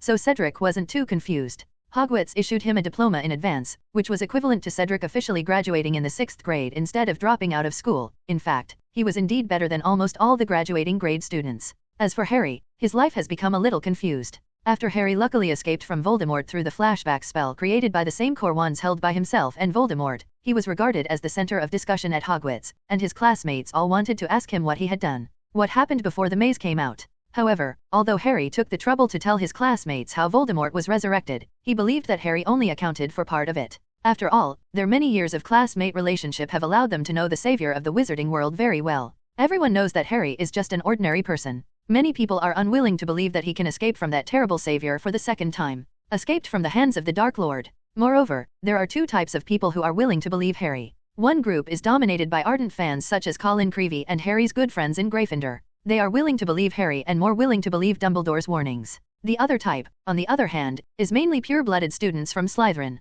They seem to be excited about the return of the Dark Lord and feel that pure-blooded students will become more powerful under the leadership of Voldemort. However, it is a bit strange that Draco Malfoy, who should be the most excited, is not as happy as his two followers. Instead, he looks a little frightened and uneasy, and his pale face becomes even more colorless. This makes many the students who came to Trin thought he was sick. When the summer vacation came, the unhappy Harry left Hogwarts Castle and spent an unpleasant summer vacation. In addition to his aunt and uncle still treating him like a bug, his cousin Dudley used him as a punching bag to practice boxing, and there were even two Dementors who lived on sucking souls and escaped from the Ministry of Magic. Take control and come to Privet Drive to ambush him. Fortunately, under Dracula's training, Harry had long been able to skillfully use the Patronus charm and easily drove away the Dementors. These two Dementors were arranged by Umbridge. She gave Fudge an idea to force Harry to use magic outside of school, falsely accusing Harry of violating the reasonable restraint of minor wizards by using magic outside school, and expelling him from Hogwarts. A savior who is expelled from school will surely have his influence in the magical world greatly weakened.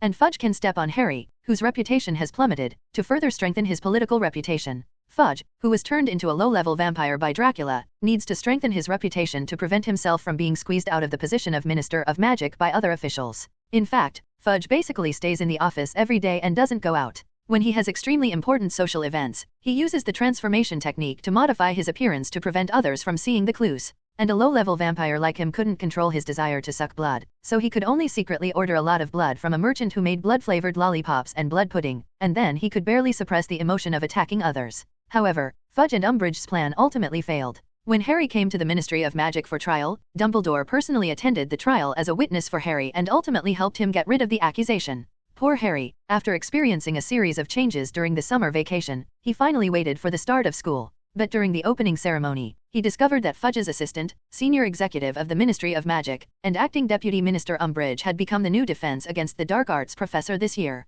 She came to rectify the bad atmosphere in Hogwarts on behalf of the Ministry of Magic, and was a compromise made by Dumbledore in order to free Harry from the accusation and allow Hogwarts to continue to receive the support of the Ministry of Magic. This is because, after Dracula left, there was a break in the funding chain provided by the school board for the school. Originally, Malfoy and other pure-blood families were the largest donors of Hogwarts operating funds, but after Voldemort was resurrected, Lucius naturally wanted to draw a clear line with Dumbledore and use every means to embarrass him. Students at Hogwarts are free of tuition, and the school does not have many ways to make money. Hogwarts must have external sources of funds to operate. In addition to the school board, the remaining funds are provided by the Ministry of Magic. Fudge forced Umbridge into the teaching staff at Hogwarts by threatening to cut funding. Umbridge's teaching method is nothing like defense against the dark arts. Instead, it requires students to read from a nonsense textbook without any practice. Even the dueling club has been discontinued. The students at Hogwarts have completely lost the opportunity to practice combat, just because Fudge stubbornly believes that the wizarding world is extremely stable, and students do not need to be wary of any dark magic. In the first class, Harry had a conflict with Umbridge because he was angry at her teaching methods, and was eventually placed in solitary confinement. The huge gap caused other students to complain about the new defense against the dark arts professor, and they looked forward to Dracula returning to Hogwarts, even if he led them to jump out of the window again. In order to oppose Umbridge's control over the students, and to let everyone learn more knowledge about defense in order to cope with the coming storm in the wizarding world, Harry and a few good friends organized a small defense against the Dark Arts Club. Gathered in the Room of Requirement. The club was named Dumbledore's Army, for short. The connotation of Dumbledore's Army is actually inherited from the Duel Club hosted by Dracula, which is all designed to train students' practical combat abilities. Therefore, many more students responded than Harry imagined. However, due to the large number of people involved, there were still traitorous members inside. Umbridge relied on the traitors to discover that Harry was teaching everyone defense against the dark arts behind her back. Everyone escaped in a hurry, but in the end only Harry was caught for cutting off the Queen. Umbridge was overjoyed and finally found a way to weaken Harry's reputation, and was ready to expel him from Hogwarts on the grounds of illegal association. However, Dumbledore took the blame on Harry's behalf and was deliberately kicked out of Hogwarts to make other preparations against Voldemort. During Dumbledore's absence, Harry's scar hurt even more. One day, in his hazy fantasy, he saw Sirius being captured by Voldemort in a black door underground in the Ministry of Magic. However, at this moment, Principal Dumbledore was no longer in school. "We must save Sirius," Harry said anxiously to his friends. "He is being tortured by Voldemort." "You're sure the message is accurate, right?" In the most luxurious booth of Bife Longbar, Dracula and Lucius sat face to face on the sofa. "It's accurate. The Dark Lord has invaded Potter's mind and wants to trick him into getting a prophecy ball." Lucius's face was pale, and his expression was so tense that his facial muscles were trembling. He seemed to be saying, "That prophecy the ball hides the fate of him and Porter. It doesn't matter to me what he wants to do." Dracula shook his head. "All I need is an opportunity to stop him. If it is at the Ministry of Magic, this opportunity may be feasible." He raised his eyes to look at Lucius and handed over a double-sided mirror. "Thank you for your hard work this time. When the time comes, you can always find an opportunity to use this to contact me." Lucius put away the mirror, a look of hesitation on his face. "Mr. Dracula, I feel that if the Dark Lord finds out that his plan is exposed this time, he will probably suspect me," he said in a panic. "When the time comes, I think. After this time is over, you can escape from Voldemort." Dracula said, "You want to live temporarily in Dracula's castle, or I can help you arrange a house and be the keeper of your loyalty curse. It will be all right." Lucius's eyes suddenly showed an overjoyed look. Okay. Thank you so much, Professor Dracula," he said happily. For Lucius, after working as an undercover agent in Fear for so long, he finally had a day to relax. Harry, Hermione, Ron, Rolf, Ginny, Neville, and other students stood together beside the Forbidden Forest in Hogwarts. Harry and the others managed to get rid of Umbridge, and later, at Rolf's suggestion, they prepared to ride the Thestral in the Forbidden Forest to the Ministry of Magic to rescue Sirius. "Rolf, how do we ride on them?" Harry walked to a Thestral and looked back at Rolf and asked. "This is not difficult, but I didn't expect you to be able to see the Thestral." Luofu said, "I heard Luna say that you saw the Thestral in front of the carriage. I didn't quite believe it. Maybe it's because of what happened in that cemetery. I really thought Cedric was dead at the time." Harry said slowly, "And I also met my parents who had left long ago, and it reminded me of my childhood before I could remember anything." Rove fell silent and reached out a hand to pat his shoulder. "Follow me, just come up." After a moment, he said to Harry gently, "Thestrals are actually quite docile. Luna and I often come to feed them, so let them do us a favor today." Harry put one hand into the mane of the Thestral closest to him and grasped it firmly. He put one foot on the nearby tree stump and climbed awkwardly onto its soft and smooth crest. As expected, Yeki didn't resist, but turned his head and glanced at Luofu. I know, I'll bring you more meat next time." Luofu seemed to immediately understand what Yeki's expression meant, and said to it with a smile. Harry sat on the Thestral's back, turned around and looked around at the others. Neville was hunched over, lying on the back of another thestral, trying to cross one short leg to the other side. Luna had already sat sideways and was adjusting her robe, just like she did every day. It's like riding a thestral. But Ron, Hermione, and Ginny still stood motionless, their mouths open and their eyes open. What's wrong? Harry asked. How are we going to ride up there? Ron murmured. We can't see them. Oh, easy. Luna said enthusiastically, sliding off the thestral and striding towards Ron, Hermione, and Ginny. Come here. She pulled them and stood beside the thestrals around them, and helped them ride on the thestrals' backs one by one. Before walking back to her mount, she took their hands and told them to hold on to the horse's mane, telling them to hold on tight. All three of them looked nervous as hell. This is unbelievable, Ron muttered, carefully stroking the horse's neck back and forth with his free hand. Incredible, if I could see it. You'd better never see it. Harry said helplessly, let's not talk about it for now. Is everyone ready? The others nodded, all knees straining under their robes. Good. He glanced down at Thestral's dark, smooth head and swallowed nervously. So, London, Ministry of Magic, guest entrance. He said uncertainly, well, if you know how to get there. The thestral stood motionless for a moment, then suddenly spread its wings so powerfully that it almost threw Harry off. It first crouched down slowly, and then rushed toward the sky like an arrow. The speed was so fast and the angle was so steep that Harry had to hug its body tightly with his hands and feet to prevent it from slipping off its bony tail. They rushed through the treetops and flew into the fiery sunset, closing their eyes tightly and pressing their cheeks against the thestral's smooth, silky mane. They flew over the Hogwarts grounds and over Hogsmeade. Harry could see the mountains and valleys below.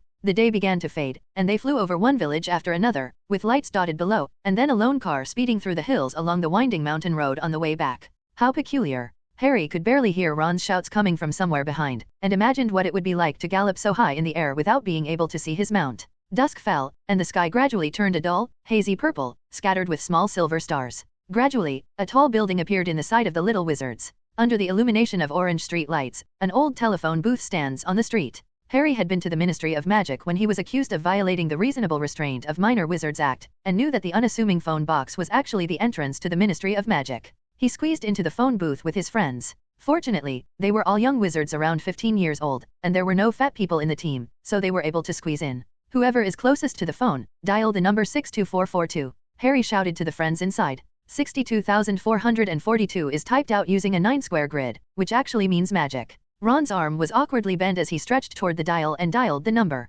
When the dial quickly turned back to its original position, a woman's cold voice came into the phone booth. Welcome to the Ministry of Magic. Please state your name and your business. Harry Potter, Ron Weiss, Hermione Granger, Harry said quickly, Ginny Weiss, Neville Longbottom, Rolf Scamander, Luna Lovegood. We are here to save people, unless you, the Ministry of Magic, get him out first. Thank you, the cold voice said. Guest, please pick up the badge and pin it to the front of your clothes. 7 badges slipped out of the metal chute that was supposed to eject coins. Hermione picked them up and passed them wordlessly over Ginny's head to Harry. Harry glanced at the top one, which read, Harry Potter, Rescue Mission. Guests of the Ministry of Magic, you are required to be checked and register your wand at the security desk. The security desk is located at the end of the main hall. Got it? Harry shouted. Can we act now? The ground of the phone booth suddenly shook, the sidewalk outside gradually rose up and covered the window, and darkness closed above their heads. With a dull grinding sound, they gradually descended into the depths of the ground. Do you think it's too easy for us to get in? Hermione asked hesitantly in the darkness. Will the Ministry of Magic make it so easy for us underage wizards to come in and save people? It seems a bit strange. Rolf also frowned. I remember that the Ministry of Magic used to be very strict with the guests, especially since our reasons were a bit unfair, but they didn't ask any more questions. Rolf had been to the Ministry of Magic many times with his grandfather and father, and was quite familiar with it, but this time the review situation really made him feel a little weird. The relationship between Fudge and Harry is so tense. How come the people at the Ministry of Magic are not paying attention to this name? Maybe it's because it's the middle of the night. Ron guessed. It's long past time to get off work. My dad didn't work overtime until this point at the latest. But they are not in the Order of the Phoenix now. Where? They sneaked back into the Order of the Phoenix through Umbridge's fireplace beforehand, but didn't find any adults. But even in the middle of the night, there will be someone on duty here, right? Hermione asked. Why didn't anyone ask us about our purpose and just gave us the pass? This further proves that the Ministry of Magic has been captured by those Death Eaters. Harry said impatiently. It is possible that something happened to the employees on duty as well. The others were silent. Thinking of this, a kind of nervousness completely enveloped their hearts. Can they really save Sirius from the brutal Death Eaters with just a few students who have not yet graduated? A thin golden light shone on their feet, getting wider, and gradually moved to their bodies. In such a narrow space, Harry grabbed his wand and squatted down as much as possible to stare outside through the glass to see if anyone was waiting for them in the main hall. But the main hall seemed empty. The light in the main hall of the Ministry of Magic was darker at night than during the day, and there was no fire in the mantelpiece built into the wall. But when the elevator stopped smoothly, he saw that the golden symbol on the dark blue roof was still twisting irregularly. The Ministry of Magic hopes you enjoy your evening, the cold female voice said. The door to the phone booth opened suddenly, and Harry stumbled out, followed closely by Neville and Luna. The only sound that could be heard in the main hall was the continuous rushing of the golden fountain in the center of the hall, water spurting from the wands of wizards and witches, the arrows of centaurs, the tips of goblin hats and the ears of house elves, falling into a circular pool. Come with me, Harry whispered. 7 people were running at full speed in the hall. He was at the front, passing the fountain and running towards the security desk, where a wizard who weighed Harry's wand once sat guarding, but now there was no one there. Harry thought there should be security here, and believed the lack of a guard at the door was a bad sign. His sense of foreboding intensified as they walked through the Ministry of Magic's golden doors to the lifts. He pressed the nearest down button, and the elevator clicked into view almost immediately. The golden fence slid from the middle to both sides, making a deafening, echoing clang. They rushed in and took the elevator to the 9th underground level of the Ministry of Magic. Department of Mysteries, said the cold woman's voice as the lift came to a stop. The fence opened, and they walked out into the corridor. There was no movement except the nearest torch flickering in the air stirred up by the elevator. It was eerily quiet. Harry's eyes turned to the plain black door in the corridor. In his vague connection with Voldemort, he could see that Sirius was tortured inside this door, and now they were finally here. Let's go, he whispered, leading everyone forward along the corridor. The other little wizards were all staring nervously in front of them. Only Luna, who always had a strange brain circuit, was looking around curiously. Okay, everyone, listen, Harry said to the others, stopping less than 6 feet away from the black door. Maybe we should leave a few people here, to look out, and dash. He actually wanted to rush in alone, because this operation was very dangerous, and the other people had nothing to do with Sirius, so there was no need for them to step into danger for him.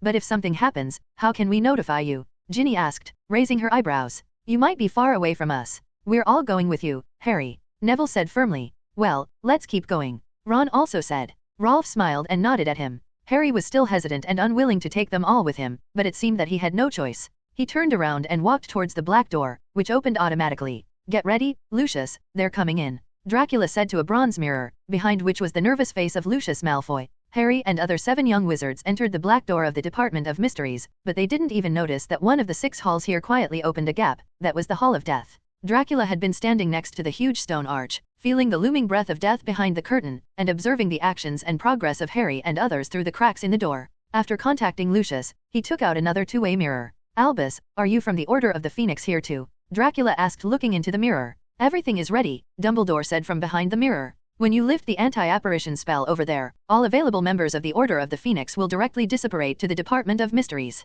Okay, remember to ask your people to save Lucius Malfoy's life, I promised him. Dracula added. No problem, I will give the order, Dumbledore said. In fact, Hermione and Rolf were absolutely right to be suspicious of unusual behavior in the wizarding world. The Ministry of Magic should have some employees on duty late at night, but there were many Death Eaters who had close connections with the Ministry of Magic. Lucius and Yaxley easily found excuses to lure away those on duty. Member. Without manual review, Harry and others' entry application was directly approved by Yaxley, allowing them to walk in easily. The hallucinations Harry saw were also fake. Voldemort learned that Sirius was one of the most important people to Harry, a father and a friend, so he used the connection between the two to invade Harry's brain and let him see hallucinations of Sirius being tortured. As Lucius said to Dracula, Voldemort's purpose is to obtain a prophecy ball, which records the fate of Harry and Voldemort. However, what Voldemort did not expect was that Lucius leaked this matter to Dracula early on. As a result, Dracula contacted Dumbledore again, and the two quickly discussed a plan to take this opportunity to deal with Voldemort. Are you confident?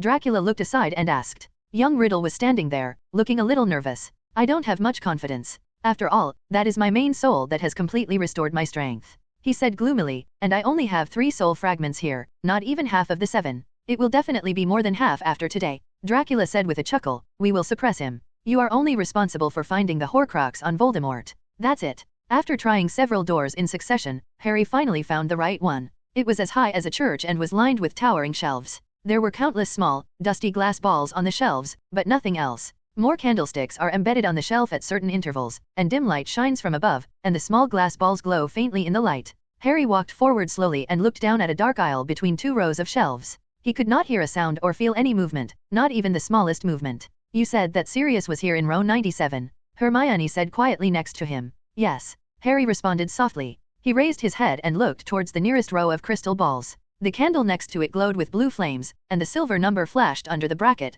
53. I think we should go to the right. Hermione whispered, glancing sideways at the row next to her. By the way, this is 54. Everyone, get your wands ready. Harry lowered his voice and instructed. They tiptoed along the long aisle between the shelves, looking back from time to glance behind them. It was almost pitch black in the distance. There are little yellowed labels on the shelves beneath each glass ball. Some of the balls emit a mysterious flowing light, while others are dim and dark, like extinguished light bulbs. They walked past row 84, row 85. Harry was trying to listen to the slightest sound, but he couldn't hear anything. Maybe Sirius's mouth was blocked, or maybe he was unconscious, or maybe it was the most fearful thought in his heart, that he might be dead. Thinking of this, Harry felt as if he had fallen into an ice cave. 97. Hermione said suddenly. They stood together at one end of row 97, staring intently at the corridor next to the shelves. No one was there. Sirius should be right over there, Harry said, his mouth already a little dry. It's impossible to see clearly from here. He led everyone through 2 rows of towering glass balls. As they passed, some of the glass gave off a faint light.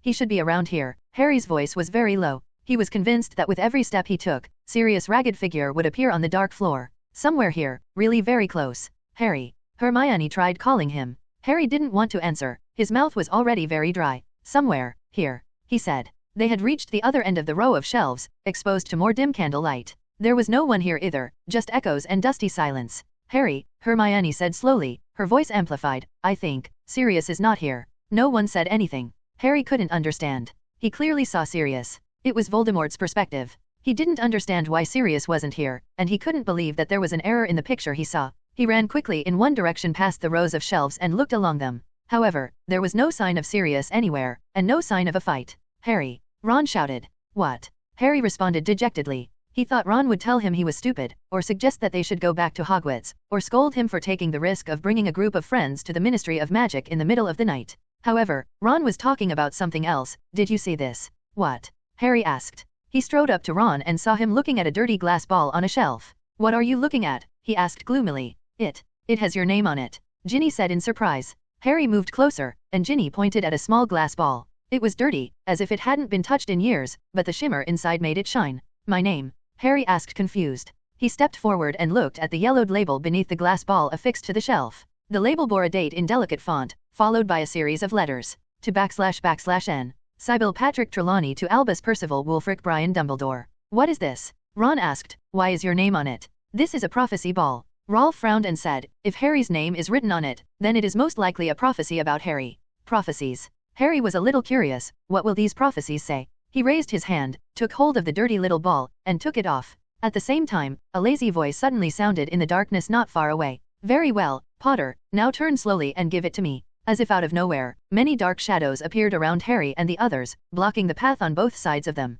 The eyes of these people sparkled in the gaps in their hoods, and a dozen wands with shiny tips were aimed at their hearts. The little wizards were so frightened that they held their breath. Lucius took 2 steps forward and appeared in front of Harry. Give it to me, Potter, he repeated slowly, holding out his hand, palm up. Harry's heart sank suddenly. They were surrounded. They were not superior in numbers or strength. Give it to me, Lucius said again. Where is Sirius? Harry gritted his teeth and asked. Several Death Eaters laughed. The Dark Lord always knows what's going on. Among the dark figures on the left, a harsh female voice said proudly, I knew he would be fooled. I want to know where Sirius is. Harry shouted in a panic. You captured him, Harry said, shaking off the panic rising in his heart. He's here. I know he's here. The little baby woke up with a fright, thinking that what he dreamed was real. The woman, Bellatrix Lestrange, said disgustingly in a baby-like voice. As Dumbledore expected, the Dementors eventually betrayed the Ministry of Magic and secretly released Bellatrix and other vicious Death Eaters from prison. In order to avoid the Dementors, the Aurors stationed in Azkaban usually do not enter the deepest levels to inspect. This also makes Fudge, who is convinced that the Dementors will not betray, still not know that Azkaban is already half empty. At this time, Harry noticed Ron moving beside him, as if he wanted to take out his wand. Don't do anything, Harry muttered. Not yet. Bellatrix laughed in a hoarse, raspy voice. Did you hear that? Did you hear that? She laughed crazily. He was giving orders to other children, as if he was planning to attack us. Oh, you don't know Potter as well as I do, Bellatrix. Lucius said softly. He has a big weakness in heroism. The Dark Lord knows that about him. So give me the orb, Potter. I know Sirius is here. Harry said reluctantly, even though his chest tightened with panic. I know, you caught him. More Death Eaters laughed, and Bella's laughter was the loudest and harshest. It's time for you to understand the difference between reality and dreams, Potter. Lucius said, give me the prophecy ball immediately, otherwise we will use coercive measures. Okay, let's do it, Harry said, raising his wand to his chest. At the same time, the 6 wands of Ron, Hermione, Neville, Ginny, Rove, and Luna were also raised on both sides of him. Harry's heart tightened. If Sirius really wasn't here, then he was leading his friend to a needless death.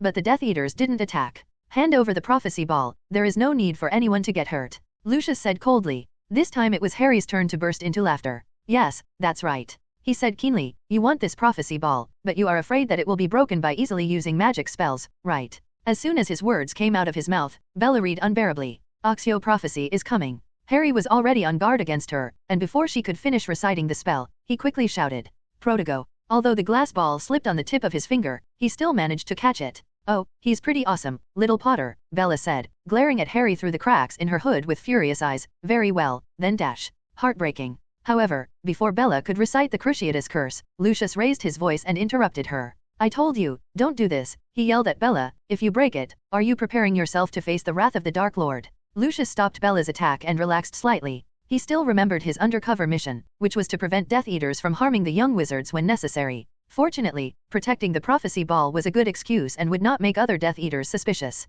However, just when the Death Eaters had not figured out how to get the prophecy ball into their hands without being damaged, several young wizards suddenly moved. Do it! Harry shouted. 6 different voices read loudly behind him. Reducto. 6 crushing spells flew in 6 different directions. The oncoming shelf exploded after being hit. The towering shelf swayed, hundreds of glass balls fell apart, and countless pearl-white prophetic images floated out from the prophetic balls. Floating in the air, countless prophetic voices intertwined together, making it extremely noisy. Glass shards fell on the floor like a heavy rain, and sawdust on countless shelves seemed like heavy snow. In such a scene, the Death Eaters almost subconsciously raised their hands to cover their faces, while the 7 young wizards braved the rain and quickly ran in the opposite direction of the Death Eaters, lowering their heads and rushing forward. They reached the other end of row 97, turned right and started running at full speed. Directly ahead, a door stood ajar, leading to another room in the Department of Mysteries from which they had entered. He rushed out the door in one stride, waited for others to quickly cross the threshold, and then slammed the door shut, still holding the prophecy ball tightly in his hand.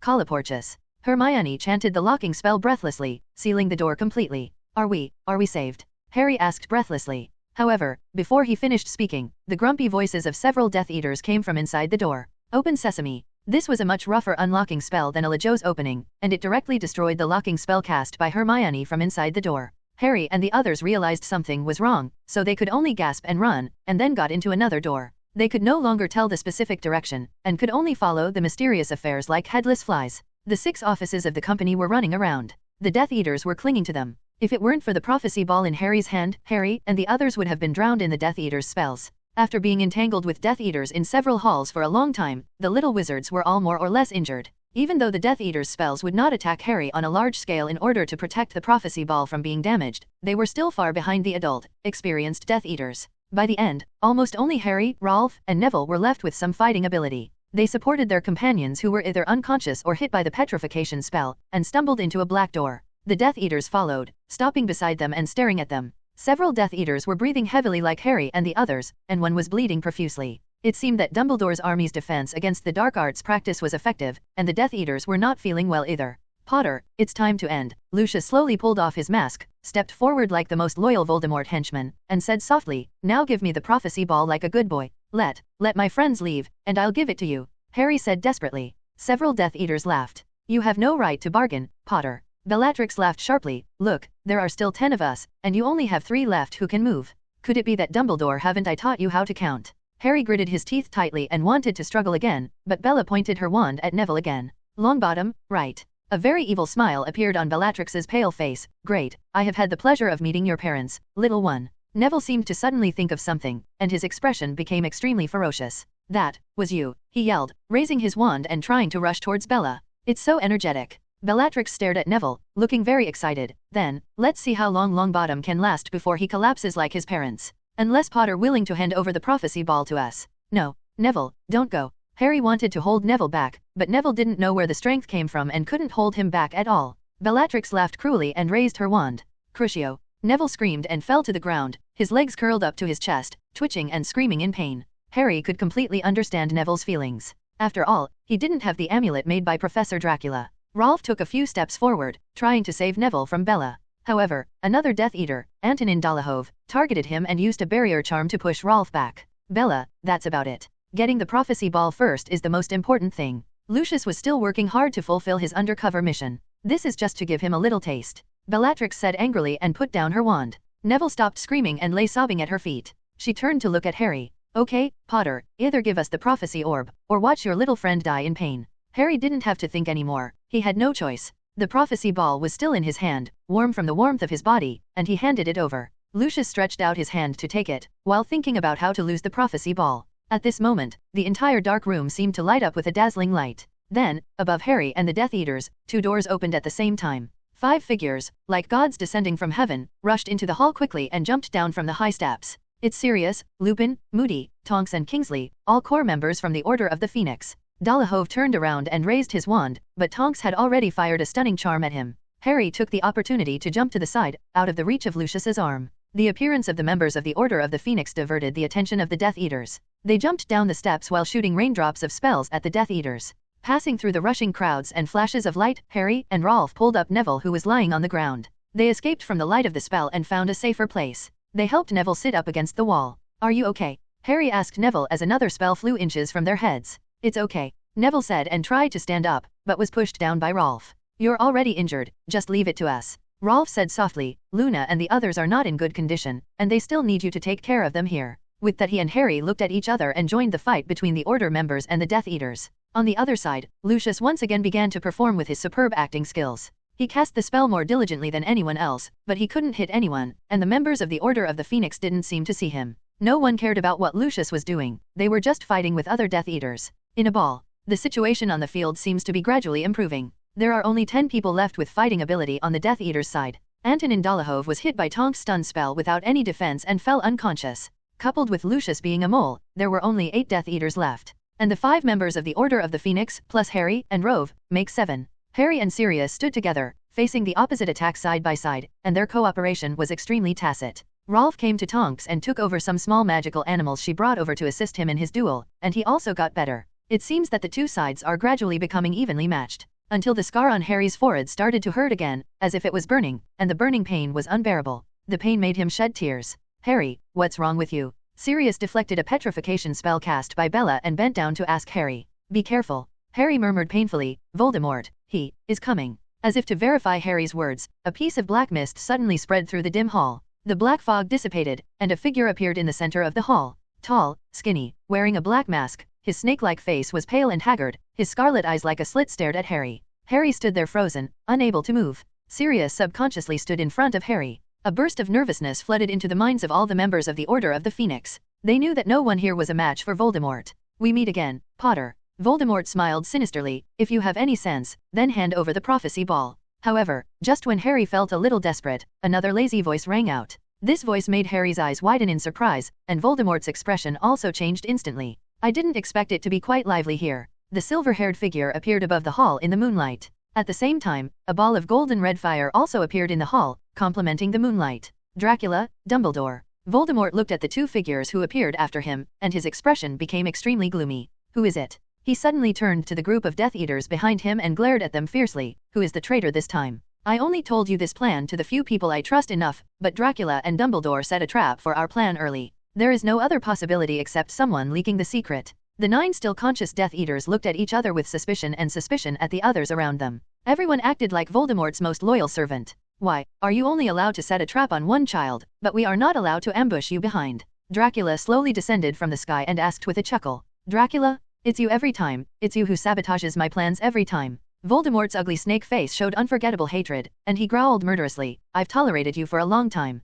He raised his wand towards Dracula. Now that I have regained my strength, I want to see if you can still deal with me like you did before. It would be foolish to come here tonight, Tom. At this moment, Dumbledore also took 2 steps forward and said calmly, the Aurors are already on their way.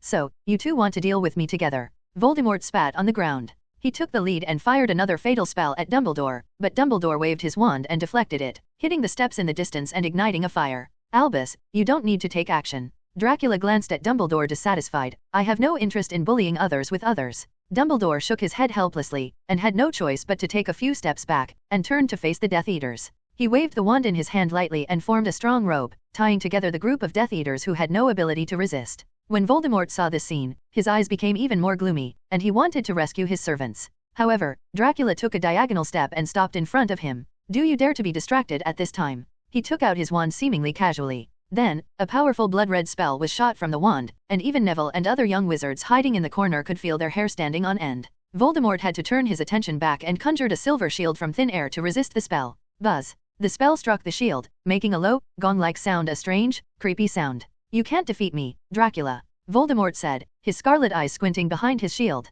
Is there anything more discouraging than this? Really? Dracula raised his lips. Another spell shot out from his hand, and then split into 2, 4, and countless. Countless bloody beams flew in all directions, and shot towards Voldemort from countless directions. Go. Voldemort's face was solemn, and the silver shield in his hand split into several pieces, blocking them around him. With the bombardment of magic spells, cracks gradually appeared on the solid shield. With the sound of kuka, the first shield shattered, followed closely by the shattering of other shields. Voldemort roared angrily, and his body turned into a black mist, flying out from the gaps of countless spells, and appeared in front of Dracula. Avada Kedavra. The dazzling green light was like a waterfall, instantly drowning Dracula's figure. However, the next moment, a small bat bypassed the green light waterfall and flew in front of Voldemort's eyes. Then, the bat suddenly swelled, Dracula returned to his human form, and kicked Voldemort on the bridge of his nose. Aha! Voldemort took a few steps back in pain, and 2 lines of black blood flowed from his snake-like nostrils. Dracula's kick was not something that could be easily followed. If it weren't for flying in the air with nowhere to rely on, and if Voldemort's newly built body wasn't quite strong, I'm afraid this kick could have directly kicked his head off his neck. However, despite this, Voldemort was still in severe pain, and was still pushing on the deformed vertebrae at the back of his neck. Dracula, is this how you treat wizard duels? Voldemort said bitterly, do you even ignore the rules of no physical contact in wizard duels? Obviously, he didn't expect that Dracula would suddenly use his legs to launch a sneak attack. Who told you that this was a duel between wizards? Dracula fell back to the ground, glanced at Voldemort in surprise, and chuckled, have you forgotten? I am a vampire, so of course the duel between us is an unrestricted duel. Voldemort was filled with hatred, but there was nothing he could do against Dracula. Compared with the physically strong vampires, physical combat is indeed a shortcoming of all wizards. When fighting Dumbledore, Dracula might have given the old headmaster face, so he didn't use his physical advantage, but when facing a guy like Voldemort, there was no need to hold back. He would just kick him when it was time. Just in time to stretch your muscles and bones. Very good, your strength really did not disappoint me, Dracula. Voldemort wiped the blood under his nostrils and said coldly, but what can you do no matter how strong you are? You can't kill me at all. We all know there are many other ways to destroy a man, Tom.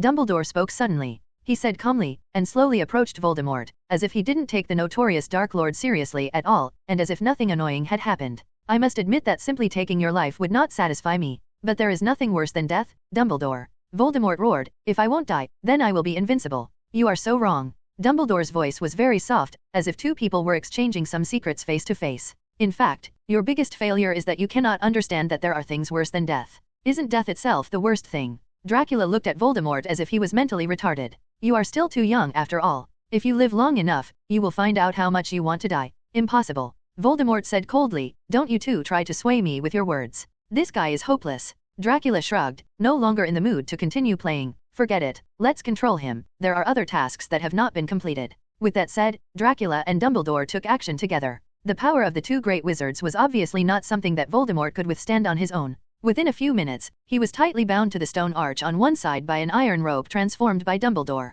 Dracula, do you mean you are not interested in joining forces with others to duel? Voldemort struggled for a few times and found that he could break free. Then he turned his eyes to Dracula and said in a mocking tone, I really don't bother to join forces to fight with others. Dracula chuckled and nodded, but who told you that this is a battle? I have lost interest in fighting with you. Of course it will save trouble to control you. Why are you here? You. Riddle, come out. Dracula suddenly snapped his fingers and summoned a dark moon. In the dark moon, a handsome young wizard jumped out and walked straight towards Voldemort. Seeing the person approaching, the expression on Voldemort's face became more sinister, ferocious, angry, and irritable. You are just a part of my soul, he said with a resentful tone. Have you become Dracula's lackey now? I just found a better partner. Riddle said with a smile, why are you the main soul and I am destined to be a clone? Looking at Voldemort, who was tied to the stone arch in embarrassment in front of him, Riddle was extremely excited, feeling that he was getting closer and closer to becoming an independent person. Let me see what else you have on you. Riddle stretched out his hand to Voldemort. You dare. Voldemort's eyes changed, and 2 scarlet beams shot out towards Riddle's eyes, trying to stop Riddle's spellcasting.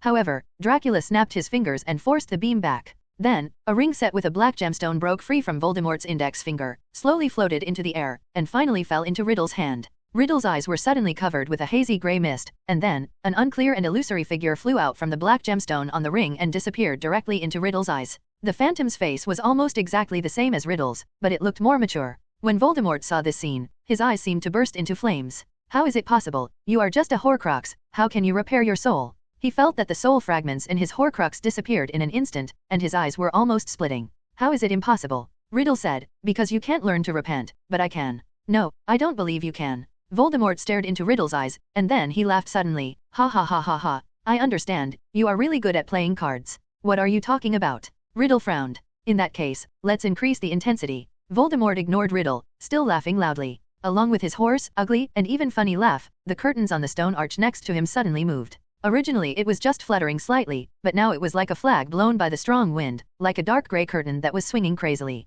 A gurgling evil, gloomy, and dark power surged out from this curtain. The extremely strong iron cables on Voldemort's body gradually made a dense creaking sound and cracked inch by inch. Immediately, he suddenly stood up, surrounded by an unknown amount of power that was much stronger than before. Riddle was suddenly rushed dozens of feet away with a boom, and hit hard on the surrounding stairs going down step by step. His face was pale, and he looked at Voldemort's growing stronger figure in disbelief. If he hadn't just absorbed a piece of soul, which made his power stronger, he would probably have been hit by the aftermath of this collective power and lost consciousness. Professor Dracula. Dumbledore looked at Dracula on the other side with a solemn expression. Dracula's expression also changed, his brows furrowed. I almost forgot that we were fighting in a place like this. This is really annoying. He gripped the wand in his hand and blocked it in front of the stone arch. Albus, Voldemort is left to you. The ghastly wooden wand contains some marks left by the future Dracula, and it is the only way the presence can limit the power behind the curtain. Dracula waved his wand and cast a colorless transparent film, which surrounded the dark grey curtain and the stone arches around it, preventing the power behind the curtain from being transmitted to Voldemort.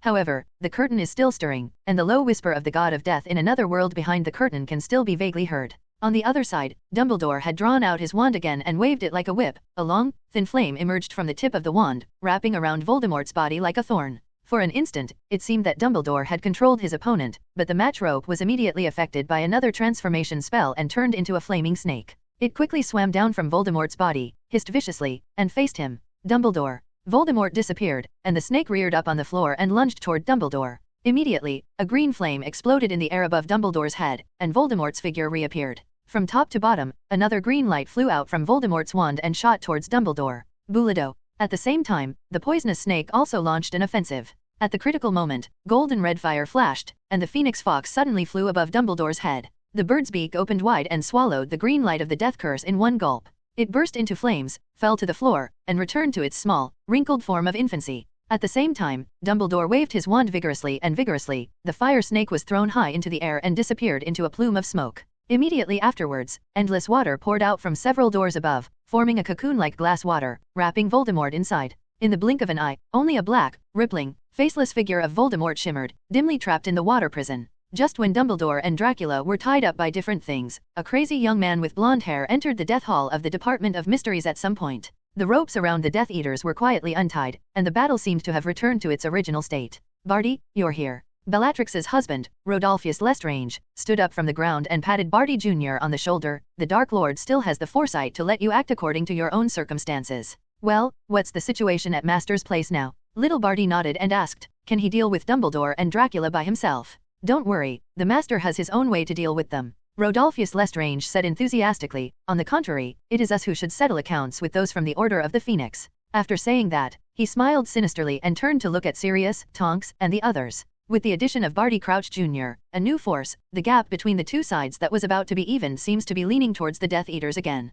At this moment, Dracula's voice suddenly sounded next to the stone arch. Lucius, do it. Before the Death Eaters could react, Lucius Malfoy pointed the wand at Rodolphus beside him as quickly as he could in his life. Petrificus totalis. Rodolphus's face instantly froze, and the evil smile still hung on his stiff face. Lucius, what are you doing? Bellatrix stared at Lucius in shock, and instantly raised the wand in her hand to point it at him. The traitor the Master mentioned is you. She fiercely threw a death curse at Lucius, filled with hatred, as if this was not her brother-in-law, but an enemy who killed her father. Lucius rolled on the ground in embarrassment, dodging the powerful death spell cast by Bella in anger, and then ran towards Sirius and the others with an anxious look on his face. One of our own. Don't do anything, I'm one of our own. As he shouted, he came to Sirius and showed a flattering smile. Sirius, Narcissa's cousin. I haven't seen him for a long time. Lucius, how could a scum like you think of coming to seek refuge with us? Sirius looked at him with disgust and asked, I thought you felt pleasure from kneeling down and licking Voldemort's feet. I really can't figure it out. Why would Professor Gula accept you?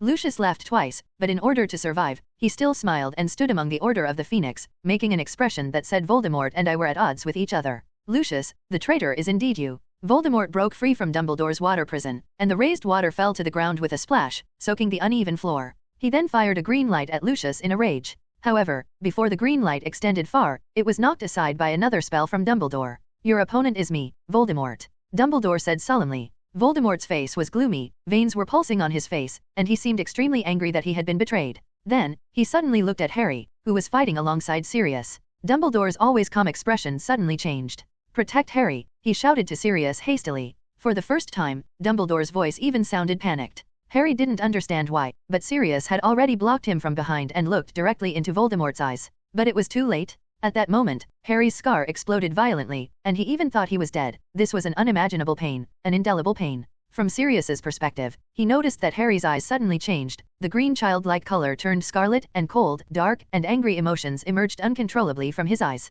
The next moment, Harry spoke. His tone and eyes were equally cold, gloomy, and angry. Kill me now, Dumbledore. Harry struggled. His face was extremely pale, his whole body twitched, and he fell to the ground uncoordinatedly. Sirius quickly held Harry in his arms and looked at Dumbledore helplessly. And Harry was still saying cold words. If death is nothing, Dumbledore, then kill this kid. Who are you?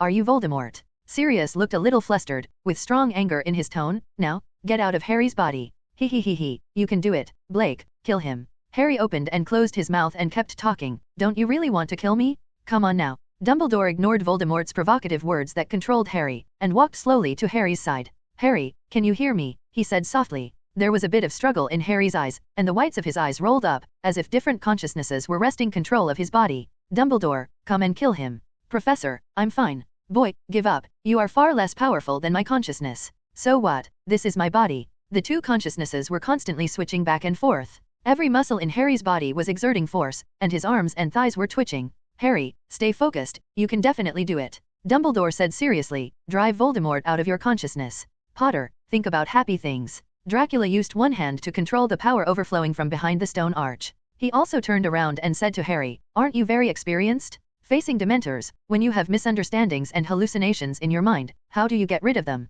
Harry suddenly heard the voices of Dumbledore and Dracula, and his eyes gradually became firm. Get out of my body. He used all his strength to touch the wand that fell to the ground, and shouted, calling God's guard, exp.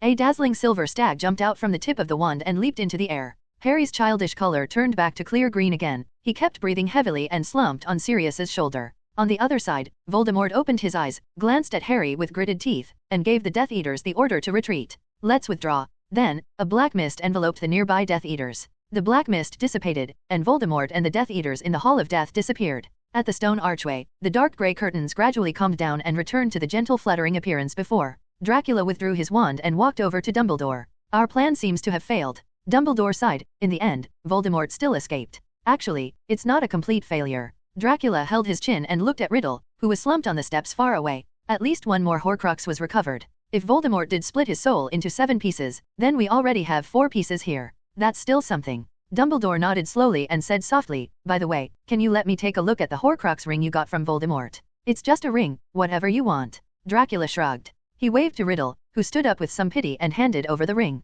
Dracula took the ring and handed it to Dumbledore. Is there anything special about this thing? Dumbledore carefully took the ring in his hand, raised it to his eyes, and stared at it carefully. His expression was gradually mixed with complex emotions such as surprise, joy, and nostalgia, and his eyes gradually became misty. If I'm not wrong, this should be one of the 3 Deathly Hallows. Dumbledore looked at the superimposed symbol of triangles, circles, and vertical lines on the black gemstone, and said hoarsely, this is the Resurrection Stone. The Resurrection Stone. Dracula became interested and glanced at the ring. Is it the stone that killed Cadmus Paviral? Tisk, tisk, only a fool would use such a boring thing. Ahem. Dumbledore choked. He was really prepared to wear this ring, meet his sister who passed away 100 years ago, and make up for the regret he had never forgotten that summer. Oh, judging from your expression, it seems there is some story. Dracula stared at Dumbledore with interest and said, do you have any ideas to tell me? They are all old stories, there is no need to talk about them. Dumbledore shook his head. I won't let Professor Dracula listen to my jokes. Dracula wanted to encourage him a few more words, but at this moment, a series of Aurors and Ministry of Magic officials arrived belatedly and crowded out of the entrance to the Death Hall in panic.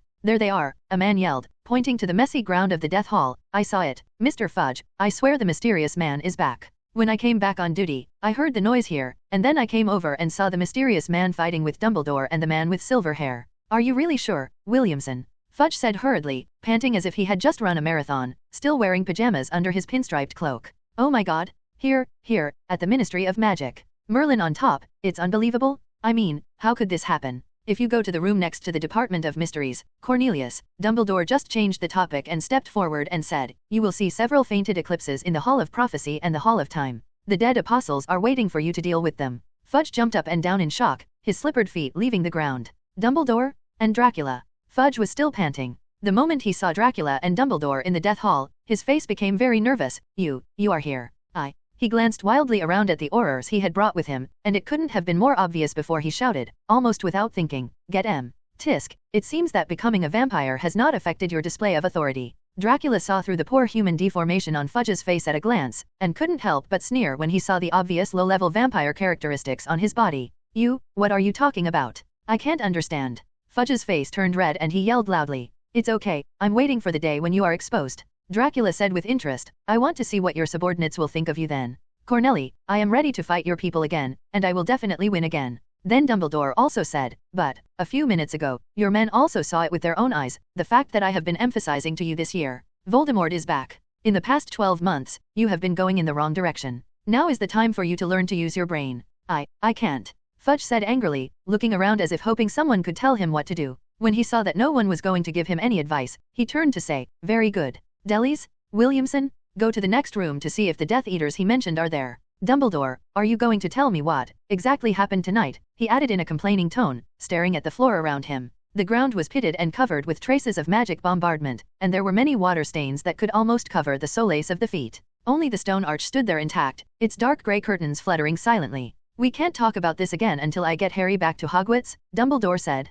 Harry Potter. Fudge turned his head and stared at Harry, who was still lying in Sirius's arms, his spirit still not recovered from Voldemort's control just now. Here. Fudge asked, glaring at Harry. Why? What on earth is going on? I will explain everything, said Dumbledore, when Harry returns to school. With a casual move, he picked up a blown door lock from the ground, pointed his wand at it and silently said, Porches. The door lock emitted a blue light, shook the floor, and made a loud sound. After a few seconds, it became motionless again. How could you do this privately, Dumbledore? Fudge shouted. You are not authorized to use the portkaya. You can't do it openly in front of the Ministry of Magic. You dash. Dumbledore gave Fudge an imperious look over his half-moon glasses, and he immediately stuttered. You are to issue an order for Dolores Umbridge to leave Hogwarts, Dumbledore said. Also, tell your Aurors to stop hiding the truth about Voldemort's return. I am going to give you. As he spoke, Dumbledore took out a magic watch with 12 hands from his pocket and took a look at it. Tonight, I can spare half an hour. I think we can talk about everything that happened here. The key issue.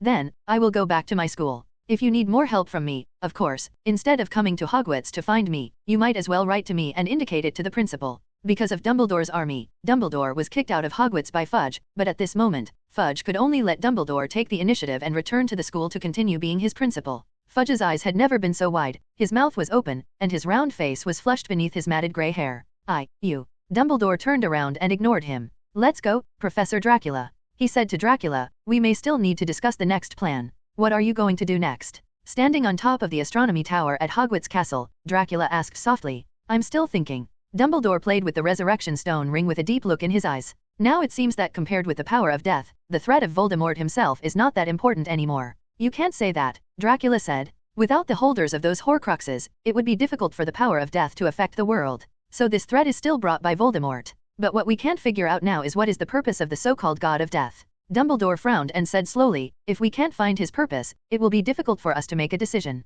Targeted response measures. It shouldn't take long to find them. Dracula smiled casually. As long as he is still using those Horcrux holders to cause trouble everywhere, it proves that the God of Death is not without desires. But the appearance of the God of Death is beyond our previous plans after all. Dumbledore said solemnly, the magic world is going to be in chaos. It's a pity that ordinary people are not ready to face the chaos. Oh, there is no need to be so entangled. Dracula suddenly raised the corner of his mouth, with a hint of contempt in his eyes. I have already tried it. The so-called God of Death is not invincible. I think so. If he is really invincible, why bother to borrow money? Are you using a Horcrux to secretly interfere with the magical world? What's more, what does the upcoming chaos in the magical world have to do with me? The more chaotic the world is, the more fun it may be to find it. From beginning to end, Dracula and Dumbledore's paths were completely different. He was not interested at all in Dumbledore's behavior of saving the magical world from fire and water and being the backbone of the magical world, and he was not interested in spending time and effort to quell the chaos in the magical world. More than 4 years ago, the Mirror of Erised had already confirmed everything. Dracula has always been a character who fears chaos in the world. He is willing to work with Dumbledore to deal with Voldemort, just because of his friendship with the principal and students in Hogwarts over the past few years, plus his previous experience with Voldemort. This does not mean that he is on the side of justice. Dracula, on the contrary, welcomes the chaos that is almost destined to come to the wizarding world. He even wants to personally help accelerate the chaos, and he already has a plan, a very simple plan. At this time, Dumbledore suddenly said, "Professor Dracula, you say, if we can enter behind that door, can we confront death head-on?" He stared at the ring in his hand, his eyes becoming very dark. "Then how are you going to get out of there? Unless there are special circumstances, that door can only lead to death and no life." Dracula raised his eyebrows and chuckled. "Is it possible that you are planning to sacrifice your life for justice and stay completely? Is it there? I'm just thinking. If you want to solve the Horcrux fragments in Harry's body, maybe he needs a leader." Dumbledore's voice was very soft, but with Dracula's hearing, he heard it very clearly. The smile on Dracula's face instantly faded. "Are you serious?" he asked seriously, looking directly into Dumbledore's eyes. "I was just thinking about a possibility." Dumbledore shook his head and said gently, "I couldn't think of a more suitable way before, but now, maybe there is a better way for us to choose." Dumbledore took out his wand again and inserted it into the ring. "There is one more thing left. I actually know where it is," he said softly. "It is said that if you collect 3 of them, you can become the master of the god of death." Dracula stared at the wand in Dumbledore's hand. He never thought that the Elder Wand, one of the 3 legendary Deathly Hallows, would always be in Dumbledore's hands. "Do you actually believe such rumors?" Dracula frowned and asked. "I don't see how these so-called Deathly Hallows are any better than normal alchemical products." "I don't believe it either." Dumbledore chuckled softly, "but they may provide us with a chance to face death head-on. I thought we should at least give it a try." Dracula had no intention of staying at Hogwarts, nor did he ask where the last Deathly Hallows was, nor did he verify with Dumbledore whether the 3 Deathly Hallows could be combined to become the god of death as in the legend. Owner. He was not interested in these, but was vaguely worried about some of Dumbledore's ideas and trends. Although he just said that he could give it a try, Dumbledore's tone did not sound like he was joking. He seemed to really want to enter the realm of death himself, and had made plans not to come back.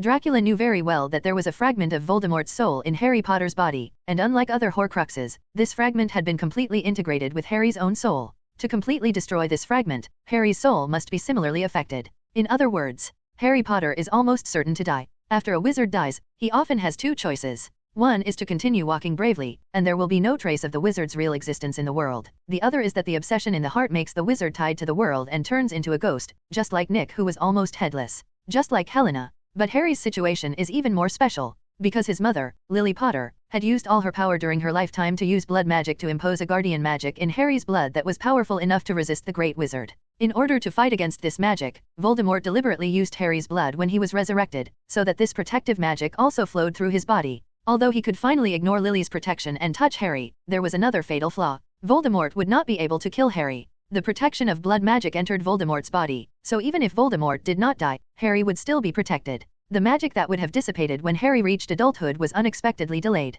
In addition, Voldemort still has a soul fragment existing in Harry's body, so the 2 of them form a cycle, and neither one can kill the other. If they want to break this cycle, they can only do it themselves. Either Harry gave up the blood protection in his body, allowing Voldemort to lose this protection, and then died together with the soul fragments in his body, or after other Horcruxes were destroyed, Voldemort personally destroyed the soul fragments in Harry's body, allowing he lost his immortality. Obviously, the latter method is more feasible. Dracula guessed that Dumbledore wanted to take the first step and come to the narrow space between life and death, that is, the Lost Realm, Limbo. Just killing Voldemort's soul fragment will not really damage Harry's soul, so in addition to continuing to walk and turning into a soul, there is a third option, to turn back and return to the human world. But how can one easily escape from the Lost Realm? There must be someone with a strong enough soul as the leader to reach the narrow space between life and death first and guide Harry back. Dracula flew back to Dracula's castle, frowning tightly. There were not many people he could count as friends, and Dumbledore was one of them now. He couldn't just treat himself as a pawn and count his own life in it.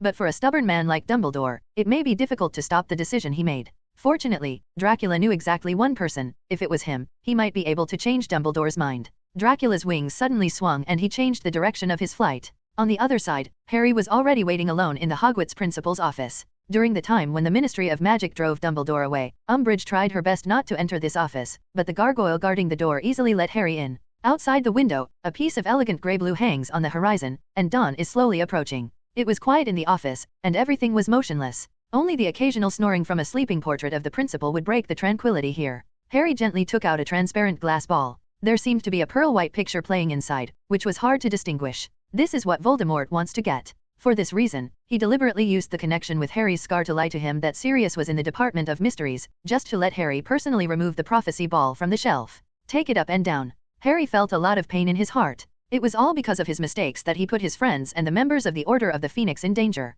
If he even briefly considered what Hermione once said, Voldemort might be taking advantage of his enthusiasm for being a hero. At this moment, Dumbledore's figure rose up from the spiral staircase. I guess you have a lot of questions you want to ask me now, Harry, he said to Harry in a gentle tone while walking slowly. Harry turned around, his eyes turning red involuntarily. Professor, it's all my fault. When he saw Dumbledore again, the emotions he had been holding back for a long time were finally released, and his tone seemed a little trembling. It's all because of my arrogance that I hurt you. In danger. Dumbledore did not answer Harry's question immediately, but walked to the perch next to the door. Then he took out a young, ugly, featherless fox from the inner pocket of his robe, and placed it gently on a plate of fine ashes under the gilded perch, in the position where the adult fox usually occupied. The place. Oh, Harry, Dumbledore finally walked away from the young phoenix and said to Harry, you will be very happy to hear that none of your classmates will do anything because of what happened last night, and suffer from long-term pain. Harry wanted to squeeze out the word good, but no sound came out. In his mind, Dumbledore was reminding him of the disastrous damage he had nearly caused to the students and the Order.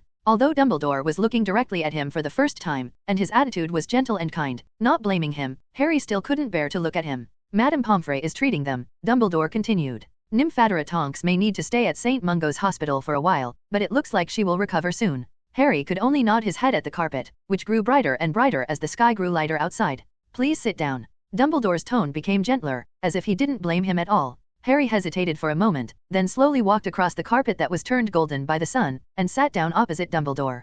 Professor. Harry, I owe you an explanation, Dumbledore said suddenly before Harry could ask the question, an explanation for the mistakes made by the elderly. Because I realize now that the things I did and didn't do about you all have the same shortcomings that older people have. Young people don't know what older people think or how they feel, but it would be a big mistake if older people forget what it was like when they were young. It seems to me I can't remember much lately. The sun has risen, the mountains show a dazzling orange light edge, and the sky above is colorless and bright. The light hit Dumbledore, falling on his gray eyebrows, beard, and deep wrinkles. 15 years ago, Dumbledore said softly, when I saw the scar on your forehead, I wondered what it meant. I thought it might be a sign of some kind of connection between you and Voldemort. You've told me this before, Professor. Harry said slowly. Yes, Dumbledore nodded slightly, yes, but it is still necessary to start with your scars. Because obviously, soon after you returned to the magical world, my guess was confirmed. Whenever Voldemort appears near you, your scars will give you some omens, or you will feel other strong emotions. Harry nodded. Every time Voldemort had any strong emotions, or when his powers were restored, or when he appeared next to Harry, the scar on Harry's forehead would feel intense pain.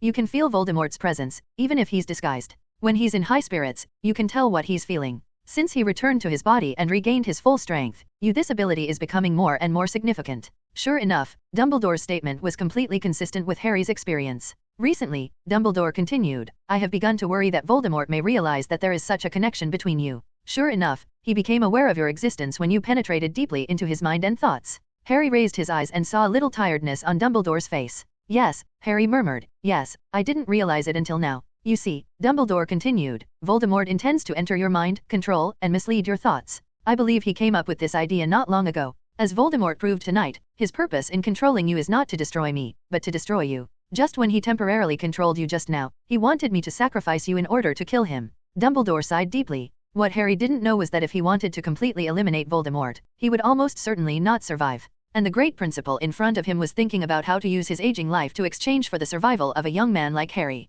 A ray of sunlight slowly slid across the smooth desktop of the principal's office, illuminating a silver inkwell and a bright red quill. The portraits around him were all awake, rarely sleeping, and were listening attentively to Dumbledore's explanation. In the frame, there are also the occasional rustling of the robes of past principals and the faint sounds of clearing their throats. I know you feel guilty, but don't be impatient and listen to me slowly about the ins and outs of this matter. Dumbledore said to Harry gently. Actually, Professor Dracula has been planting an insider among the Death Eaters. As you can see, it is Lucius Malfoy who betrayed him midway. He has already informed Voldemort that he wants to trick you into going to the Ministry of Magic. I told Professor Dracula, and we used this to devise a plan in reverse. Lucius Malfoy. Harry frowned. I don't understand why that bad guy suddenly chose to help us. He is not helping us, he is just helping himself. Dumbledore shook his head and said, Lucius Malfoy is a coward, he is just a swaying wallflower. When Professor Dracula shocked Malfoy more than Voldemort, and Malfoy had also lost trust in Voldemort, then the choice he made was self-evident. But isn't he afraid of Voldemort's revenge?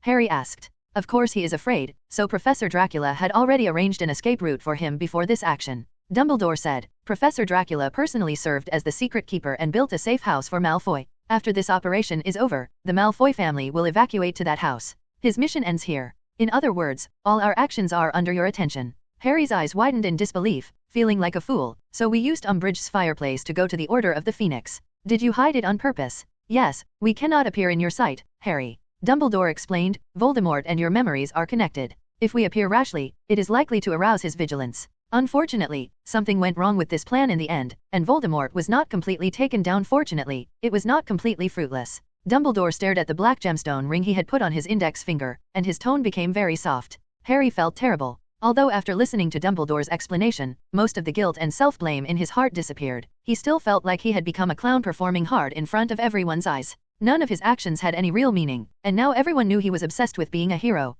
But why didn't Voldemort take the prophecy ball himself? Harry asked unwillingly. I can understand that only those mentioned in the prophecy can get the prophecy ball, but I don't understand. Voldemort can obviously do it himself. Take it away. Voldemort is also afraid of being exposed, Harry. Dumbledore smiled at Harry and said, if he, as one of the parties involved, took away the prophecy ball. When the silent man of the Department of Mysteries discovered this, the news of the person's return will quickly sweep through the entire magical world. After all, Voldemort has not been resurrected long enough and has not yet organized all his forces and allies. Exposing him too early will do him more harm than good. It will be different if you go to get the prophecy ball. Not only will it easily put Fudge, who is seeking stability, into complete confrontation with you, but you will also be able to find an opportunity to eliminate you as a threat to the Ministry of Magic. Unfortunately, it seems that his plan was completely ruined. Having said this, Dumbledore had a rare smile on his face, and happily poured a cup of tea for Harry and himself, sipping lightly. Harry took the tea and then picked up the prophecy ball that he had been holding in his hand. So this prophecy mentions me and Voldemort. What does it say? He asked curiously. Does it contain any important information? Voldemort is actually so interested in it. The reason why Voldemort wants to get this prophecy ball so much is because he has only heard half of the prophecy. Dumbledore said with a smile. Want to take a look together? He reached out and took the prophecy ball from Harry's hand. Then, Dumbledore tapped the transparent sphere with his wand, and a pearly white image began to appear in the principal's office. The effect was a bit like a pensieve, but the image was hazy and blurry. Harry saw a sloppy woman with disheveled hair sitting on a chair, reading something crazily. It can be vaguely seen from her clothing that she is the divination professor at Hogwarts, Sybil Trelawney. The one who has the ability to defeat the Dark Lord is approaching. Sybil Trelawney muttered divinely, born into the family who had resisted him 3 times, born at the end of July. The Dark Lord will mark him as his rival, but he will have powers unknown to the Dark Lord. One of them will die at the hand of the other, for both cannot live but one survives. The one who has the power to defeat the Dark Lord will be born at the end of July. The pearly white light disappeared, and Harry raised his head blankly, meeting Dumbledore's smiling eyes. Professor Trelawney didn't seem to mention me exactly, Harry said doubtfully, and Neville was also born at the end of July. His family seems to have resisted Voldemort several times. You are right, Harry. Dumbledore smiled, but you can look at the second half of the prophecy, which Voldemort has never understood. The Dark Lord will mark him as his own rival.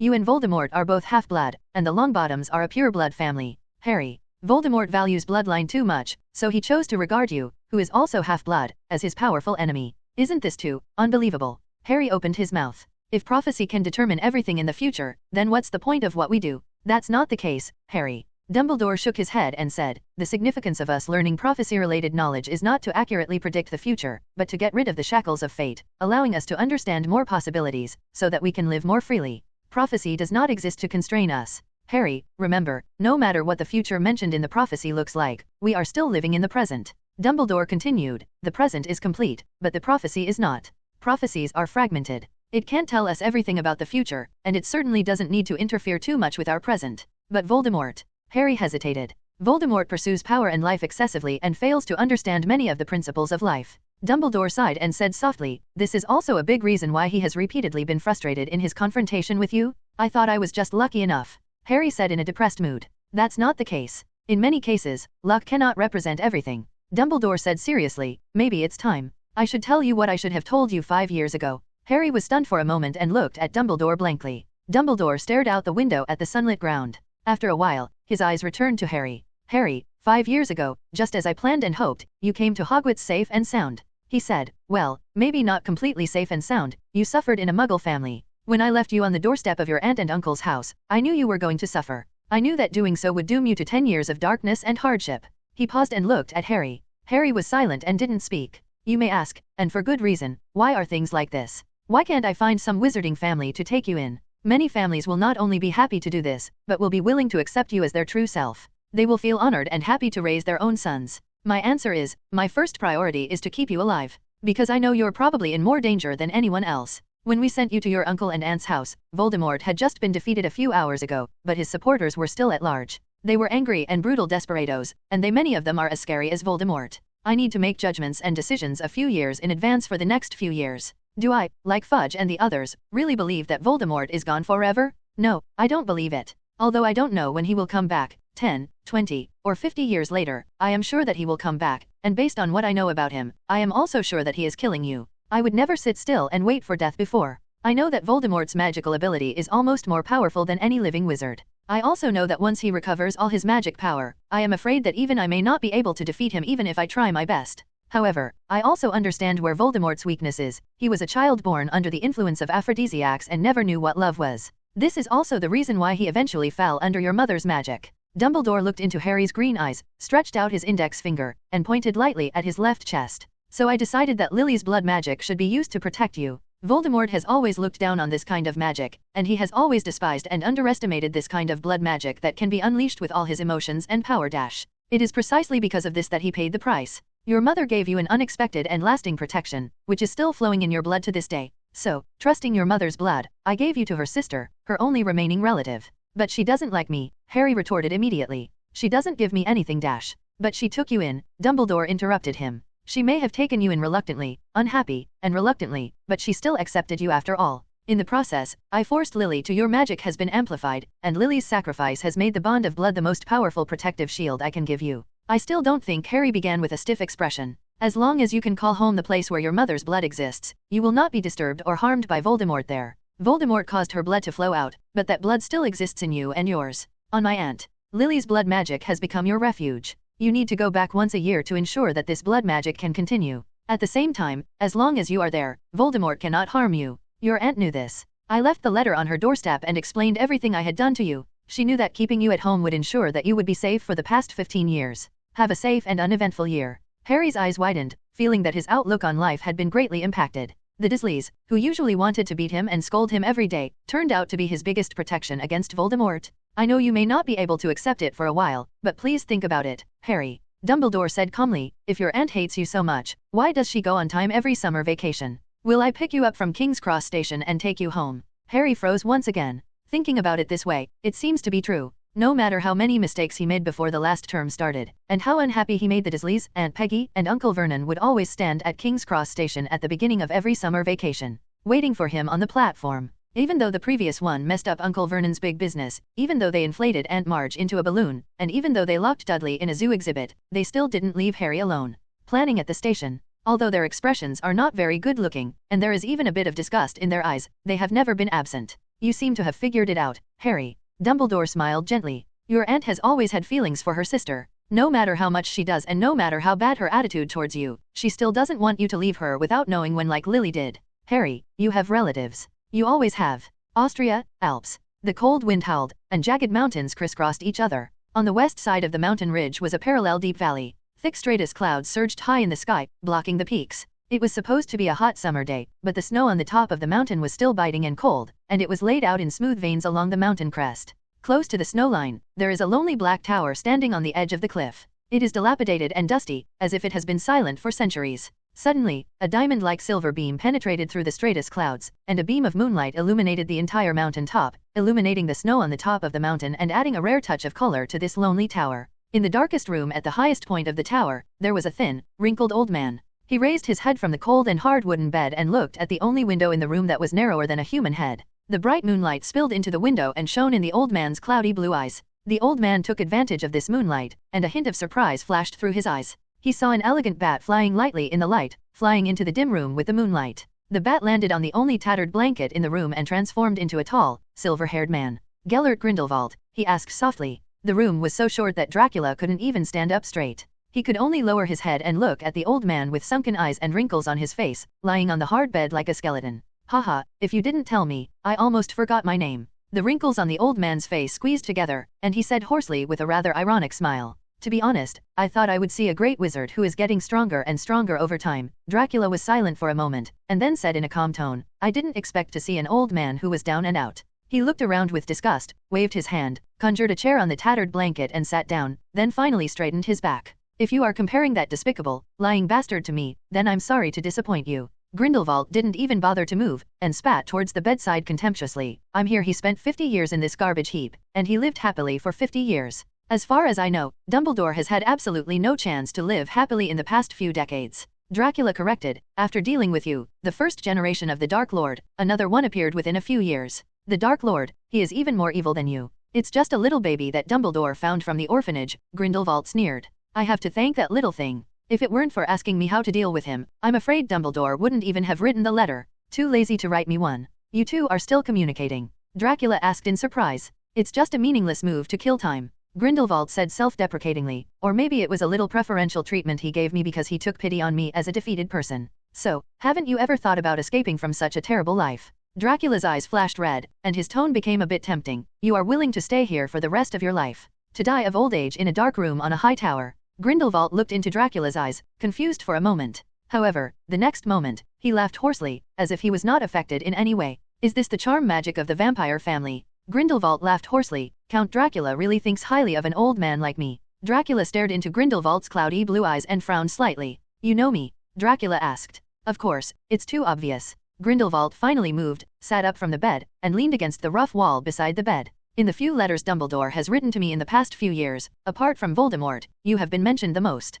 A look of hatred or envy flashed across his face, drawing you into the same camp. It seems to make him very happy. I have never been in the same camp as him. Dracula retorted casually. I am not interested at all in a good man who is willing to abandon his life as a pawn to survive for others. Ha, good guy. Grindelwald's sarcastic look on his face became more intense, and he sneered. Just because he is a good guy, does he have to break up with me, a bad guy? He was able to abandon our promise 50 years ago, and he can naturally abandon his life at will 50 years later. Everything is for the so-called protection, for the so-called righteousness. Not knowing what he remembered, Grindelwald's mood became no longer calm, and his cheeks, which had not been exposed to the sun for many years, turned sickly red. Huh? When I saw that letter 15 years ago, I knew that one day he would lose his life for the atonement, he said. Grindelwald straightened his back from the wall and said emotionally. He is really a great and supreme person. He can take care of anything. What are you talking about? Dracula asked with a frown, not quite understanding what Grindelwald was talking about. You know what? I know Dumbledore better than anyone in the world. Grindelwald's voice suddenly calmed down. He blamed all the small characters who died in the war with Voldemort on himself.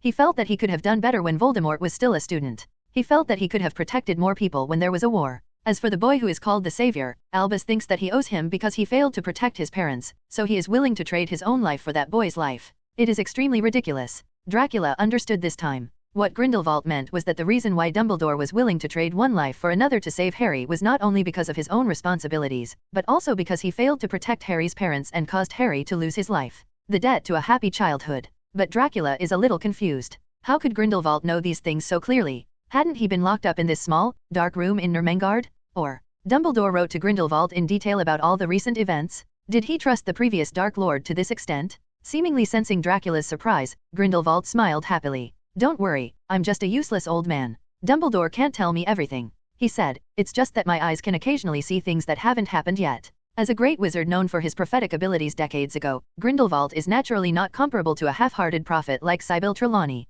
Even though his magic power was sealed and he was unable to use any magic spells, his talent for prediction still caused many fragmentary images of the future to appear in his eyes. Grindelwald once lay on an old hard bed and saw Dumbledore falling high from the astronomy tower at Hogwarts.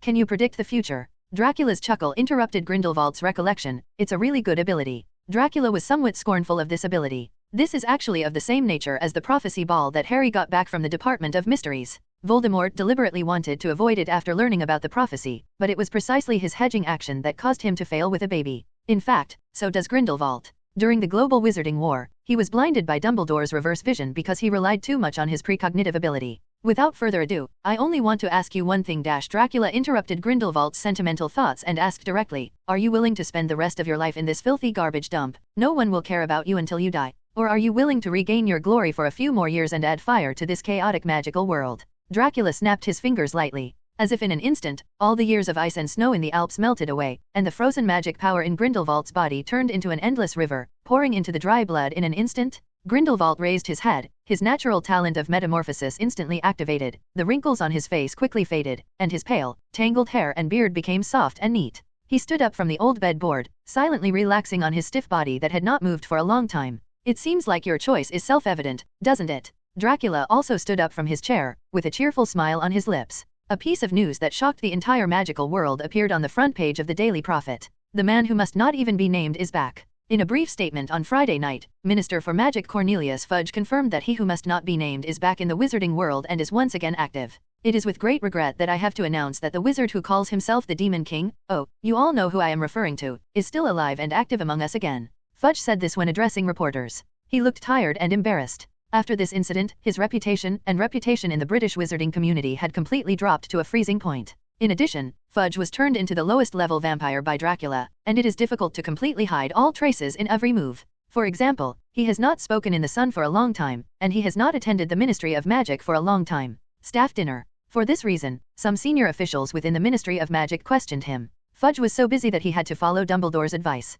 It is also regrettable that we are reporting that there has been a massive rebellion among the Dementors in Azkaban, who have expressed their objections to continuing to work for the Ministry of Magic. We believe that these Dementors are currently working for the demoniac. We strongly appeal to the wizarding community to remain vigilant. The Ministry of Magic is publishing a preliminary defense guide for families and individuals, which will be distributed free of charge to all wizarding families over the next month. These precautions and countermeasures were proposed by Dumbledore, and Fudge arranged them unchanged. After saying this, he hesitated and gritted his teeth. In addition, we must fight for all the forces we can fight for. Fudge stood on the speech platform and said with difficulty, for example, goblins, centaurs, some kind-hearted werewolves and giants, and vampires are all things we can unite with. Power. I have sent cooperation intentions to each ethnic group defined as human. I hope that everyone will put aside their past grudges and stop having differences between ethnic groups. After these words were spoken, Fudge felt as if he had collapsed. He worked hard for 4 years to win over the pureblood family base, but basically went bankrupt after these measures were announced. Most pureblood families have never been willing to accept cooperation with other ethnic groups. Of course, Fudge has now become a vampire, so this approach is forced. Moreover, more pureblood families have taken refuge in Voldemort, and whether they have the support of purebloods is actually irrelevant to Fudge. This statement from the Ministry of Magic has aroused vigilance and uneasiness in the entire magical society. Although they just received the Ministry of Magic's assurance last Wednesday, no matter what rumors are currently circulating, the suggestion that a mysterious person is once again operating among us is purely false. It's nonsense. What exactly caused the Ministry of Magic's attitude to make a 180-degree turn? Few wizards know the details. But what is certain is that the mysterious man who must not even be named led a group of followers, known to everyone as Death Eaters, and entered the Ministry of Magic on Tuesday night. Albus Dumbledore, who has resumed his position as headmaster of Hogwarts School of Witchcraft and Wizardry, member of the International Federation of Wizards, and chief wizard of the Wisengamot, has not yet taken the time to be interviewed by us. He has been insisting for the past year that the mysterious man is not dead as everyone hoped and believed, and he once again gathered his supporters and prepared to regain power. At the same time, the boy who lived. Hermione jumped over the newspaper in her hand and looked at Harry. They were all in the ward of the school infirmary, and Harry was sitting on Ron's bedside with him, listening to Hermione read the front page of the Daily Prophet. In fact, Ginny, Neville, and Luna's injuries were basically healed by Madame Pomfrey in the blink of an eye, but they were all forced to stay in the hospital for observation because they were worried about what the Death Eater's dark magic might do. Additional sequelae. Luafu also came to the school infirmary and brought Luna the latest version of the Quibbler edited by her father. Harry is now the boy who lived again, right? Rolf sat next to Luna and joked with a smile. I remember the newspaper said a few days ago that Harry was a demagogue, a little wizard who likes to show off. Yes, they are praising you highly now, Harry. Hermione said, continuing to read the article. Well, he has never wavered in his position and was forced to endure ridicule and slander. At this moment, Harry's little fanboy, Colin Creevey, rushed in like a storm. Harry, the Daily Prophet printed an extra page urgently. Did you see it? He shouted breathlessly. What happened? Did Voldemort and his minions start causing trouble again? Ron asked curiously. Colin Creevey shook his head and handed over a newspaper whose ink marks had not yet dried completely. Urgent notice. Nurmengard's protective magic was destroyed last night, and Gellert Grindelwald is missing. Hello, everyone. As we wrap up this video, I want to share a quick note. I have a Patreon account. If you'd like to support me and enjoy on-demand audiobooks, you can become a Patreon member. Alternatively, you can check out my Google Drive link, which has 500+ novel audiobooks available through my Ko-fi or Patreon shop. I appreciate your support.